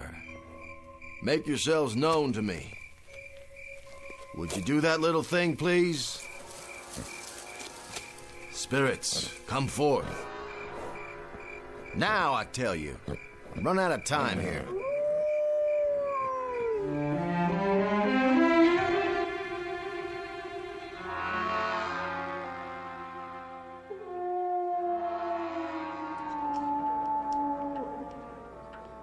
$11:30. No sign of him. He's up at the cemetery. Still? 4 hours he's been up there now. That place always froze my guts, even at high noon in the bright sun. Imagine what it must be like after dark. I don't want to imagine. You know, one time when I was a kid... Please, Lapham. I had a pet goldfish. In Arizona territory? No, this is back in Springfield. Anyway, I had this goldfish, and my cat used to watch it swim around night and day. What was your cat's name? My pussycat? Her name was Tabby. Lapham. Anyway, one night, she knocked the fishbowl over trying to catch it, and I got so mad, I chased her out of the house. Spare me. And wouldn't you know, that cat ran out and leaped in the pond. Now, it was the dead of winter, and there was ice on the water, and, well, to make a long story short, when I pulled her out, she was frozen solid. You could have thrown her through the air like a boomerang. What's a boomerang? Never mind. Let him get finished. So I carried her back in the house all stiff like that so as I could bury her the next day. And you know something? In the middle of the night, that cat thawed out and came back to life. Started running around like she was possessed. I hid for my life. The sound she made, it just wasn't human. Of course not. It was a cat. Well, be that as it may, the cat was never the same. What finally happened to her? She ate some spoiled mackerel and expired for the second time. She didn't come back from that one, sad to say. Imagine. Can you just imagine? Imagine what, Gooberman? My own little Blossom. My own Zelda. The lonely days and lonely nights. And at midnight, she's coming back to me. Saints preserve us. Listen. What's that? Sounds like Mr. Garrity's finished his work. Evening, gentlemen. Evening, Garrity. Whiskey, please. Sure thing.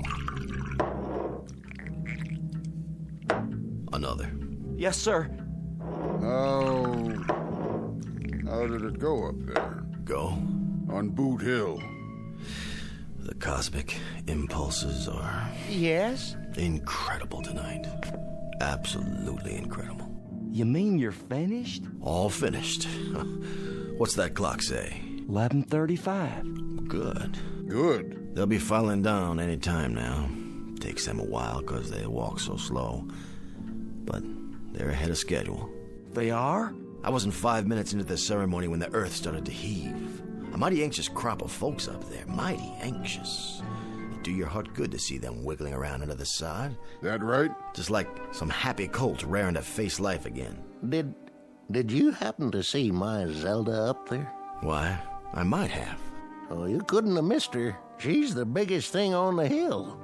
Only funeral that ever took 9 pallbearers. That was some service. Doggone if she wasn't a strapping girl. I remember the time she threw me out of the house. through a window. As a matter of fact, I was 18 feet in midair. That picture behind the bar. Which one? The man with the handlebar mustache. Your beloved brother, isn't it? John? Sure is. How'd you know? Reminds me of someone I've seen quite recently. Shot by accident last March. There was a gunfight in here, and he got hit by a stray bullet. Tall man like you, with a kind of a limp. How'd you know? Your brother was the last man buried. And the last ones buried are the first ones to come up. Come up? And then down. Down? Down the hill, into town. You say something out there, Mr. Garrity? I believe I do. What? Why, I believe that's him coming now. Down the middle of the street. Look, do you see?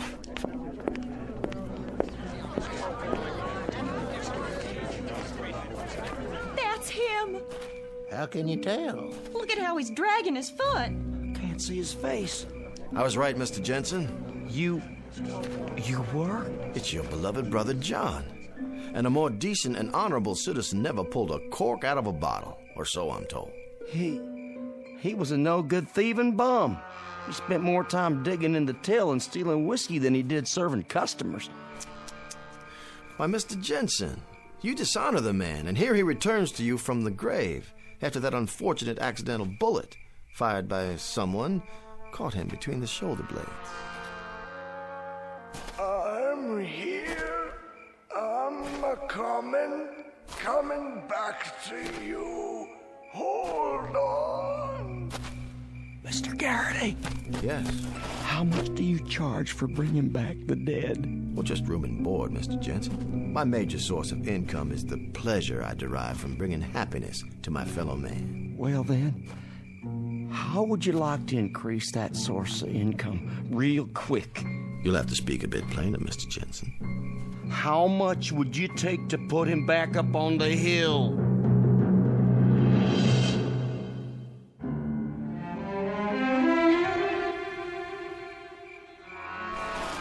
I'm asking you. To put him back? My brother, I mean. In his grave, where he belongs. What does that mean? Well, it's a difficult procedure, Mr. Jensen. Once the resurrection has taken place, it requires a maximum effort to replant them, so to speak. Would $100 pay for the effort? 100? In gold. Shall we say 1,000? What does 500 do to you? Well, it warms me a little, but I still feel drafty. Let's make it 750, shall we? Deal.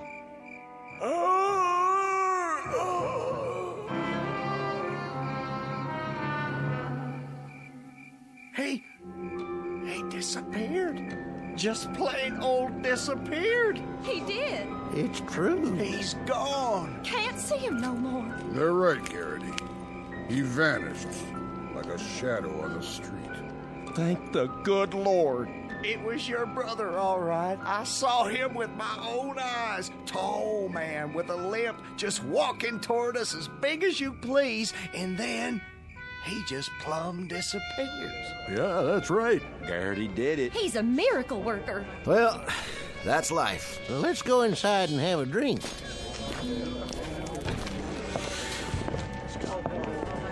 But don't fret, friends. He'll be followed soon enough by the others. The others? Including your beloved wife. Your lonely hours are a thing of the past, Mr. Guberman. Your Zelda will soon be back with you to share your life and restore your peace of mind. Well, no disrespect, but, Yes?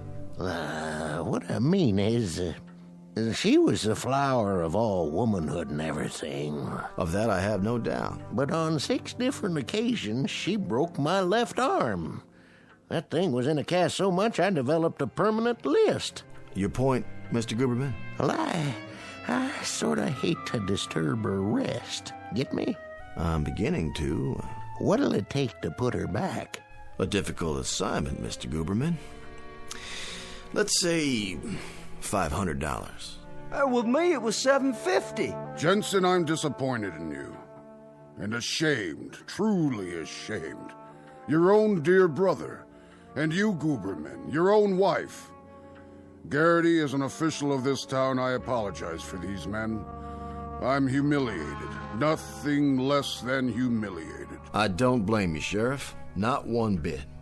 But you, I could perceive immediately that you are made of sterner stuff. Well, I suppose that's true. I didn't see you quake in your boots just because Lightning Peterson will be one of the departed returning tonight. Lightning Peterson? You killed him yourself, didn't you, Sheriff? And he was supposed to be the fastest gun in the territory. Boulder Dash. I say Boulder Dash. Lightning Peterson, indeed. You killed him once, Sheriff, in an honest showdown, and if his internment hasn't taught him anything, you can do it again. Something, Sheriff? You're resurrecting that gunman, along with the rest? It's a mass operation. I see. I see. As a matter of fact, it provides a marvelous opportunity for you to dispel those ugly rumors I've heard. Rumors? That you actually shot Peterson in the back late at night, when he was alone and unarmed, while you had 6 deputies at your side. Hold on. Now, I know you faced up to him in broad daylight, a man of your character, but this will give you a second chance to shoot him down if need be, face to face. Have a seat, Sheriff. You don't look so good.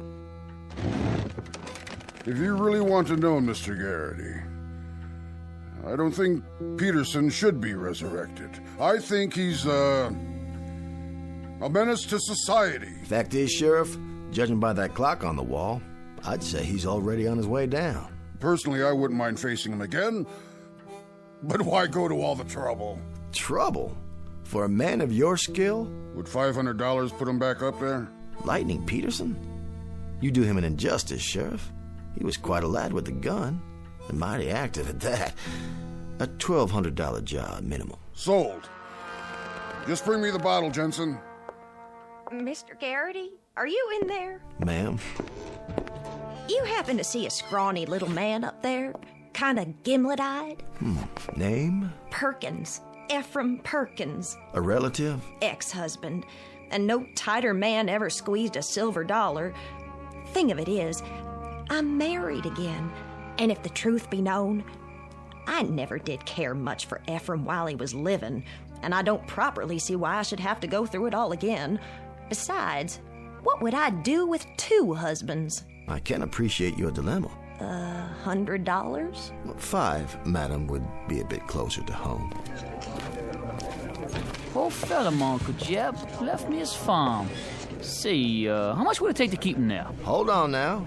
One at a time. My father-in-law, big man, asked to be buried with a bullwhip.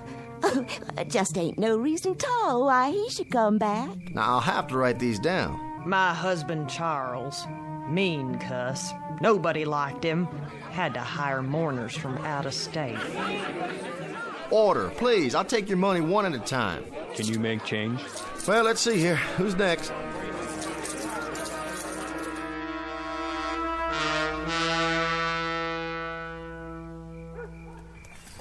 Who there? Oh.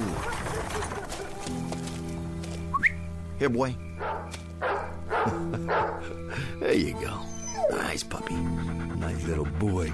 Got a bone for you in the back of the wagon. You're paid for playing dead like that. That you, Ace? Right here. You're late. Couldn't help it. Town was the ripest pear we ever plucked. They couldn't open their money bags fast enough. What's the take?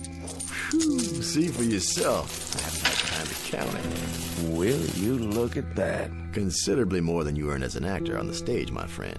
Considerably more. Played the part well, though, didn't I? Beautifully. The handlebar mustache was a nice touch. That's why I brought my makeup kit. Never know what you'll need. I checked the itinerary.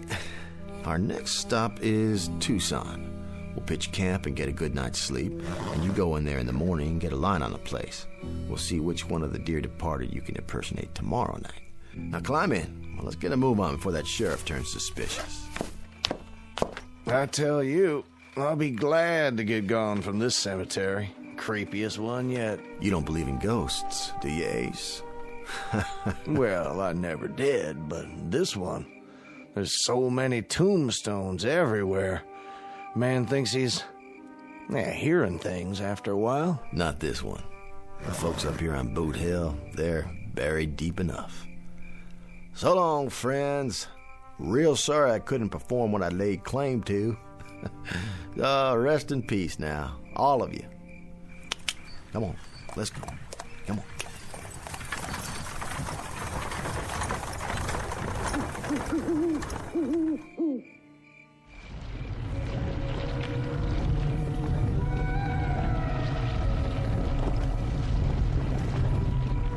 the dirt out of my eyes, will you, John? Sure enough, Evan. Wait, hold on. You got a worm in your nose. You know, the man don't do himself justice. The actor who played you wasn't worth a darn. Terrible mustache. But that there Garrity, he sure can do a job of resurrecting. Sure can. Don't know where he learned them words, but they worked. Didn't they, Lightning? Let's get on to town. We ought to wait for the others to dig out. Don't worry, they'll be along. Besides, I got a lot of drinking to catch up on. There's a yellow skunk of a sheriff I aim to settle a score with. And a little pipsqueak of a soft just waiting to get his arm broke. And I am just the lady to do it. My name ain't Zelda Gooberman. Let's go, boys. Just the four of us. It's clobbering time.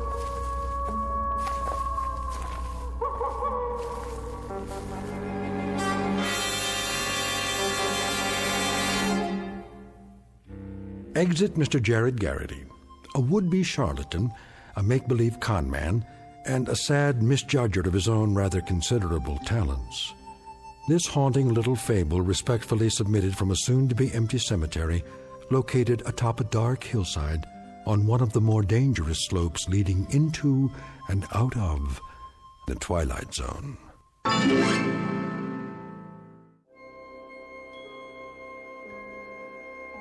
Hi, this is Carl Amari, producer of the Twilight Zone radio dramas. I'd like to take a moment to tell you about our official website at twilightzoneradio.com, where you'll get the latest news and information on these Twilight Zone radio dramas. Plus, at twilightzoneradio.com, you can digitally download 3 free episodes or any of our episodes for only $1.95 each. In this age of ever-changing technology, we've decided to make these episodes instantly available to you by making the Twilight Zone radio dramas a digital download-only series. This means that this series will no longer be offered on CD. The CD collections at our website are now being offered while supplies last at buy one, get one free. So be sure to get your favorites before they're sold out. Be sure to visit us often, and I'll see you in the zone.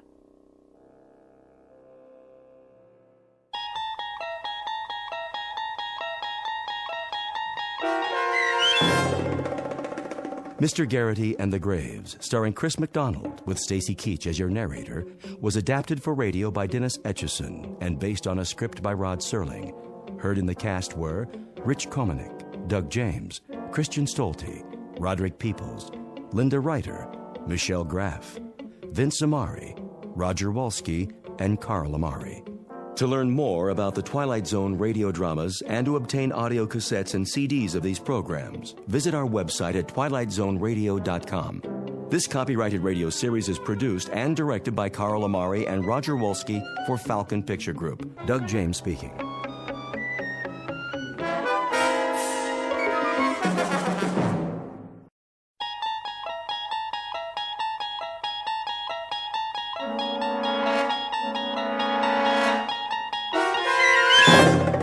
You unlock this door with the key of imagination. Beyond it is another dimension, a dimension of sound, a dimension of sight, a dimension of mind. You're moving into a land of both shadow and substance, of things and ideas. You've just crossed over into the Twilight Zone.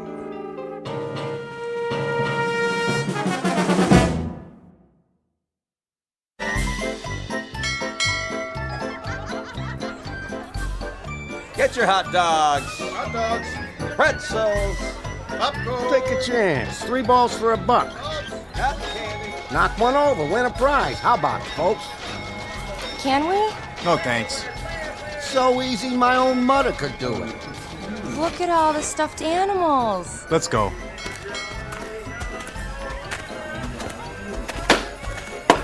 Throw a dart, break a balloon.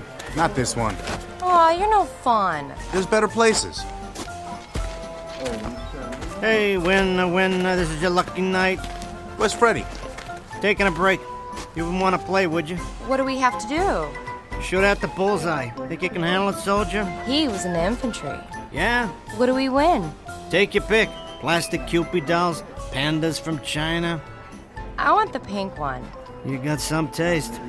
How much? How much you want to spend? Sign says $1. Ask for kids' prizes. Wax lips, pencil on a string. You have to work your way up. Freddie gives me 3 games for 2. Yeah, 50 BBs each. Never knock out the bullseye that way. How much for a full load? Say 3. Forget it. 2. We're leaving. All right. 100 shots for, let me see, a penny apiece. I get to pick my own machine gun. Man knows what he's doing. Ready? Hey, how about a side bet? 5 will get you 10. You hustling me? Come on, show your girl what you're made of. She already knows. Can't blame a guy for trying. Watch this.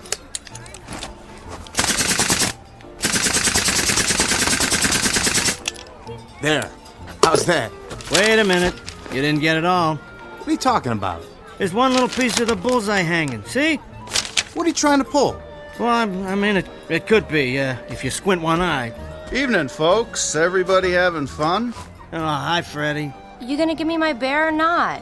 What's the ruckus? Just having a friendly discussion. He doesn't want to pay off.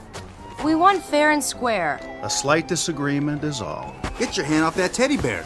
Give the young lady her prize. We don't want any trouble here. There you go, pal. Semper Fi. I'm not your pal. I'm surprised at you, Wally. That's not the way. First, you give him a few wins, build up the payout, then you sock it to him. Remember? I got a lot on my mind. Wally, you used to be a good con.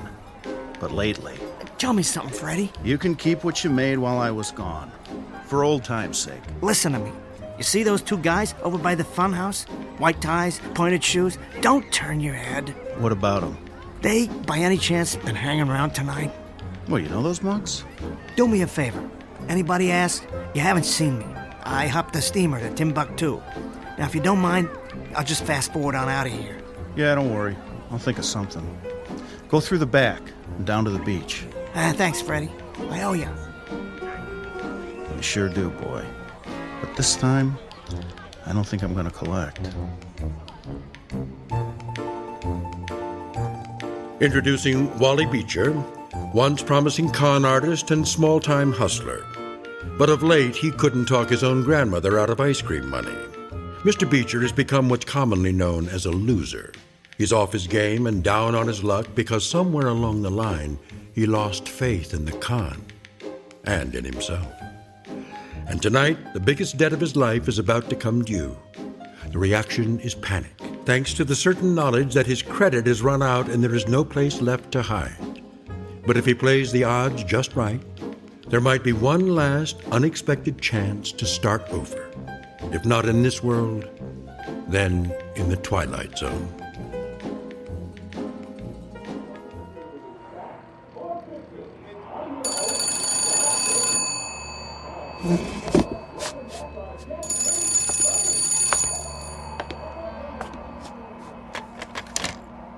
Carlton Motel.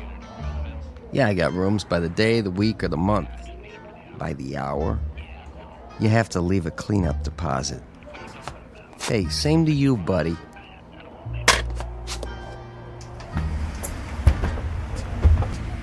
Hey, Mr. B. Any calls tonight? Nope. Not even my brother? Nah, been quiet as a tomb. Oh, don't say that. Here's your mail. Maybe that check you've been waiting on? No such luck. Anybody ask for me? Afraid not. Good, that's good. Jack, I want you to listen real close. It's important. Yeah? If somebody wants to know where I'm at, I already checked out. Anything you say, Mr. B. Only I sure need that rent before you do check out. Yeah, I'm not going anywhere. Just say I did. Got it, but about that rent, it's Thursday already. You're the first on my list. The manager won't let me carry you much longer. I got some deals going. One of them's bound to come in. Just remember what I told you, especially if they're wearing alligator shoes. You call my room with a heads up, okay? Sure thing, Mr. B.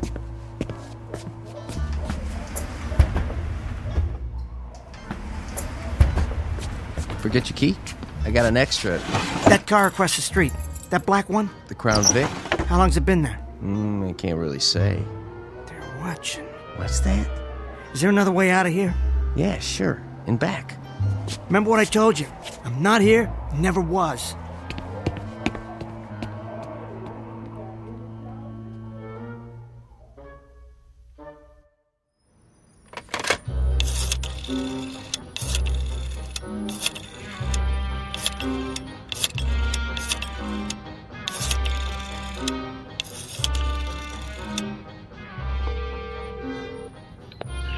Raj, it's me, Wally. You got a line on the 5th at Belmont? Yeah, tomorrow. The number 9 horse. Yeah, he's still 40 to 1? Put me down for 100, straight across. I understand. No more credit, but this one's a lot. I'm not conning you.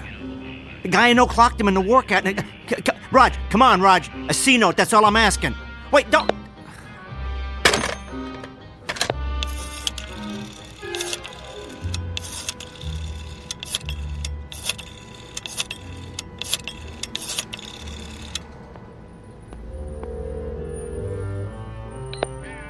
Rosie? You bet it is. How's your kid? Good. Hey, listen, Rosie, remember that business opportunity I told you about? Yeah, that's the one. The Feedback drive-thru. World's best deep-fried burgers. Well, they're getting ready to open their first store. Me, I got my personal life savings riding on it. So if you want to get in on the ground floor... he is? Oh, jeez, that's terrible. Hey, I could let you post-date a check if you... Your life insurance policy, too? Yeah, I understand. Hey, hold on, Rosie. I got another call. Great talking to you, hon.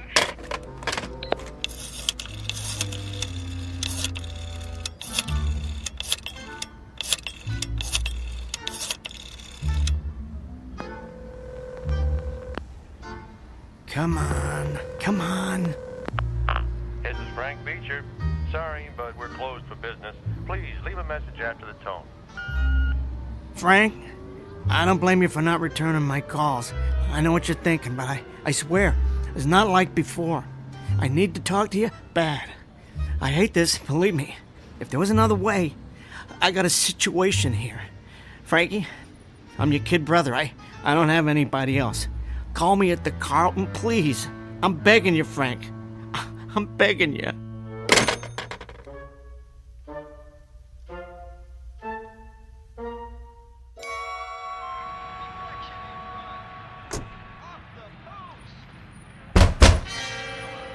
Who is it? Yeah, I'm in here. So what? I don't care anymore. Bring it on. Just bring it. Huh? Wally. Frank?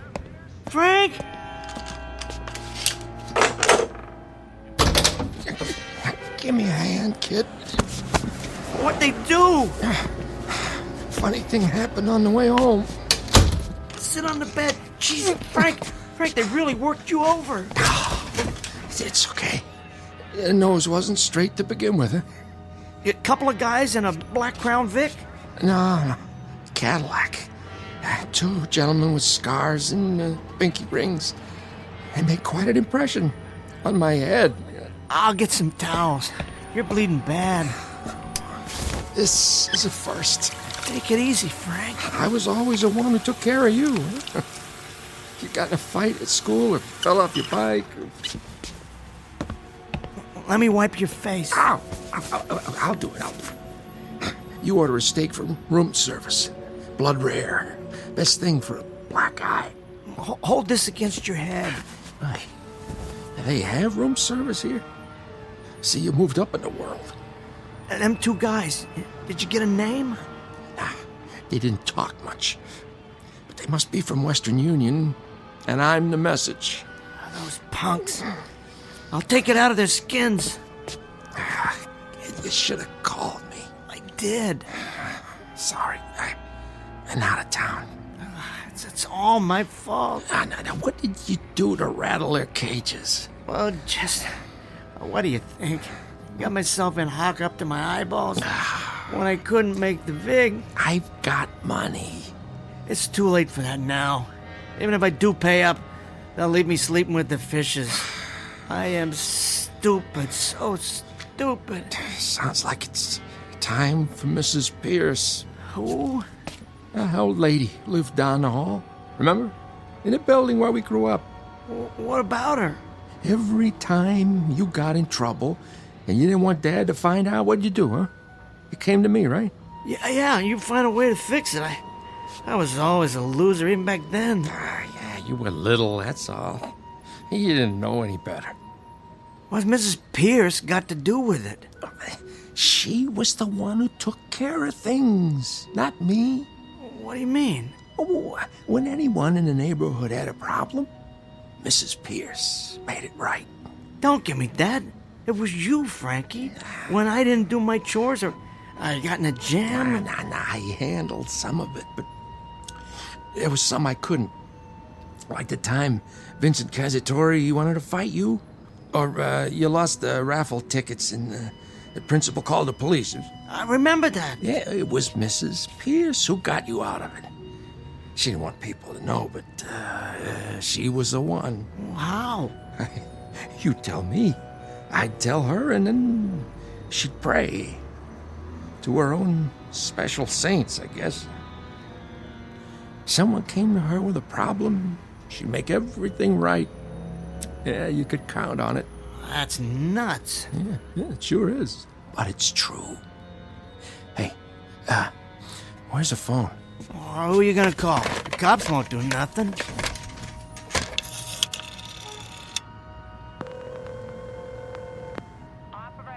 Yeah, hello, information.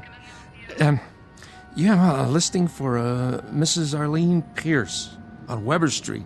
She probably is dead by now. Yeah, hold on. Where's pencil? Here. Yeah. Okay. Thank you, operator. It's too late, I tell ya. She moved, but I got it. All right. What have I got to lose? 10-1, she won't even remember me. Come on, let me. Not this time. Give me the phone, Frank. And I'm afraid it don't work that way. Why not?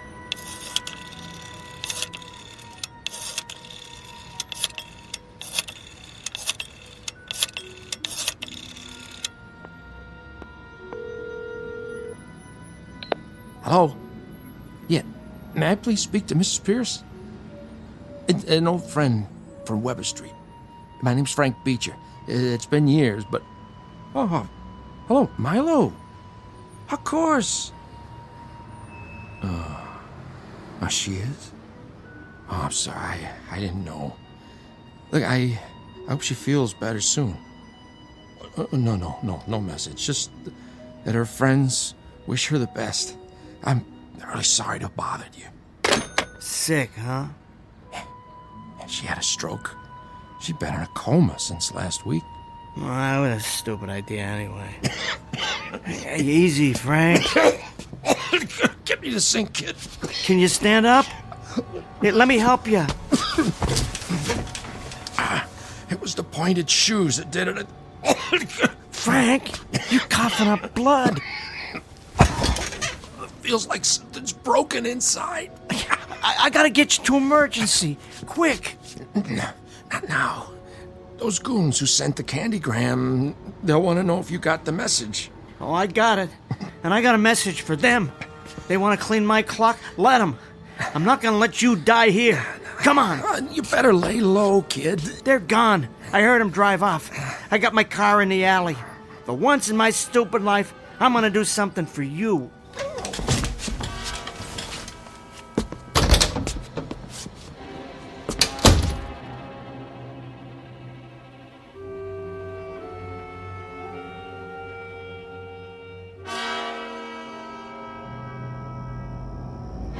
So what do you think? Nice car, huh? It's really cool, Wally. Are you sure it's okay with your dad? Sure. He lets me drive it all the time. I wish you'd slow down. Chicken? You're halfway off the road. I know what I'm doing. I got my license next month. So, baby, where to? Just don't get us in a wreck. How about down by the boardwalk? I have to be home by 10 o'clock. What? I was gonna show you a good time. Walk on the beach, have a couple drinks. I know a guy who'll get me some booze. Name's Freddie. You know Freddie? I'll introduce you. Careful! Hey! Look where you're driving, jerk! Wally, will you please slow down? Too fast for you? That cop wants you to pull over. He don't mean me. Stop! What for? Let me out. At this time of night? I mean it. Now. Oh, okay, dollface. If that's the way you want it.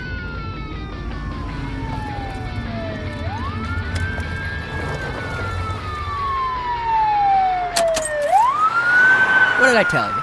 He wasn't following me. Chasing some punks. He'll get him, too. See, the cops around here, they drive Ford Crown Vics with the F-150 engine, all souped up. I could probably take him. I got more horses under the hood. Hey, where are you going? Bye, Wally. What's the matter? I'm walking home. It's safer that way. Thanks for a lovely evening. Are you nuts? Get back in the car. Maybe I'll see you around. When you get your license.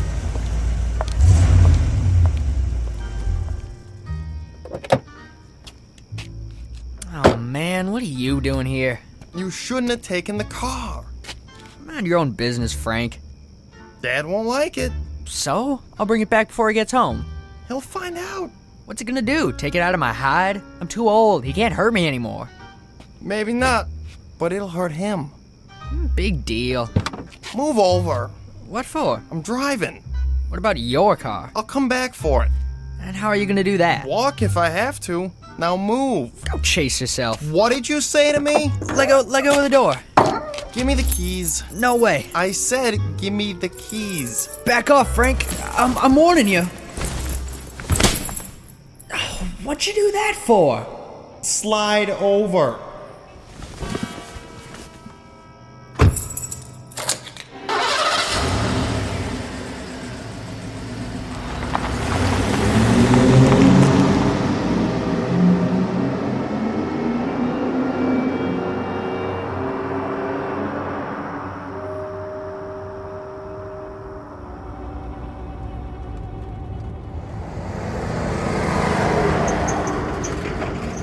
Yeah, you always looked after me, didn't you? No matter how bad I screwed up. Come on, move! Hey, slow down, hotshot. You okay back there? You're going too fast. Don't you worry, Frank. Only a couple more miles. I'll get you to County General. It's the last thing I do. Wally, can you close the window? It is closed. Well, then turn on a heater. It's cold. It's so cold. Oh, Jesus. Hang on, Frank. The hospital's coming up.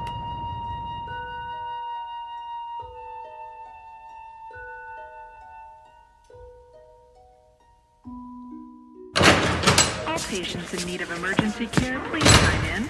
You will be treated in order of arrival. I told you we'd make it. My legs, they won't work right. It's all right. I got you. Please have ID, proof of insurance, or payment in form of cash or credit card. Get me to the counter. I'll take care of it. Can I get some help here? You have to wait your turn. I can't wait. My brother needs a doctor. Fast. Sign in at the window. And then what? Take a number? I have to sit down. Hey, here's a bench. Put your feet up. That's it. Ah, for crying out loud. Wait here, Frank. I'll be right back. But I don't have any insurance. Then I'll need a cash deposit. I can give it to you tomorrow. It's hospital policy, payment in advance. But I need the treatment now. Step aside, please. Just like that? Are you gonna throw me out? Someone will check your vital signs. You'll receive basic care if the condition is life-threatening. Next. I got his wallet and ID. Here's his credit card. Has he signed in yet? He can't. He was coughing up blood before. Then sign for him. What are you trying to pull? There's a pencil on the clipboard. There. That good enough for you? Have a seat. Blood.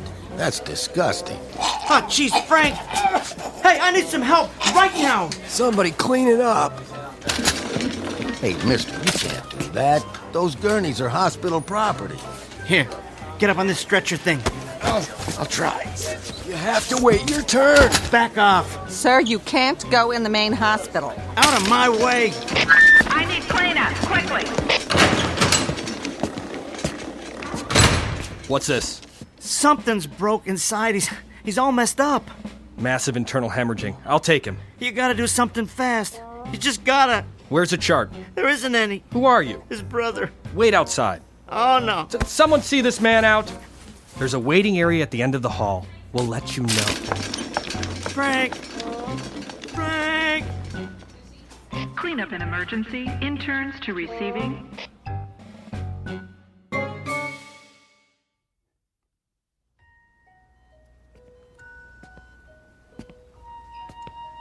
Excuse me. Nurse? Yes?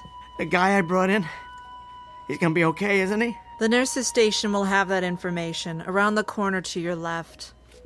These jokers don't even know which end is up. Well, they better figure it out. Oh, Frank. Frank, what am I supposed to do now? Wally? Huh? Who are... It is you. Milo? I'd know that face anywhere. How many years has it been? Oh, too many. I can't believe it. What are you doing here? It's my aunt. My sister's inside with her. Jeannie's here? She comes by when she can. Old Wally. It's been a long time since Weber Street. Oh, sure has. You mean your aunt's in here? How's she holding up? Not so good. Yeah, I heard. That's tough. A stroke, wasn't it? Yeah, we take turns sitting with her. My dad comes as much as he can. It's hard since Mom passed away. Oh, I'm sorry to hear it. Arlene's the only family he's got besides us. So, where'd you move to? Different places. I decided to come back for a while and regroup. You know something? I thought there was a big, wide world out there, but take it from me, it ain't all that. I talked to your brother. We see him around sometimes. He's doing well. Milo, would you mind if I go in? She won't know you're there. That's okay. She's a nice lady. I like to pay my respects. Okay, go ahead then. Come in. Hi, Jeannie. Wally?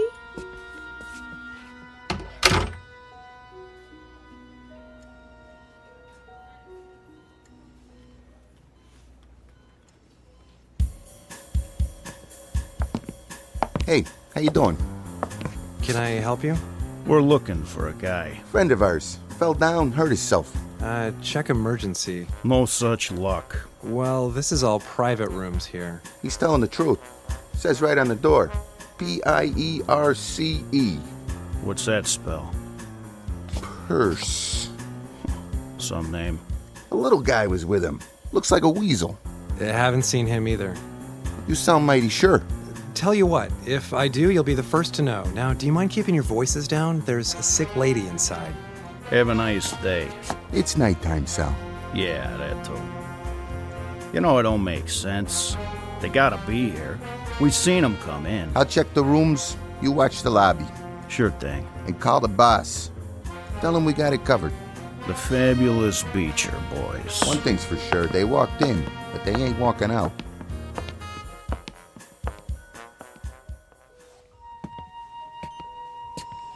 I don't believe it. Hello, Jeannie. Been too long. How is she? As well as can be expected. What does that mean? There isn't a lot of hope. They asked us if we want to pull the plug. Oh, don't do it. That's what Dad says. I mean, you never know. Things can change. I suppose so. But you're looking awful nice. Wally, don't start. Listen, Jeannie, can I talk to her? Why? She can't hear you. Just the same, I wanted to thank her for being so nice. You barely knew her. Yes, I did. In a way. Well, okay. For a minute. I was going to take a break anyway. Well, thanks, Jenny. Wally? Yeah? It was nice of you to come by. Oh, no problem. And don't forget to take care of yourself. You can go home and get some sleep. Let Milo cover for you. Maybe I'll do that. Bye. Goodbye, Jenny.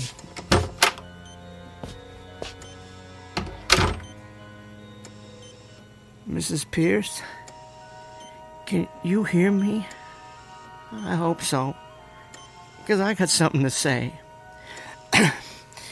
It's Wally. I used to live in the building down the hall. Me and my dad and my brother. You remember Frank? He always did good in school. Not me, though. I was a different story. A real dumb kid. I started messing up, getting into trouble. And Frank, he looked after me. Then when I moved out, he wasn't there anymore. Before, he always saved my skin. Except it was you. Oh, it sounds nuts, but my brother wouldn't lie. If I know one thing, I know that. I don't understand how, but the whole time, it was you. Well, since then, I pulled some bad stuff, and tonight it all came down.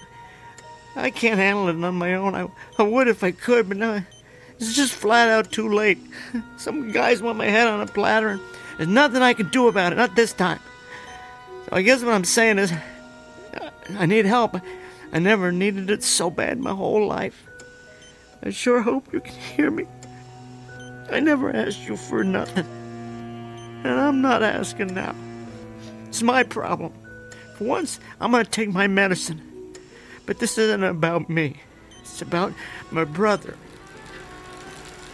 Hey, Frankie! Watch me ride my bike! Look! No hands! That's great, Wally. Frankie, I did all my chores. You think Dad will take us someplace tonight? If he doesn't, I will. Want to get pizza at the corner? Can we? I don't see why not. Gee, Frankie, you're the greatest brother I ever had. Get your jacket, let's go. I wanted to be just like him when I grew up. I had my shot, but it wasn't in the cards. But it ain't right that Frank should suffer.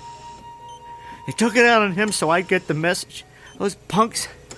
Well, I got it, only it's too late now. Look, Mrs. Pierce. Yes, huh?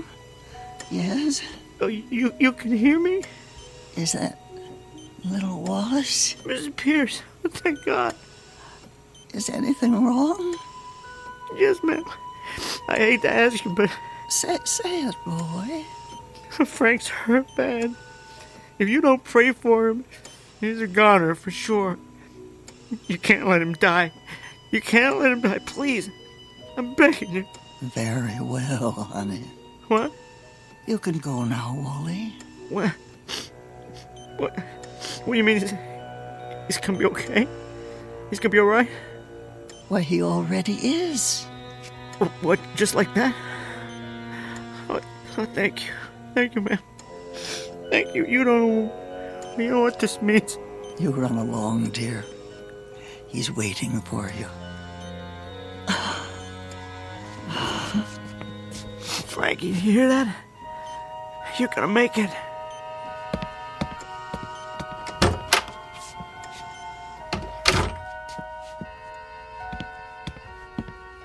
Nurse, where's Frank Beecher?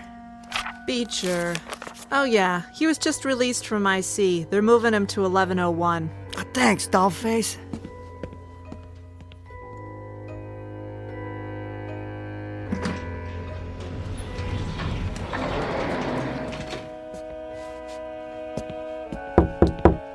Frankie? Hey, kid. You okay? You look like you are.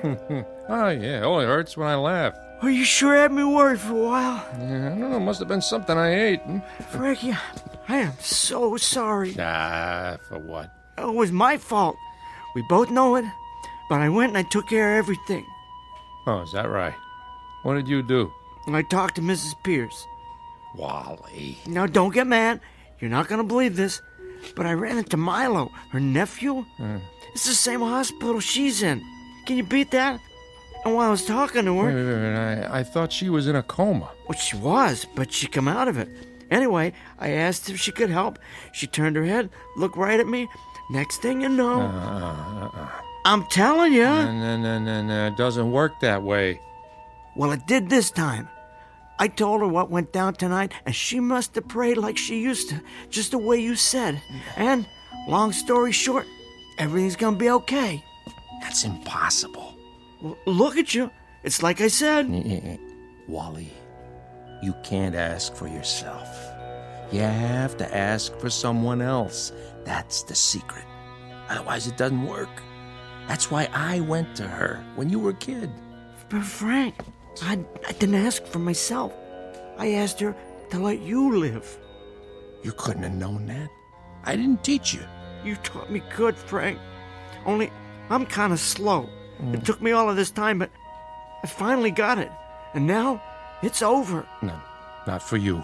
Here, Wally, look in my wallet, right? I got a few $100.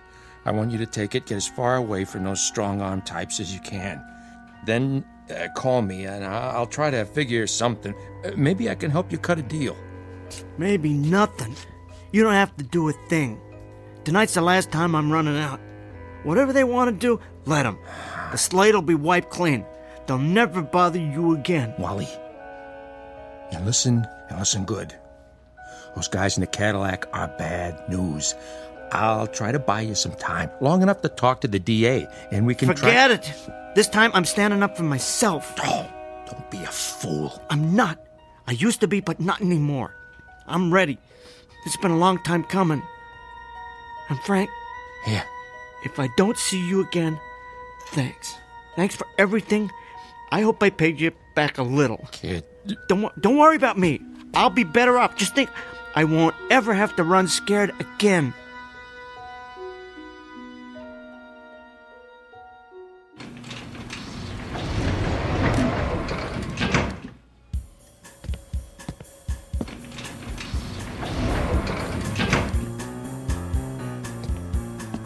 Well, the weasel. I figured you'd show up. Let's go, little man. Anything you say. Get in the elevator. Do it here if you want. Take it out of my skull. Just leave my brother be. Yeah, the boss wants to have a little talk first. The limousine's waiting.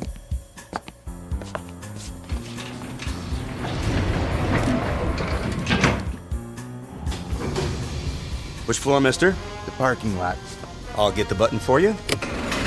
Hey, what'd you pull the alarm for? You're not going to parking. Say, what's the ruckus? Federal agent, hands out of your pockets. Mr. Beecher, step over here next to me. Glad to. You got the wrong guy. Don't move. You're under arrest. What's the charge? You take your pick. Racketeering, extortion. You know who I work for?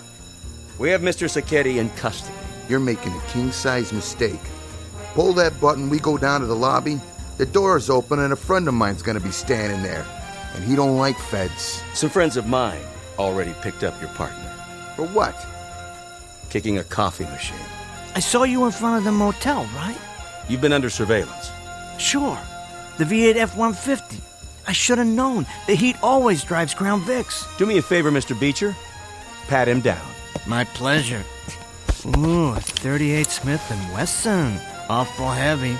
It could wreck that suit of yours. Get your hands off the merchandise. Hey! Freeze! You, G-Men, drop your piece, or Sonny Boy here gets it. Don't listen to him. You'll never get out of the building. There's a police line outside. Where do they see my little insurance policy? Push the button, now. You won't make it. Throw your piece on the floor. Now push P level, or the weasel's a dead man. You big boy! How'd you like that, huh? This one's for my brother! And this one! And so's this one! And this one too, you dirty... That's enough!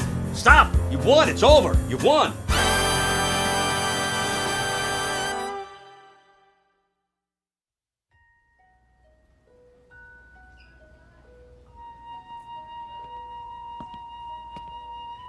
Milo, Jeannie, I just wanted to tell you not to worry. Oh, Wally. What are you crying for? She's gonna be all right now. He doesn't know. Know what? She's got a new lease on life, and she's not the only one. Come on, Milo. We have to sign the papers. Well, I could tell by the way she looked at me.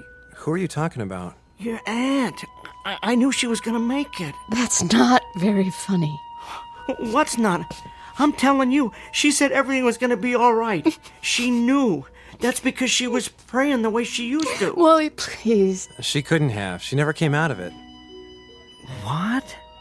The doctor said there were no brainwaves for days. Not at all. But... One thing was strange, though.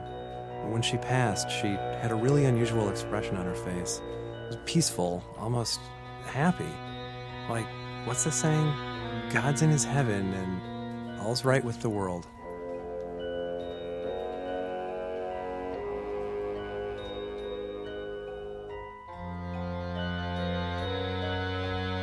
Wally Beecher, once promising con artist and small-time hustler, commonly known as a loser. Despite the odds, he asked for another deck and a fresh deal. It's not easy to end up a winner when you're down that far, but it happens sometimes, thanks to a very special gift, one that must be given as well as received. It goes by various names, the most familiar of which is love. Look for it, and you just might find it here and in the Twilight Zone.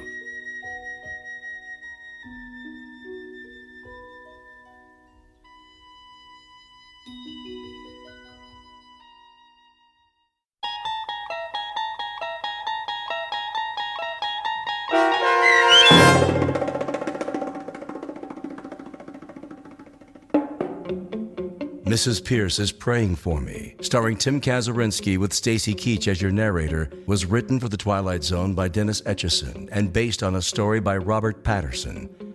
Heard in the cast were Roger Mueller, Fernette Lebo, Sandy Marshall, Roy Anderson, Richard Hinzel, Kurt Nabig, Rick Vargas, Sarah Court, Meg Falcon, Kate James, Justin Kaufman, Peter DeFaria, Doug James, Fern Persons, Zoe Rand, Patrick Francis Cerny, Quinn Wormeling, Evan Armacost, and Samuel Corbett. The producers of The Twilight Zone wish to thank CBS Enterprises and the Rod Serling Estate for making this series possible. This copyrighted radio series is produced by Carl Amari and directed by Joby Cerny for Falcon Picture Group. Sound design, custom Foley effects, recording, and editing are produced in the Cerny American Sound to Picture Theater by sound designers Craig Lee, Bob Benson, Todd Beyer, and Tim Cerny. Music for The Twilight Zone is provided by CBS and American Music Company Incorporated, New York. To learn more about the Twilight Zone radio dramas and to download episodes, including 6 free episodes on our homepage, visit our official website at twilightzoneradio.com. Doug James speaking.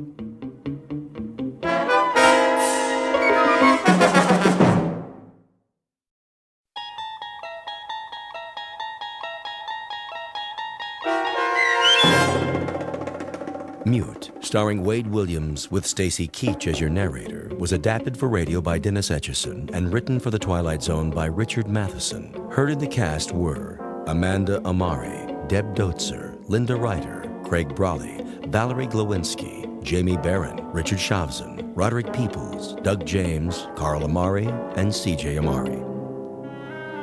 To learn more about the Twilight Zone radio dramas and to obtain audio cassettes and CDs of these programs, visit our website at twilightzoneradio.com. The producers of The Twilight Zone wish to thank CBS Enterprises, Carol Serling, Dennis Etchison, Dick Brescia Associates, Claire Simon Casting, Terry Jennings, XM Satellite Radio, Sirius Satellite Radio, our sponsors, and our radio affiliates for helping make this series possible. This copyrighted radio series is produced and directed by Carl Amari for Falcon Picture Group.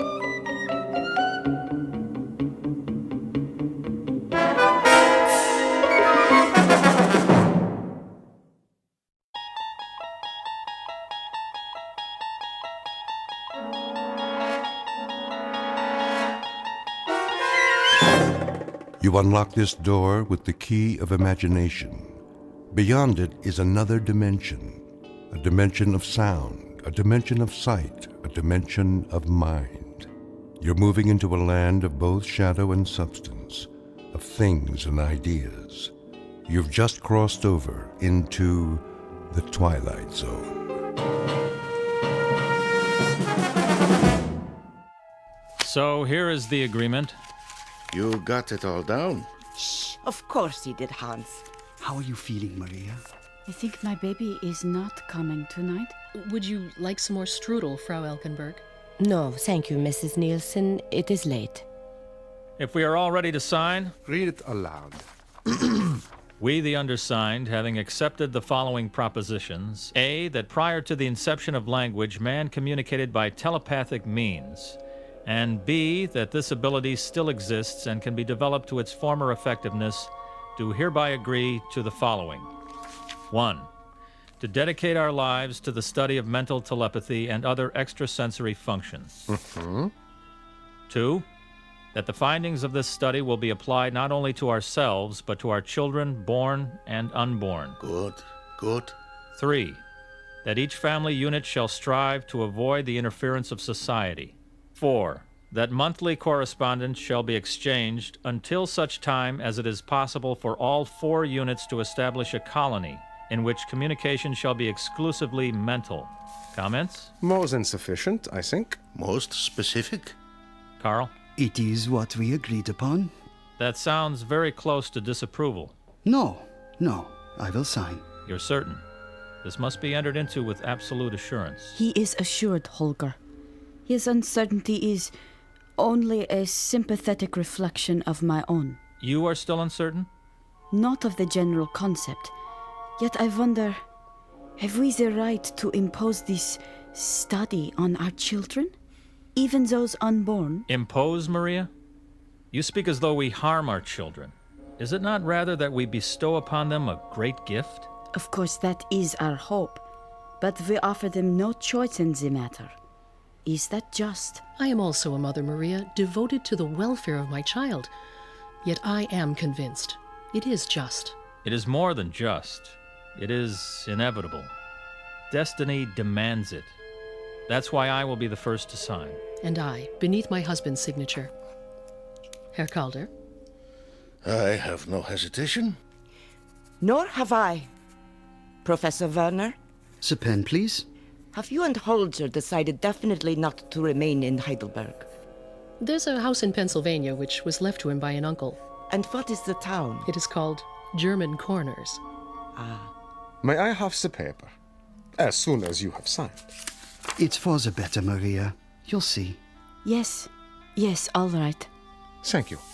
And my signature? Thank you all. It is a nice town, is it? Oh, yes. Small, secluded. Ilse needs to be fed again. Surely not. She's asleep. You see? Excuse me, I must see to her. What you have just witnessed is the curtain raiser to a most extraordinary play, to wit, the signing of a pact. The play itself will be performed almost entirely off stage. The main character of these final scenes lies sleeping in her crib, unaware of the singular drama in which she is to be involved. Her name is Ilse, the daughter of Professor and Mrs. Nielsen. Her age, barely 1. But 10 years from this moment, Ilse Nielsen will know the terror of living simultaneously in this world and in the Twilight Zone. And now, The Twilight Zone, and our story, Mute, starring Wade Williams, with Stacy Keach as your narrator.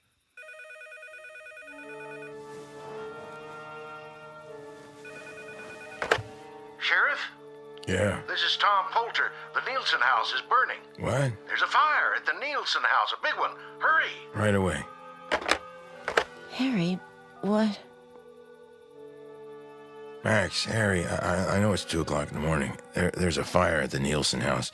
Call the volunteers and get the truck out. I'll be there as soon as I can. Did it just start? I hope so. If it didn't, Oh, it's so far. I told them when they first came here it wasn't a good idea to live that far from town, but no, they wouldn't listen. We want privacy, they said. Well, that privacy may very well be the end of them. The girl. That lovely girl.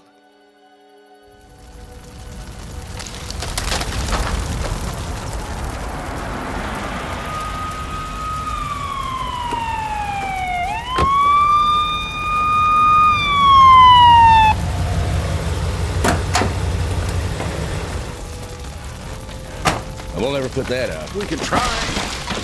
Never mind the house. Keep the woods from catching. You heard him, Tom. Get the hose. Start pumping. Right. Here goes. Let's check the back.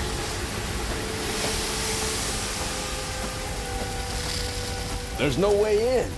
They're done for. That poor kid. Harry! Over here! Where'd you find her? In the clearing. The sparks we're about to catch. You think she's... Let me see.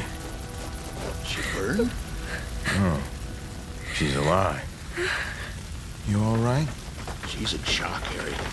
I'll put her in the car.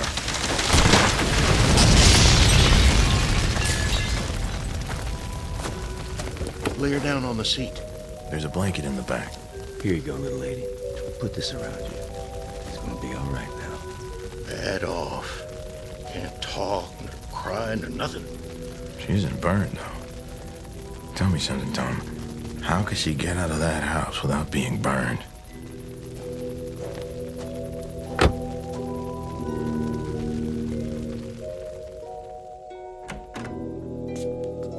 Harry? I brought the girl with me. Are you? I'm fine. Is she hurt? Not physically. I think she's in shock. We better put her to bed. Where are you going? We'll have to use Sally's... the other bedroom. Cora? All right, Harry.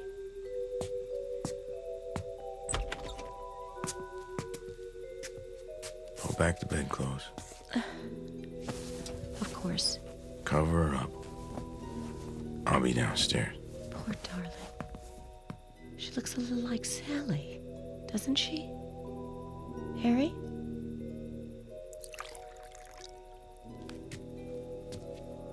You want something to eat?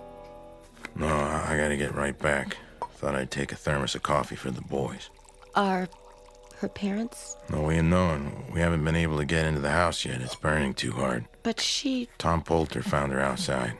Outside? We don't know how she got there. I expect her folks didn't get out, though. It's an awful fire. The poor child. Something's wrong with her. I know she isn't deaf or dumb or retarded or anything, but before she fell asleep in the car, I tried to get her to talk. She never said a word. Not a word. Even in shock, the power of speech isn't completely gone. It's as if she doesn't know how to talk. Oh, Harry. You know something, Cora? I don't think her parents ever taught her.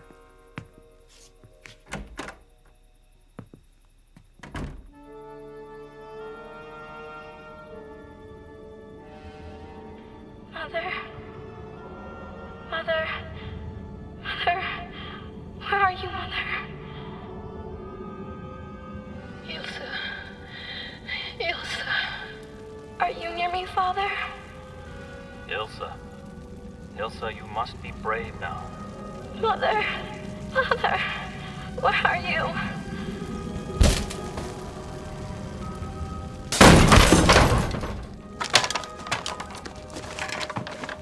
Over here, Harry. The other room. Oh my God. Both of them. What is it, Ilsa? Oh, darling, what is it? I'm not gonna hurt you. Ilsa, what's the matter? They're dead. They're dead. They're dead. They're dead. You still awake, Cora? Is the fire out? Yes, it's out. And her parents? Too late. How did it start? We're not positive, but apparently the professor was smoking his pipe in bed and fell asleep. And there was nothing left to... Everything was burned, Cora, I told you. There's no way of getting in touch with Ilsa's relatives, then. Tom Poulter says the post office gets 3 letters for the Nielsen's from Europe at the end of every month. But wait till the next batch arrives and write to the 3 addresses. What are we going to do with the girl until then? We'll have to keep her here. It'll only be a week or so, Cora, unless the girl can tell us something. I doubt that she can. You don't think she can talk either? I tried everything I could to get her to, but... That explains it. What? Those times Miss Frank and I tried to talk the Nielsens into putting the girl in school, the answer was always no. I don't know why. Maybe there is something physically wrong with her. The Nielsens would have told us if there was, Cora. Not if they wanted to keep it a secret. We can have Doc Steiger check her over, but I don't think he'll find anything. But They were educated people, Harry. Why wouldn't they teach their own daughter to talk? They were strange people, too, Cora. Hardly spoke a word themselves. As if they were too good to bother talking to us. It might not be a bad idea to put her into school while we're waiting for those letters. Teach her how to talk, at least. Not right away. No. No, please. Why not? She's got to learn sooner or later, doesn't she? She just lost her parents, Harry. I didn't mean tomorrow or the next day. I don't understand their words. It's a crime, though. A girl her age, not being educated, not even knowing how to talk. Make them stop. Her father, a professor, too, keeping his own child in ignorance. Well, something has to be done about it. Somebody's gonna have to undo what her parents did to her. She needs time, Harry. She's been through such an awful ordeal. She's only a child. A poor, pitiful, orphaned child. Mother. Father. People here. I can't understand what they're saying. They speak in loud noises. Not the way we do. Please. Make them stop. Well, at least she likes my cooking. Especially at breakfast. Of course she does. She's a growing child. Do you think she likes us? She's calm when you're around. In fact, she hardly ever leaves your side. The doctor says she's healthy. I don't understand it. If there was something organically wrong with her. Don't talk. Please. Don't make those sounds anymore. There's nothing wrong with her. He checked everything. There isn't a reason in the world why she shouldn't be able to talk. I'm sure she will, when she's ready. Then I'm afraid we got a problem on our hands. She can't just learn on her own. I told you when she first moved here. Speak gently, Harry. You're frightening her. That's ridiculous. She has nothing to be frightened of here. Think of how it must seem from her point of view. If she's gonna live among normal people, she'll have to. But she is normal, except for the... She's not. Got. Stop! Stop! Oh, Harry, what did they do to her?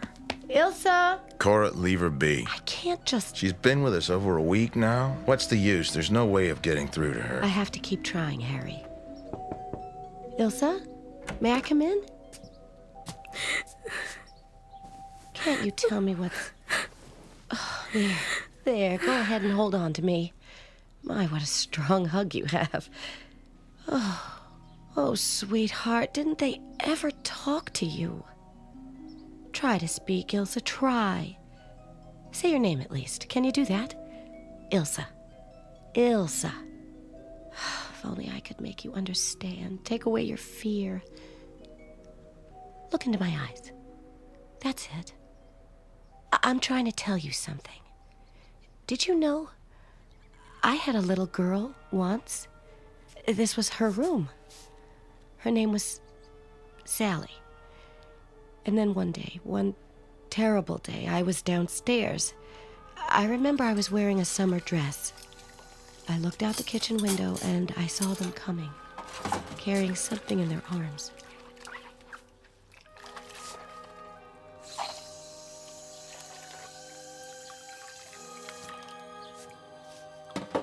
What?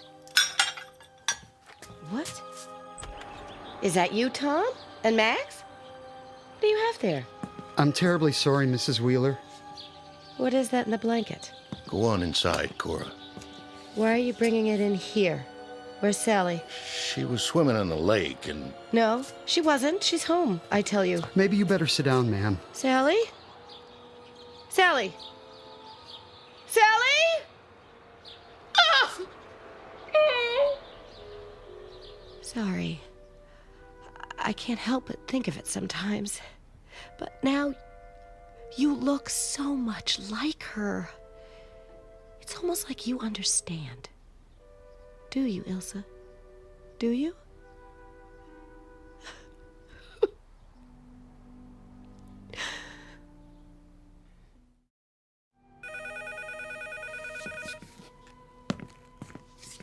Hello. Yeah. Okay, well, I'll be right over. Who was that? Tom at the post office. The 3 letters came in. Oh. Be back in a while. Yes. Yes, you do that. Oh, hello, Ilsa. Would you like something else? No? Well, sit down here with me, just the two of us. I'll have another cup of coffee. Did you hear that? The letters came from your people. I suppose that means you'll be leaving us, but that won't be for a few weeks, at least. For now, you can still be a part of our family. Yes. Now they'll come and take me to where there are other children like me.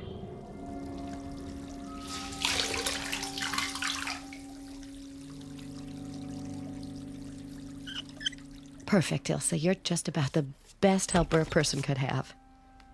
Harry? Everything all right? Oh, why wouldn't it be? Ilsa was just helping me dry the dishes. Do you have them? What? The letters. You said you were... Oh, we can't have the letters, Cora. It's against the law. Tom's got to send them back. All he could let me do is copy the return addresses. Oh. I'm going to... Oh, hello, Elsa. You like to stare, don't you? Go in the living room, Ilsa. I'll be with you in a minute. Get me some paper and envelopes, will you, please? I suppose you have to write them. What do you mean? Nothing. Would you like a cup of coffee? Thanks. What are you telling me? Oh, just about the fire at the Nielsen's dying. Asking them if they're related to the girl or know where any of her relatives are. What if... Hmm?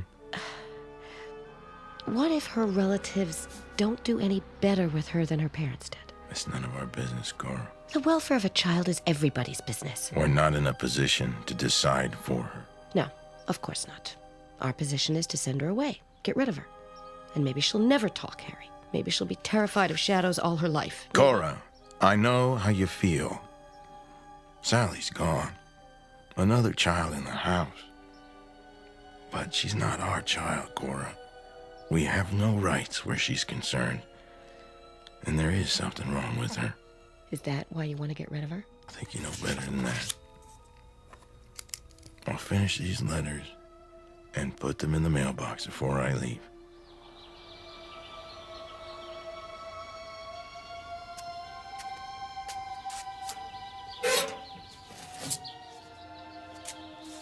Hi there, Cora. Oh, hello, Eunice. How's the little girl these days? Fine, just fine. I was just checking for the mail. Has it come yet? I don't think so. Looks like you got something. Just some junk mail from yesterday. It was still in the box. Well, you take care, Cora.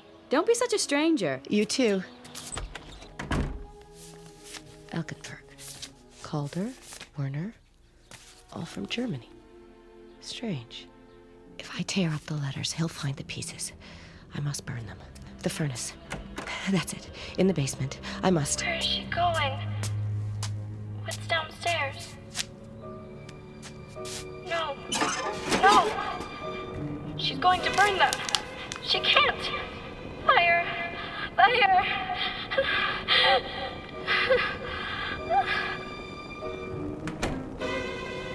Ilsa, is that you? Ilsa, come back! Ilsa! Ilsa! They'll never find me now. Never. Never. I'm here. My name is Ilsa Nielsen. Help me, please. Someone. I'm here. Here.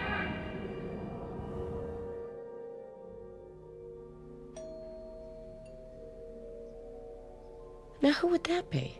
Probably Miss Frank. Miss Frank? What does she want? I asked her to stop by. Harry? Aren't you gonna let her in? Oh, Harry, what have you done? Mrs. Wheeler?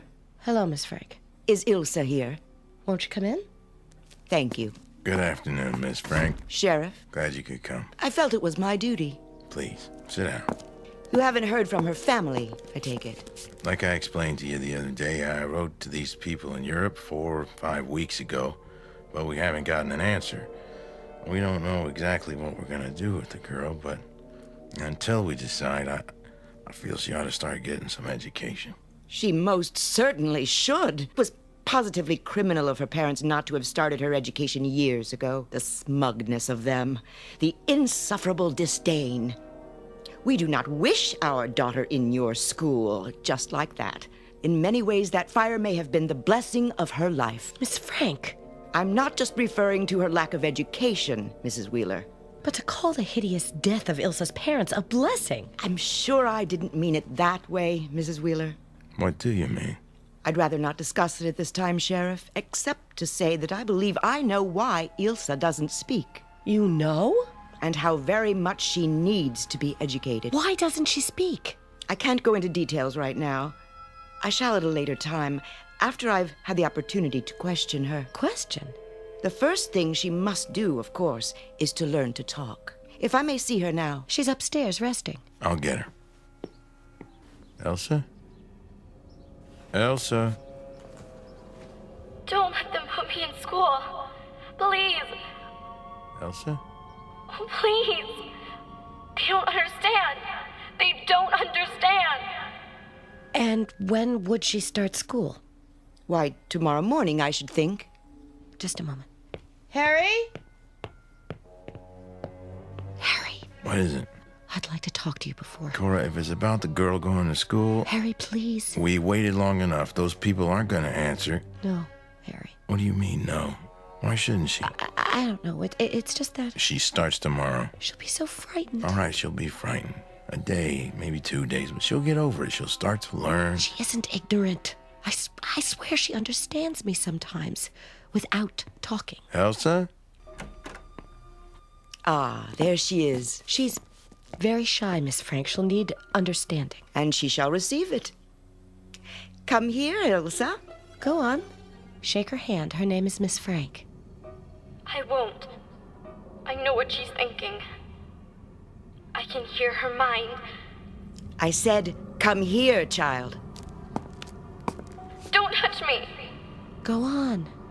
There. See? I don't bite. I think we're going to get along just fine, you and I.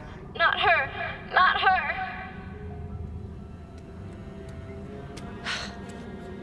Don't be worried, sweetheart. They're only children, like yourself. Wait for me and I'll come get you after school. Here we are. It's the first classroom. Ready? It won't be so bad. You'll see. Miss Frank? Good morning, Mrs. Wheeler. We were just about to start. I do hope everything will be all right. Ilsa's very shy. She'll feel right at home in no time. Shouldn't I stay with her a little while? As long as you're here, she can't begin to adjust. Believe me, it's the only way. Yes, well, goodbye, dear. Don't leave me. We'll take good care of her. Remember, I'll meet you after school. Now, let's introduce you to everyone. Class, this is Ilsa Nielsen. We're going to have to be very patient with her because her parents never taught her how to speak. Not one word of English. We'll help her to learn, though. We'll work with her until she's just like everyone else. Now, Ilsa, can you say your name? Ilsa Nielsen. Try to say it, child. Your name, Ilsa. Ilsa. Try to say it, child. Ilsa. Take your hand off my arm. You're hurting me. Try to say it. A little later, then. We have plenty of time. You'll learn. I promise you. You'll learn. Open your books, class. Richard, will you read from the top of page 17, please? This is a boat. A boat sails on the ocean. Ocean? He's trying to tell about the boat in the picture. The boat isn't words. It isn't. Why don't they learn the way Father taught me? Ilsa, look at this picture. Ilsa, you must pay attention. Get up. I said get up. Now, we'll try again. Say your name, Ilsa. Your name. Do you understand? Your name is Ilsa. Ilsa. Stop poking me! Tell her what her name is, class. On the count of 3. 1, 2, 3. Ilsa. Ilsa. Ilsa. Ilsa. Ilsa. That's all for today, children. Don't forget your homework. Wait. Ilsa, I want to talk to you. I want you to know that you're not fooling me. I know exactly what you are. I know because my father tried to make me into the same thing when I was your age. But I was able to overcome the sickness he forced on me. As I'm going to help you overcome it, Ilsa. It's true, isn't it? They were trying to make you into a medium. To distort your innocent mind so that you could communicate with the dead. What is she saying? You've been trained to be a medium. No! Haven't you? It isn't true. It's not what they were training me for. Oh, you understand me. You know what I'm thinking. That proves it. Don't you see? You've just proven it to me. You are a medium. No, you're wrong.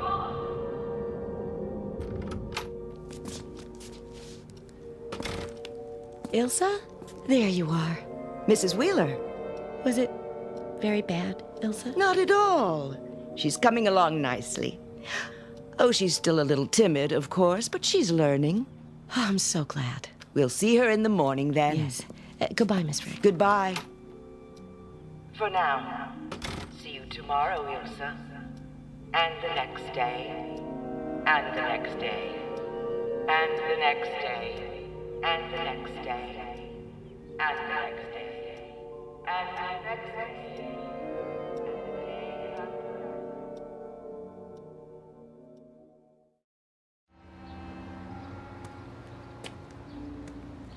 Ask someone, Werner. Please, where might we find authority? Authority? Constable? The... Sheriff? Yeah, the sheriff. Down one block on the other side. Can't miss it. Thank you. I feel so guilty, Carl. What could we do? We simply could not get away sooner. We have our own responsibility to the project. I know. But almost 6 months since we last heard from Holger and Fanny. If only they hadn't chosen such a far-removed location for their work. They are American, Carl. We could not have expected them to reside in Europe. Yeah. You still think something has happened? Why else would they fail to write? I hope you are wrong. That lovely child. Oh, such a talent. The progress with her has been phenomenal. It is as if she was born telepathic. I think that of all the children, she has the most potential. Perhaps they were forced to move like the Eltenbergs to avoid prying. Let us hope so.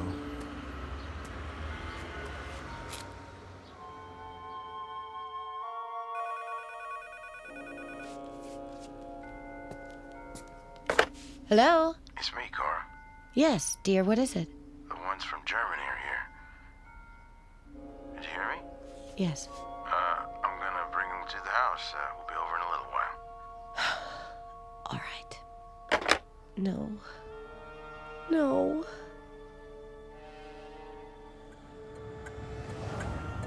If only we'd heard from you, but there was never a word. Under the circumstances, you can understand why we felt at liberty to start adoption proceedings. We understand completely, Sheriff. As I said, we received no letters. I just don't understand it. Well, here we are.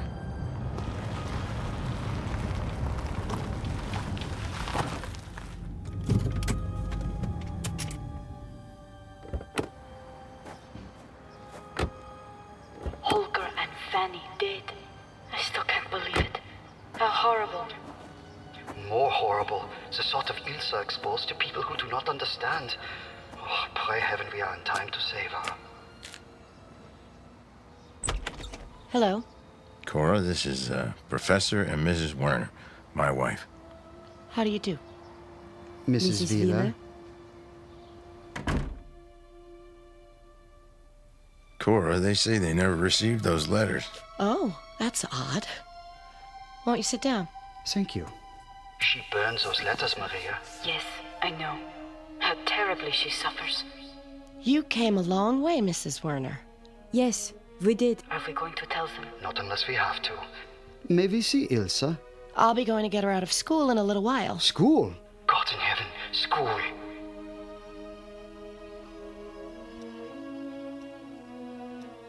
Ilsa Nielsen, stand. Come forward. Face the class. Shoulders back. What is your name? Your name. Class, we will do again what we've been doing for the past few weeks. On the count of 3, think of Ilsa's name. Don't say it aloud. Just think it. Ready now? 1, 2, 3. Ilsa, Ilsa, Ilsa, Ilsa, Ilsa, Ilsa, Ilsa, Ilsa. Here they are. Ilsa, this is Professor and Mrs. Werner. Ilsa, you remember us? Our children are the ones who are just like you in Germany. You remember the Elkenbergs, the Calders, us, your father and your mother? Heidelberg, 10 years ago. The telepathy project. The Werners are from Germany, Elsa. They were friends of your parents. Think. Where is your mind, Ilsa? Your mind. Hear me, Ilsa. My name is Ilsa. My name is Ilsa. My name is Ilsa. My name is Ilsa. My name is Ilsa. My name is Ilsa. My name is Ilsa. My name is Ilsa. My name is Ilsa. My name is Ilsa. Ilsa, don't. My name is Ilsa. My name is Ilsa. Shh, Ilsa. Don't cry. I'm with you. I'm with you. You can't take her from me. You can't. Cora. No. I won't let them. I love her, and she loves me. She needs me. You have no right. No right.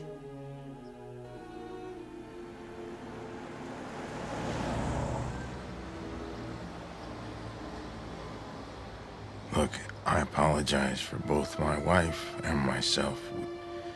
Well, we thought... We understand. Naturally, you would think that we had come to take Ilsa back with us, but as I've said, we have no legal power to demand her, being no relation. Auf Wiedersehen, Sheriff.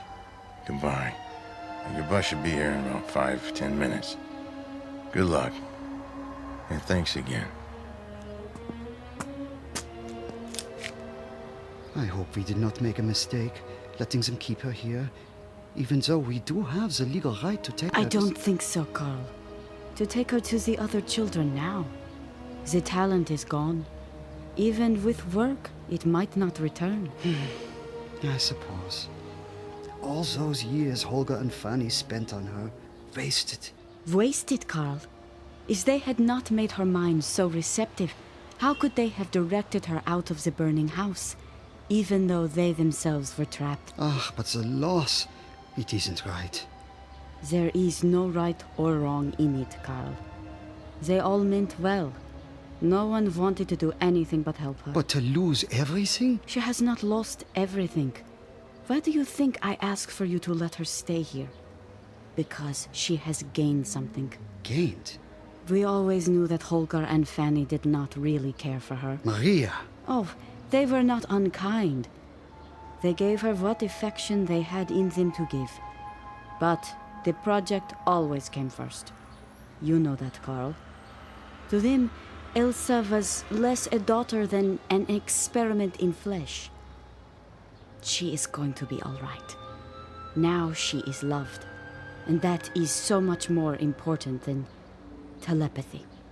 Isn't it, mein Professor? Ja, Liebchen. Much more important.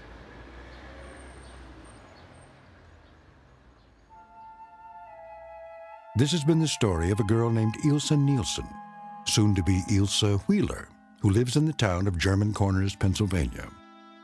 She discovered that in the world of nightmares, those which threaten physically are of little consequence when compared to those of the mind.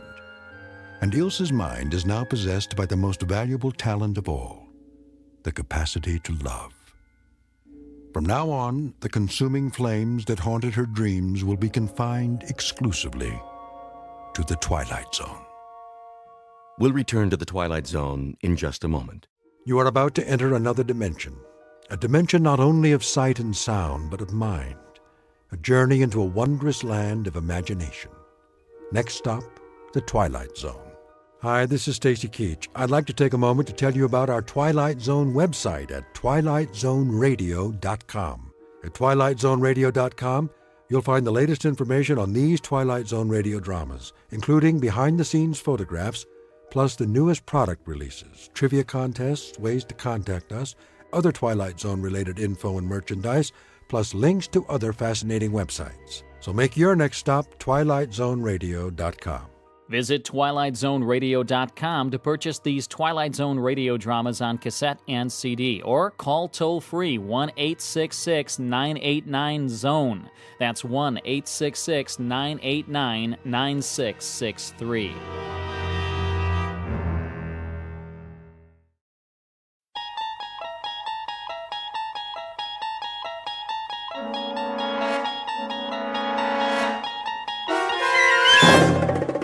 You're traveling through another dimension, a dimension not only of sight and sound, but of mind, a journey into a wondrous land whose boundaries are that of imagination. That's the signpost up ahead. Your next stop, the Twilight Zone.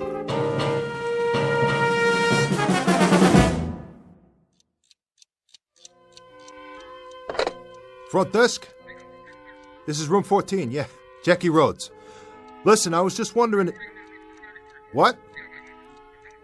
No, I already paid you for the week. Sure I did. Didn't I? Well, I thought I did. No problem. I'll drop it off downstairs first thing in the morning. That's right. Cash, same as always. Yeah. You know I always pay my rent. One thing about me, I ain't no welcher. I got a big payday coming tonight. Anyway, the reason I called... Can I ask you a question? No, that ain't it. I know you don't do room service. I was just wondering, is my phone working okay? Uh-huh. Well, the reason I ask is I'm expecting a call. A real important call, and... You sure? Not a one, huh? No, I ain't been out of the room. See, I've been waiting right here for this very important call, and... You would have put it through to me, wouldn't you? Sure. Okay. Oh, one more thing. Am I ever going to get my air conditioner fixed?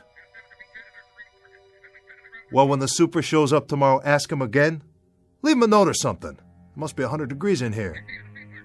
Yeah. Thanks. Come on, George. Come on. You said you was going to call. Oh. What a night. Can't even go out for a cup of coffee. Yeah. Oh, hi, George. Fine. You too? Nothing much. Yeah, well, I've been sitting here waiting. That's right. Expecting a call. From you, of course.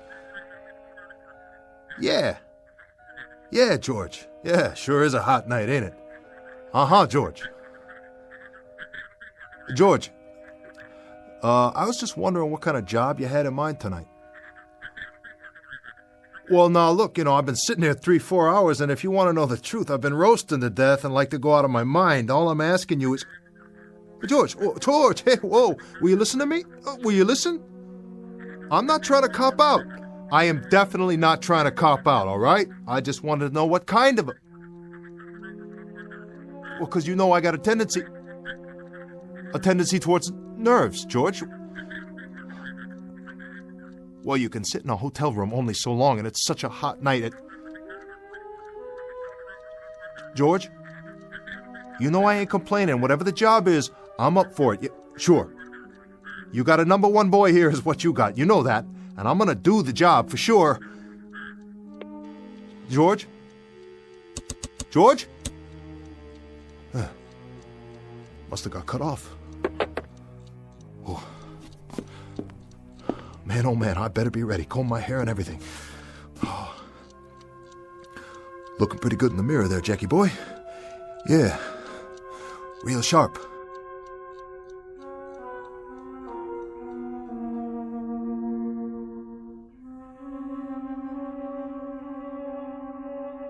This is Mr. Jackie Rhodes, age 34. If there were a who's who for nickel and dime crooks, conmen, and small-time grifters, his chronology would state the following. Simply that he was born in New York City, went to a boys' reformatory at age 11, followed by a state penal institute at age 19. He has been picked up along with the usual suspects on every count from petty larceny to extortion to assault with a deadly weapon.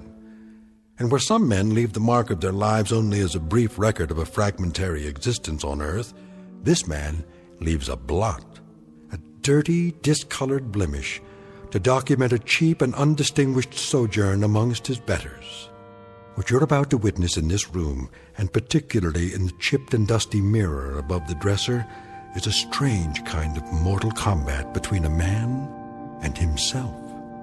For in just a moment, Mr. Jackie Rhodes, whose entire life has been given over to fighting adversaries of one sort or another, will meet his most formidable opponent to date, his own reflection, as seen in the mirror of a cheap Skid Row hotel room that just happens to be located in the Twilight Zone. And now, The Twilight Zone, and our story, A Nervous Man in a $4 Room, starring Adam Baldwin with Stacy Keach as your narrator.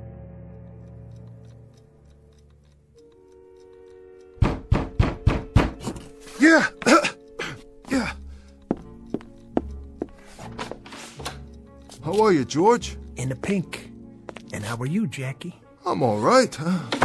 I'm all right, George. I've just been kind of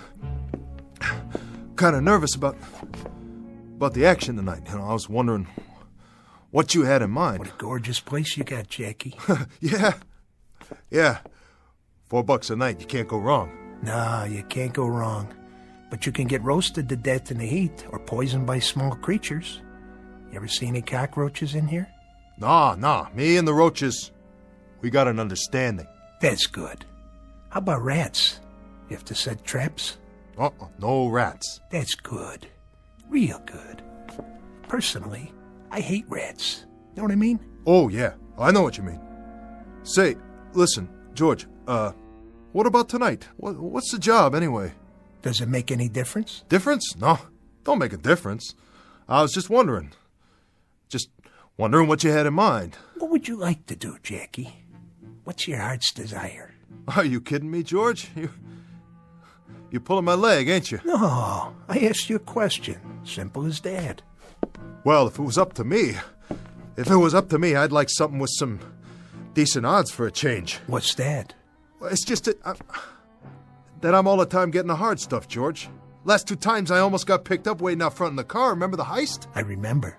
That stuff ain't for me, George. No? Because if they pick me up one more time, that's 3 strikes and out. I'm long gone and for good. Oh, it's so hot in here, George. Ain't it? Ain't it hot? Anybody ever tell you what you look like? How do you mean? No? Well, I'll tell you. Like a man trying to catch a subway at 5 o'clock at night. You always look like somebody squeezing you through a door just before the train pulls out. Let me go. What do you do to sleep at night, Jackie? Curl up in a locked closet? Well, now look, George, I ain't knocking you.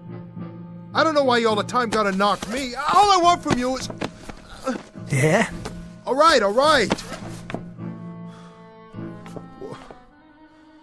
What's the job I gotta do? Well, I'll tell you what, Jackie. Tonight I'm gonna let you be a man. I'm gonna let you show some muscles for a change. No shakedowns, no deliveries to a fence, nothing little. Tonight, Jackie, you're getting up in the world. So I got a little present for you. Whoa. What's that? What do you think it is? $20. 22 special. I don't want it. Well, careful, it's loaded. What do I need a gun for? Well, I'll tell you. Old man runs a little bar on 38th Street, between Lexington and 6th. Feisty old bum, always giving us trouble. Don't like to pay off for the jukebox we got him. Don't like to pay off for the protection. We lecture him all the time and he spits in our eye. How do you like that for gratitude? Well, you don't keep this kind of stuff a secret for long. Lots of people hear about it.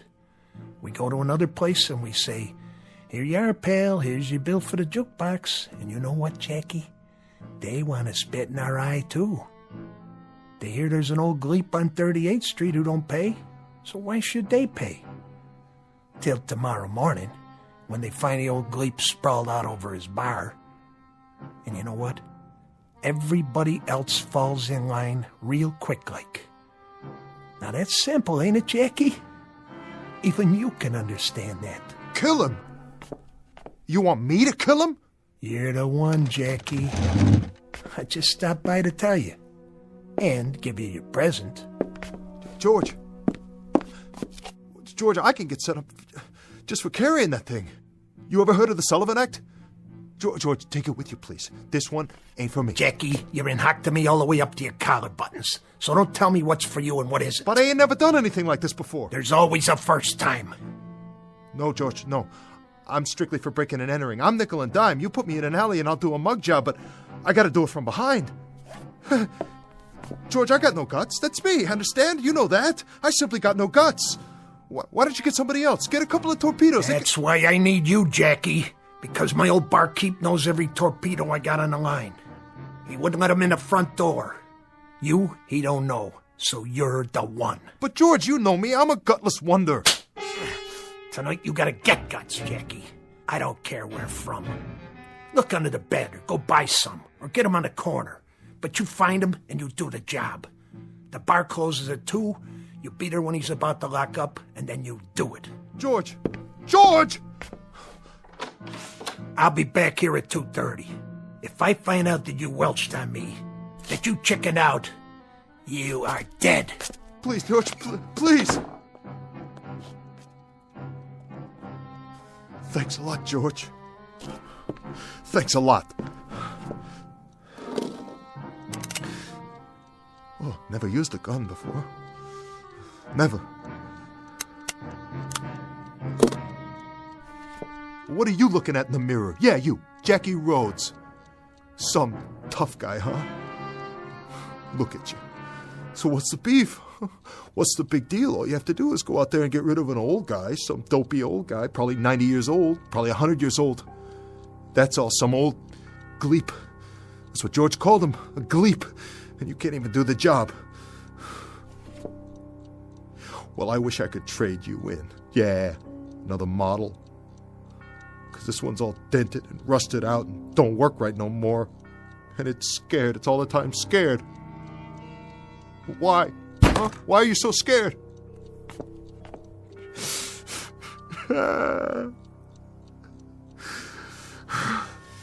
Man, it all comes down to this.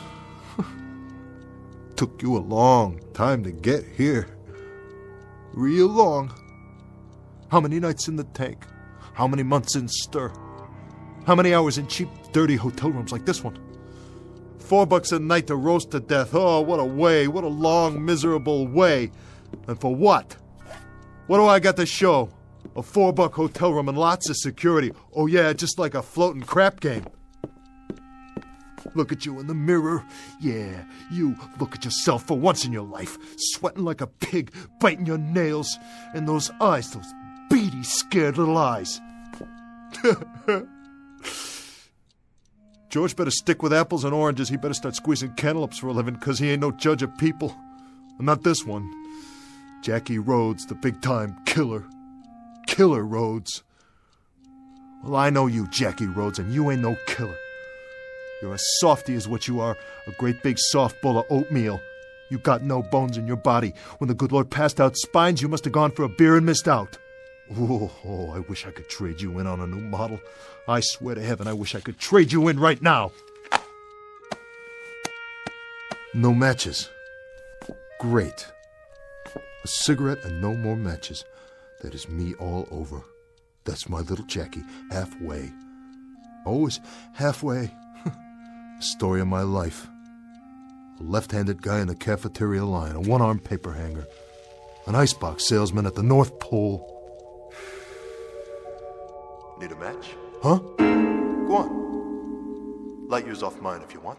Who are you? Well, who do you think? The name's Rhodes. Pleased to meet you, Jackie. What do you say? Oh! Take it easy, Jackie. Come on back over here. Let's you and me have a talk. Yeah. Oh, you and me, we'll have a talk. Real heart-to-heart. Me in the mirror. We'll have a big, long talk, just the two of us. The two of us.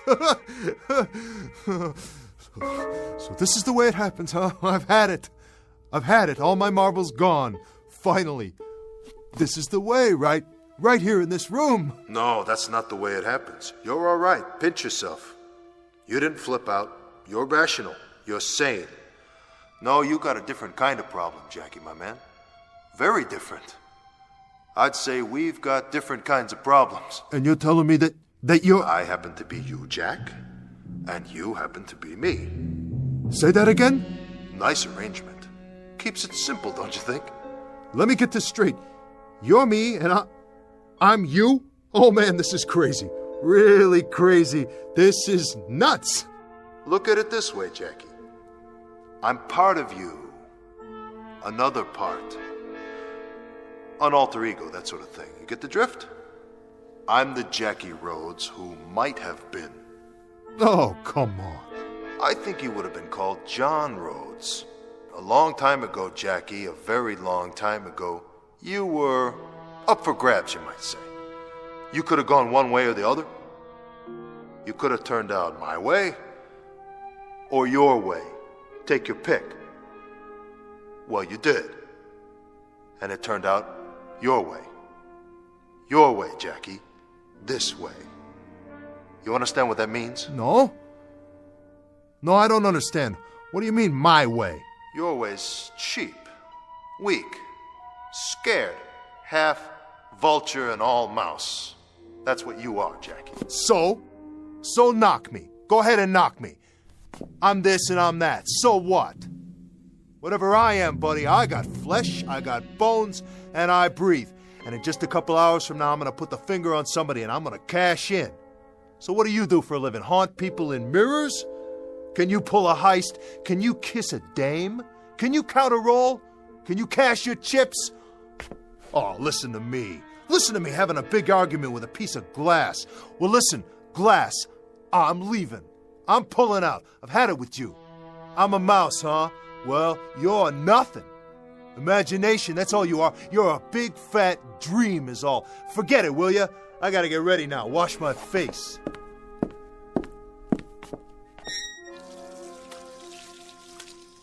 Whoa, some dream. I must have been asleep for a minute.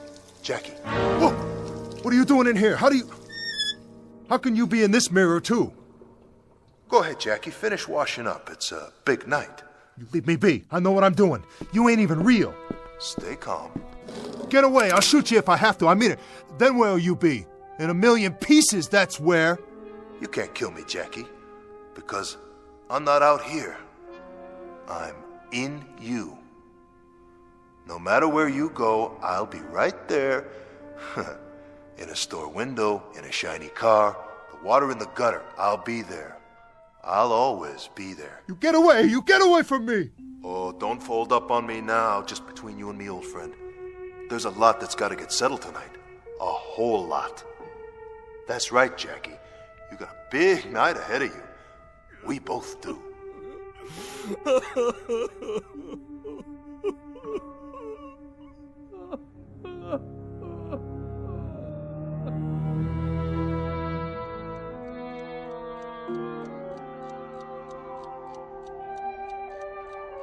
What time is it, Jackie?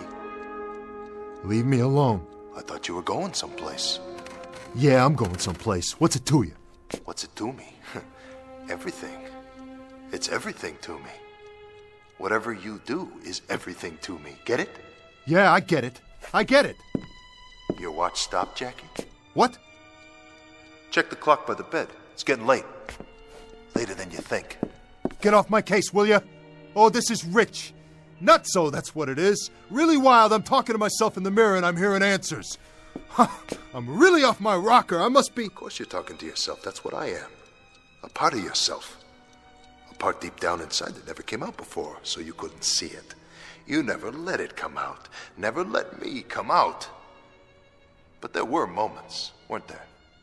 Remember? What are you yapping about? Moments. When I still had a chance. Do you remember any of the moments, Jackie? The first one, for example. The very first moment. The first decision. What moment? What decision? We were 8 years old. I was never 8 years old. Oh, yes, you were. We were. If I can remember it, you can. In grade school. The teacher, Miss Sanders. Remember how nice she was? Always had a smile, and she wore a little locket around her neck. It was the class picnic. She was walking along in the park, pointing out the birds and the trees. We never knew there were so many different kinds of trees. Nobody ever took me to the park before. And the clasp on the locket broke, and she took the gold chain off and put it away. And a couple of the boys dared you to steal it. You didn't want to, but you did steal it. Right out of her purse when she wasn't looking. Why, Jackie? Why did you do it? I didn't want to steal it, okay? But they dared me. What was I going to do? I had to. I was a crummy little runt, and they dared me, said I was chicken. And then, when was it? A year later? They dared you again? Yeah, they wouldn't leave me alone. They dared you to go with them and break into a grocery store. What did you steal in the store? I don't know. Something, anything, it doesn't matter. But you remember the dare. Of course I remember the dare. But you don't even know what you took. Look, wise guy, whoever you are, whatever you are, if you know so much, how come you don't know the most important thing? The important thing? And what's that? I already told you I was a runt, you dummy. I was a pasty-faced, skinny little nobody, and when you want to be in a street gang, you gotta go along with them, whatever they say. You back off, they give you the business. They call you chicken, yella. They know you don't got what it takes. So you went along, Jackie, and you made me go along too. And you got caught. Not the other boys, you. And you spent 11 months in a reformatory. What did you prove for all that trouble? Oh, what do you care? Tell me why you're saying all this to me, or shut up! Just shut up! Oh, knock it off! I'm trying to sleep in here! Keep your voice down, Jackie. Why should I? Because you're not the only person in the world. You can't just think about yourself all the time. There are others. Look, I want you to level with me now. What are you? No more fancy talk. What's all this alter ego stuff? You read that in a book somewhere? I think you know what I'm talking about. All right, you're part of me. I give you that. I ain't dumb, you know. No, you're not. You're inside my gut someplace. Well, what are you, a conscience? Is that what you are? You tell me. All right, you're a conscience. So what do you got to say about anything? What gave you the right? I haven't had anything to say about it until now. You never let me out before. But now I've got something to say about it. Oh, boy, do I. I've been waiting a long time. I never let you out. Oh, that's rich. Well, look, buddy, you ain't got no invitation now. I never asked you to show up, did I? So you can crawl back inside and hole up on your own as far as I'm concerned. Who needs you? You need me. I don't need anyone. You've always needed me. Yeah, sure. When you got out of the reformatory, there was a parole officer. Remember him? What parole officer? A very decent guy. His name was Moriarty. Oh, yeah. He liked kids. Had a bunch of his own. You always got the feeling that when he tried to do things for you and straighten you out, it was because he had kids of his own. And but for the grace of God, you might be one of his. Jaw. No wonder I kept you locked up inside. You really know how to talk my ear off. You're walking on your lower lip all the time. Well, I still say, who needs you? I'm asking you, what do you want from me? Don't you know? No, I don't. I'll tell you what I do know. I gotta go out and do a job. I gotta go knock off some old gleep in a bar on 38th Street, and if I don't do it by 2 a.m., you're gonna be able to take what's left of me and scrape me off of the wall with a spoon and dump me in a cup. I gotta get going. I ain't got much time left. Correct. You don't have much time at all. I'm telling you, you better get out of my face or I'll smash up this mirror and you'll be all over the floor. I'll do it, too. What's the matter? Don't you think I can? You're not listening to me. You've never had much time. Moriarty tried to help you when you got out of the reform school, but you didn't have time then either. Get off my back! You had a moment when you could have listened to him and paid attention in that moment, or you could have done what you did. Join another gang. It was your choice. It was always your choice. And 6 months later, you were in jail again, only this time it was for real, and Moriarty couldn't help you any more than that girl Janie Reardon could. Janie Reardon? I remember Janie. She was a nice kid. She was more than that. She was beautiful, inside and out, and she tried her best to set you straight. What do you know about her? I loved her, Jackie. Did you know that? I love Janie Reardon. You? You love Janie Reardon? Why, you're nothing but a piece of glass. You're me in the mirror. How could you love anybody? How could you love anything? Oh, I could love. I could love deeply and intensely. I loved her. And I tried to get you, too. But you were too busy. You graduated from the street gang. You moved up fast, didn't you? I sure did. You got mixed up in an extortion racket, shaking people down, parting them from their hard-earned money. Real sweet. You were a big shot, huh, Jackie? Still trying to prove something.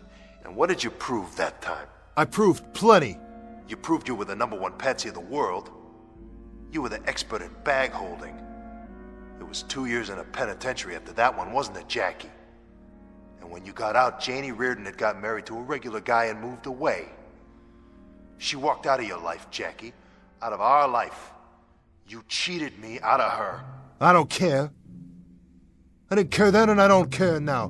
Dames, I can take or leave. Dames you can take or leave. That's a statement for the press, isn't it?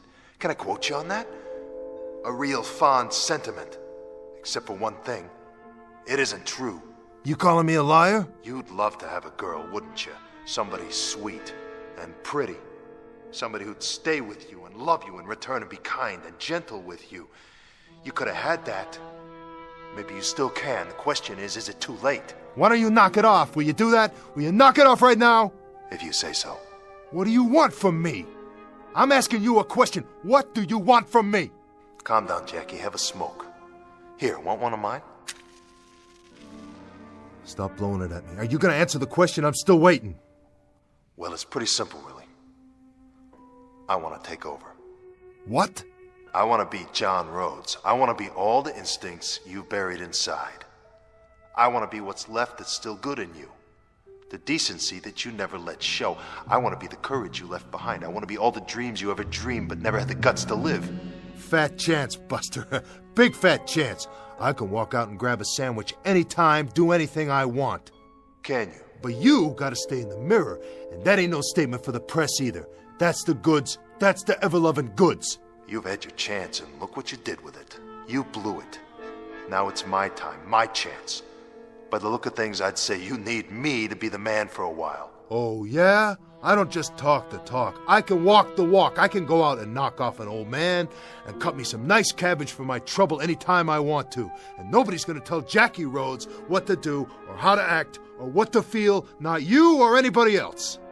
Then why haven't you done it? What are you talking about? There's still time. Who's that, Jackie? How do I know? Don't you? Are you sure? Or did you forget? Maybe you wanted to forget. I didn't forget nothing. Then answer it. Go ahead. Shut your trap for a minute. Let me think. I gotta think. You know who it is, don't you, Jackie? Don't you?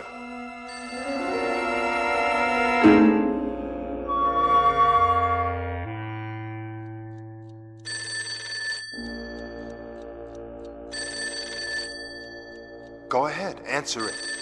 Okay. Yeah, George. Yeah, you just called me on the way out. I was just leaving. Yeah, George. Sure. Honest, I'm on my way out.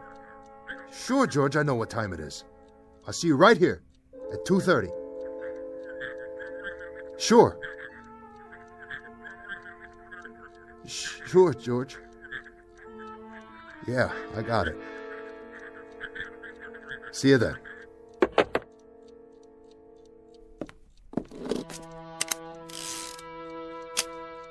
Still think you need the gun, huh? Sure, I need it. I got a job to do. Get out of my mirror. I want to see how I look. Doesn't make any difference, Jackie. Sure it does. Man's got to look sharp. Nobody thinks he's a bum or nothing. Nice tie. But you don't need that either. Oh, yeah? You're not going anywhere. No. You know why, Jackie?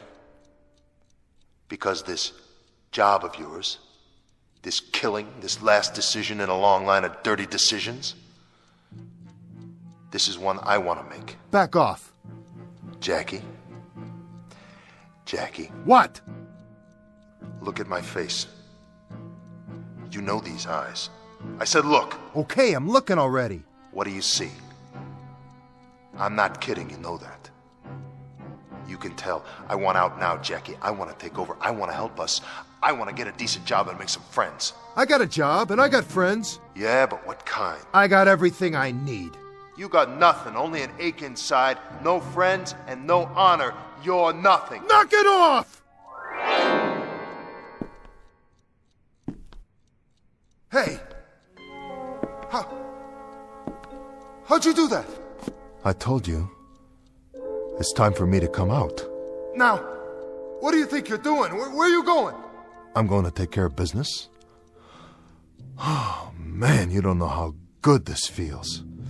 You can't! You can't do that! I just did, and I'm gonna do a whole lot more before the night's over. I'll stop you! Wait! How come I can't get out of this... Mirror? Because that's where you live now.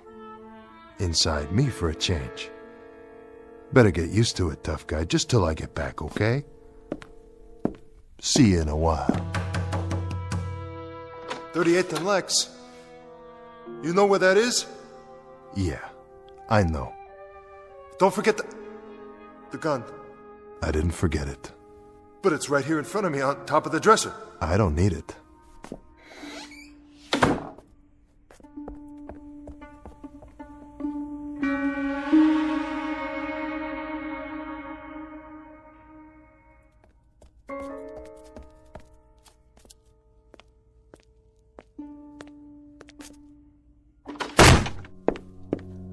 Get up, little man. I said get up. Hi, George. I'm gonna take your skin off foot by foot. You are. Nobody went to the old man's bar tonight, Jackie. Nobody at all. That right. That's right. At last report, he was extremely healthy. Thanks to you. Thanks to you, you raunchy little welcher. Easy, George. Don't get your blood pressure up. I don't like your attitude. After all I've done for you. Given you another chance, and another, and another. And what do I get in return? No gratitude. Well, you just ran out of chances, buddy boy. Your extra time's all used up. Now I'm gonna take it out of your hide. What do you think of that? I don't think anything. You know, Jackie, it's nothing personal. It's just business. I like you. I always liked you. That's why I tried to cut you a break. But now, you think that if you keep your trap shut, I'll forget about it and it'll go away. Is that what you think? No. Speak up. I can't hear you. What do you got to say for yourself, Crumb? Huh? What? What have I got to say for myself, George? That's right. And make it good. Very little. I have very, very little to say for myself. Not much at all. Just one sentence. 2 words, really. I resign. That's it, George. I resign. What? You what? I said I resign. You know what that means, don't you, George? It means quit. Walk out. You're not walking anywhere.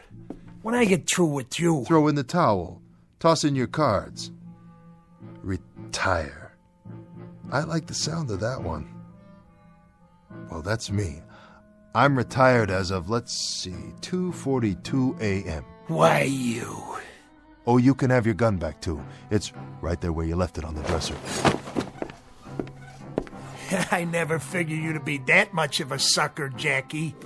Now that I've got my gun back, what do you think I'm going to do with it? Or did you even think that far? Yeah, I thought about it. And? And I figured you'd try to make me eat lead. Well, you got that much right. Of course, I took the liberty of removing the bullets first. Guess you want them back now, huh? Well, they're right here in the wastebasket. Here, let me give them to you. Oh. Good, kid. I didn't think you had it in you. Neither did I.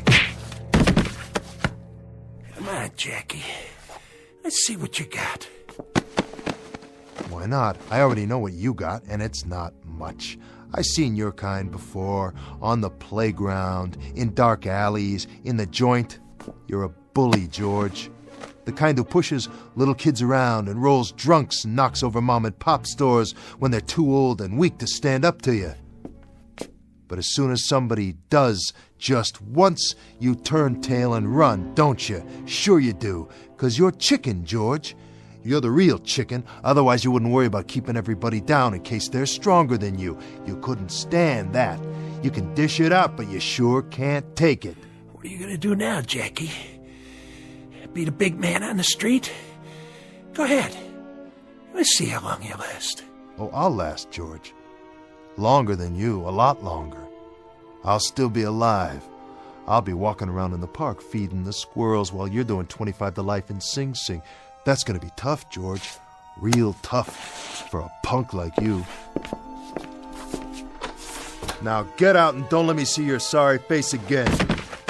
Give the desk man what I owe him on your way out, for the time I spent waiting for you in here. See you in hell, Jackie. Wrong, my name's not Jackie, it's John. That's Mr. Rhodes to you, and don't forget it. I'm the one who just changed your life permanently for the worse.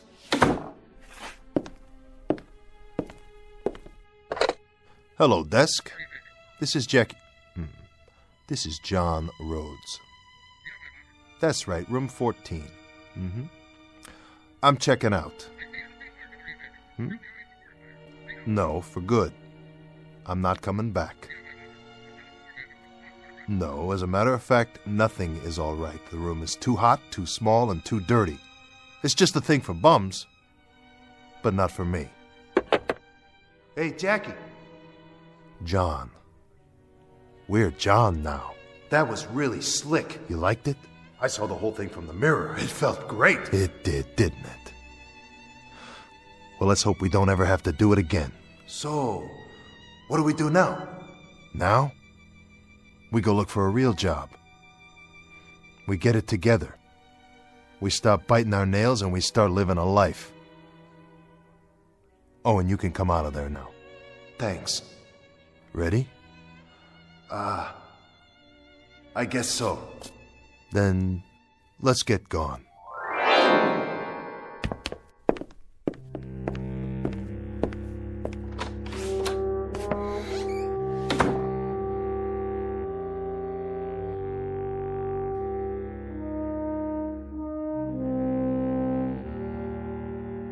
Exit Mr. Jackie, make that John Rhodes, age 34, about to carve himself a nicer and more acceptable piece of life.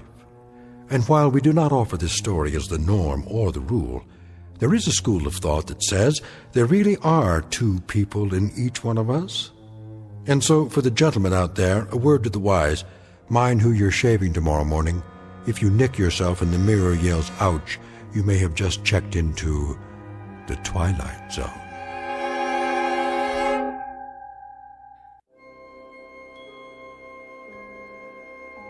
Hi, this is Carl Amari, producer of the Twilight Zone radio dramas. I'd like to take a moment to tell you about our official website at twilightzoneradio.com, where you'll get the latest news and information on these Twilight Zone radio dramas. Plus, at twilightzoneradio.com, you can digitally download 3 free episodes or any of our episodes for only $1.95 each. In this age of ever-changing technology, we've decided to make these episodes instantly available to you by making the Twilight Zone radio dramas a digital download-only series. This means that this series will no longer be offered on CD. The CD collections at our website are now being offered while supplies last at buy one, get one free. So be sure to get your favorites before they're sold out. Be sure to visit us often, and I'll see you in the zone.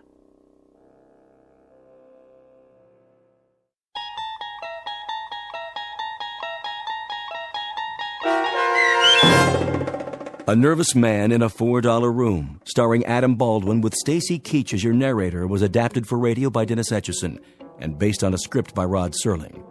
Heard in the cast were Turk Muller and Carl Amari. To learn more about the Twilight Zone radio dramas and to obtain audio cassettes and CDs of these programs, visit our website at twilightzoneradio.com. The producers of The Twilight Zone wish to thank CBS Enterprises, Carol Serling, Dennis Etchison, Dick Brescia Associates, Claire Simon Casting, Terry Jennings, Don Longo, the American Forces Radio and Television Service, our sponsors, and our radio affiliates for helping make this series possible. This copyrighted radio series is produced and directed by Carl Amari and Roger Wolski for Falcon Picture Group.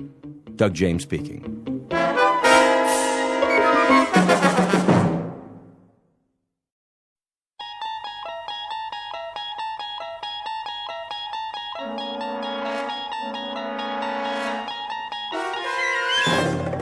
You unlock this door with the key of imagination. Beyond it is another dimension. A dimension of sound, a dimension of sight, a dimension of mind. You're moving into a land of both shadow and substance, of things and ideas. You've just crossed over into the Twilight Zone.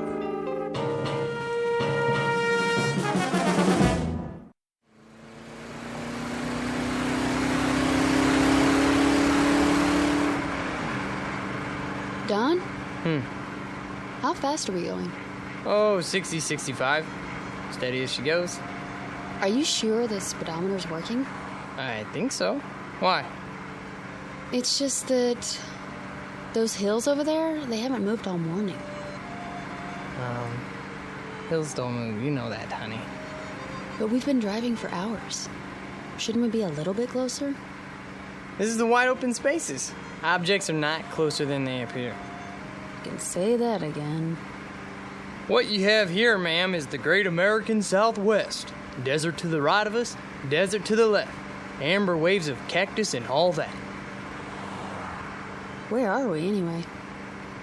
Well, if it's Tuesday, this must be New Mexico. Where's the map? I got it.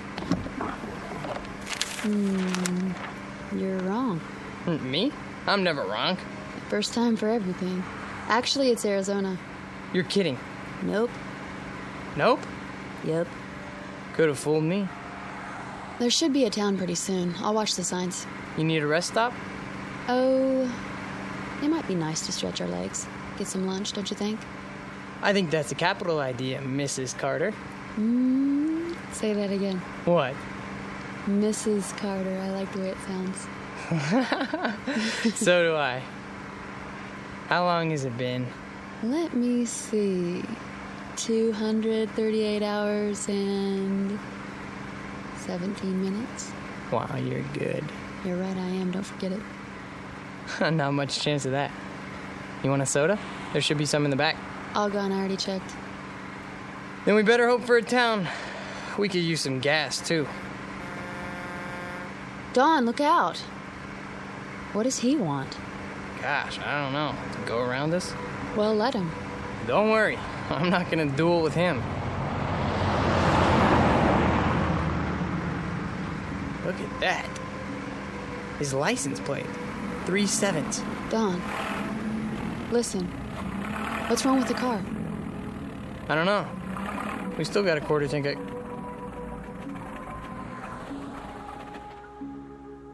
Oh, great. There'll be a tow truck anytime now, you'll see. How do you know? 37s. You don't really believe that. Watch.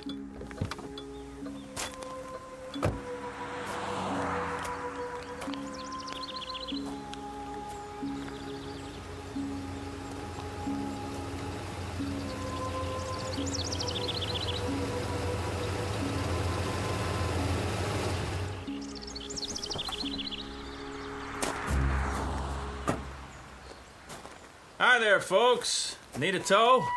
As a matter of fact, we do. Well, come on then. Hop in the front seat. Gas station's about 20 miles. They got a mechanic? Oh, sure do. Fix it right up. What did I tell you? Huh? Let's go, honey. You are so lucky, Don. Luck had nothing to do with it. Don and Pat Carter, honeymooning couple on their way back to New York. They've had the time of their lives, and they'll be home in a few days. Or that was the plan. But their new life together is full of surprises.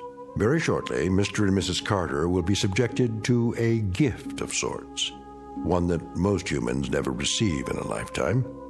They will be given a glimpse into the future. The price of that glimpse? A mere penny, 1/100th of a dollar. The time is now. The place of their revelation is a little diner in Ridgeville, Arizona. But what our honeymooners don't realize yet is that this unassuming town just happens to lie on the outskirts of the Twilight Zone. And now, The Twilight Zone and our story Nick of Time, starring Marshall Allman and Jamie Brown, with Stacy Keach as your narrator.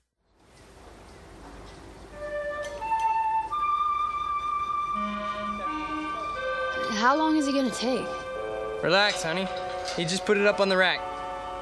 How can I relax in this heat? You could fry an egg on the sidewalk. Well, that's not a bad idea. I'm getting pretty hungry. I'd settle for a cold drink. There's a water fountain at the side of the station. Fine, I hope it works. Go ahead. I'll talk to him and see what's going on. You do that. Don, all I want to do is go home. Me too, baby. There's a lot of miles between here and Manhattan. And you have to be back at work next week, remember? How could I forget? There's a promotion hanging in the balance.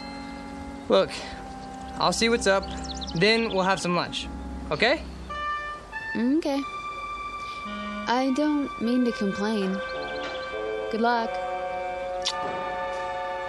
Hang in there a little while longer, we'll make it. I know we will. I'm just impatient to get on with our life. Me too.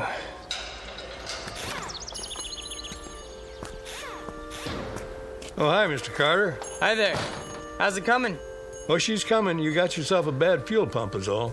That right. Well, can you fix it? Sure. I can fix it. Be a while, though. Oh. Why's that? Won't take but an hour to put it on. But I gotta order one from Klingman. How long's that gonna take?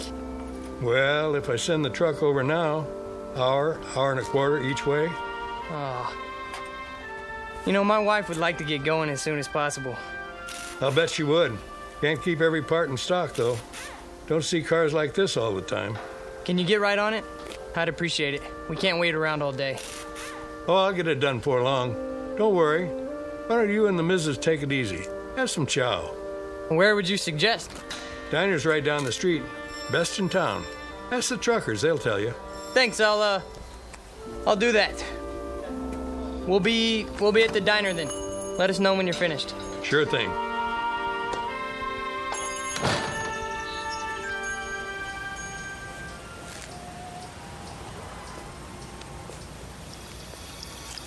There you are. How you holding up? The drinking water isn't cold. I'm sorry, baby. Well? Fuel pump's shot. But it's a new car. That's what he said. He'll get right on it. How long? Couple more hours. What? Maybe 3. That's crazy. 4 tops. Are you kidding? That's the max he promised. How come? What's the problem? He has to send the truck to the next town for a part? And where is that? I don't know. New Mexico? Colorado? Someplace like that. Oh boy, oh boy, oh boy. Let's take a walk. Ready for some lunch? Lunch? We might as well just move here, put down some roots. Sure. We'll rent a room at a motel. Get the weekly rate. Yeah, well, is it air conditioned? I was thinking an electric fan. Yeah, I'm gonna look for a job tomorrow.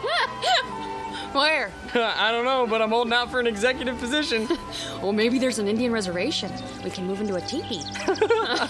Quiet, you. Yes, sir. Where's Restaurant Row? Just ahead. You can see the diner from here.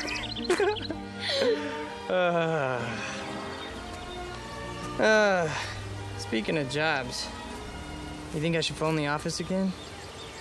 Easy, lover. You're going to lose that promotion if you keep pestering them. I'm probably going to lose it anyways. Oh, that's a fine attitude. I thought I married a man on the way up. Who's the best man for the position? Me. There you are then. Thompson has seniority. Doesn't mean a thing. Take it from me. Little Mary Sunshine, huh? That's my name. Whoops. What's wrong? Don't step on the cracks in the sidewalk. Why? Or I'll break my mother's back. I'm only trying to save her life. Thank you, dear.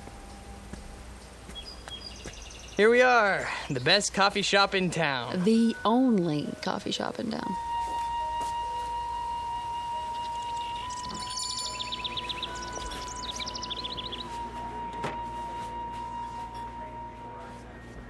Well, looks like we got the place to ourselves. Except for that man at the counter. Yeah, nice Stetson. Think I should get one? I'll be right with you, folks. Oh, not at the counter, please.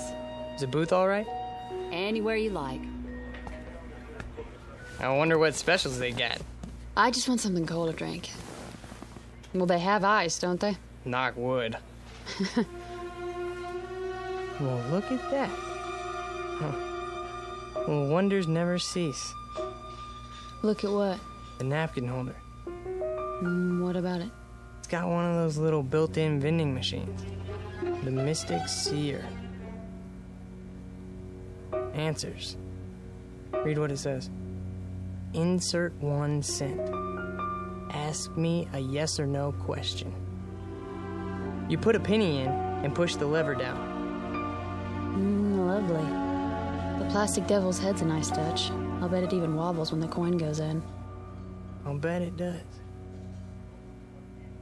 May I see a menu, please? The Mystic Seer knows all. Does he, she love me? Will I become rich? Is my future bright? I can answer those questions for free. Well, let's find out what the Mystic Seer says. You're like a little boy. Come on. It'll be fun. I got a penny somewhere. Here's a question. Anything exciting ever happen around here?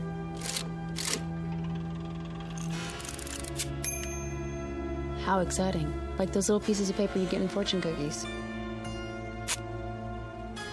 Things are not as they seem. Now that's interesting. Is it? Menu, darling. Oh, right. Here you go. Oops. What's the matter? I knocked over the salt shaker. Well, I better throw some over my shoulder. Don, really? There, that's better. Just to be on the safe side. Soup of the day, fresh garden salad. I wonder how fresh. Honey.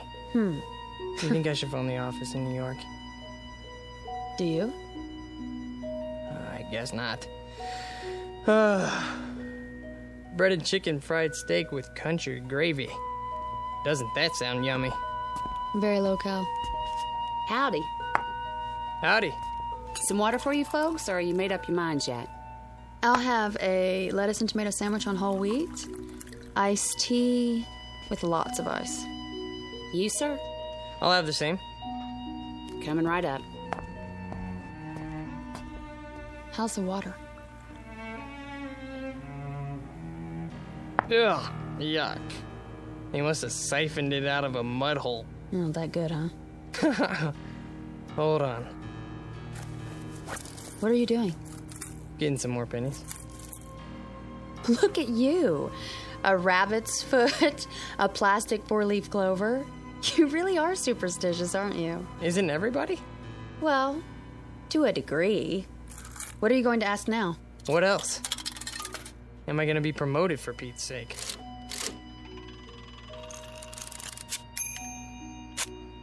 Ha! What does it say? It has been decided in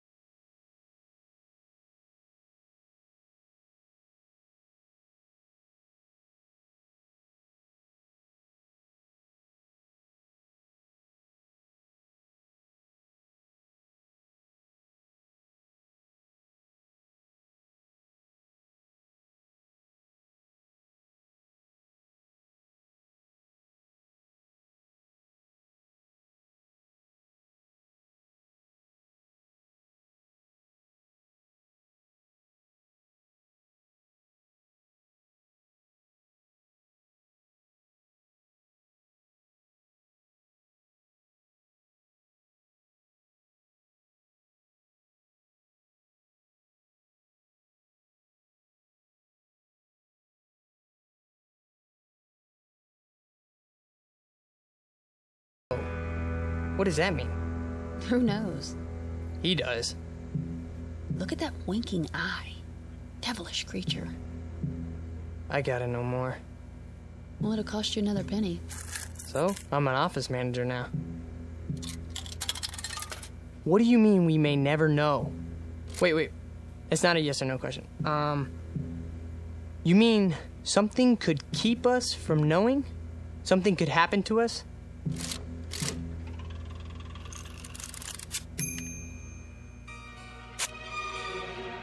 If you move soon. Now what's he getting at? He's a mystic. What do you expect? Give me another penny. I'm all out. Well, I can see I'm going to have to be the frugal one in the family. It's just one. All right. Thanks. You mean we're not supposed to move? We're supposed to stay here? Only one question per penny, please. That makes a good deal of sense. Well, I'm not staying unless I get some dessert. One more. Give me another penny. You're gonna break me.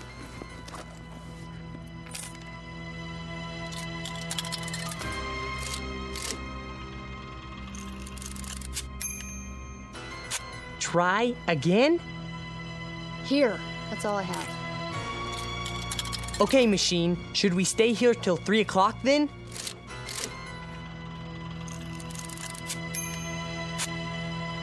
Look at the slip. There is no question about it. Let's go for a walk. Funny. Every answer seems to fit. You're joking, aren't you? I mean, Dawn, no more. Okay, if we don't stay here until 3 o'clock, will something bad happen to us? Honey, for heaven's sake. Read it. All right, let me see that. Go ahead. This is silly. What does it say? Do you dare risk finding out?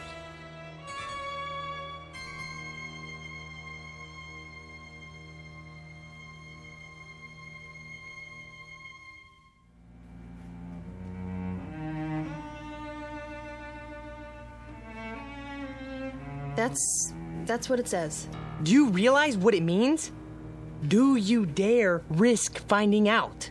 It doesn't mean anything. Can we go now? No, it's not 3 o'clock yet. I asked if we don't wait until 3, will something bad happen? And it said... That's exactly right. It. You're talking about a machine, Dawn. We're not talking about... Okay, let's order some ice cream. Are you stalling? No, of course not.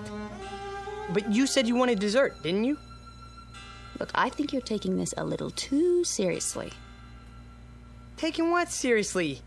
It's something to pass the time. Besides, it's hot out there, isn't it? I suppose some ice cream would taste good.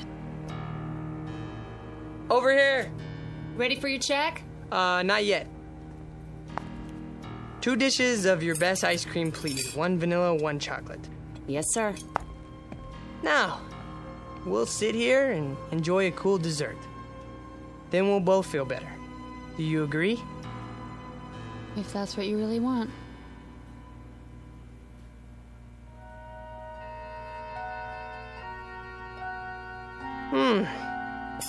That was good. Yeah, it was. Now can we go? Are you sure you don't want anything else? I'm sure. Some more iced tea? Dawn, please, let's go. Okay. Yes. I suppose we should. It's 2:45 already. Do you have enough cash? Of course. I'll go pay. Just leave it. If you don't mind, I'd like to get out of here. We've done enough sitting lately. No problem. Well, I guess that's it then. That's it.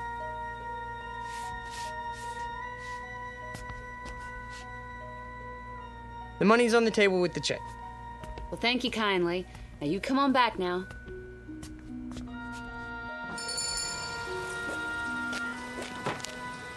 Whew, still hot. Yeah. Hotter than ever. Maybe it won't take them 4 hours to fix the car, you think? Maybe. Don. What? Tell me one thing. Yeah? You didn't really want to stay in there till 3 o'clock, did you? No. Honey? No. But what? Why was it so specific? Specific? You saw the answers. If you move soon, that makes a good deal of sense. Try again. You've memorized them? There's no question about it.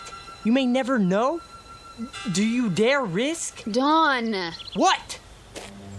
It's a novelty machine, a napkin holder in a cafe in Ridgeville, Arizona. Not something... Don't you think I know that? Well, I'm glad you do, because for a while there you were freaking me out. What about my promotion? Then, huh? Didn't it tell me it has been decided in your favor? Don, listen to yourself. Oh, forget it. Don't say it. Superstitious. Well? It's like you married an alcoholic, isn't it? Only instead of bottles hidden around the house, it's rabbit feet and 4-leaf clovers in my pocket, in the car, all over the place. And you're all mine. I wouldn't have it any other way, honey. Truly? Have I ever lied to you? No. Let's walk over to that garage and see how the car's coming. Maybe he took some pity on us and got the fuel pump finished ahead of time. Wouldn't that be nice? You're always looking on the bright side of things, aren't you? That's me. What are you doing? I'm not doing anything. You keep looking around as if you're expecting something to happen. Do I?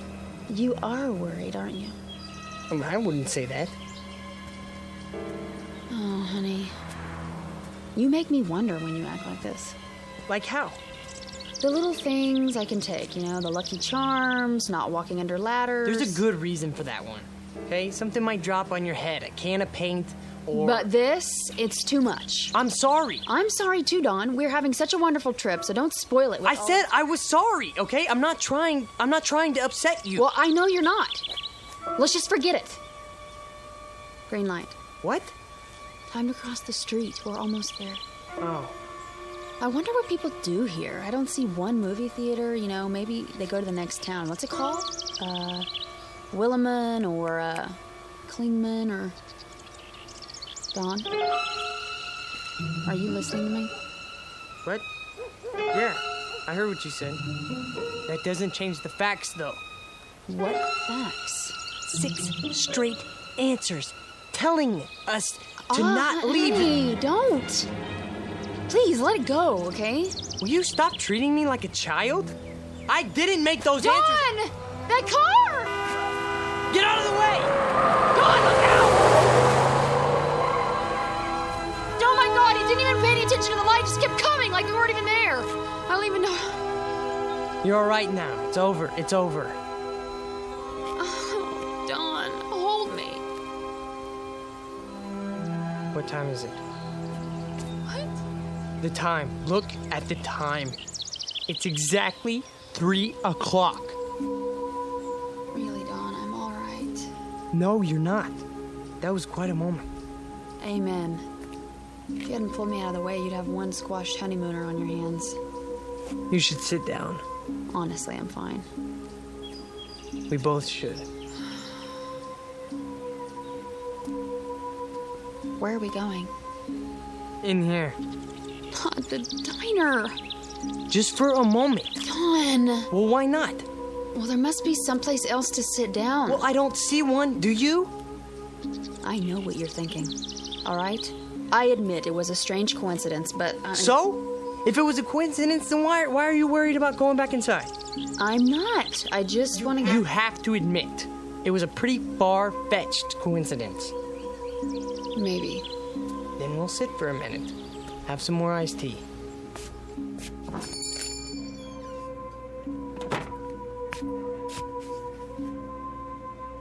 Well, hi, you two. Back already? Yeah. It's pretty hot out there. Yeah, sure is. I'll be right with you. Thanks. Oh, no. They're sitting in our booth, in front of our mystic seer. Yes, they are. Well, we'll just have to try another one. How about that booth? Or the next one, they have machines too. I'm sure they, Honey. What? Look at me. Do you honestly believe that gizmo over there can foretell the future? It foretold ours. How? Sit anywhere you like, folks. Thank you. Sit down, honey. Yes. All right, what'll it be? Just some iced tea. Honey? I don't care. Make that 2. Be right back. I asked you a question. It's a reasonable one. How? You want to know how? I don't know. But when that car almost hit us, it was 3 o'clock. That's exactly when the fortune... Dawn, you said 3 o'clock, not that machine. You decided to sit here until 2:45. You are the one... What did I do?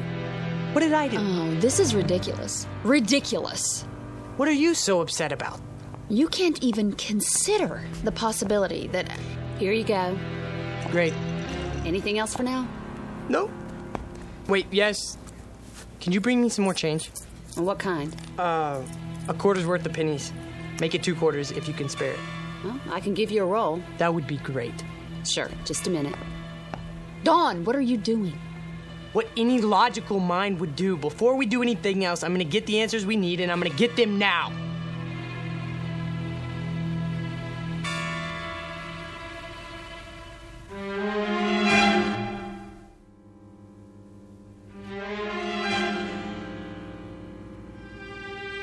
Logical. How can you call this logical? Could you keep your voice down? If you can't see that you made up all the details yourself, and all that thing gave you back was generalities, then I don't know what to do. Honey, would you listen to me? Will you listen? Go ahead. I have nothing more to say. I'm not going to argue with you. Sure, I filled in the details. What does that prove? Could the machine make them up? All it has inside are answer slips that are already printed. Then we agree.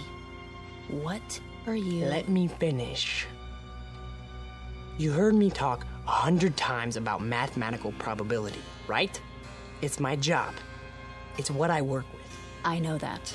There are probably thousands of these machines in diners all over the country. There are at least 10 of them in here alone. And every one of these thousands of machines are hundreds of little answer slips arranged in some kind of order.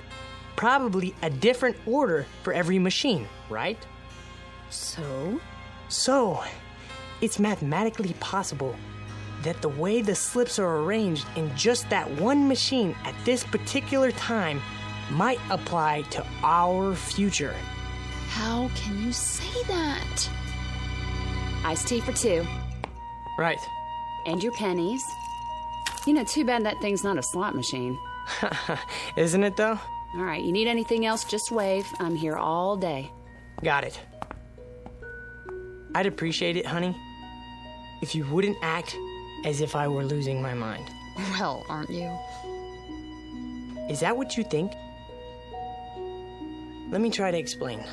You don't have to explain anything. But I do. Try to follow what I'm saying. There is a higher realm of mathematics that goes beyond probabilities. Some of it comes from quantum physics. Why are you telling me this? Hear me out, please. Jung, the psychologist, talked about synchronicity, meaningful coincidence. The point being that there are no pure coincidences. Everything is interconnected. If we can just spot the connections. It's what the Chinese I Ching is based on. The one where you throw 3 coins and look up your fortune in a book. Dawn, please. It's not fortune telling. It only seems to be. The idea is there are 64 hexagrams. Each one represents a pattern that reflects our place in the world at a given moment. Find the right one, and all else follows. It couldn't happen any other way. But the coins could come up in any combination. No, that's just it. Given everything else, at a particular point in time, there is only one pattern that fits. The Qing is just a means of identifying that pattern. So, you do believe in fortune telling? You're not listening. I said... How can you let yourself be controlled by such a thing?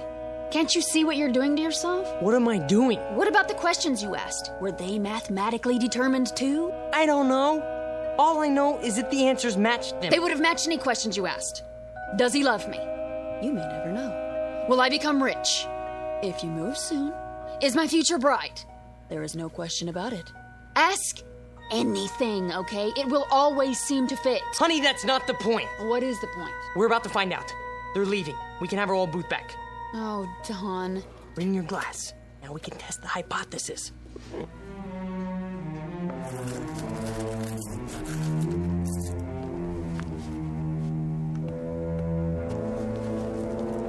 Here we go. First question. Did you know about that car almost hitting us?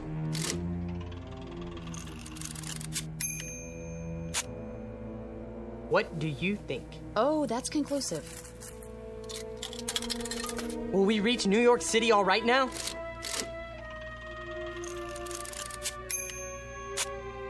The chances are good. You see that? Very precise. What do you expect? Okay? A slip of paper should come out that says, "Hiya, Dauncey and Patsy. So how's by you?" I never said these slips were made for us personally. I only said... I heard. Honey, don't you see that you could get the same kind of answers from any one of those machines in here? Try. You'll see. The same kind, maybe, but not the same answers. So you're not interested in being objective? I'm interested in what's gonna happen to us. Okay, machine. Is it still going to take 4 hours to fix the car?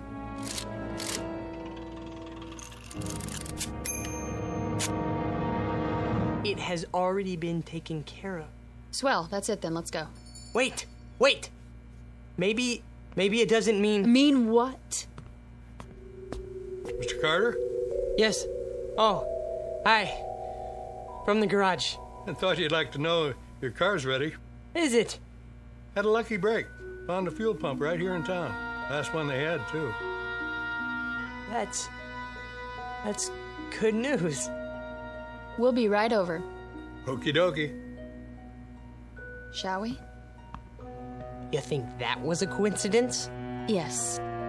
Why don't you ask it some questions then? Or are you afraid to? All right, if that's what it takes. Okay, go ahead. Here's a penny. Will we reach El Paso by tomorrow? We're not going through. Quiet. You're trying to trick it. If that's what you really want. See? It can't be tricked. Will I ever get married? Read it. The answer to that is obvious. Mystic Seer. It isn't possible to foresee the future, is it? What does it say? That's up to you to find out. You're a stupid piece of junk, aren't you? It all depends on your point of view. I don't want to stay here. Even if it's true? Sit down. Especially if it's true. What are you talking about? I've had enough. We're not finished with the test. Maybe you're not, but I am. I think you are afraid of it. Not of it, Dawn. Of what then? Don't you know? Can't you see it on my face? Fine, then I'll finish it for you. Okay, machine. Are we always going to live in New York?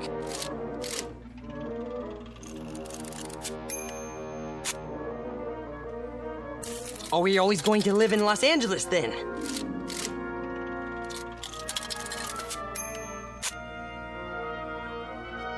Well, then are we going to live in the Midwest? Then are we going to live in this country? Dawn. No more. What? Let's go. No! Put those down. Are we just going to stay here? I don't know! Sweetheart, listen, please. If you love me, listen to me. No, you listen to me! I believe that this machine can tell what's going to happen to us. I believe it, Pat, based on empirical evidence. Do you think I'm just gonna leave it behind? We can't afford to do that. There's too much at stake, but you won't even admit it's possible. All right, it's possible. Is that what you want to hear? I'm not talking about that anymore. I'm talking about you. Us, Pat! Us! I know, but are you just gonna sit here and let this machine run your life? Run my life? Well, isn't that what you're letting it do? Dawn, it made you phone the office before. It made you stay here instead of leave. It made you afraid to walk down the street. Now it's telling you where you're going to live. That's not true. Honey! It's as if every superstitious feeling that you've ever had is all wrapped up in this one machine. It isn't just a matter of whether it can foretell the future. It's a matter of whether you believe more in these predictions than you do in yourself. Honey, you can decide your own life. You have a good mind, a fine mind. Don't waste it trying to justify a penny fortune machine to yourself, okay? We have such a wonderful life ahead of us, but only if we depend on ourselves to make it wonderful. Not if we, you know? Oh, Pat. Shh. Come on. I don't want to be told what's going to happen to us. I want us to make it happen. Together. All right, baby. Don't cry. Something wrong, folks? No. We're okay. Shh. It's all right, baby. We'll go now. We'll go. I'm a jerk. You're not. You're wonderful. Sure I am. Come on. I'm the world's biggest jerk. You want my handkerchief? Come on. We'll go get the car, all right? Don't do it just for me, Dawn. Honey, that's the best reason I have right now. Just give me time, huh? I'll shape up. I love you so much. I love you too.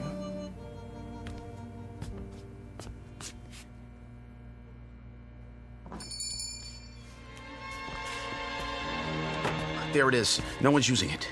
Thank God. Sit anywhere you like, folks. Wow, it's you two. Can we sit here, please? As soon as I clean up. We don't care. Has to be this one. All right, suit yourself. Just water again? It doesn't matter. Do you have any more pennies? I think so, yes. Then go ahead. Can we ask some more questions now?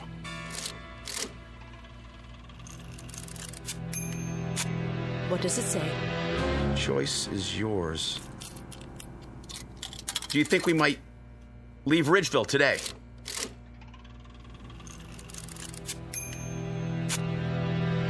Let me see. Oh. Well, where are we going to get some money to live on?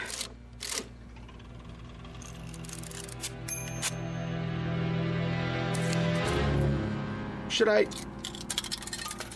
sell our car?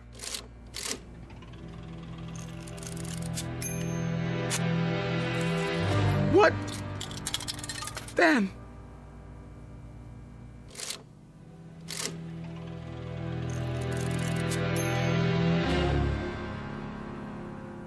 A delicate balance in the little town of Ridgeville, Arizona. Two people who have escaped from the tyranny of fear and superstition. Two others permanently enslaved by it. One couple able to face the future with confidence. Another couple facing it with hopeless dread. Victims of life imprisonment in the darker regions of the Twilight Zone.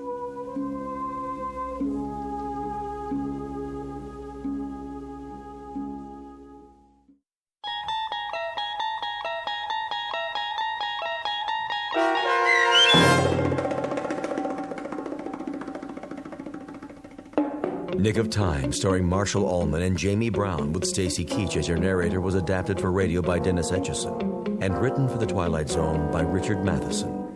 Heard in the cast were Paul Cook, Craig Brawley, Amber Lake, Jeff Lupetin, Kate Johnson, Doug James, and Elizabeth Lido. To learn more about the Twilight Zone radio dramas and to obtain audio cassettes and CDs of these programs, visit our website at twilightzoneradio.com.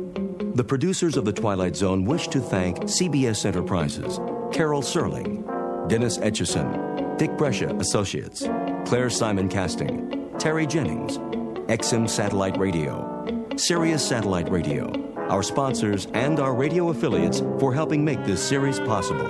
This copyrighted radio series is produced and directed by Carl Amari for Falcon Picture Group.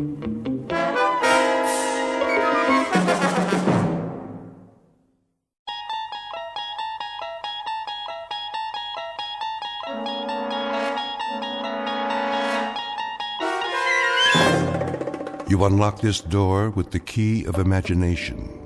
Beyond it is another dimension, a dimension of sound, a dimension of sight, a dimension of mind. You're moving into a land of both shadow and substance, of things and ideas. You've just crossed over into the Twilight Zone.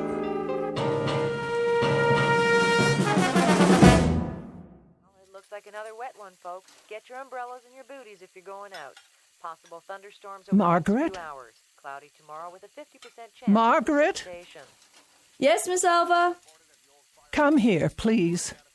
I'll be right there. Now, it's important. The dishes are all done. Do you need something? It's getting late. It's not that late, is it? We can play a game of cards if you like. A storm is coming. Is it? Well, that's what they said on the radio. A very serious one. The sky was clear this afternoon. Nevertheless, I think you should be getting home. Well, I'll just fix your cup of tea then. I'd like to be in my bed. So early? Well, I'm feeling a bit tired. Well, as you wish. Do you have your shawl? It doesn't do much good. Oh, awfully chilly this evening. I'll raise the thermostat. Ah, there's the rain. Oh, I hope the roof holds. Why wouldn't it? You had it reshingled last year. Here we go.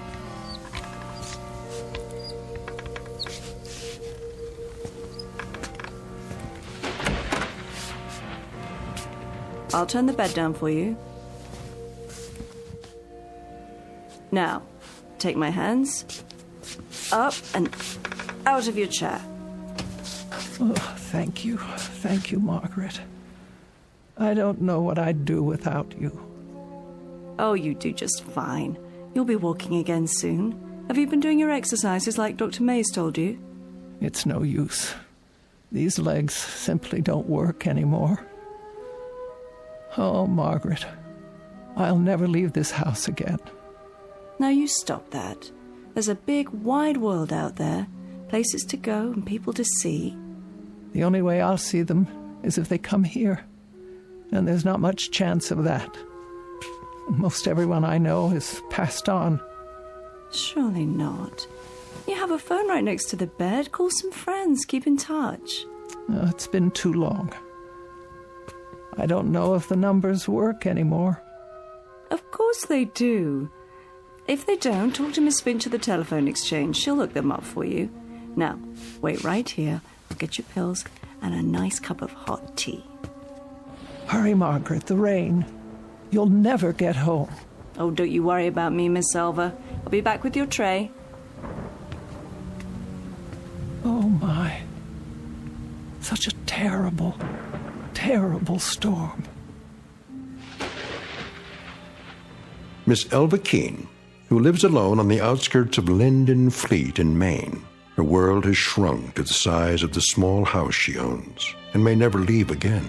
For some years, the pattern of Miss Keene's life has consisted of sitting in her wheelchair or lying in her feather bed, knitting, reading books, listening to the radio, eating modest portions of food, napping, taking her medication, and waiting. For exactly what, she's not sure. Perhaps for something different to happen. Something small but significant that will make all the difference. Miss Keene doesn't know it yet, but her time of waiting has just ended. For something different is about to happen, by way of an unexpected phone call in the middle of a stormy night. A telephone call routed directly through the Twilight Zone.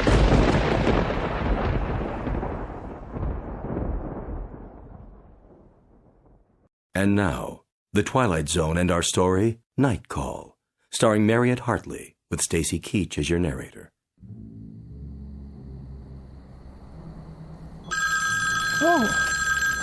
Oh, someone calling?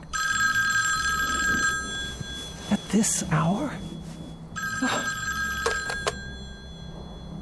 Hello? I'm sorry, I didn't hear. The thunder. Hello? Hello?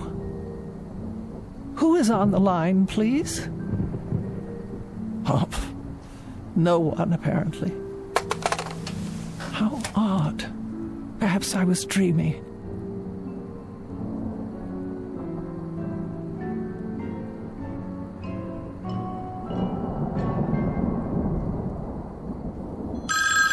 Oh, for the love of... Hello? Hello? I can't hear you. If you wish to speak to me, please say something, or I'll hang up. Hello? Hello?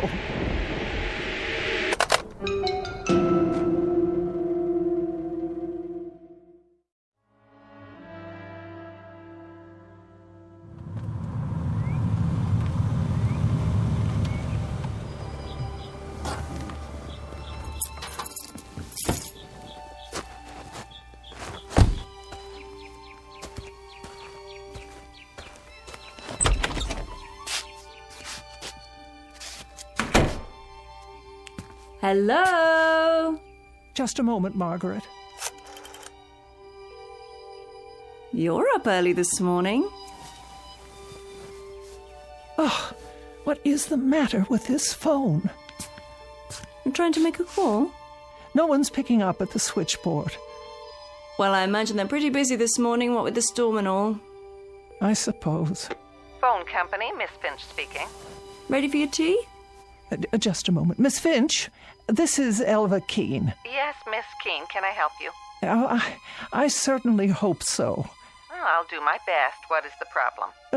Last night, about 2 a.m., my telephone rang. Oh? I answered it, but no one spoke. And I didn't hear any receiver hanging up. Just silence. Is that right? Or rather, a crackling sound like wind and rain. That would be electrical noise, a faulty line, most likely. The same thing happened a few moments later. Well, I'll tell you, Miss Keene, that storm last night about ruined our service. We've been flooded with complaints about fallen wires and bad connections. I'd say you're pretty lucky that your telephone is working at all. Oh, you would you? Yes, ma'am.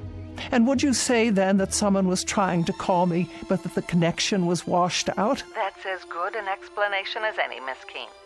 But who would have tried to call me in the middle of the night? I'm sorry. I wish I could be of more help, but the way things are right now...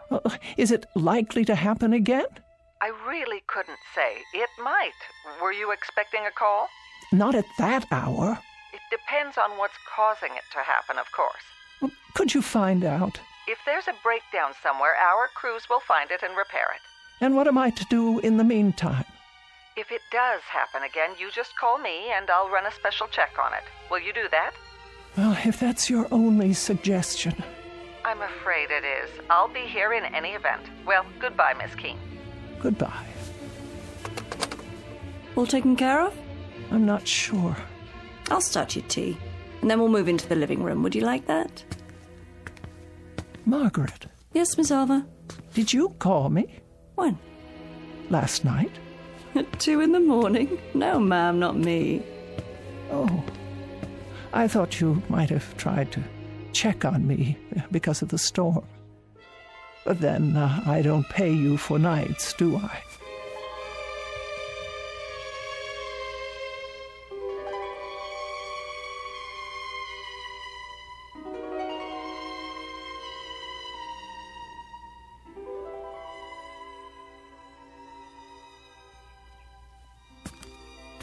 More tea?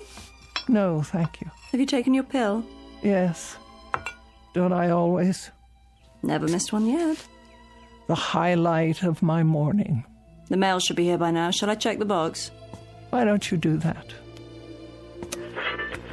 With multiple injuries in the 5-car pileup, so take caution while driving in these slick conditions. The storms are still very strong in the north and northeast, while the rest of the city, the severe storms seem to have passed over. Several areas were still without power last night due to fallen wires. Workmen restored electrical service shortly before dawn.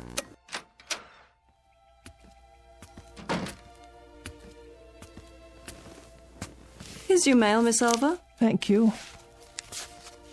Anything interesting? Oh, an advertisement. Another advertisement.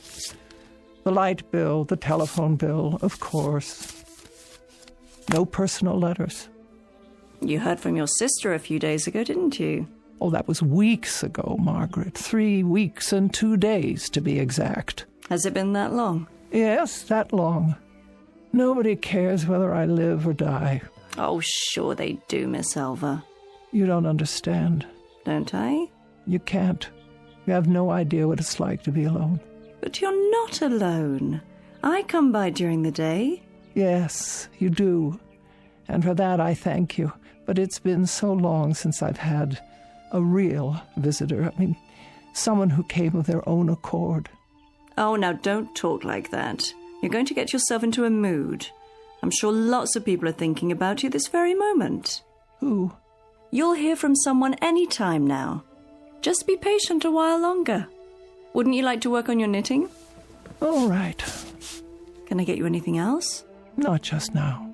Well, start thinking about what you want to eat tonight. I'll make a list and go to the store later. For now, I better get the dishes washed.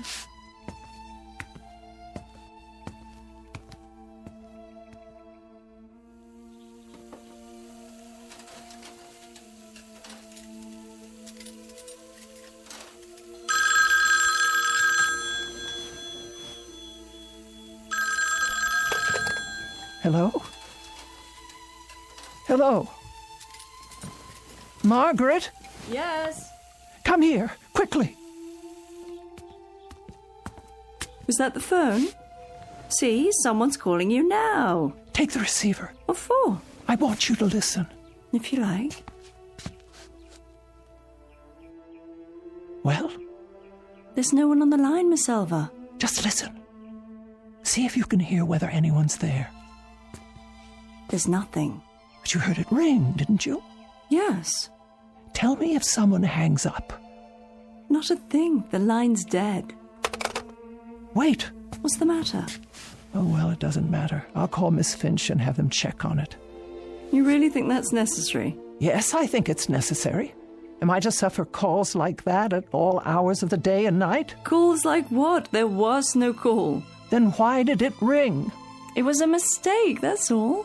How could it be a mistake? Someone must have dialed my number. Not if it's a malfunction. Something's wrong with the equipment. I'm sure they'll... What are you doing? Reporting it. Phone company, Miss Finch speaking. Hello, Miss Finch. I thought you should know. I've received another one of those calls.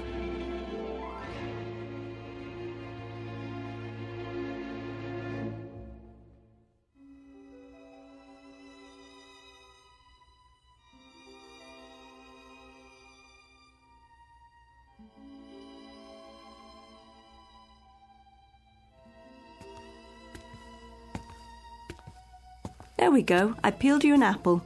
And here are 2 of your favourite cookies to go with your tea. Can you think of anything else? No, I'm Sure, that will do. All comfy? Perhaps one more pillow. Certainly. Here you are. Thank you, Margaret. You go to so much trouble. It's no trouble at all. I wish you could understand how degrading it is for me to ask for help. I've always been able to take care of myself. Oh, now. We get along just fine, you and me. We're friends. I don't have friends anymore. Don't be silly. You have more friends out there than you realize. Oh, I wish that were true. You'll see. You'll hear from them. Meanwhile, don't fret about those phone calls. Don't give them another thought. I'll try not to. It was the storm, I'm sure of it. Perhaps you're right. Whatever the trouble was, the repairman have fixed it by now. But just to be sure, why don't you keep the receiver off the hook and then you won't be bothered? Oh, that's a good suggestion. You know, I have an extra television set, a portable.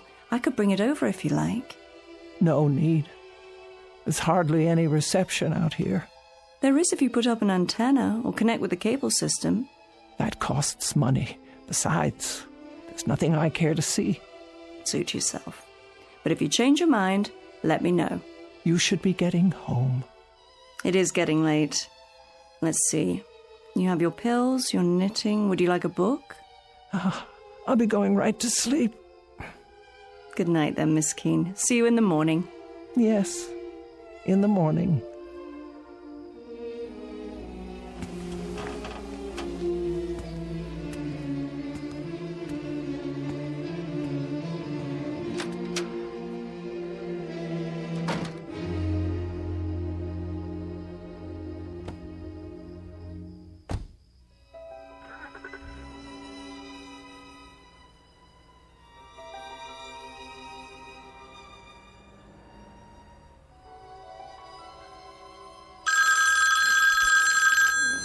Oh, Margaret, there it is again. What should I do?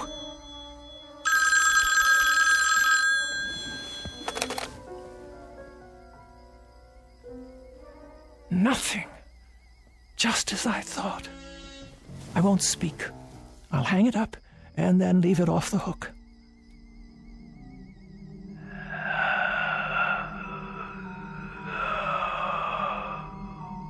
Yes. Who's there? Who is it?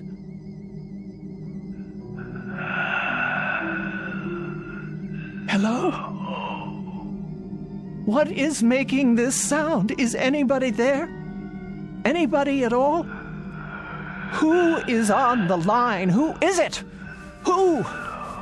Hello?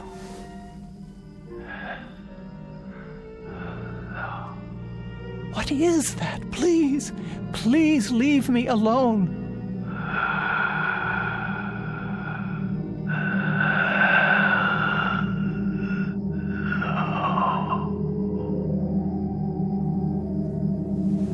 No. Please. No.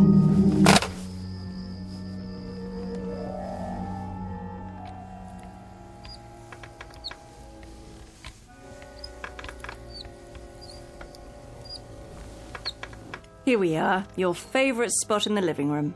Not today, please. Well, where then, Miss Elva? Away from the window. If you're going to knit, you'll need the light. I don't care to knit just now. Very well. And close the curtains. Close them? I just opened them. That's the way I want it. But look what a lovely day it is. With the curtains drawn, there'll be hardly enough light for anything. Please do as I say, Margaret. I'm not feeling well. Why? What's wrong? My nerves. I hardly slept last night. You didn't? Not a wink. Why on earth? What happened? Do I have to tell you? No, not the telephone. Yes, at all hours, over and over again. You're sure?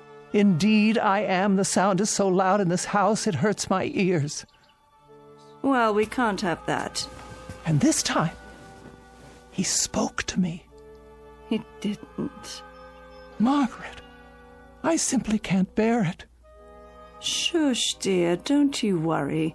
We'll do something about that right now. Call Miss Finch and clear it up. She won't listen. Of course she will. She doesn't take me at all seriously.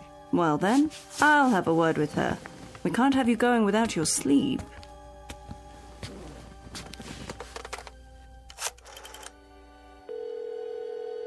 Operator? Is that Miss Finch? It is. This is Margaret Phillips, Miss Keene's private nurse. Oh, yes, how are you? I'm fine, but Miss Keene isn't doing so well. Oh, sorry to hear that. Why haven't you fixed her line yet? I've told her we'll repair it as soon as... It's gone beyond that. Now someone is speaking to her. She can't sleep at all. If Miss Keene's health should be disturbed any further, the phone company will be held responsible. Now, just a minute. Give me the phone. Here she is now. She'll tell you herself. Miss Finch. Yes, Miss Keene. There's a voice on the phone. A voice? It says one word over and over. Hello. It doesn't sound normal. It sounds distorted. Are you sure it's a voice? What else could it be? Well, static on the line sometimes. It was someone, I tell you, the same someone who kept listening to me say hello over and over again without answering back. The same one who made those horrible noises. What kind of noise? I don't know. That's why I'm calling you. It must stop immediately. A voice, you say? Was it a man or a woman? I couldn't be sure. So you have no idea? I tell you, there is no way of knowing. It could be either. And you're positive it wasn't someone on your party line? Oh, don't you think I know the people on my party line? Of course, Miss Keene, of course. Well, I'll have a man come out as soon as possible. The crews are still pretty busy, what with the damaged lines and all from the storm, but I'll tell them to put a rush on it. And what am I to do if this person calls again? Hang up, Miss Keene. But whoever it is will only call back. And then I have to answer to stop the ringing. That's my best advice. It's either that or disconnect the line. No, you can't do that. What if there were an emergency? I have no way to call out. That's true. Then there isn't much choice. I suggest you talk to them. Try to find out more, get a name if you can. Do that and we'll have something to go on. We'll take immediate action, I promise you. But I don't wish to speak to them at all. Then I'm afraid there's nothing we can do. So you won't help me? We can't. It could be absolutely anyone. There's no way to know. I see. Then, good day to you. What did she say? Not a word of help. It's obvious she doesn't believe me. Oh, I'm sure that's not true. As far as she's concerned, I'm just a nervous old biddy falling prey to my imagination. But she didn't actually say... Well, she'll find out differently. You all will, if it's not too late by then. Such talk. You're letting yourself get way too upset. Why don't we have some breakfast? Would you like that? No, I'm not hungry. In a while, then. We'll both have something. I'll leave the curtains drawn so you can catch up on your rest. Would you like a pillow for your back? Make sure they're completely drawn. But it's so dark in here. I can't afford the risk. What do you mean? Well, if someone's out there, he could be watching. Watching what? Me.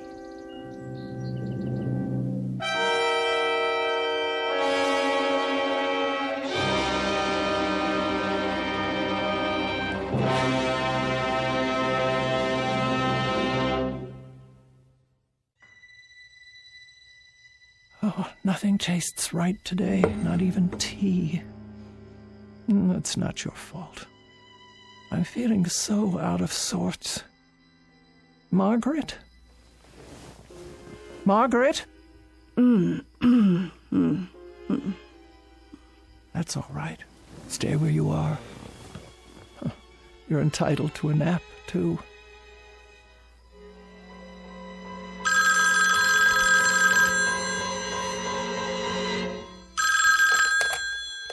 There. That will stop it. I won't put it to my ear. I won't. But if I don't take the call, I'll never know who it is. Oh. All right, I'll leave it on the hook. And the next time it rings, I'll force myself to speak to them and find out what they're up to.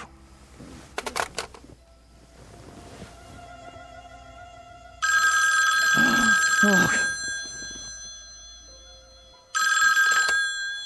Hello? Hello? Who is this? Who's calling, please? Hello? Who's calling? I've had quite enough. Stop this at once. Hello? Why do you keep saying that? Can't you hear me?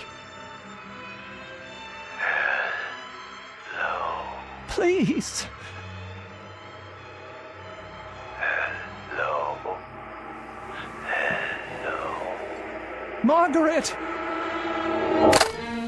Margaret! Margaret! Yes? Oh, Miss Alva. I was just resting my eyes. Is everything all right? No, it is not. Then what? The telephone. Oh, did it ring? I thought I heard something. It's a man. I'm sure of it. How do you know? Because he just called again. I heard the tone of his voice. It was deep and hoarse, like there was something wrong with him. What did he want? I don't know. Then how? He just keeps saying hello, over and over. That's all he says. Hello. Hello. Hello. Now you've got to stop this, Miss Keene. I've got to stop. I'm not the one who... You're working yourself into a state over... Over nothing? I didn't say that. You didn't have to. You were going to say it. Now, Miss Keene, I was not. I think I'd better put you back in your bed so you can... I don't want to be put in my bed. I want to know who this terrible man is who keeps calling. What did Miss Finch tell you? She told you it's probably a bad connection, didn't she? The telephone wires are still wet from the rain. It was not the connection. It's a man. I'm not arguing, Miss Keene, but if he keeps on saying hello... That's all he says. Then obviously he can't hear you. And that would be because of a bad connection. Doesn't that make sense? No. He heard me. I know he heard me. He paused each time and waited for me to speak. I don't know what he wants. Then why don't you hang up on him, Miss Silver? You don't have to listen, just hang up. Is that so hard to do? No, I've tried that. But the voice... Hello, over and over. Hello, hello, hello. Then do this. Take it off the hook. There. Now he can't call you, right? Nobody can call me. Leave it that way just for the time being, until all this funny business is over. It will be the same on the extension. And then if you decide to make a call, all you have to do is hold down the arm for a second. Isn't that right, Miss Keene? Miss Keene? But why is he calling me? Why would he? Can you tell me that? Why? He wants something from me, but I can't imagine what it is.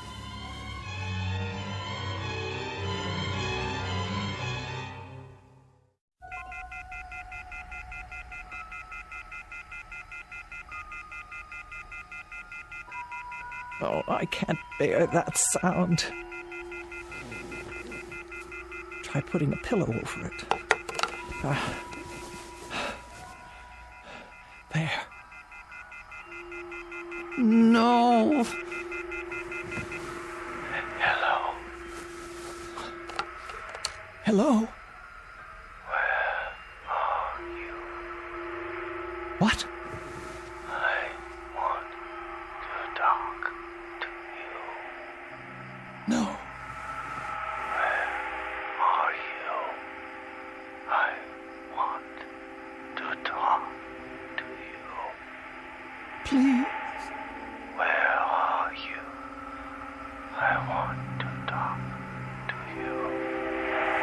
I beg of you. Where are you? I want to talk to you. Leave me alone. Leave me alone.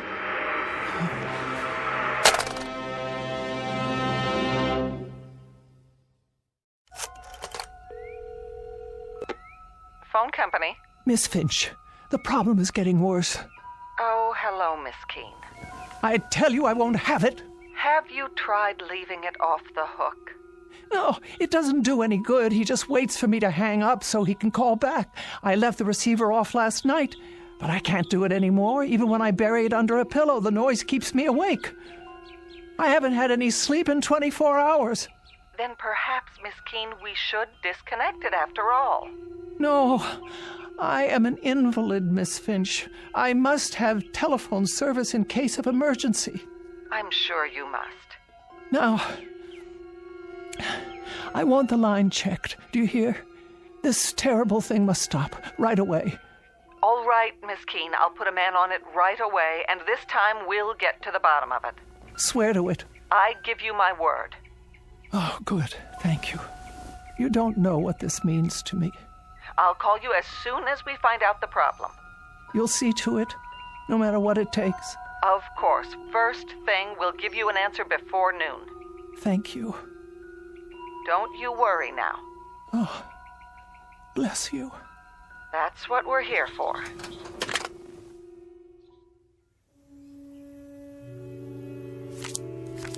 Your play. What? Pick up your cards, Miss Elva. This is what we need, you'll see. A nice game of canasta. Oh. Yes. Now, it's your play. What is the matter with that girl? Hmm? She promised faithfully that a man would check on it today. The afternoon is almost over and no one's been by. Maybe he doesn't have to come by, Miss Elva. Why wouldn't he? If the problem is somewhere else, with one of the telephone poles, for example. Well, I suppose that could be true, but she promised she'd let me know. Look at your cards. Did you get a good hand this time? Oh. That'll be her, don't you think? Want me to answer it?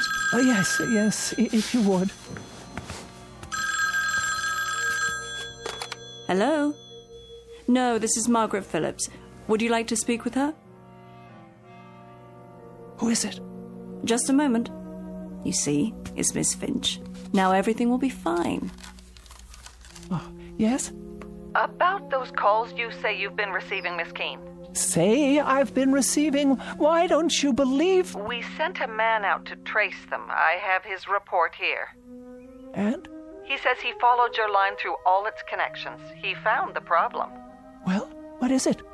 A fallen wire on the edge of town. Fallen wire? Yes, Miss Keene. The weather blew it free of the pole. I don't understand. One end was on the ground, so no signal at all was getting through. Are you telling me that there were no calls? I'm sorry, but there's no way anyone could have called from that location, Miss Keene. I tell you, a man called me.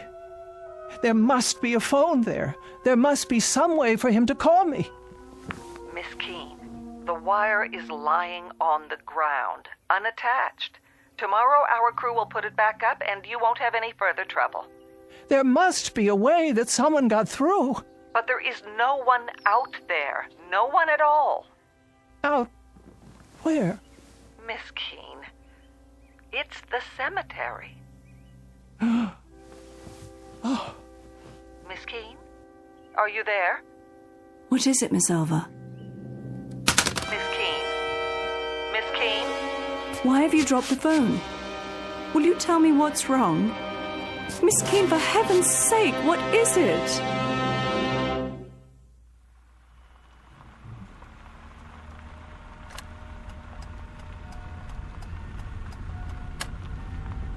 Here we are. Valley View Cemetery. Are you sure you want to get out of the car? Yes. I wish you'd tell me why you decided to come all this way. Miss Keene, this isn't good for you. If you hadn't made such a to-do about it, I'd never have taken you in the first place. Why won't you answer? What can there possibly be out here for you to see? Get my chair from the back seat, please. Very well, have it your way.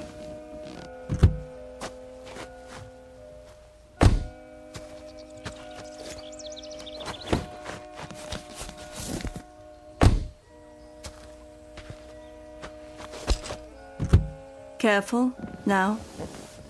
Up and out. Here's a blanket for your legs. Though I can't imagine why you'd want to. Miss Elva? What are you looking at? Over there. You mean inside the grounds? On the other side of the gate. All right. We'll have to steer clear of the power lines, though. Well, there's a loose telephone wire hanging down. Can't see where it touches the ground. Where are we going? The first row on the left. About halfway down, as I recall. That's where the wire ends. I knew it. Here? Here. And we better not go any closer.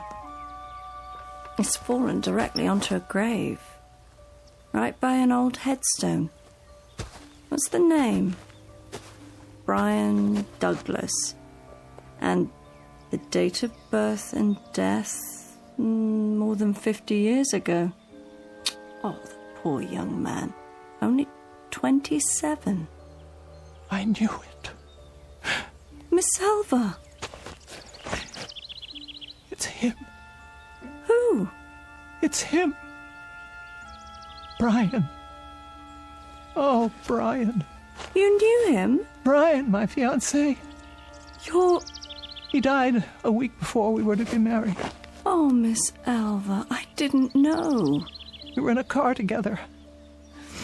I insisted on driving. I was always insisting on things, telling him what I wanted, dominating him in my way, and he always did what I said, always.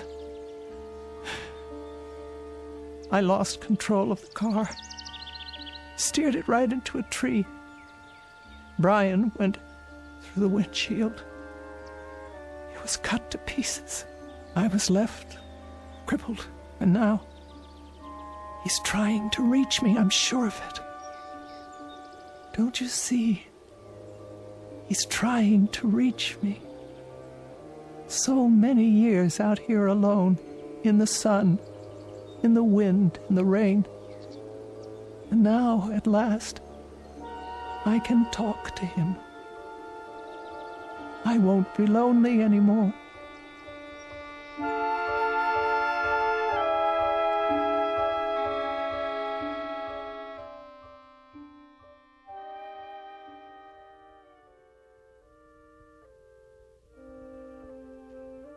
Would you like more covers on the bed? No, Margaret, I'm perfectly fine. I can plump up your pillows for you. That's not necessary. I can't leave you like this. I'll be all right. Good night. But... Good night, Margaret. You call me if you need me now. I will. I'll be home all night. Yes, Margaret. Good night. You sleep well.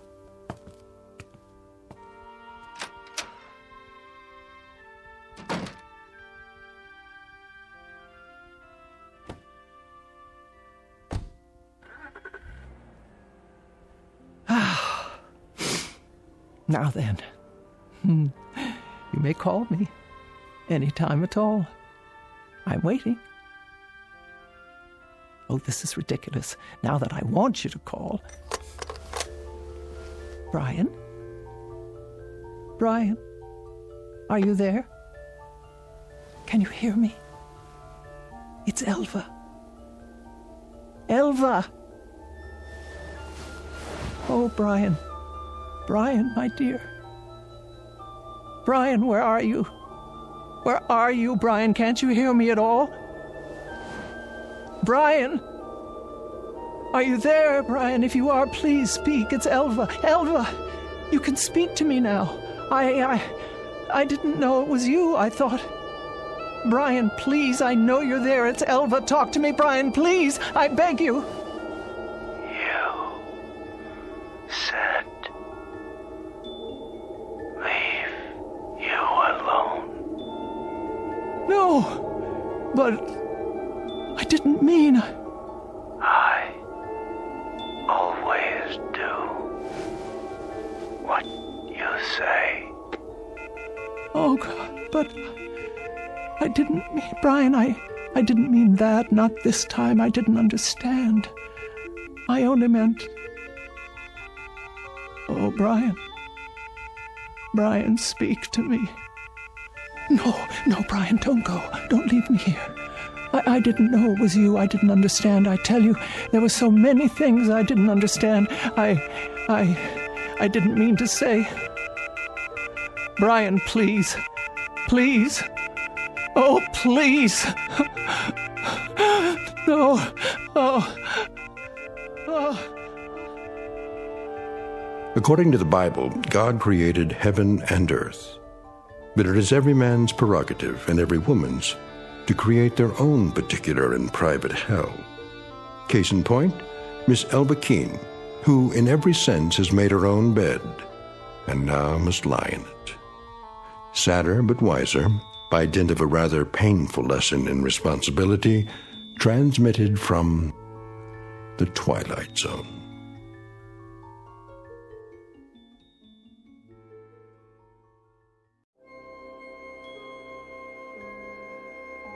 Hi, this is Carl Amari, producer of the Twilight Zone radio dramas. I'd like to take a moment to tell you about our official website at twilightzoneradio.com, where you'll get the latest news and information on these Twilight Zone radio dramas. Plus, at twilightzoneradio.com, you can digitally download 3 free episodes or any of our episodes for only $1.95 each. In this age of ever-changing technology, we've decided to make these episodes instantly available to you by making the Twilight Zone radio dramas a digital download-only series. This means that this series will no longer be offered on CD. The CD collections at our website are now being offered, while supplies last, at buy one, get one free. So be sure to get your favorites before they're sold out. Be sure to visit us often, and I'll see you in the zone.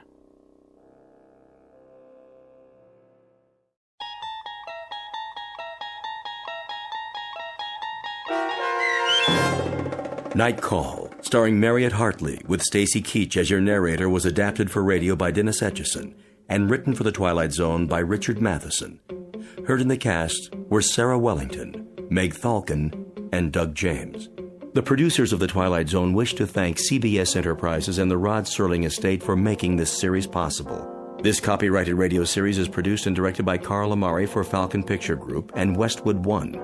Sound design and custom Foley effects for The Twilight Zone by Cerny American creatives Bob Benson, Greg Lee, Michael Slaybach, and Matt Sorrow.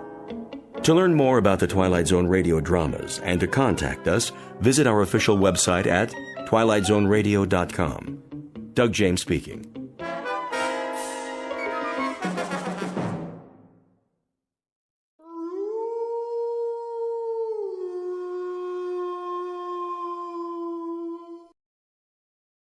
Tune in to nostalgia. Tune in to now. Golden Radio Hour.